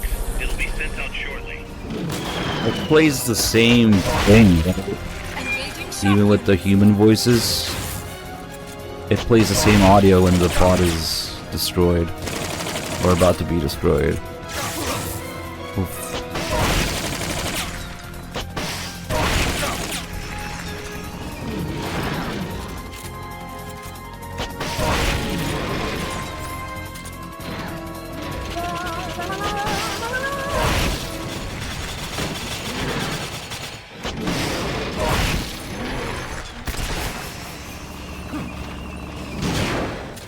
I can't get in here.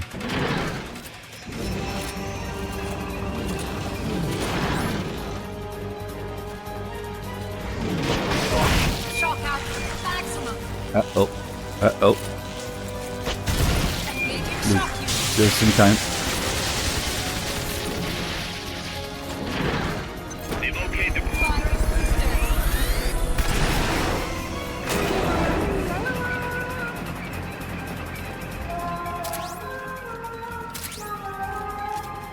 No RPG ammo? There it is.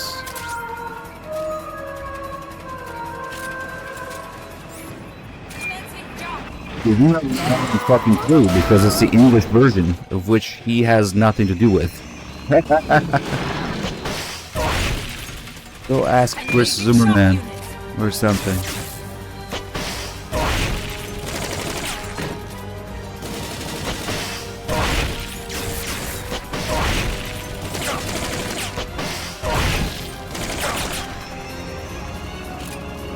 Even know they're talking about me, alright. That chance.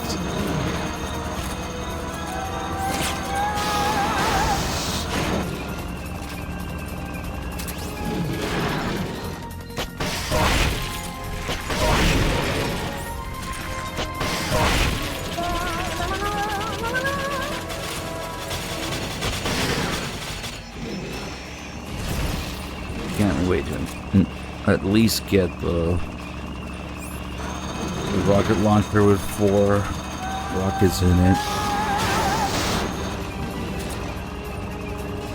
That one makes it somewhat doable. Oh, but I kind of stuck without the bandana, never mind.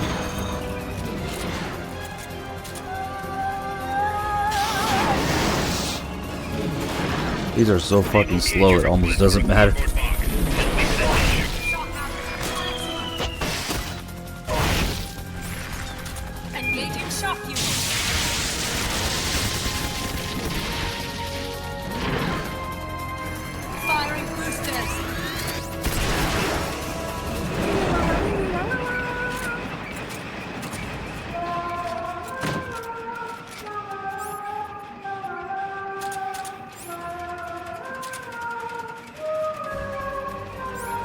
Probably gonna need more.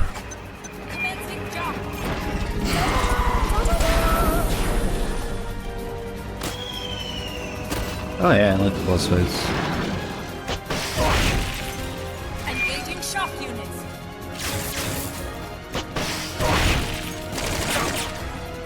People who get frustrated either don't have the right weapon or don't know how the AI works or something like that. Or, I don't know. So many little details of how all the vehicles work and stuff.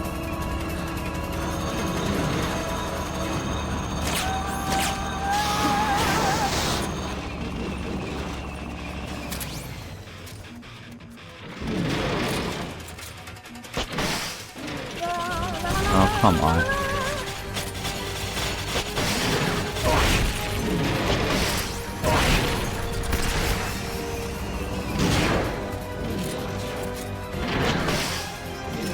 Maybe, I don't know. I'm kind of sick of Kojimo's pretentious shit now. Maybe, I guess, yeah. Engaging shock units.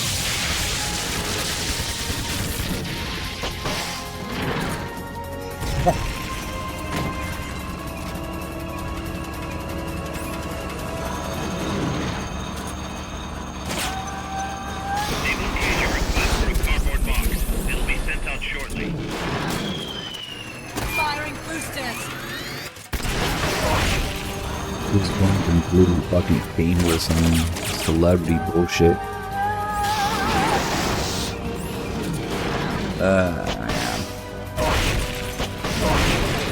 Target locked. Bitch.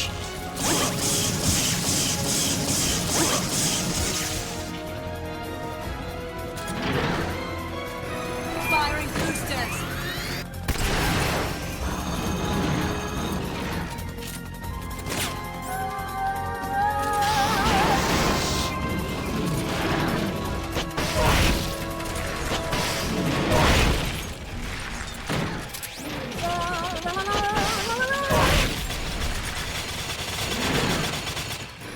Firing boosters.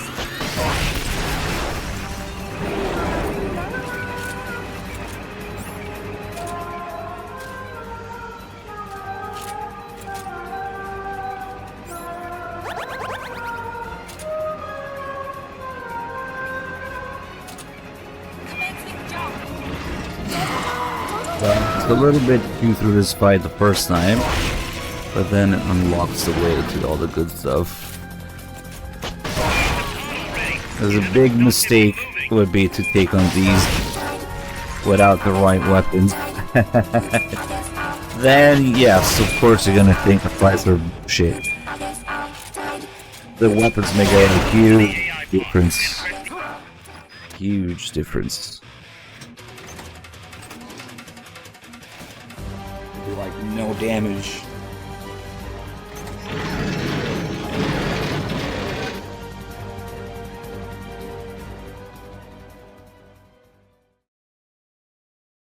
We should be able to get Strange Love tape here.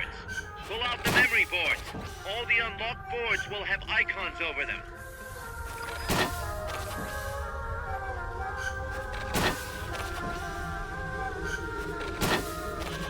Any boards you remove can be used to build our own AI weapon.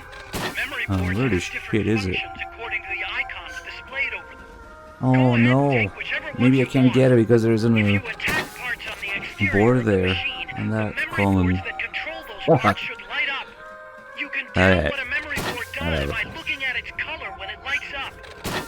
That's kind of bullshit, but okay.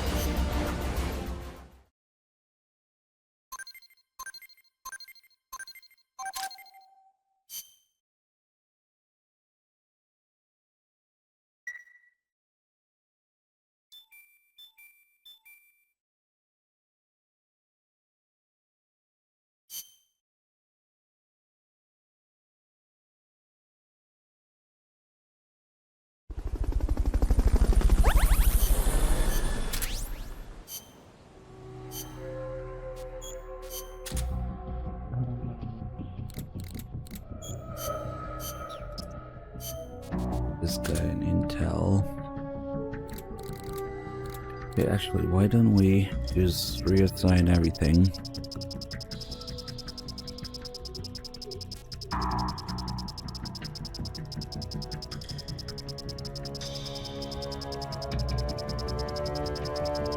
Where's the select all button?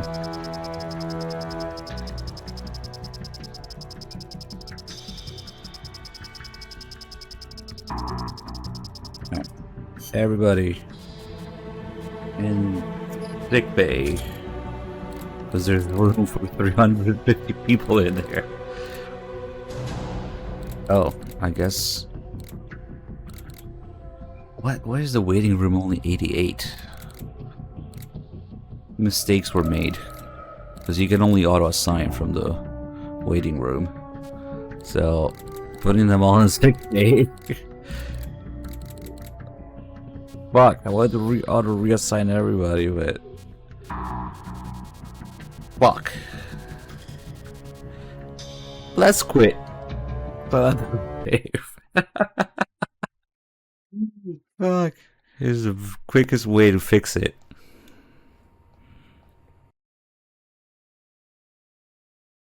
Unfortunately, the waiting room only had room for 88. Okay. Never mind. That plan doesn't work the way I thought it would.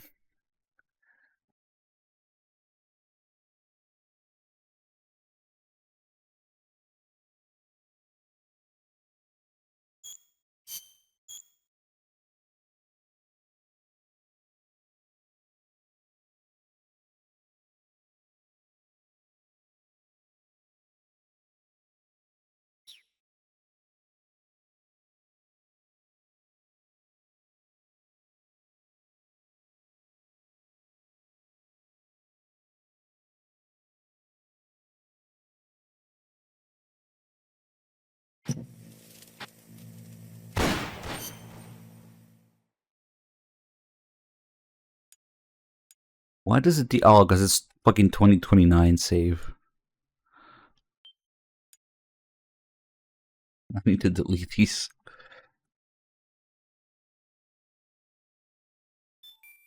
Oh, so that never happened.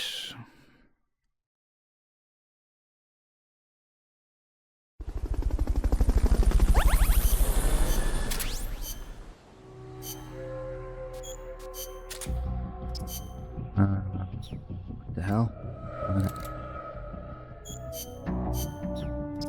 This guy can go here. This guy can go here. These guys suck. Okay.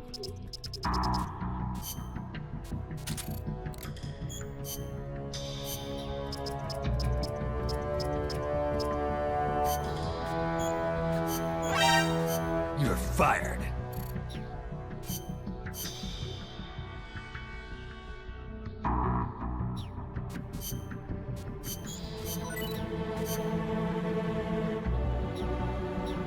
Let's see. Hypothetically speaking, what do we need for the next Walkman? Very important. 62. Oh, the next one is the last one. Okay. I thought it was 5. Now it's 4. Okay, okay. That's the modern one.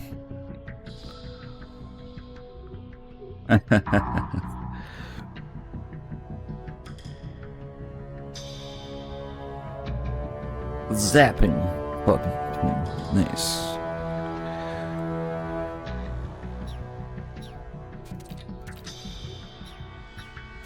Yeah, there's only 4. Okay.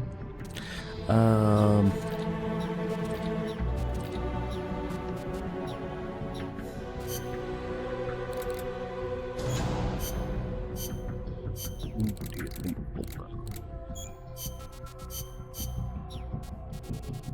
Fucking is the door.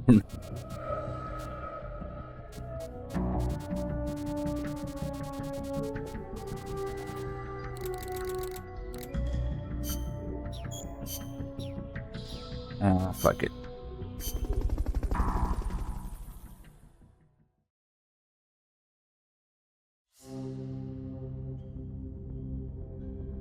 Okay, now that we did 112, we should have 16. There it is. Let's get this mission started. Complete the mission and proceed to the Fulton recovery point so we can get you back alive and well. Good luck out there. There really isn't a whole lot in terms of rocket launchers in between what I have right now and the M47. It's kind of a big jump. There's the 4 rockets one, but that kind of sucks. There's 2 ranks of it. The first one doesn't really do much damage. And the other one, the thing is, just runs out of ammo all the time.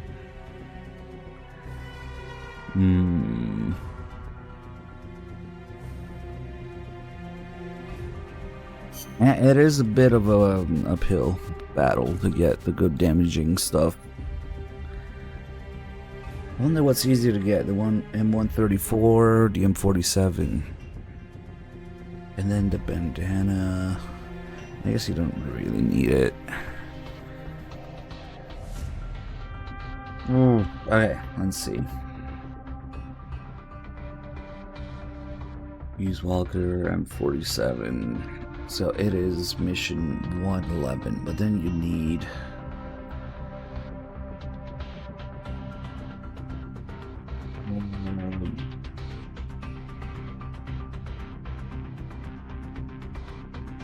how to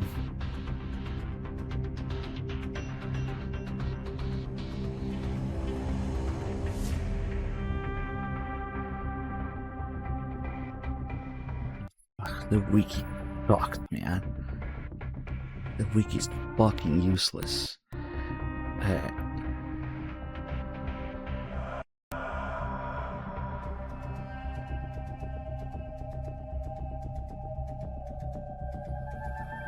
What the fuck is the R&D requirement for it? 98? Jesus.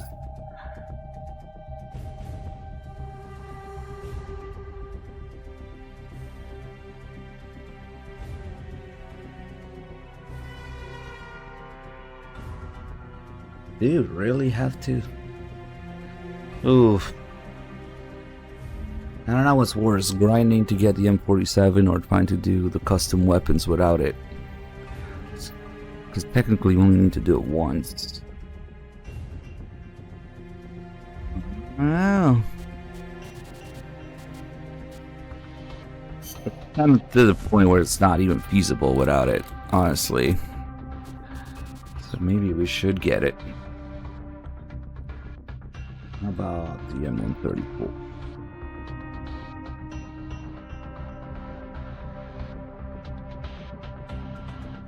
That's mission 75.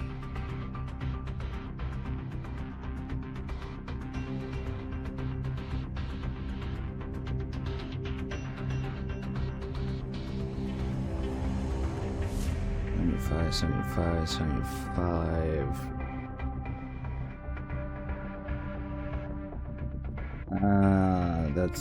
That's quite a few missions after.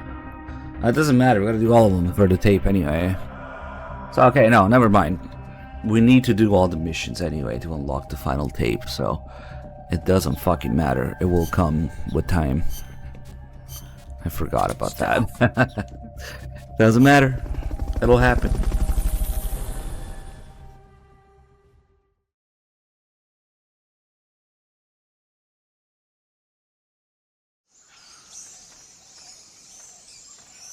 Your current objective is to retrieve the researchers.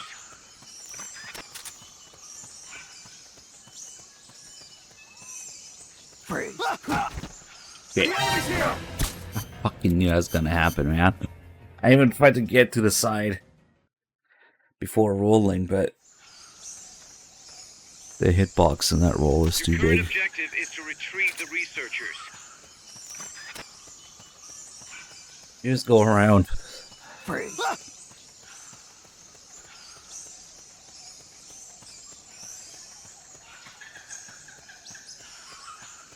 Where the hell is this guy?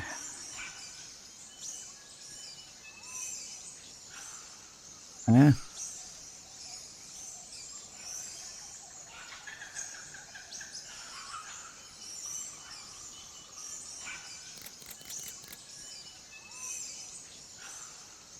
No.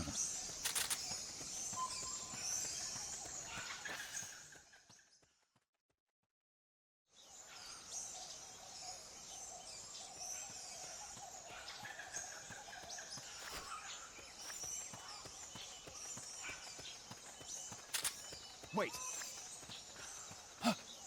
Somebody there?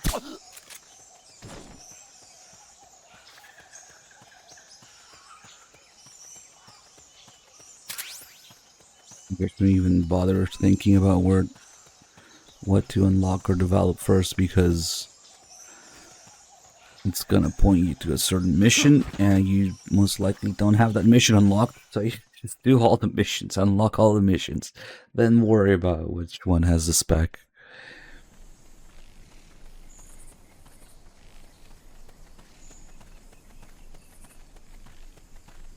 Freeze.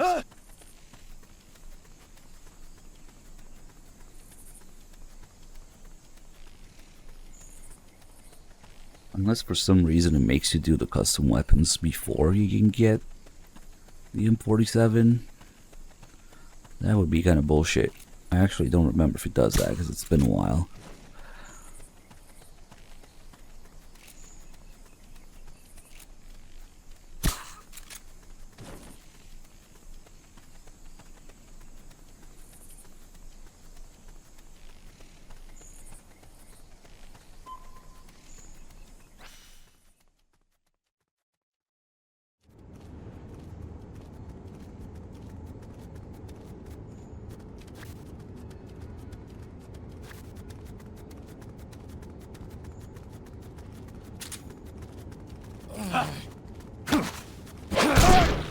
Freeze.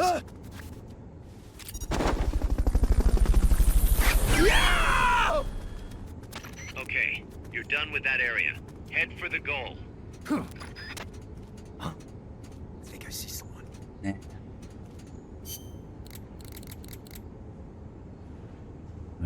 Is it?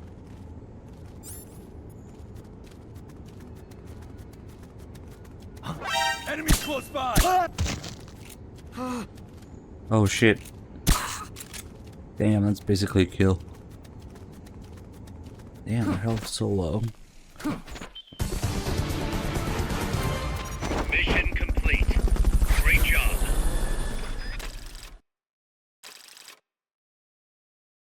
Imagine the game actually keeping count of soldiers that left near death, unlike a certain other game. Okay. Yeah, it's on my score.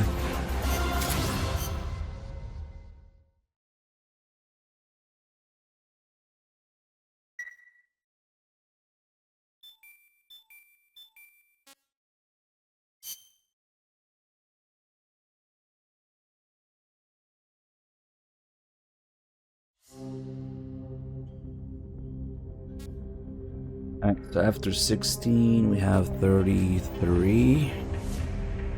Mine disposal. Mine clearing. Here's a rundown of your mission.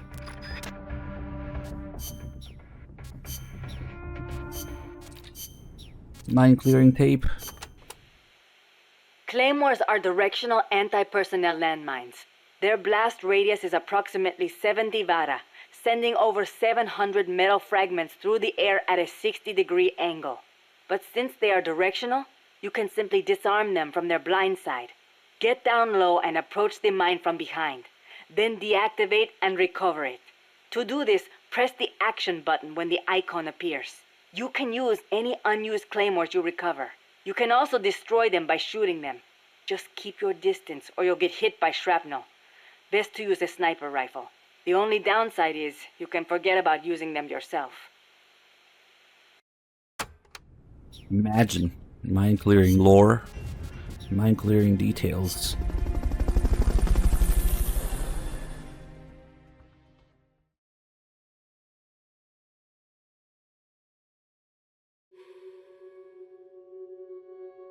To pick up a claymore, approach it from behind. Caution music for mine disposal mission. And actually having to check which way they're facing. And disarm them. If it goes off, the mission's over. Can't just clear them with your face.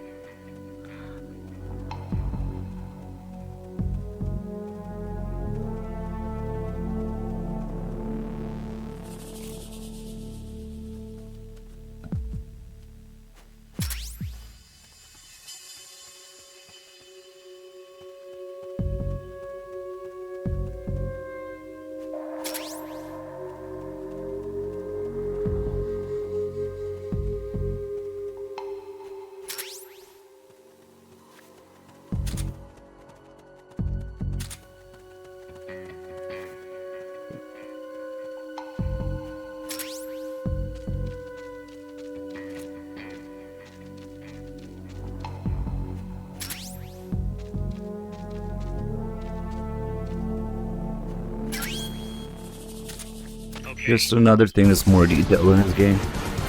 Mission complete. Great job.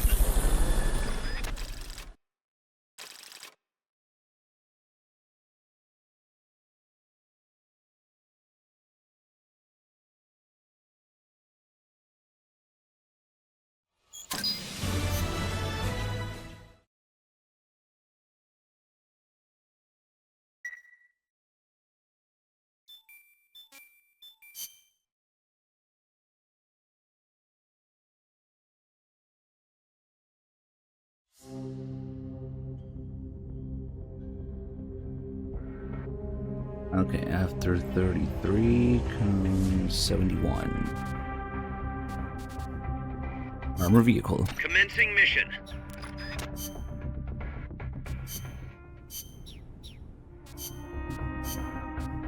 Survival.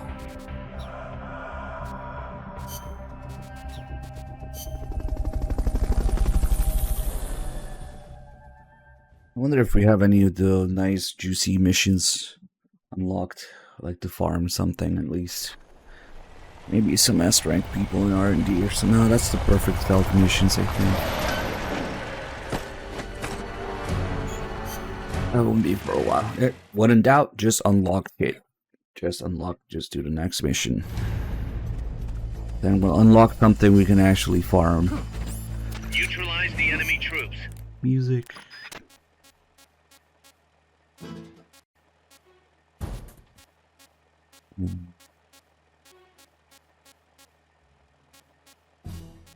Three, but of course we need the last upgrade.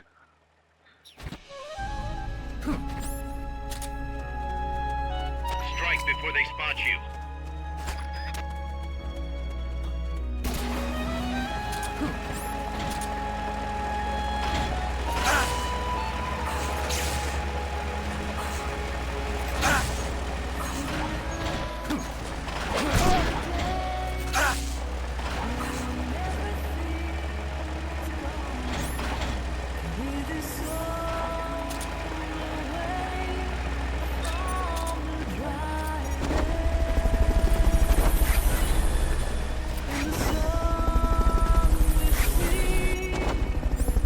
Vagina tank, let's go.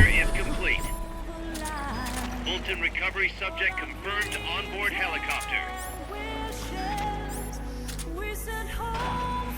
Pissed it.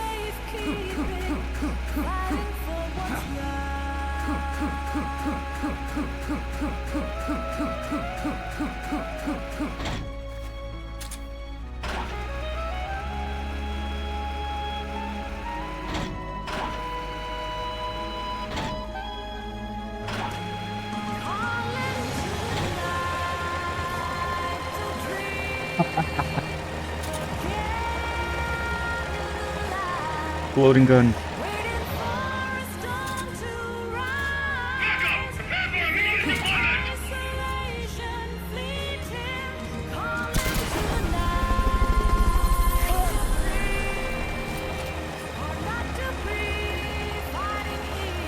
Bolton recovery helicopter is complete.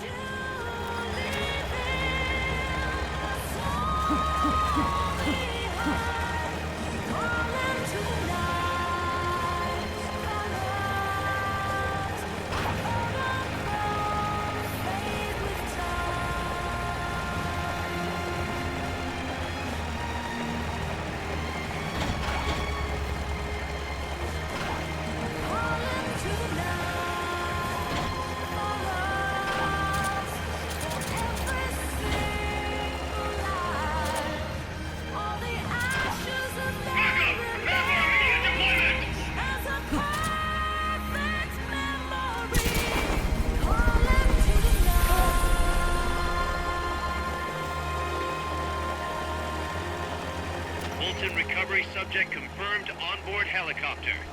God damn, the Fulton mines look so useful.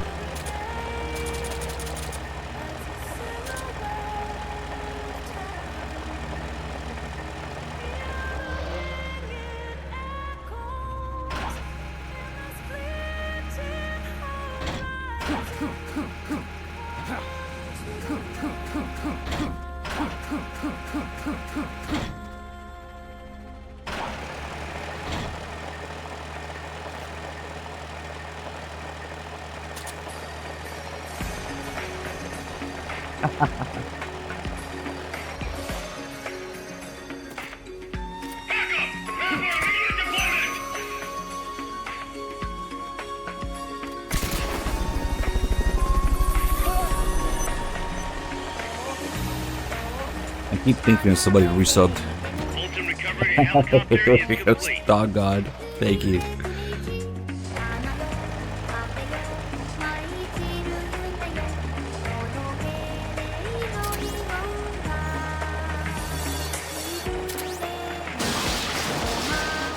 Fuck that sign.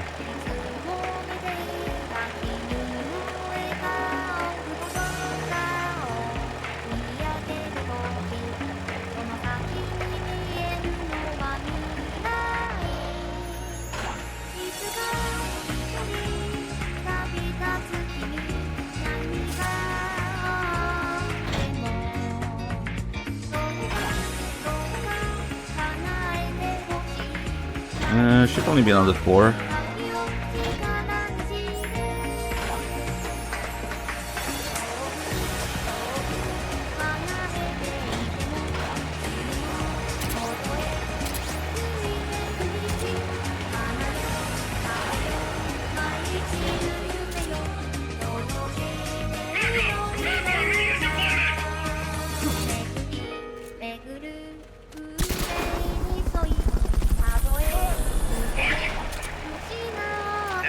the leader. Can you take him down? That's so close to planting it. Get in here, you crazy asshole.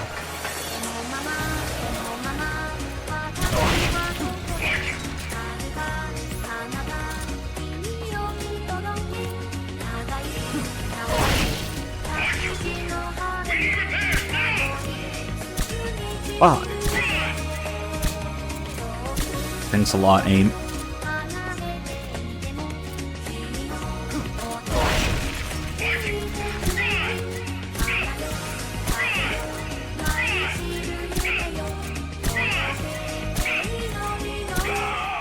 The enemy leader's out cold.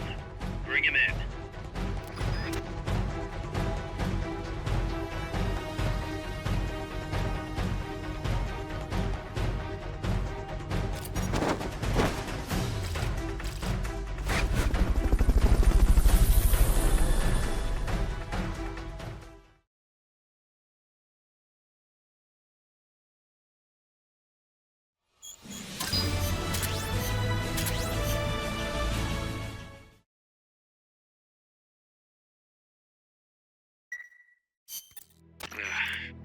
Snake?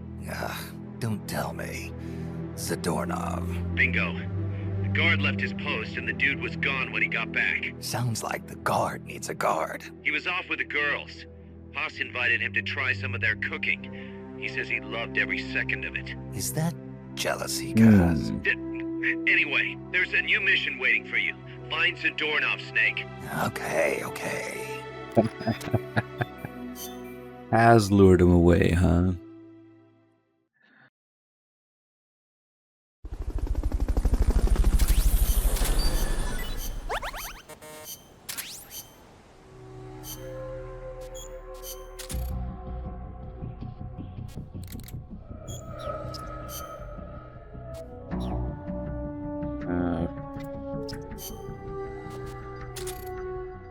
No, 1% food.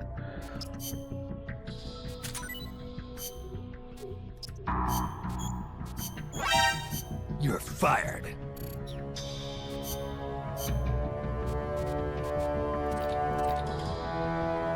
Medium caliber? Really? I don't know about that.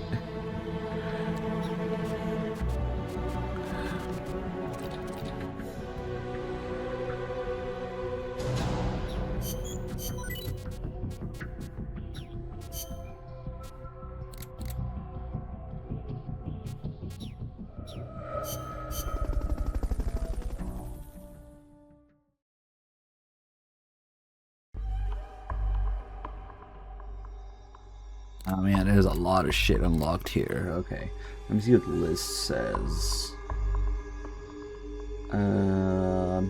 After 33, we did 71, and then it says 21.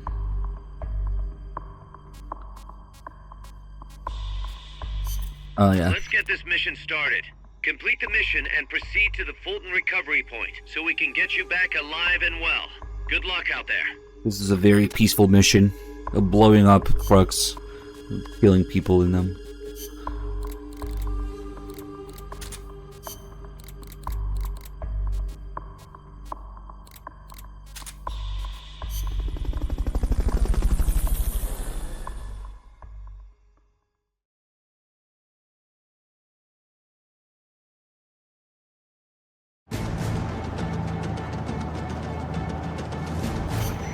You should be able to see the road from the bridge. It's quite a truck that's driving up that road. I believe in you, Snake. Just take out that truck. Just take out the... I know it is not easy, but I have faith in you. You're doing great, Snake. Peace. Look how peaceful this is. Fuck that guy. Just take out that truck. Our future is in your hands. I wish there was something I could do. Just take out that truck. Just take out that truck. Just take out that truck. We're counting on you, boss. Just take out that truck. Just take out that truck. He goes really into it. Snake, tell Yes. Peace. Fuck that guy though. It is not easy, but I have faith in you. I fucking love peace.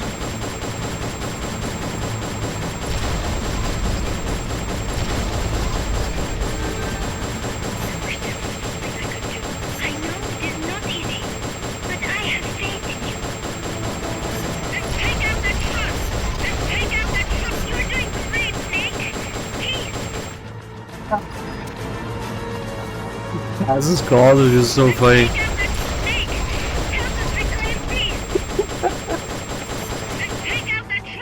Our future is in your hands. I believe in you, Snake! Well, that guy's gone a little too fast. Let's take out that truck! Let's take out that truck! Snake, help us reclaim peace! Let's take out that truck! Let's take out that... I know it is not easy. Let's take out that truck!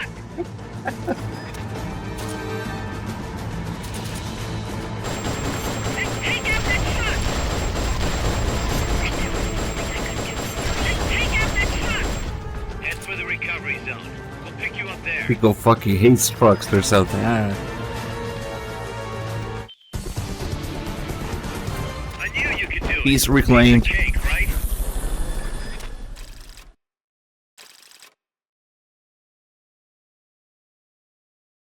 Yeah, I don't think the rate of fire is very accurate though. It's like he's firing in semi-auto very quickly. This game does that with a lot of machine guns because balancing in gameplay.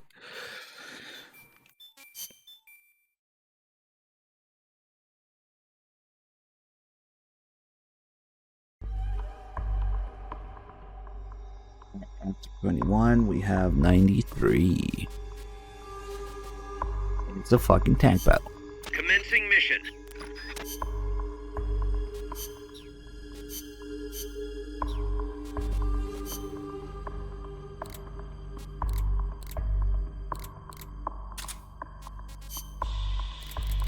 Bring my banana, unfortunately.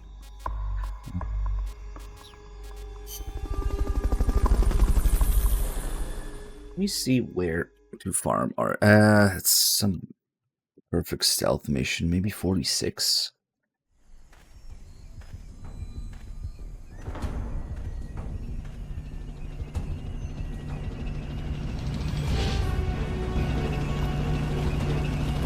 Yeah, 46 are the good stuff. Now there's 48, 49, 50, 55. Okay, there's more than one. Let's see which ones we can get right now. The enemy troops. So I would like to get better smoke grenades. We're gonna do all the They haven't vehicles. seen you yet. Perfect. Now's your chance.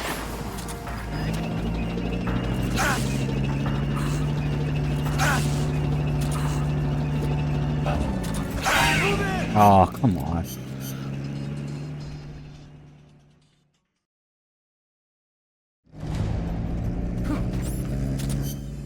Because I forgot the music.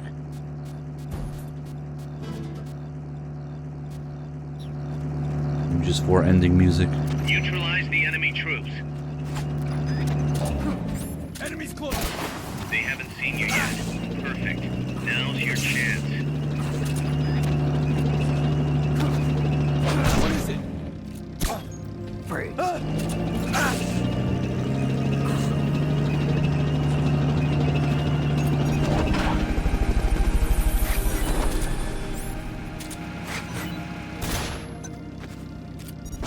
Fulton recovery helicopter is complete.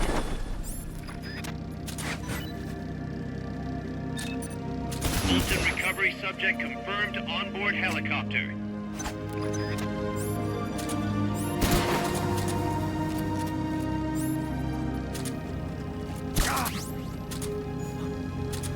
Somebody's here.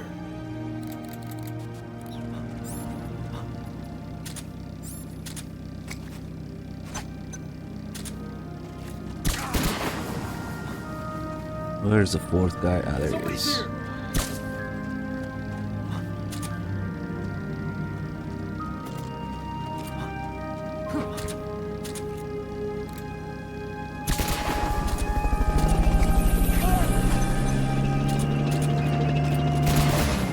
Solid Stranger, thank you for the 57 months. Recovery helicopter is complete.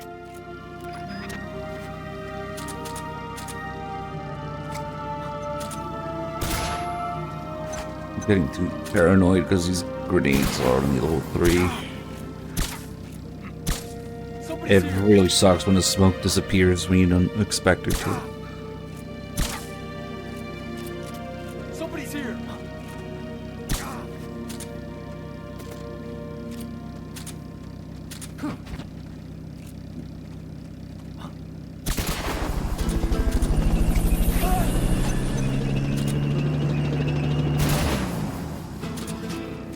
Fulton recovery subject confirmed onboard helicopter.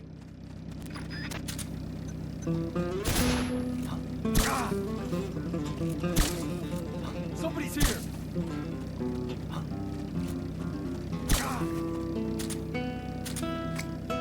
Somebody's here.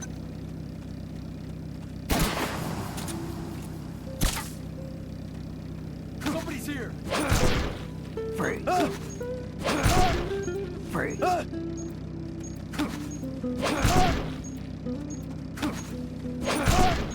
Freeze.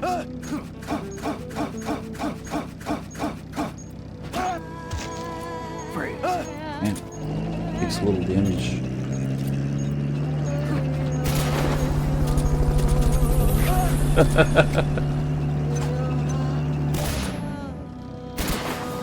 Fulton recovery helicopter is complete.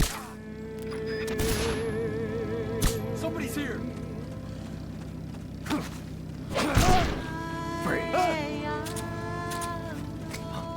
Lemon.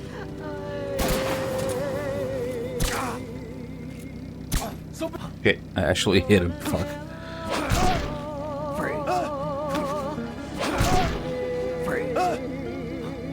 Get in here. Somebody's here.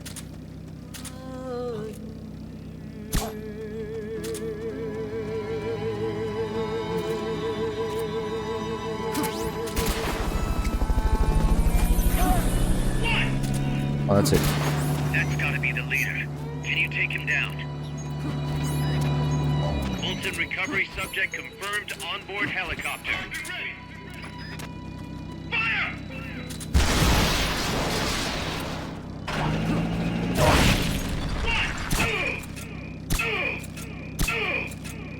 Damn.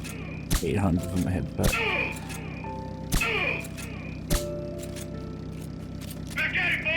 Oh, no, back at it, boys. Damn it.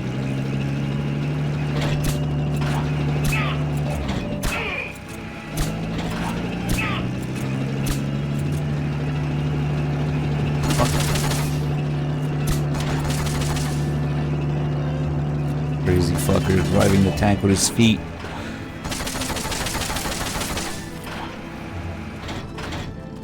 He's smoking up the place too.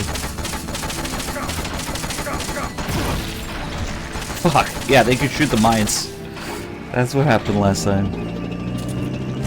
Ah, get fucked.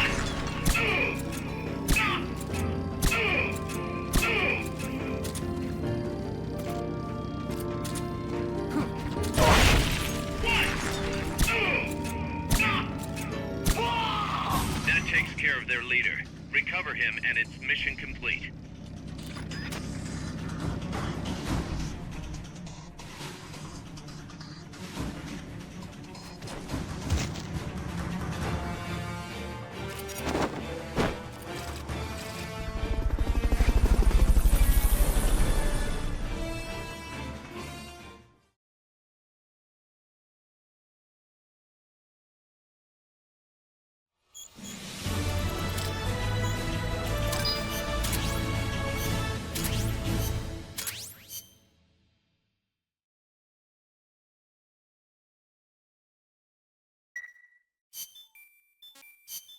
Okay.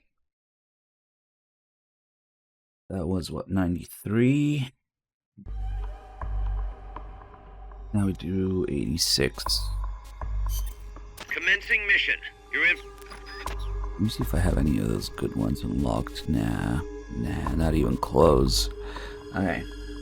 86. Commencing mission.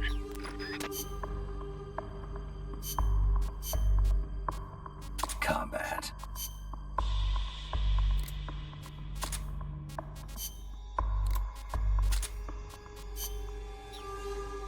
Wonder if it's worth using the SVD.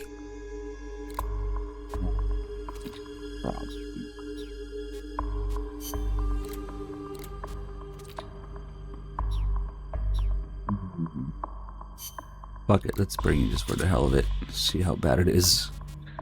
Just use the MG3 if it doesn't work out.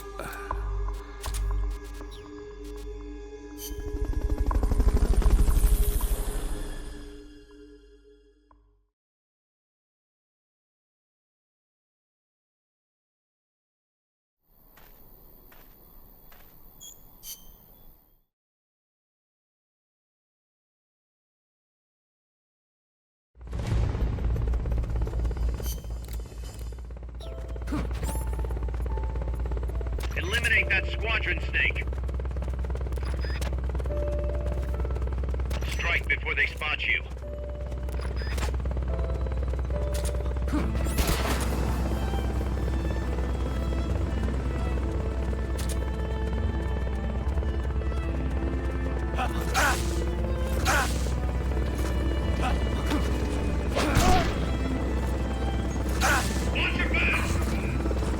Yeah, watch your backs.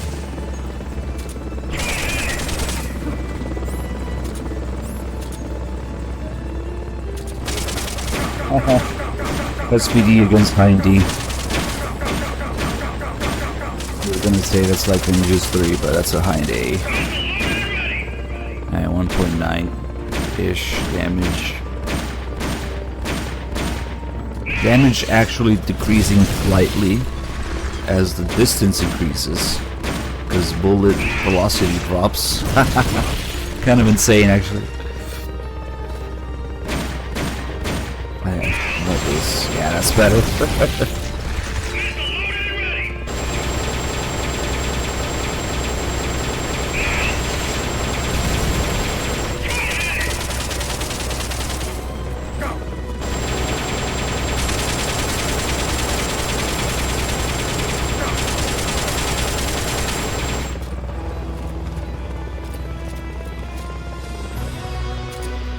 Better for distance, though.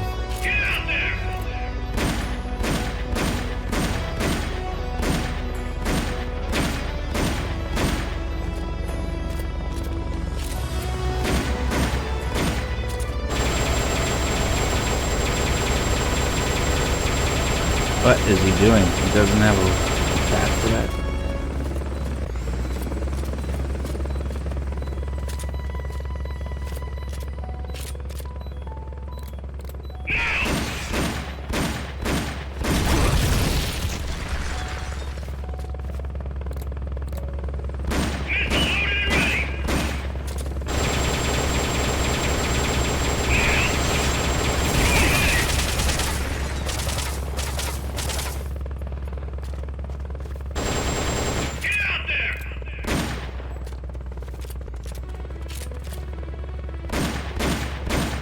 He just does nothing when he says that. Oh, he's got the machine guns that miss on the side.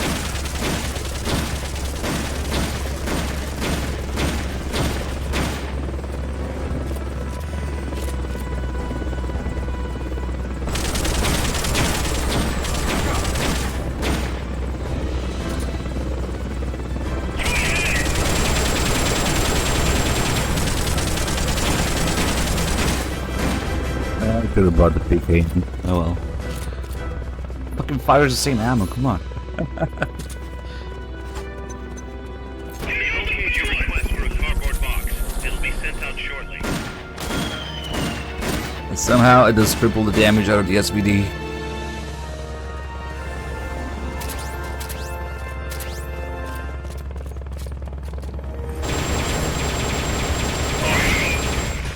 that far off. That's gotta be the leader. Can you take him down?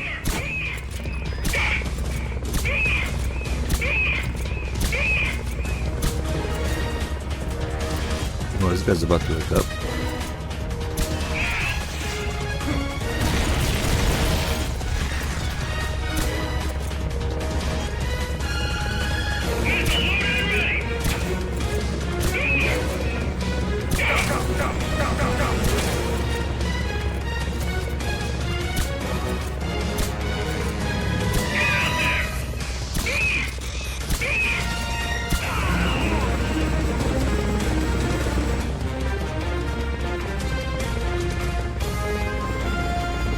The enemy leader's out cold. Bring him in.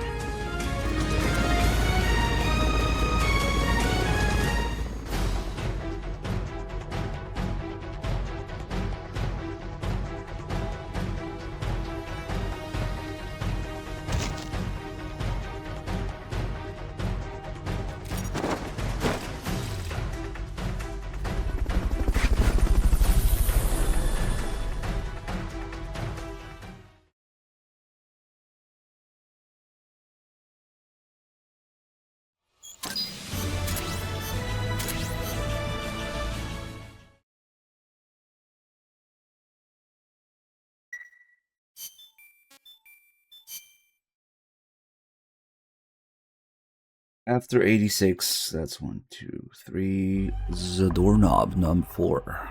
That's what we should have here. Yep. Snake, Zadornov's disappeared again. Get out there and retrieve him.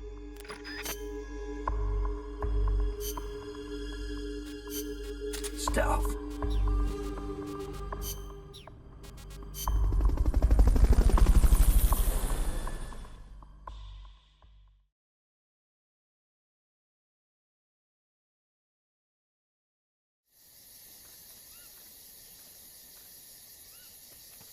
Find Zadornov, Snake. Let's see, this is the one in the village. Yep. He's inside of one of the houses. So we shouldn't even bother looking here. Wait, freeze. The doorknob keeps disappearing.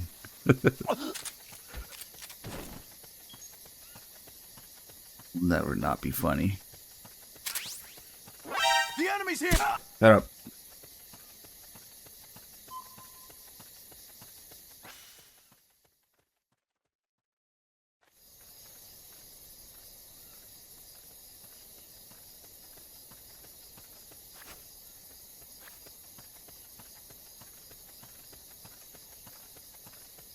Freeze. There's a sniper. Can't be imagining things.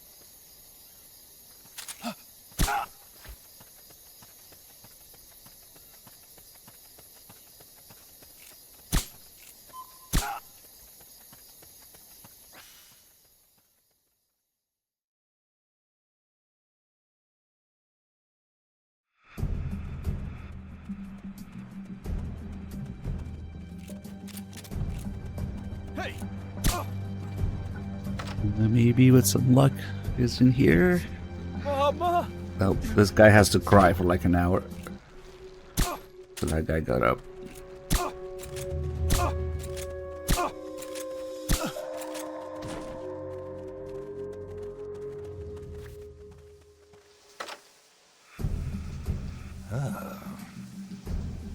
Who's there? Like showering. Hey!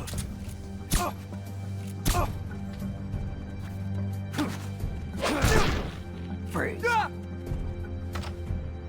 No one here.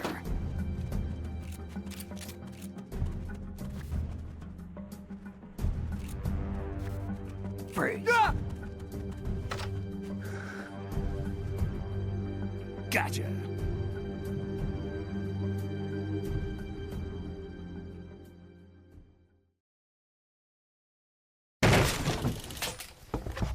Curses.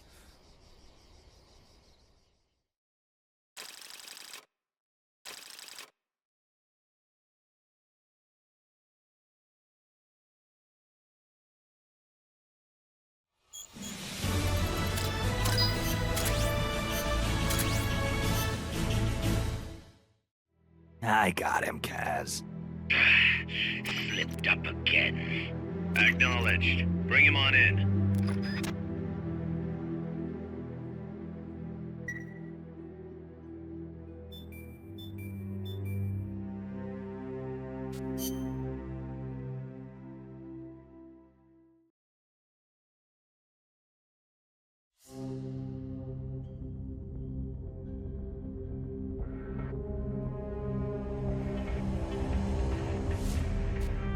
Is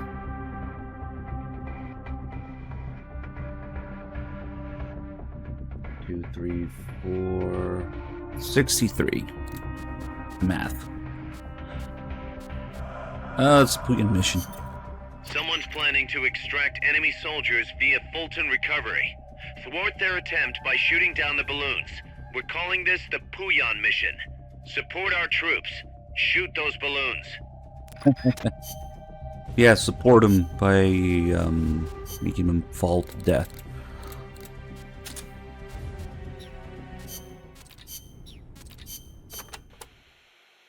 So all I have to do here is shoot down the Fulton recovery balloons, right? Right. And don't shoot the soldier dangling underneath by mistake. I'd go with a sniper rifle, but really any weapon will work as long as you aim carefully.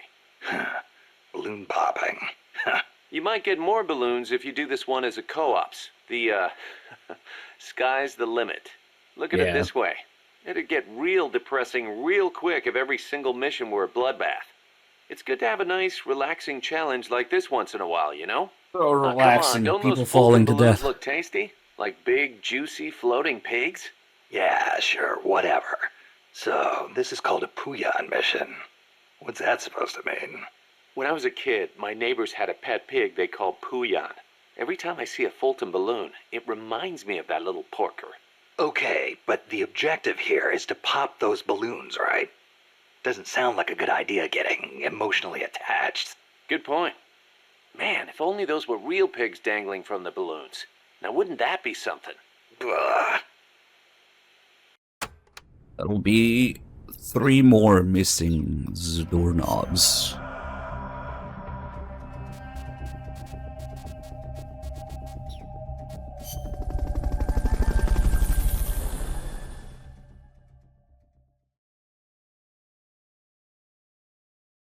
Yeah, of course it'll be marathons.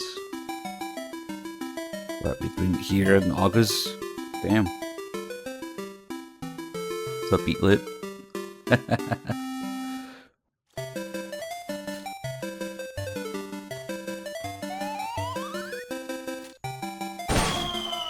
Fuck those guys. Suddenly, I had a craving for pork.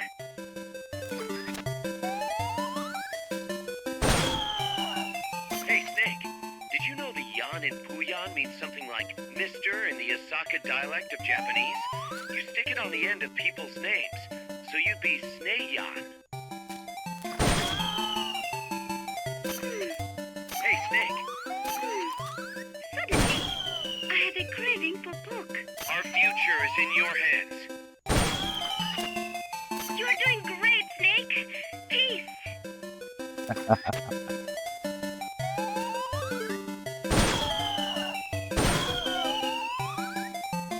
Hey, Snake.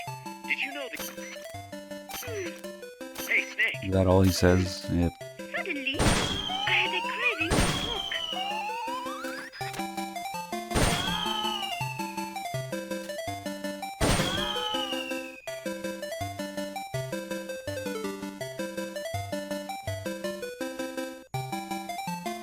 Hey, Snake. I know it is not easy, but I have faith in you.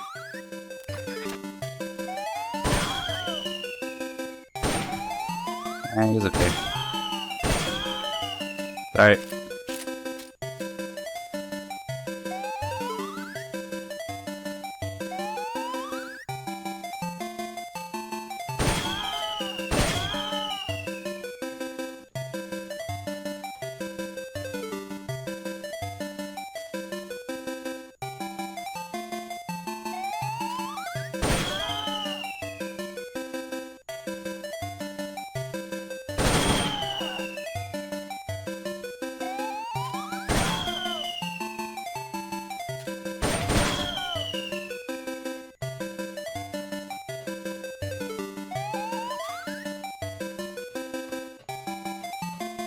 Where the heck is it?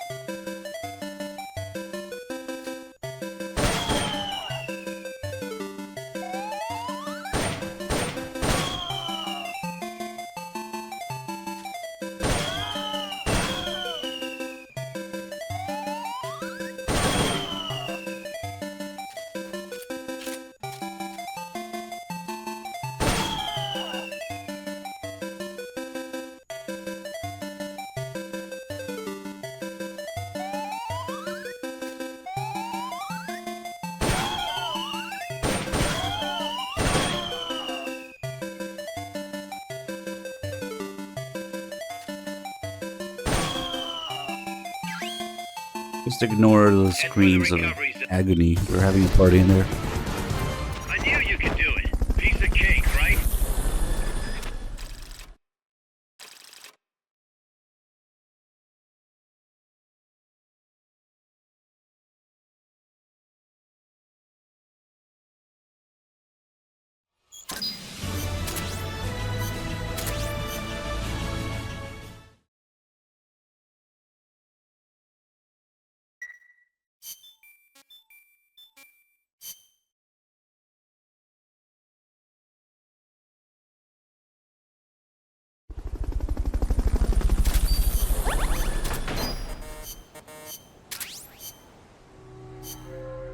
All these people fapping.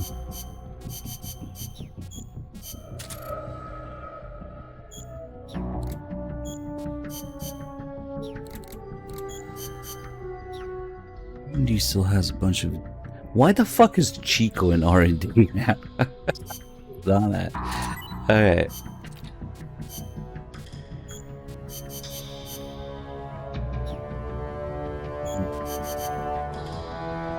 Why the fuck is Kojima in R&D?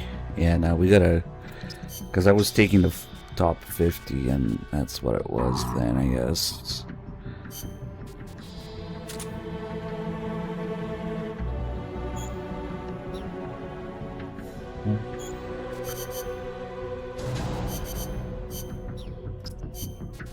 This got good, you know. There's still a bunch of B ranks in here.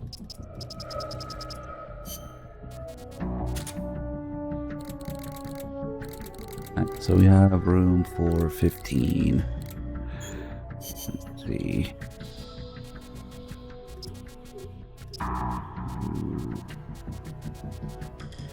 3, 4, 5, 6.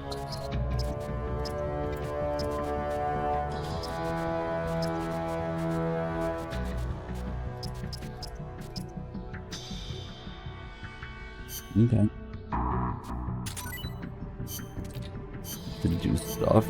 Okay, yeah. Oh yeah. Oh yeah, that's good. That's really good.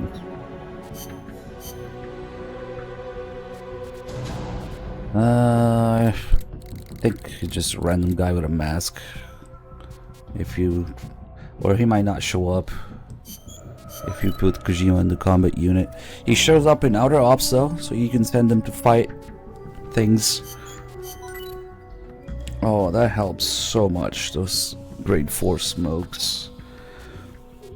And the launchers here. The PKM. Yep. Alright, I'm glad I checked.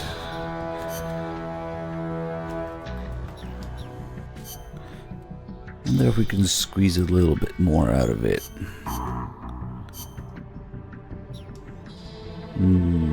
59. Alright, let's do the reassignment thing again. Fuck.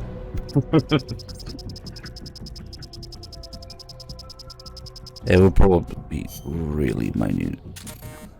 Yeah. Alright, go to all. Grab the top 50.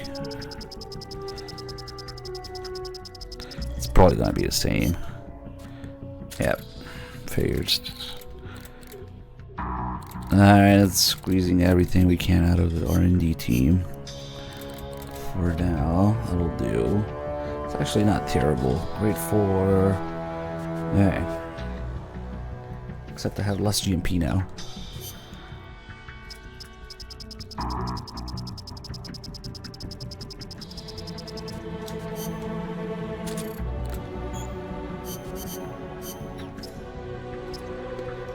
You should be medics.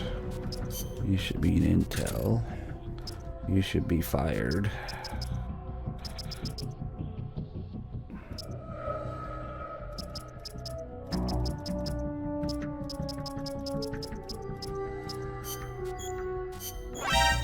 You're fired. Oh wow, we got a bunch more GMP now. Doing that, nice. Alright, so we can add this. And ooh, is that the drum? It is.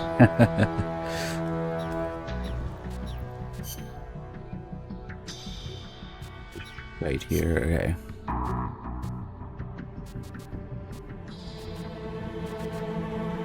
Bucket, 50 round drum, Thompson.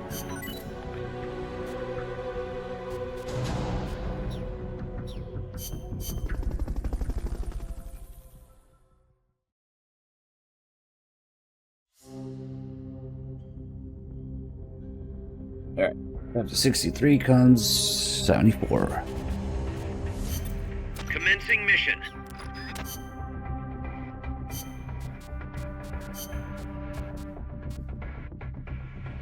Survival.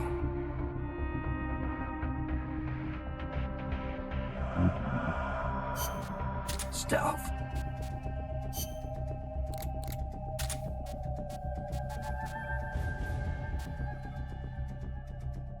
Missing here. Oh, I guess we wouldn't be able to carry as many smoke grenades, but it doesn't matter for vehicles.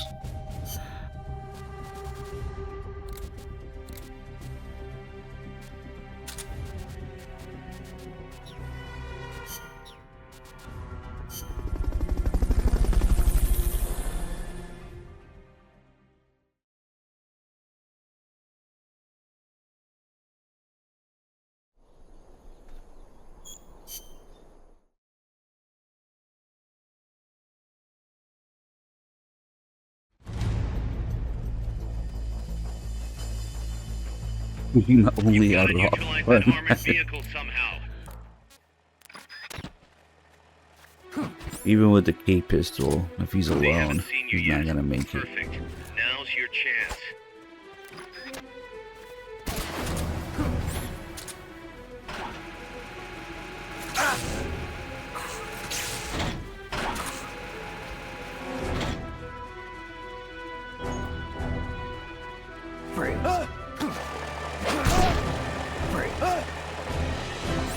Let's see how many people we got. 28. Still doable.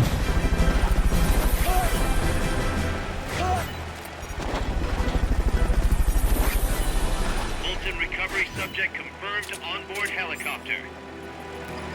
Molten recovery helicopter is complete.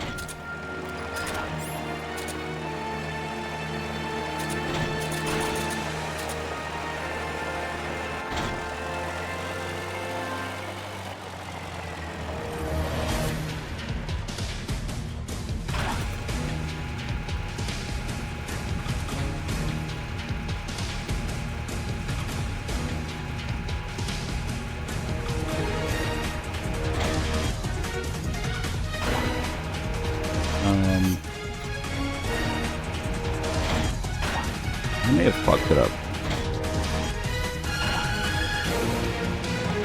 Yep. Oh well.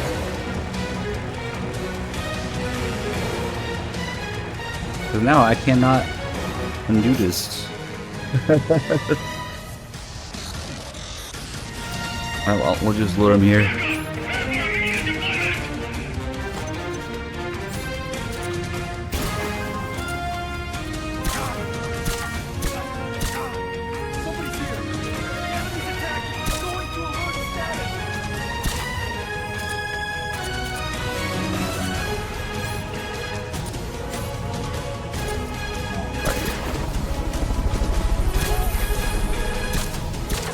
God damn Brits, man. Molten recovery subject confirmed onboard helicopter.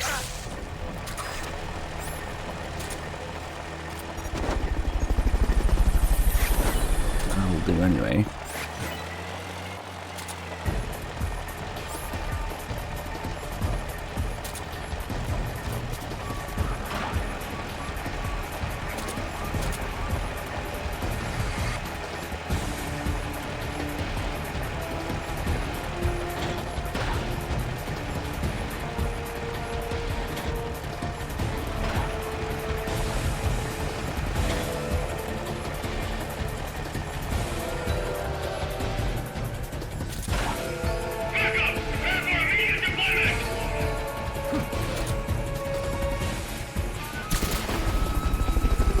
Well, doing it any other way is kind of stupid. If you ask me. Recovery to helicopter is complete. You wouldn't believe you can do things stealthily in this game.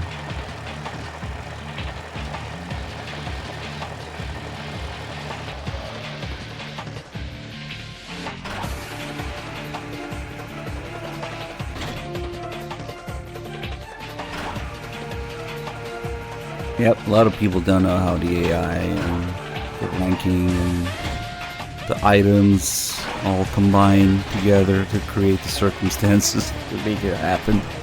It's pretty satisfying. That's like, I don't know, hitting your head against a wall.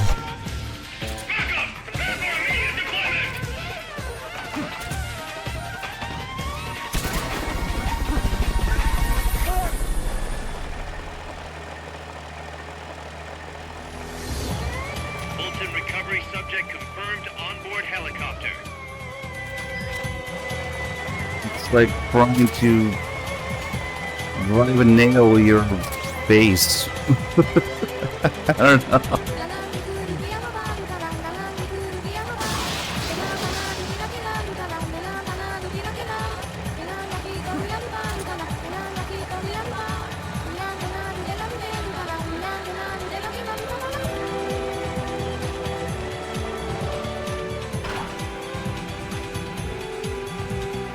Also, the armor vehicles are the most painless ones because you just wait for them to come out and immediately you have the Fulton mine waiting. So they don't even have a chance to do anything. And you just stay behind the vehicle and can never spot you, basically.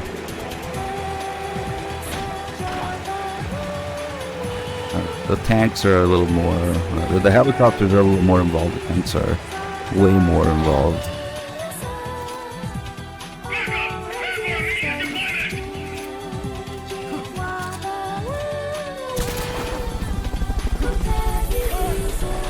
The guy on the other side. Fulton recovery to helicopter is complete.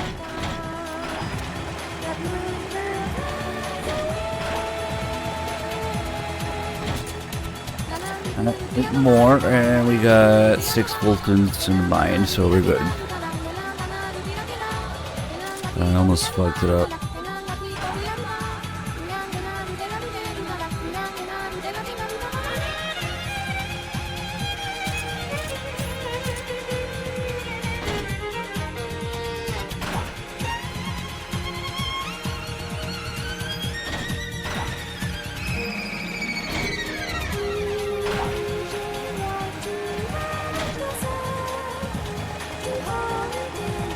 The chaos you're talking about still happens if you try to do things in co-op, because nobody knows how to sneak in co-op, so it's always brute force and chaos.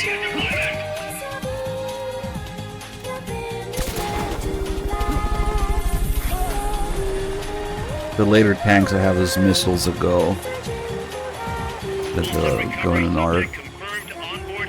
So you can't even hide behind cover because they hit you from the top.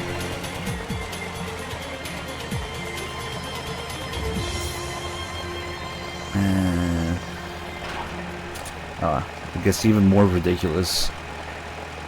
Even if you don't have the Fulton mines, they can't alert during the animation or climbing out of the vehicle, but you can still hit them.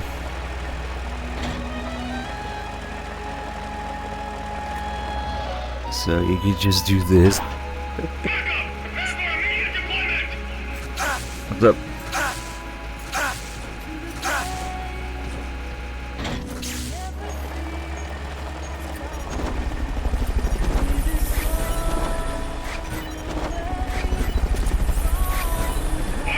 They cannot alert until they're all the way out. Can you take him down? So. Fuck, this loadout doesn't have the mines. Oh well, I'll just deal with it. I'm just forgetting something.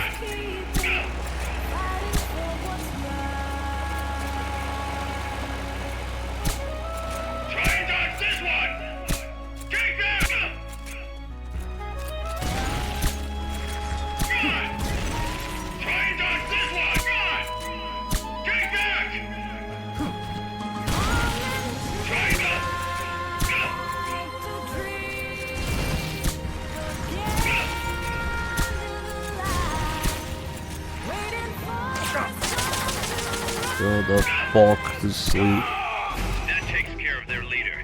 Recover him and it's mission complete.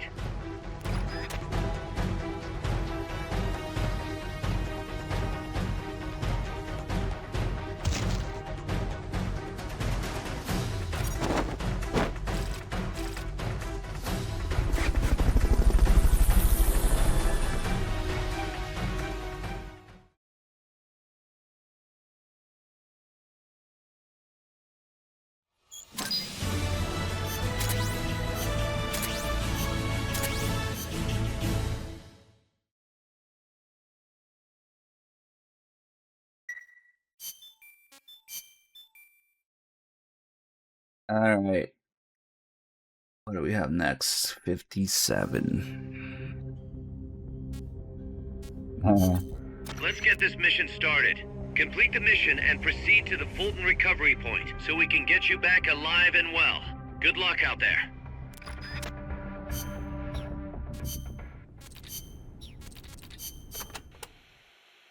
That's a rangefinder camera you have, right, Snake? Mi viejo used to talk about rangefinder cameras and how they can focus just as well as any other camera, despite their size. He also said they don't have much picture blur either. To bring an object into focus, make sure the two images overlap before taking the picture. But you could probably do that in your sleep, couldn't you? All you need to worry about is making sure your subject is in the frame. Remember, Snake, photography is all about timing. Who asked you, Chico? I guess that's how the cameras were back then, but you don't have to worry about it in gameplay. I should put AT mines in this loadout. I guess we don't need the freaking sleep gas mines. Man, that's what I forgot. Okay.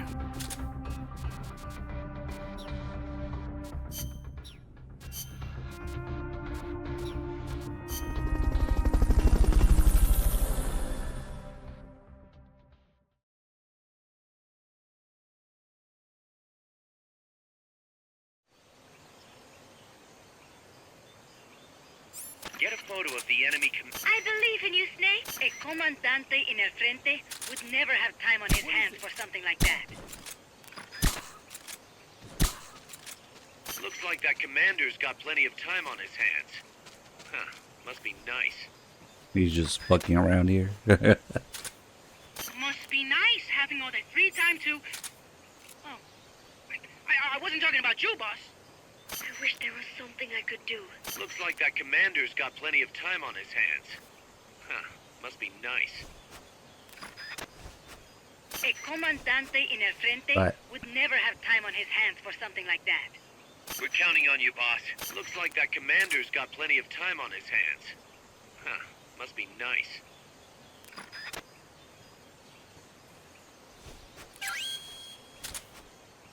I have nice shot. So many fucking JPEGs of this guy doing that every time I play this game. You did it. Keep it up. Like, how fucking... Hey. Yeah, look. All these, at least. Damn.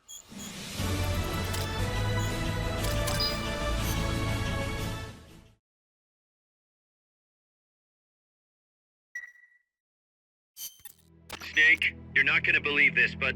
Yeah? Zadornov's missing again. Kaz, are you sure somebody's not, I don't know, letting him out on purpose? You think I have time to assemble a mole hunt? Man, this guy isn't just good, he's so good it's scary. If he's doing this alone, that is. Anyway, he left a trail, so we've got a good idea of where he's probably hiding. You know what the mission is. Find Zadornov, Snake. Find Zadornov. Danny D with 109 months. Officially more 9 years. That's crazy. Thank you so much. Okay, let's 74. Shit.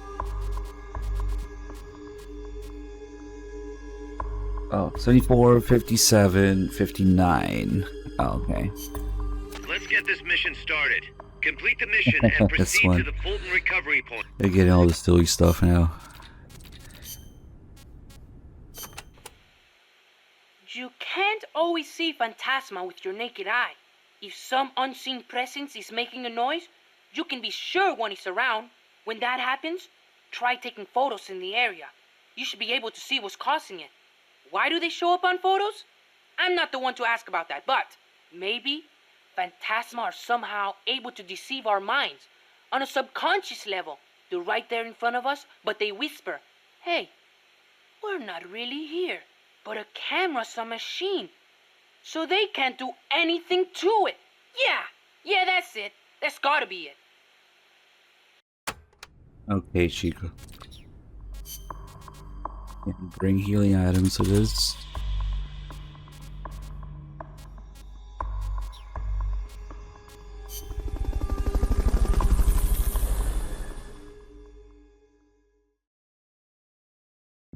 Fuck, I forget. I know where it is, but I forget how to make it show up. Maybe you don't need to. Maybe just take a picture there. Oh, that's right. I can see. Okay. Ghost's been set loose. It's coming after you. Run! Hide, Snake! Quick! There it is. That makes him show up. Nice. Quick! Hide! Unknown. Oh shit. Oh, that was the analyzer, not the picture. Not the camera. That would explain everything. That's cool though, that tries to analyze it. I actually didn't know that. And it says unknown. Now where the fuck is it? Oh, hello.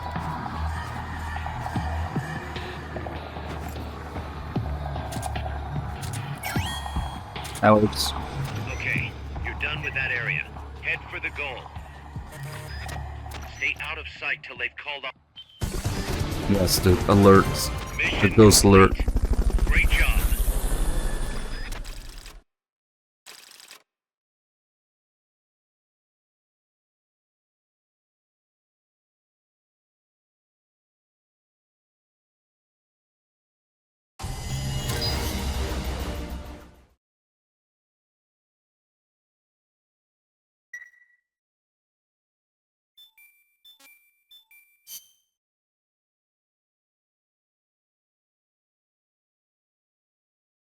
Alright, next comes 84. And it's a chopper battle. Commencing mission. Hopefully we have the new PKM. It should help a little. And snail. Liquid snail. Combat. Nah. Fuck.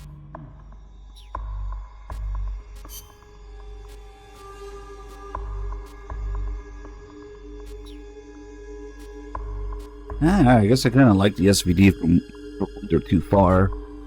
Get hit with the machine gun. Solid Snake simulation. Thank you for 10 months.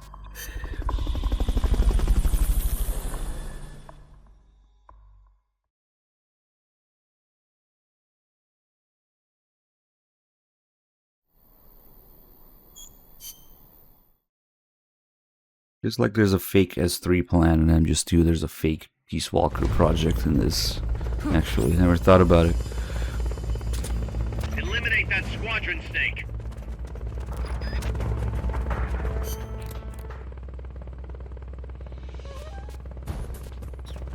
They haven't seen you yet. Perfect. Now's your chance.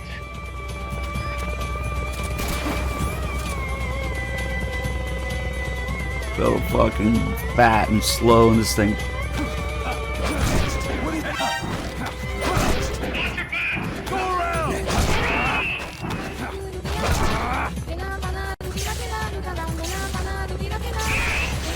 Oh fuck.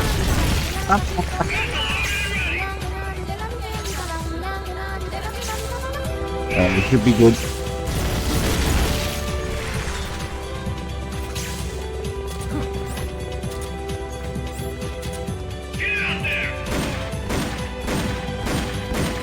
Oh, what the fuck, dude? Three of the fucking SPD kills that helicopter in one hit. Okay. Oh fuck. The rocket balls, man.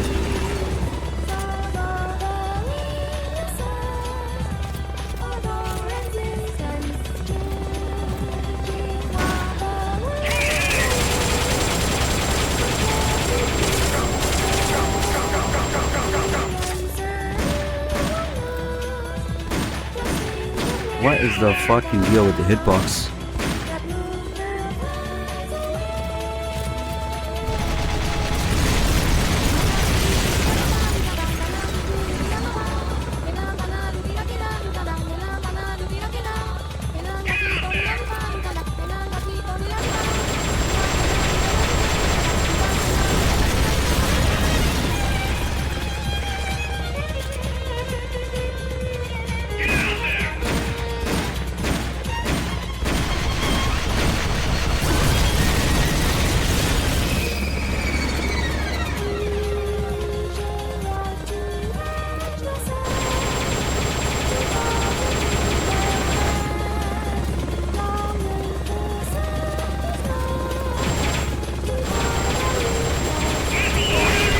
Oh, that was pretty easy, actually.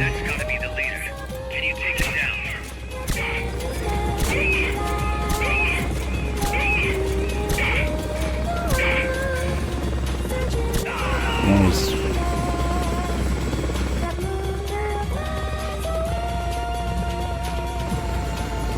The enemy leader's out cold.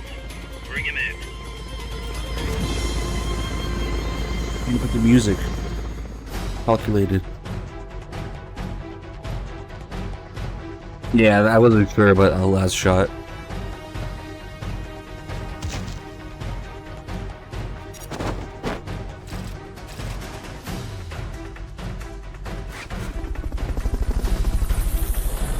Number 40 is up next.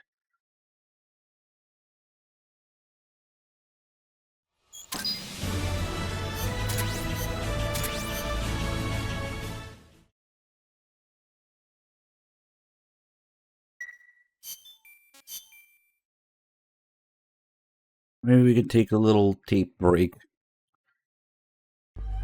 Still have a lot of tapes to go through. Let's see, what's number 40? Base defense. Yeah, we'll take a break.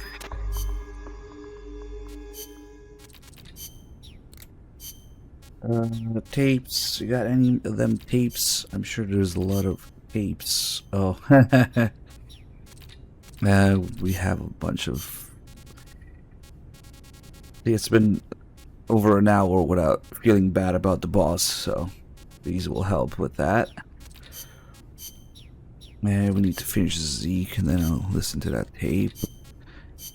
Meanwhile, Chica's... Yep, when Paz gets in Mother Base. Hey, what's with all this sighing?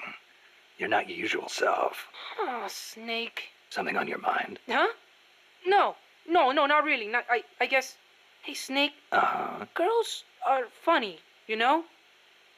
You can never tell what they're thinking. They're always doing their own thing. Maybe they really are different from us men. Whoa, what's this about now? Chico, do you have a crush on somebody? No, it's not that. I just... What? Go ahead, you can talk to me. Whenever I talk to Paz, my heart starts pounding and everything I say comes out wrong. Paz? I guess she is pretty close to your age. That ever happened to you, Snake? Well, sure. Happens to everybody. Well, how do I talk to her? That is a tough one. Why don't you try, talking to her like you talk to everybody else? No, it doesn't work. I freeze up every time I'm around her.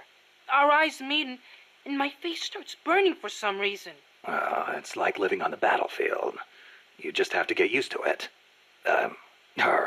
You're nervous at first, but the more you're out there, the more natural it feels. Get your courage up and go talk to her more often. Oh, okay. Man, girls are more full of mysteries than UMAs. Oh, you got that right. Ask Huey to help you write a letter for her. Wait. Alright, it's time to feel bad about the boss, guys. You just don't feel bad about the boss enough until you've heard these. Hello, Snake. It's been a while, hasn't it? I hear you've been causing quite the ruckus in Nicaragua. Nothing much to report from my end. The legacy's being put to good use. Or so they tell me. But enough with the small talk. There's something I need to tell you. You saw the photo that came with this tape, right? The boss gave that to me 10 years ago. I'm sorry, I should have told you sooner. I probably should have told you right away. But sending it to you hasn't been an easy decision to make. It's taken me 10 years. Once you've heard what I have to say, you'll understand why. That photo belonged to her. I know what you're thinking. What does she have to do with this? You've probably seen it 100 times in the press already.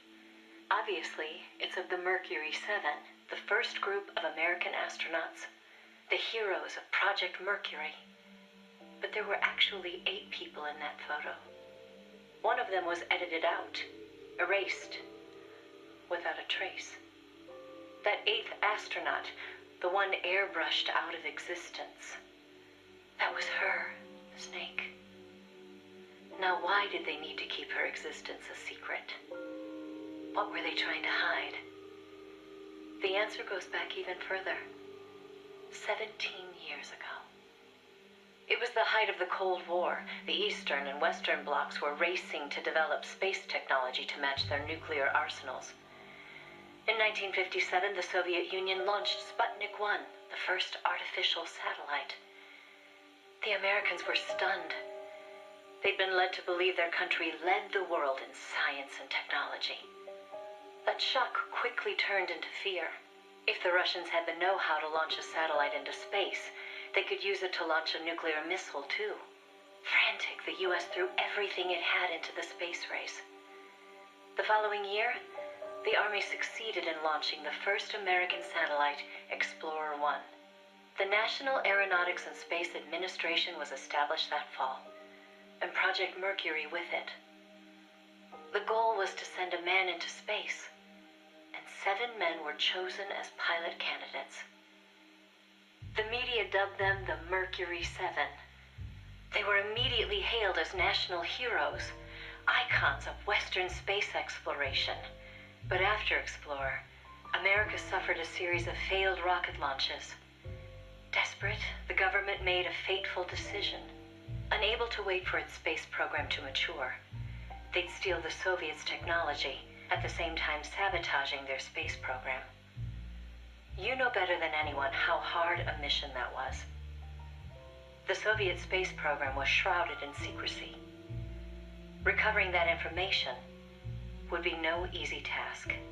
Using the help of an insider, they'd insert a sleeper agent into the research institute, or else recruit one of those insiders to do the job for them. And, if necessary, the mission leader would have to go in and sort things out themselves.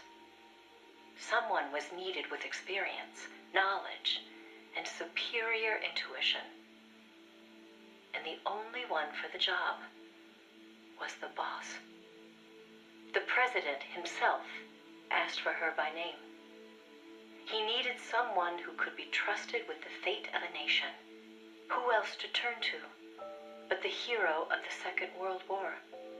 It was June 1959. So you see, Snake, that's why she left. That was the top secret mission that took her from you. But her selection ruffled a few CIA feathers. They didn't appreciate the president going over their head like that.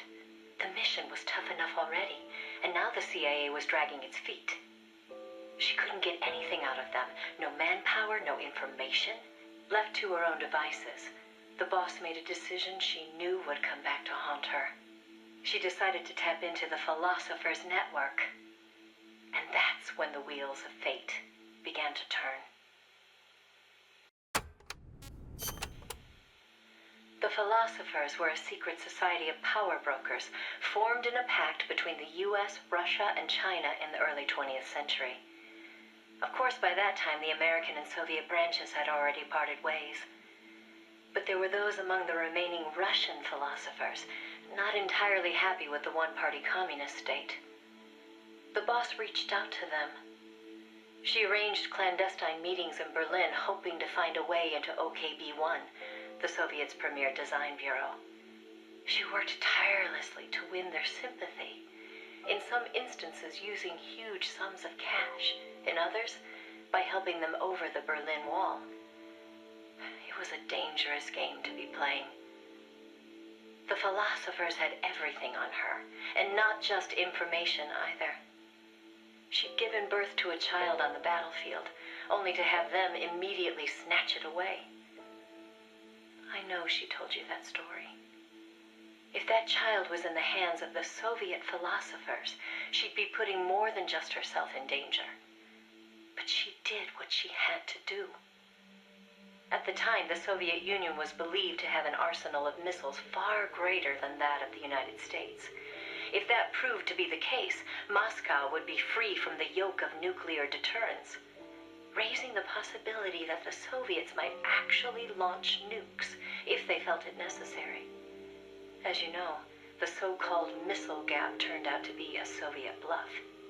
Moscow had gone to incredible lengths to perpetuate the lie. In fact, the whole space race was really just a part of an elaborate ruse. Only we didn't know that at the time. She used to joke that even she swallowed the whole missile gap story, hook, line, and sinker. She put her life on the line, for the sake of her country, to prevent nuclear war. And it was because of her sacrificial efforts that America succeeded in placing a sleeper agent inside OKB-1. NASA began to receive huge volumes of technical data from the Soviet program. By the end of 1959, they'd succeeded in sending a chimpanzee named Sam on a ballistic rocket flight. The rocket never left the atmosphere. But all the same, it was a huge success for NASA, restoring confidence in its technology. Then, just when the operation was starting to produce results, the CIA came calling. "You're a war hero," they said. "No need for you to dirty your hands with this sort of black ops. We'll take it from here." In effect, they wanted to reap the rewards for themselves. But the boss didn't object.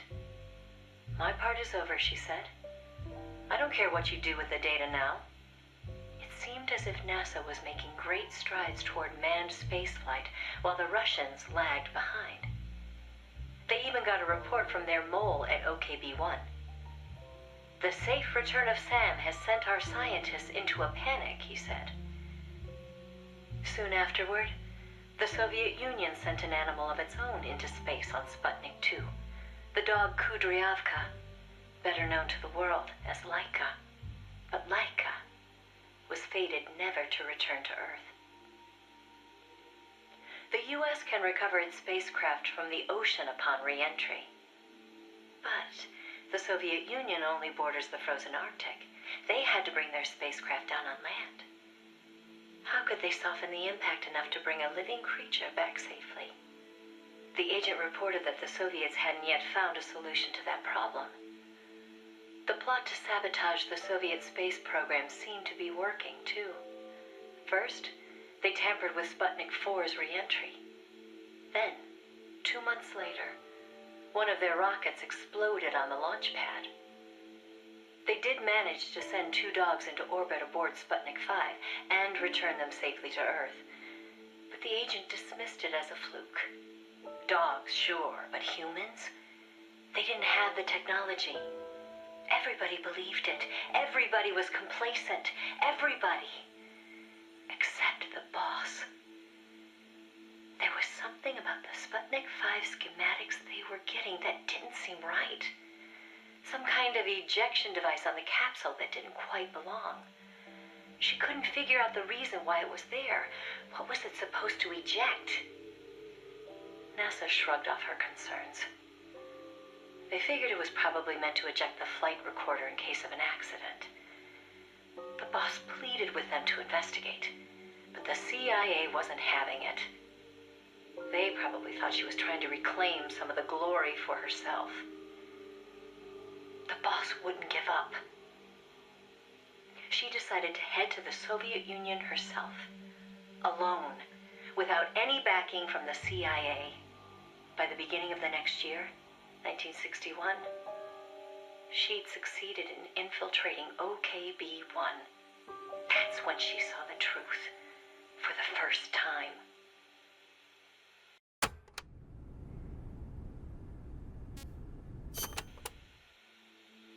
The sleeper that she'd worked so hard to place was a double agent. He'd been turned by the Soviets and was feeding the Americans lies. But what shocked the boss even more was why. The CIA's access agent had been taking a large cut of the sleeper's pay. The sleeper felt what little he was left with wasn't worth the risk. When he got a better offer from Moscow, he took it. At some point, the Americans' intelligence operation had become an open book to the Soviets. And contrary to what the sleeper had been reporting, the Soviets' manned spaceflight technology was quite advanced. It wasn't until she infiltrated OKB-1 herself that the boss learned the truth about Sputnik 5. After the spacecraft re-entered the atmosphere, it ejected the pilot, seat and all, at an altitude of 7,000 meters. It was the Soviet solution to the problem of land recovery. The mystery device attached to Sputnik 5 was for that purpose. The pilot would parachute down from that high altitude wearing a bulky spacesuit. Crazy, I know. The Soviets knew exactly how dangerous it was, of course. So much so that they gave Yuri Gagarin, the first man in space, a special 2-rank promotion before re-entry. Only Moscow could come up with this kind of plan. With total state control over information, they could easily pretend it never happened in the event of a failure. The boss passed the info on to NASA. It was their worst nightmare. The glory of mankind's first spaceflight was about to be stolen from them by the Soviet Union. It was Sputnik all over again. And the CIA was caught no less off guard. Their ineptitude had caused the fiasco in the first place. The Soviets' deception was brilliant. They'd woven a masterful tapestry of truth and fiction to convince the Americans their intelligence operations were proceeding as planned. No one but the boss could have seen through it. It was obvious the Soviets had some gifted minds working on their side. But that certainly didn't excuse the CIA's massive failure. The CIA wasn't done, though, and devised an ingenious plan to avoid taking responsibility. Luckily for them, a new president had been elected the previous November, John F. Kennedy. As he didn't know the case history when taking office, the CIA was able to feed lies to his new administration. They masked their own failures, placing the blame squarely on the boss's shoulders. After all, she'd selected an unreliable sleeper. They claimed she'd failed to make use of one of the most effective means of controlling a sleeper agent's actions: holding their family hostage. The boss was well aware that would have worked. She told me so later, but she couldn't bring herself to do it. It seems clear it had to do with having her own child taken. She could never inflict the same pain on anyone else. The CIA used that against her. In his election campaign, Kennedy had vowed to close the missile gap with Moscow. If America lost the space race, that promise would be worthless. The fact that the president had no links to the philosophers only made things worse. He was completely unaware of the secret networks she'd used to complete her mission. In his eyes, she was no better than a traitor. The fate that awaited her was cruel beyond belief.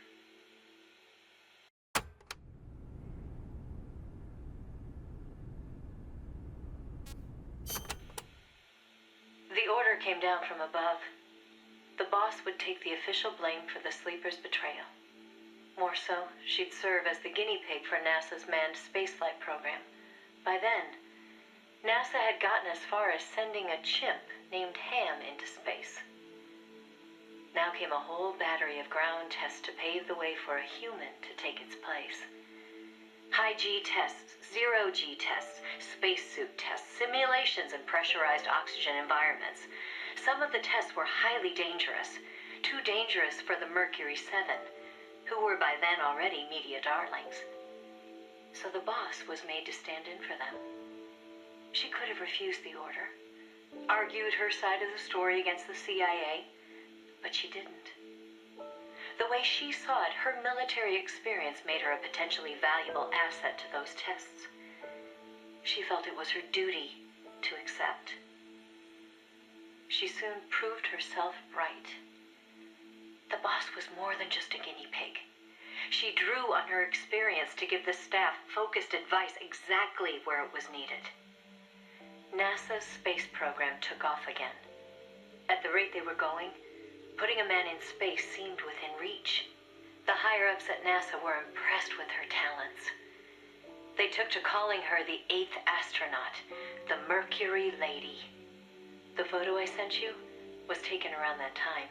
I suppose maybe they were planning to use it as propaganda, the world's first female astronaut. But then, just as things were looking up, they hit a new snag. The government told them to add a window. There were no windows in NASA's spacecraft back then. Ham never saw the stars around him. But Washington insisted. Their sources told them Soviet spaceships had windows. Space exploration as a form of propaganda in itself. After all, what was the point of sending a man into space if he couldn't tell the world what he'd seen? Most of all, though, they simply couldn't have the Russians doing something they couldn't. It was sheer madness, and everybody knew it. NASA was already facing impossible deadlines. Now they were adding yet another element of uncertainty to the mix. Installing a window would both weaken the spacecraft and make it harder to shield the occupant from cosmic rays. They weren't about to put their Mercury 7 golden boys in that kind of danger. So the boss was chosen as the pilot instead. Even if she made it up into space, she was given less than a 20% chance of returning to Earth alive. But she took it in stride, even helping them make the necessary design changes to the Mercury capsule. It was like going to work every day at NASA to make her own coffin. Then, without warning, the US received intelligence that the Soviets had moved their Vostok spacecraft to the launch site. The launch was set for the following day, April 12th, 1961.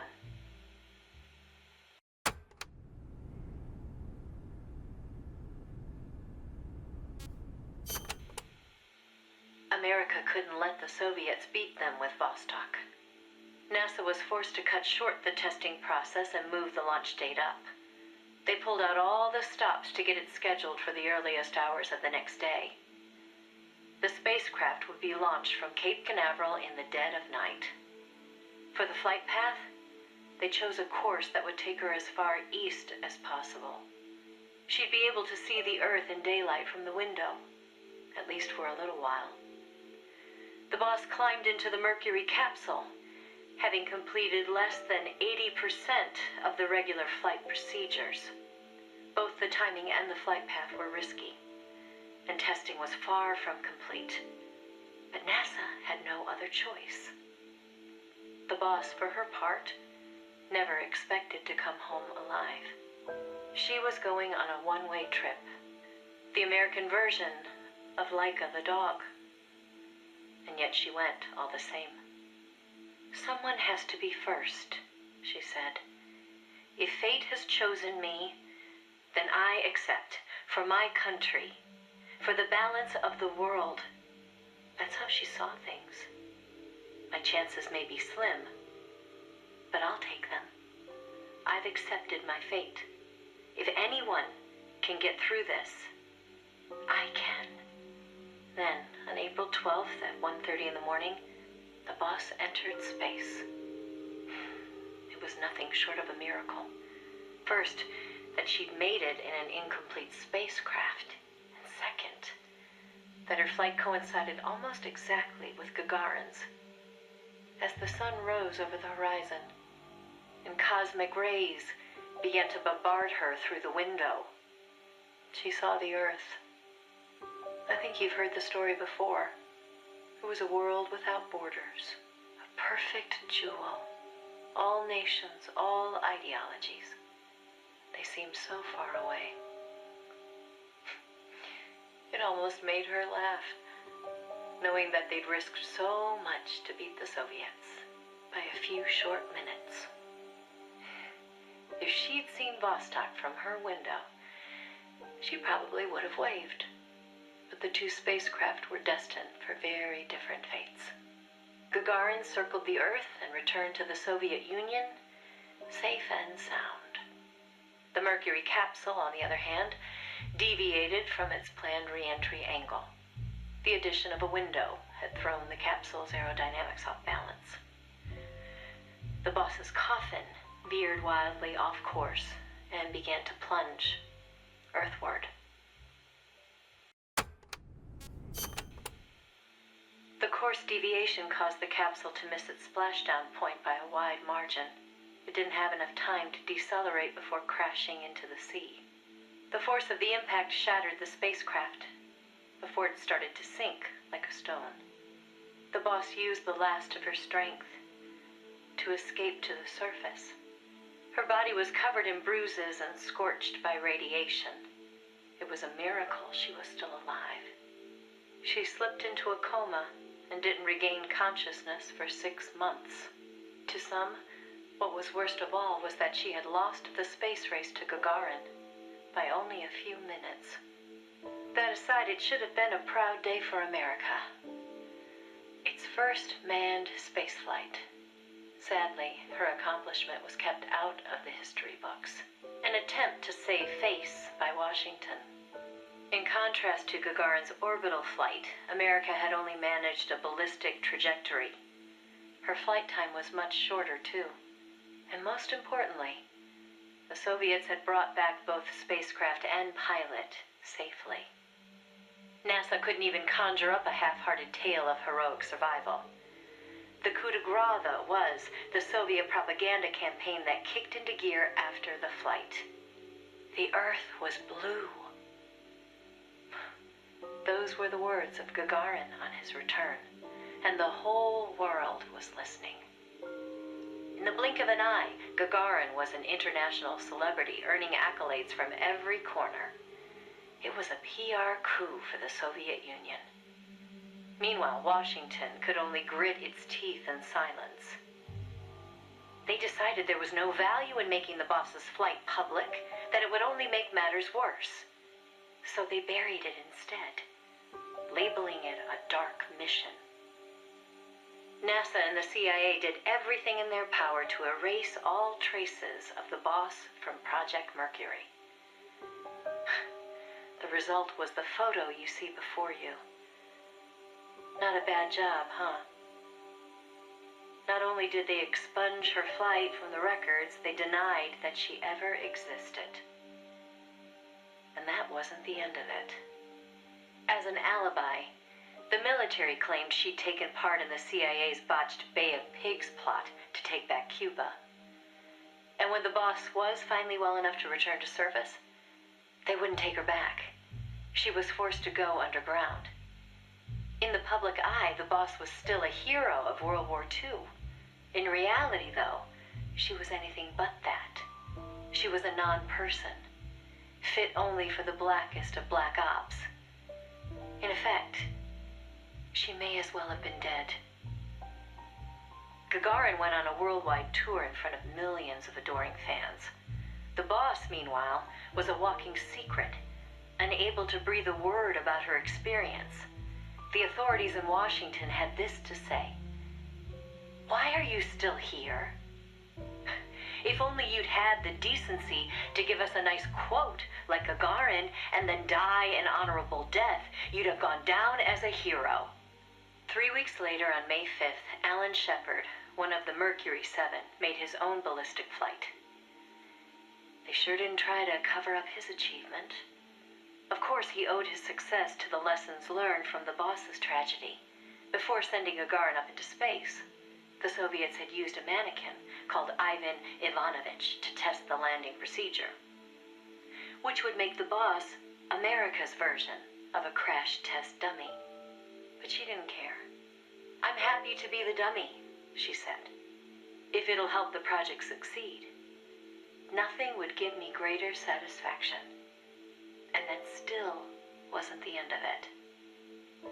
The boss had worked through the anti-Moscow faction of the Soviet Union's philosophers to place the sleeper agent, and at some point, the Soviets found out about it. Yet the Americans remained oblivious to the end. Even the philosopher network the boss plugged into never tipped them off to the double cross. That could only mean one of two things. Either the pro-Moscow philosophers had intervened, or the anti-Moscow philosophers had been turned. Either way, it was a situation their American counterparts couldn't stand. To preserve the philosopher's good name, and to repay her debt, so to speak, the boss once again made her way into the Soviet Union. There, she found herself face to face with the Soviets' own agent. And who should she find awaiting her return to Russia? The one who'd turned her sleeper against her, who'd fed them lies all this time. It was her former comrade in arms, the father of her child, the man known as the Sorrow. He didn't know it was the boss who'd sent the sleeper. Or to be more precise, the Soviet philosophers never told him. Former lovers, forced to fight to the death.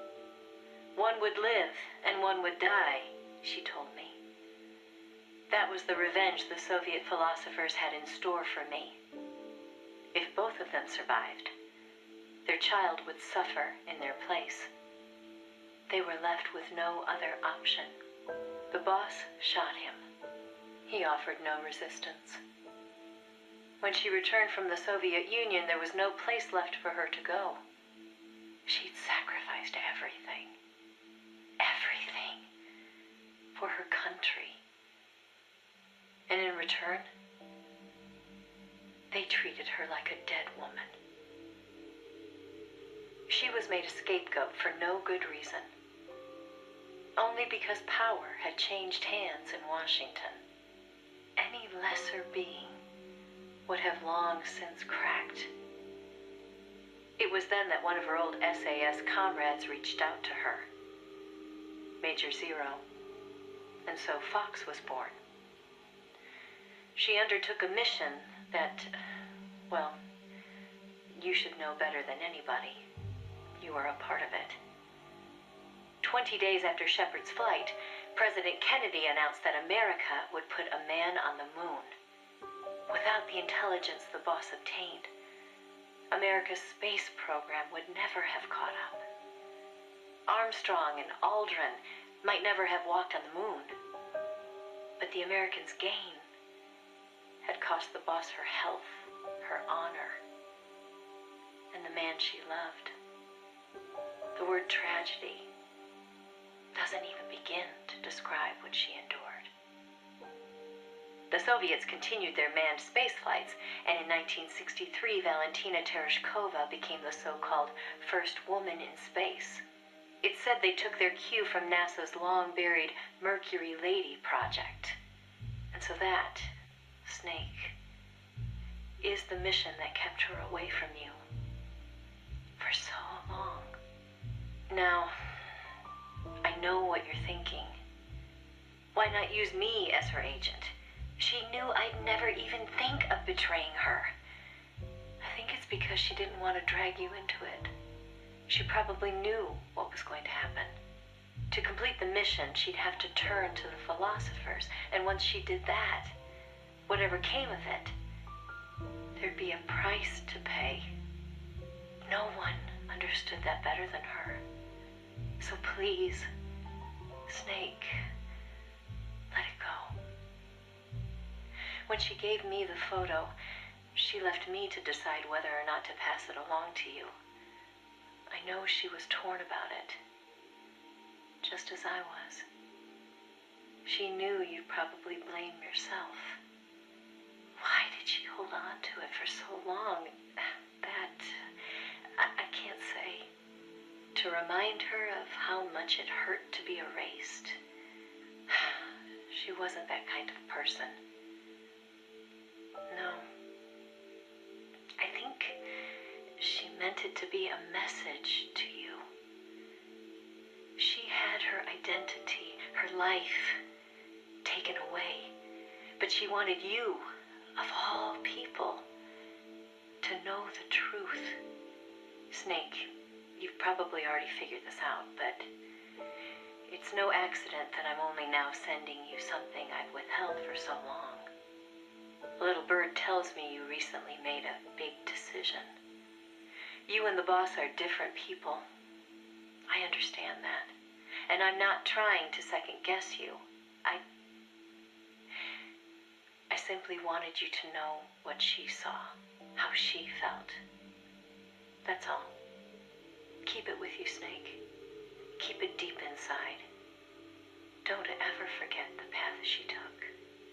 Because you and I are the only people on this earth who know the truth.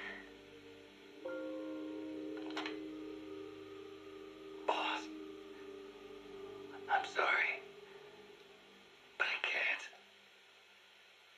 Alright, just in case you didn't feel bad about the boss already. It drags on for a bit, but it's interesting that they put those missing 5 years between Snake and the boss in these, and the reason she had to kill the Sorrow and all that stuff. And then we'll hear a very similar story from Strangelove's perspective, working at NASA with the boss once we get those tapes. Let's see what else do we have here. Zeke stuff. Alright. We can't use Snake for this? What? What's going on?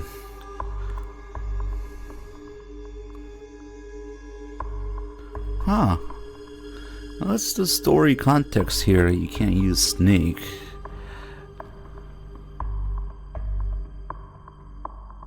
Doesn't really say. You just can't use Snake? M-Sub soldiers only. Okay. Then we'll use Snail. Liquid Snail.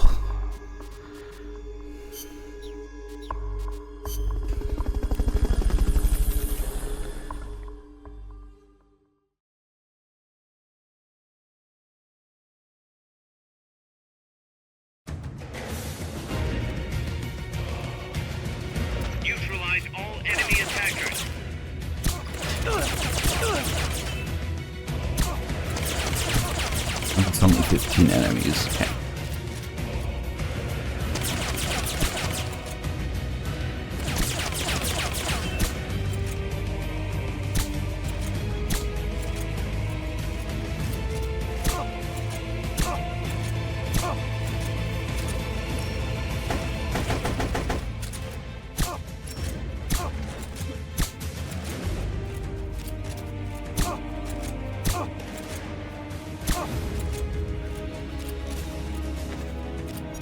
Oh shit. Oh well. Still drops ammo, that's right, with the Fulton upgrade.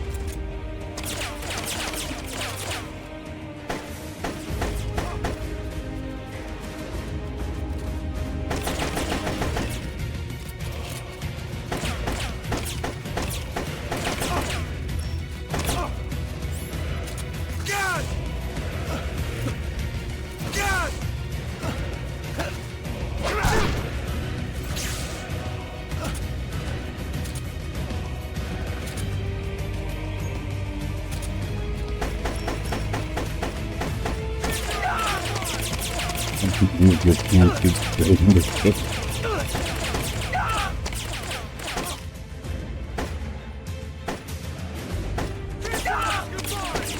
Fuck. Not the moist nugget, that's right.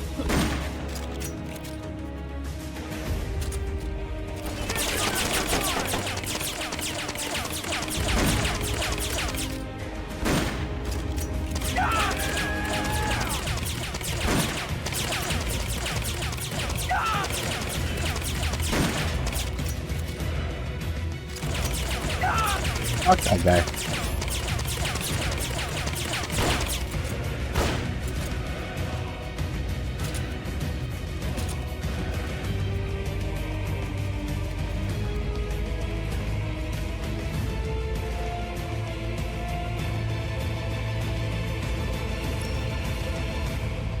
I wonder if this is supposed to happen with snakes inside. You can't use them? I don't know. Good job. Return to base.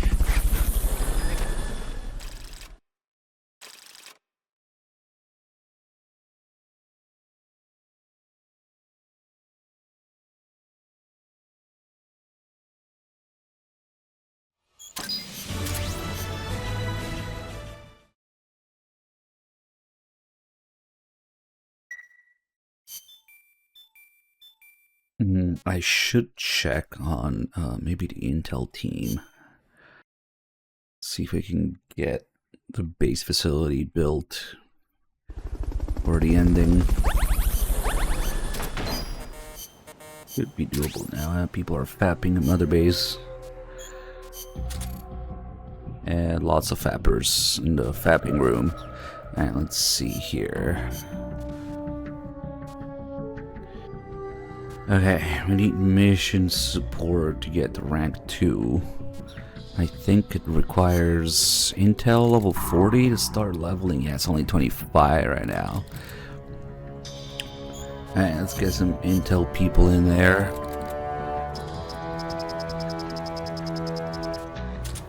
Fuck, I always do that. Come on, get out of here. Okay, let's take the top 50. Why the fuck is Kojima in R&D again? I don't know, whatever. I guess he's a C rank. See, Paz being an A rank in Intel should be kind of suspicious. Yeah, fuck it, we can move him around a bit. Fapper, medic, R&D, maybe we'll leave that.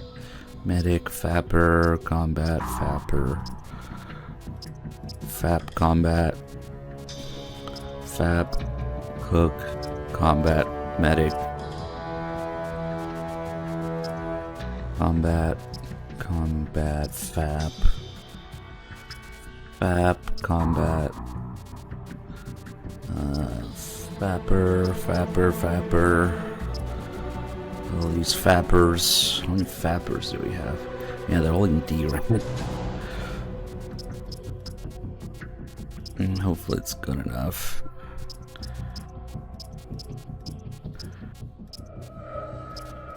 Okay, let's see.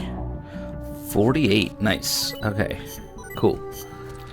The GMP is absolutely destroyed though, so we can put these guys back. Put a couple cooks in there. And 17 people in combat. Oh fuck, it's still too much. Dang it.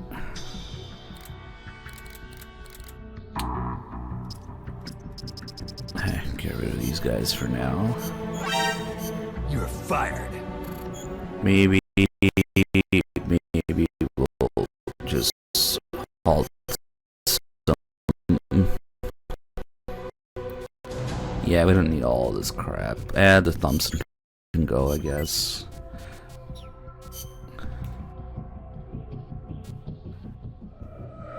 Oh, the analyzer would be nice though.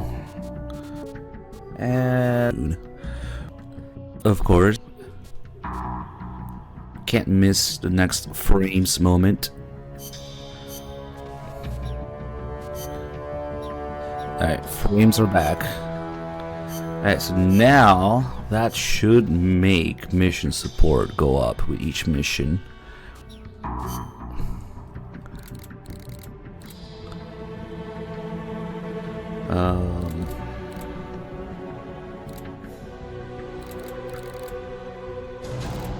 Okay, we'll check after the next mission.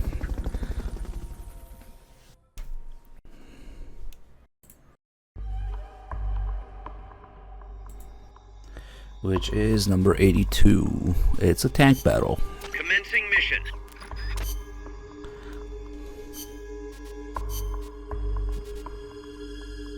Survival.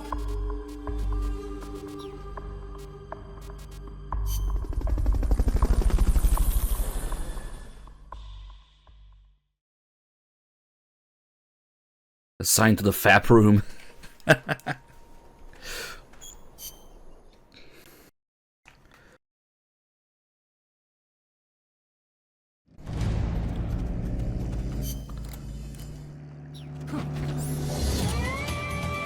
Don't worry about the tank. Just focus on the troops. They haven't seen you yet. Perfect. Now's your chance.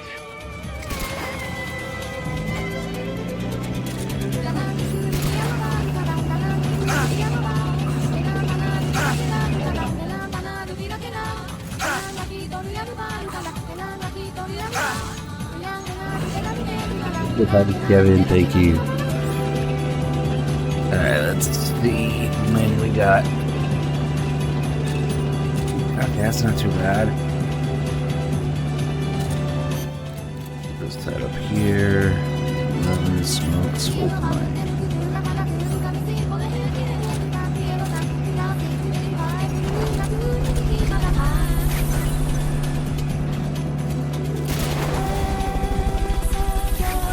Fulton recovery helicopter is complete. Fulton recovery subject confirmed on board helicopter. Fulton recovery helicopter is complete.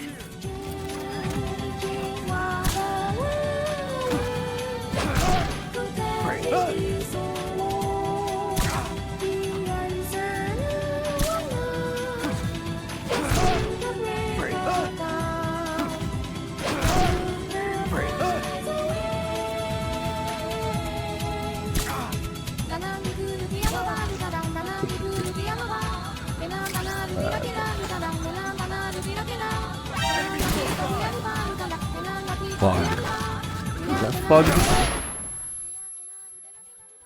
Maybe the vehicle's not freaking out, so maybe not. No, they're all freaking out. Fog. Strange that the vehicle didn't turn around for that. That crit messed me up. Fog. Beyond the fogs. Now the weapons are messed up. Neutralize troops. They're trying to find you. Make sure they don't.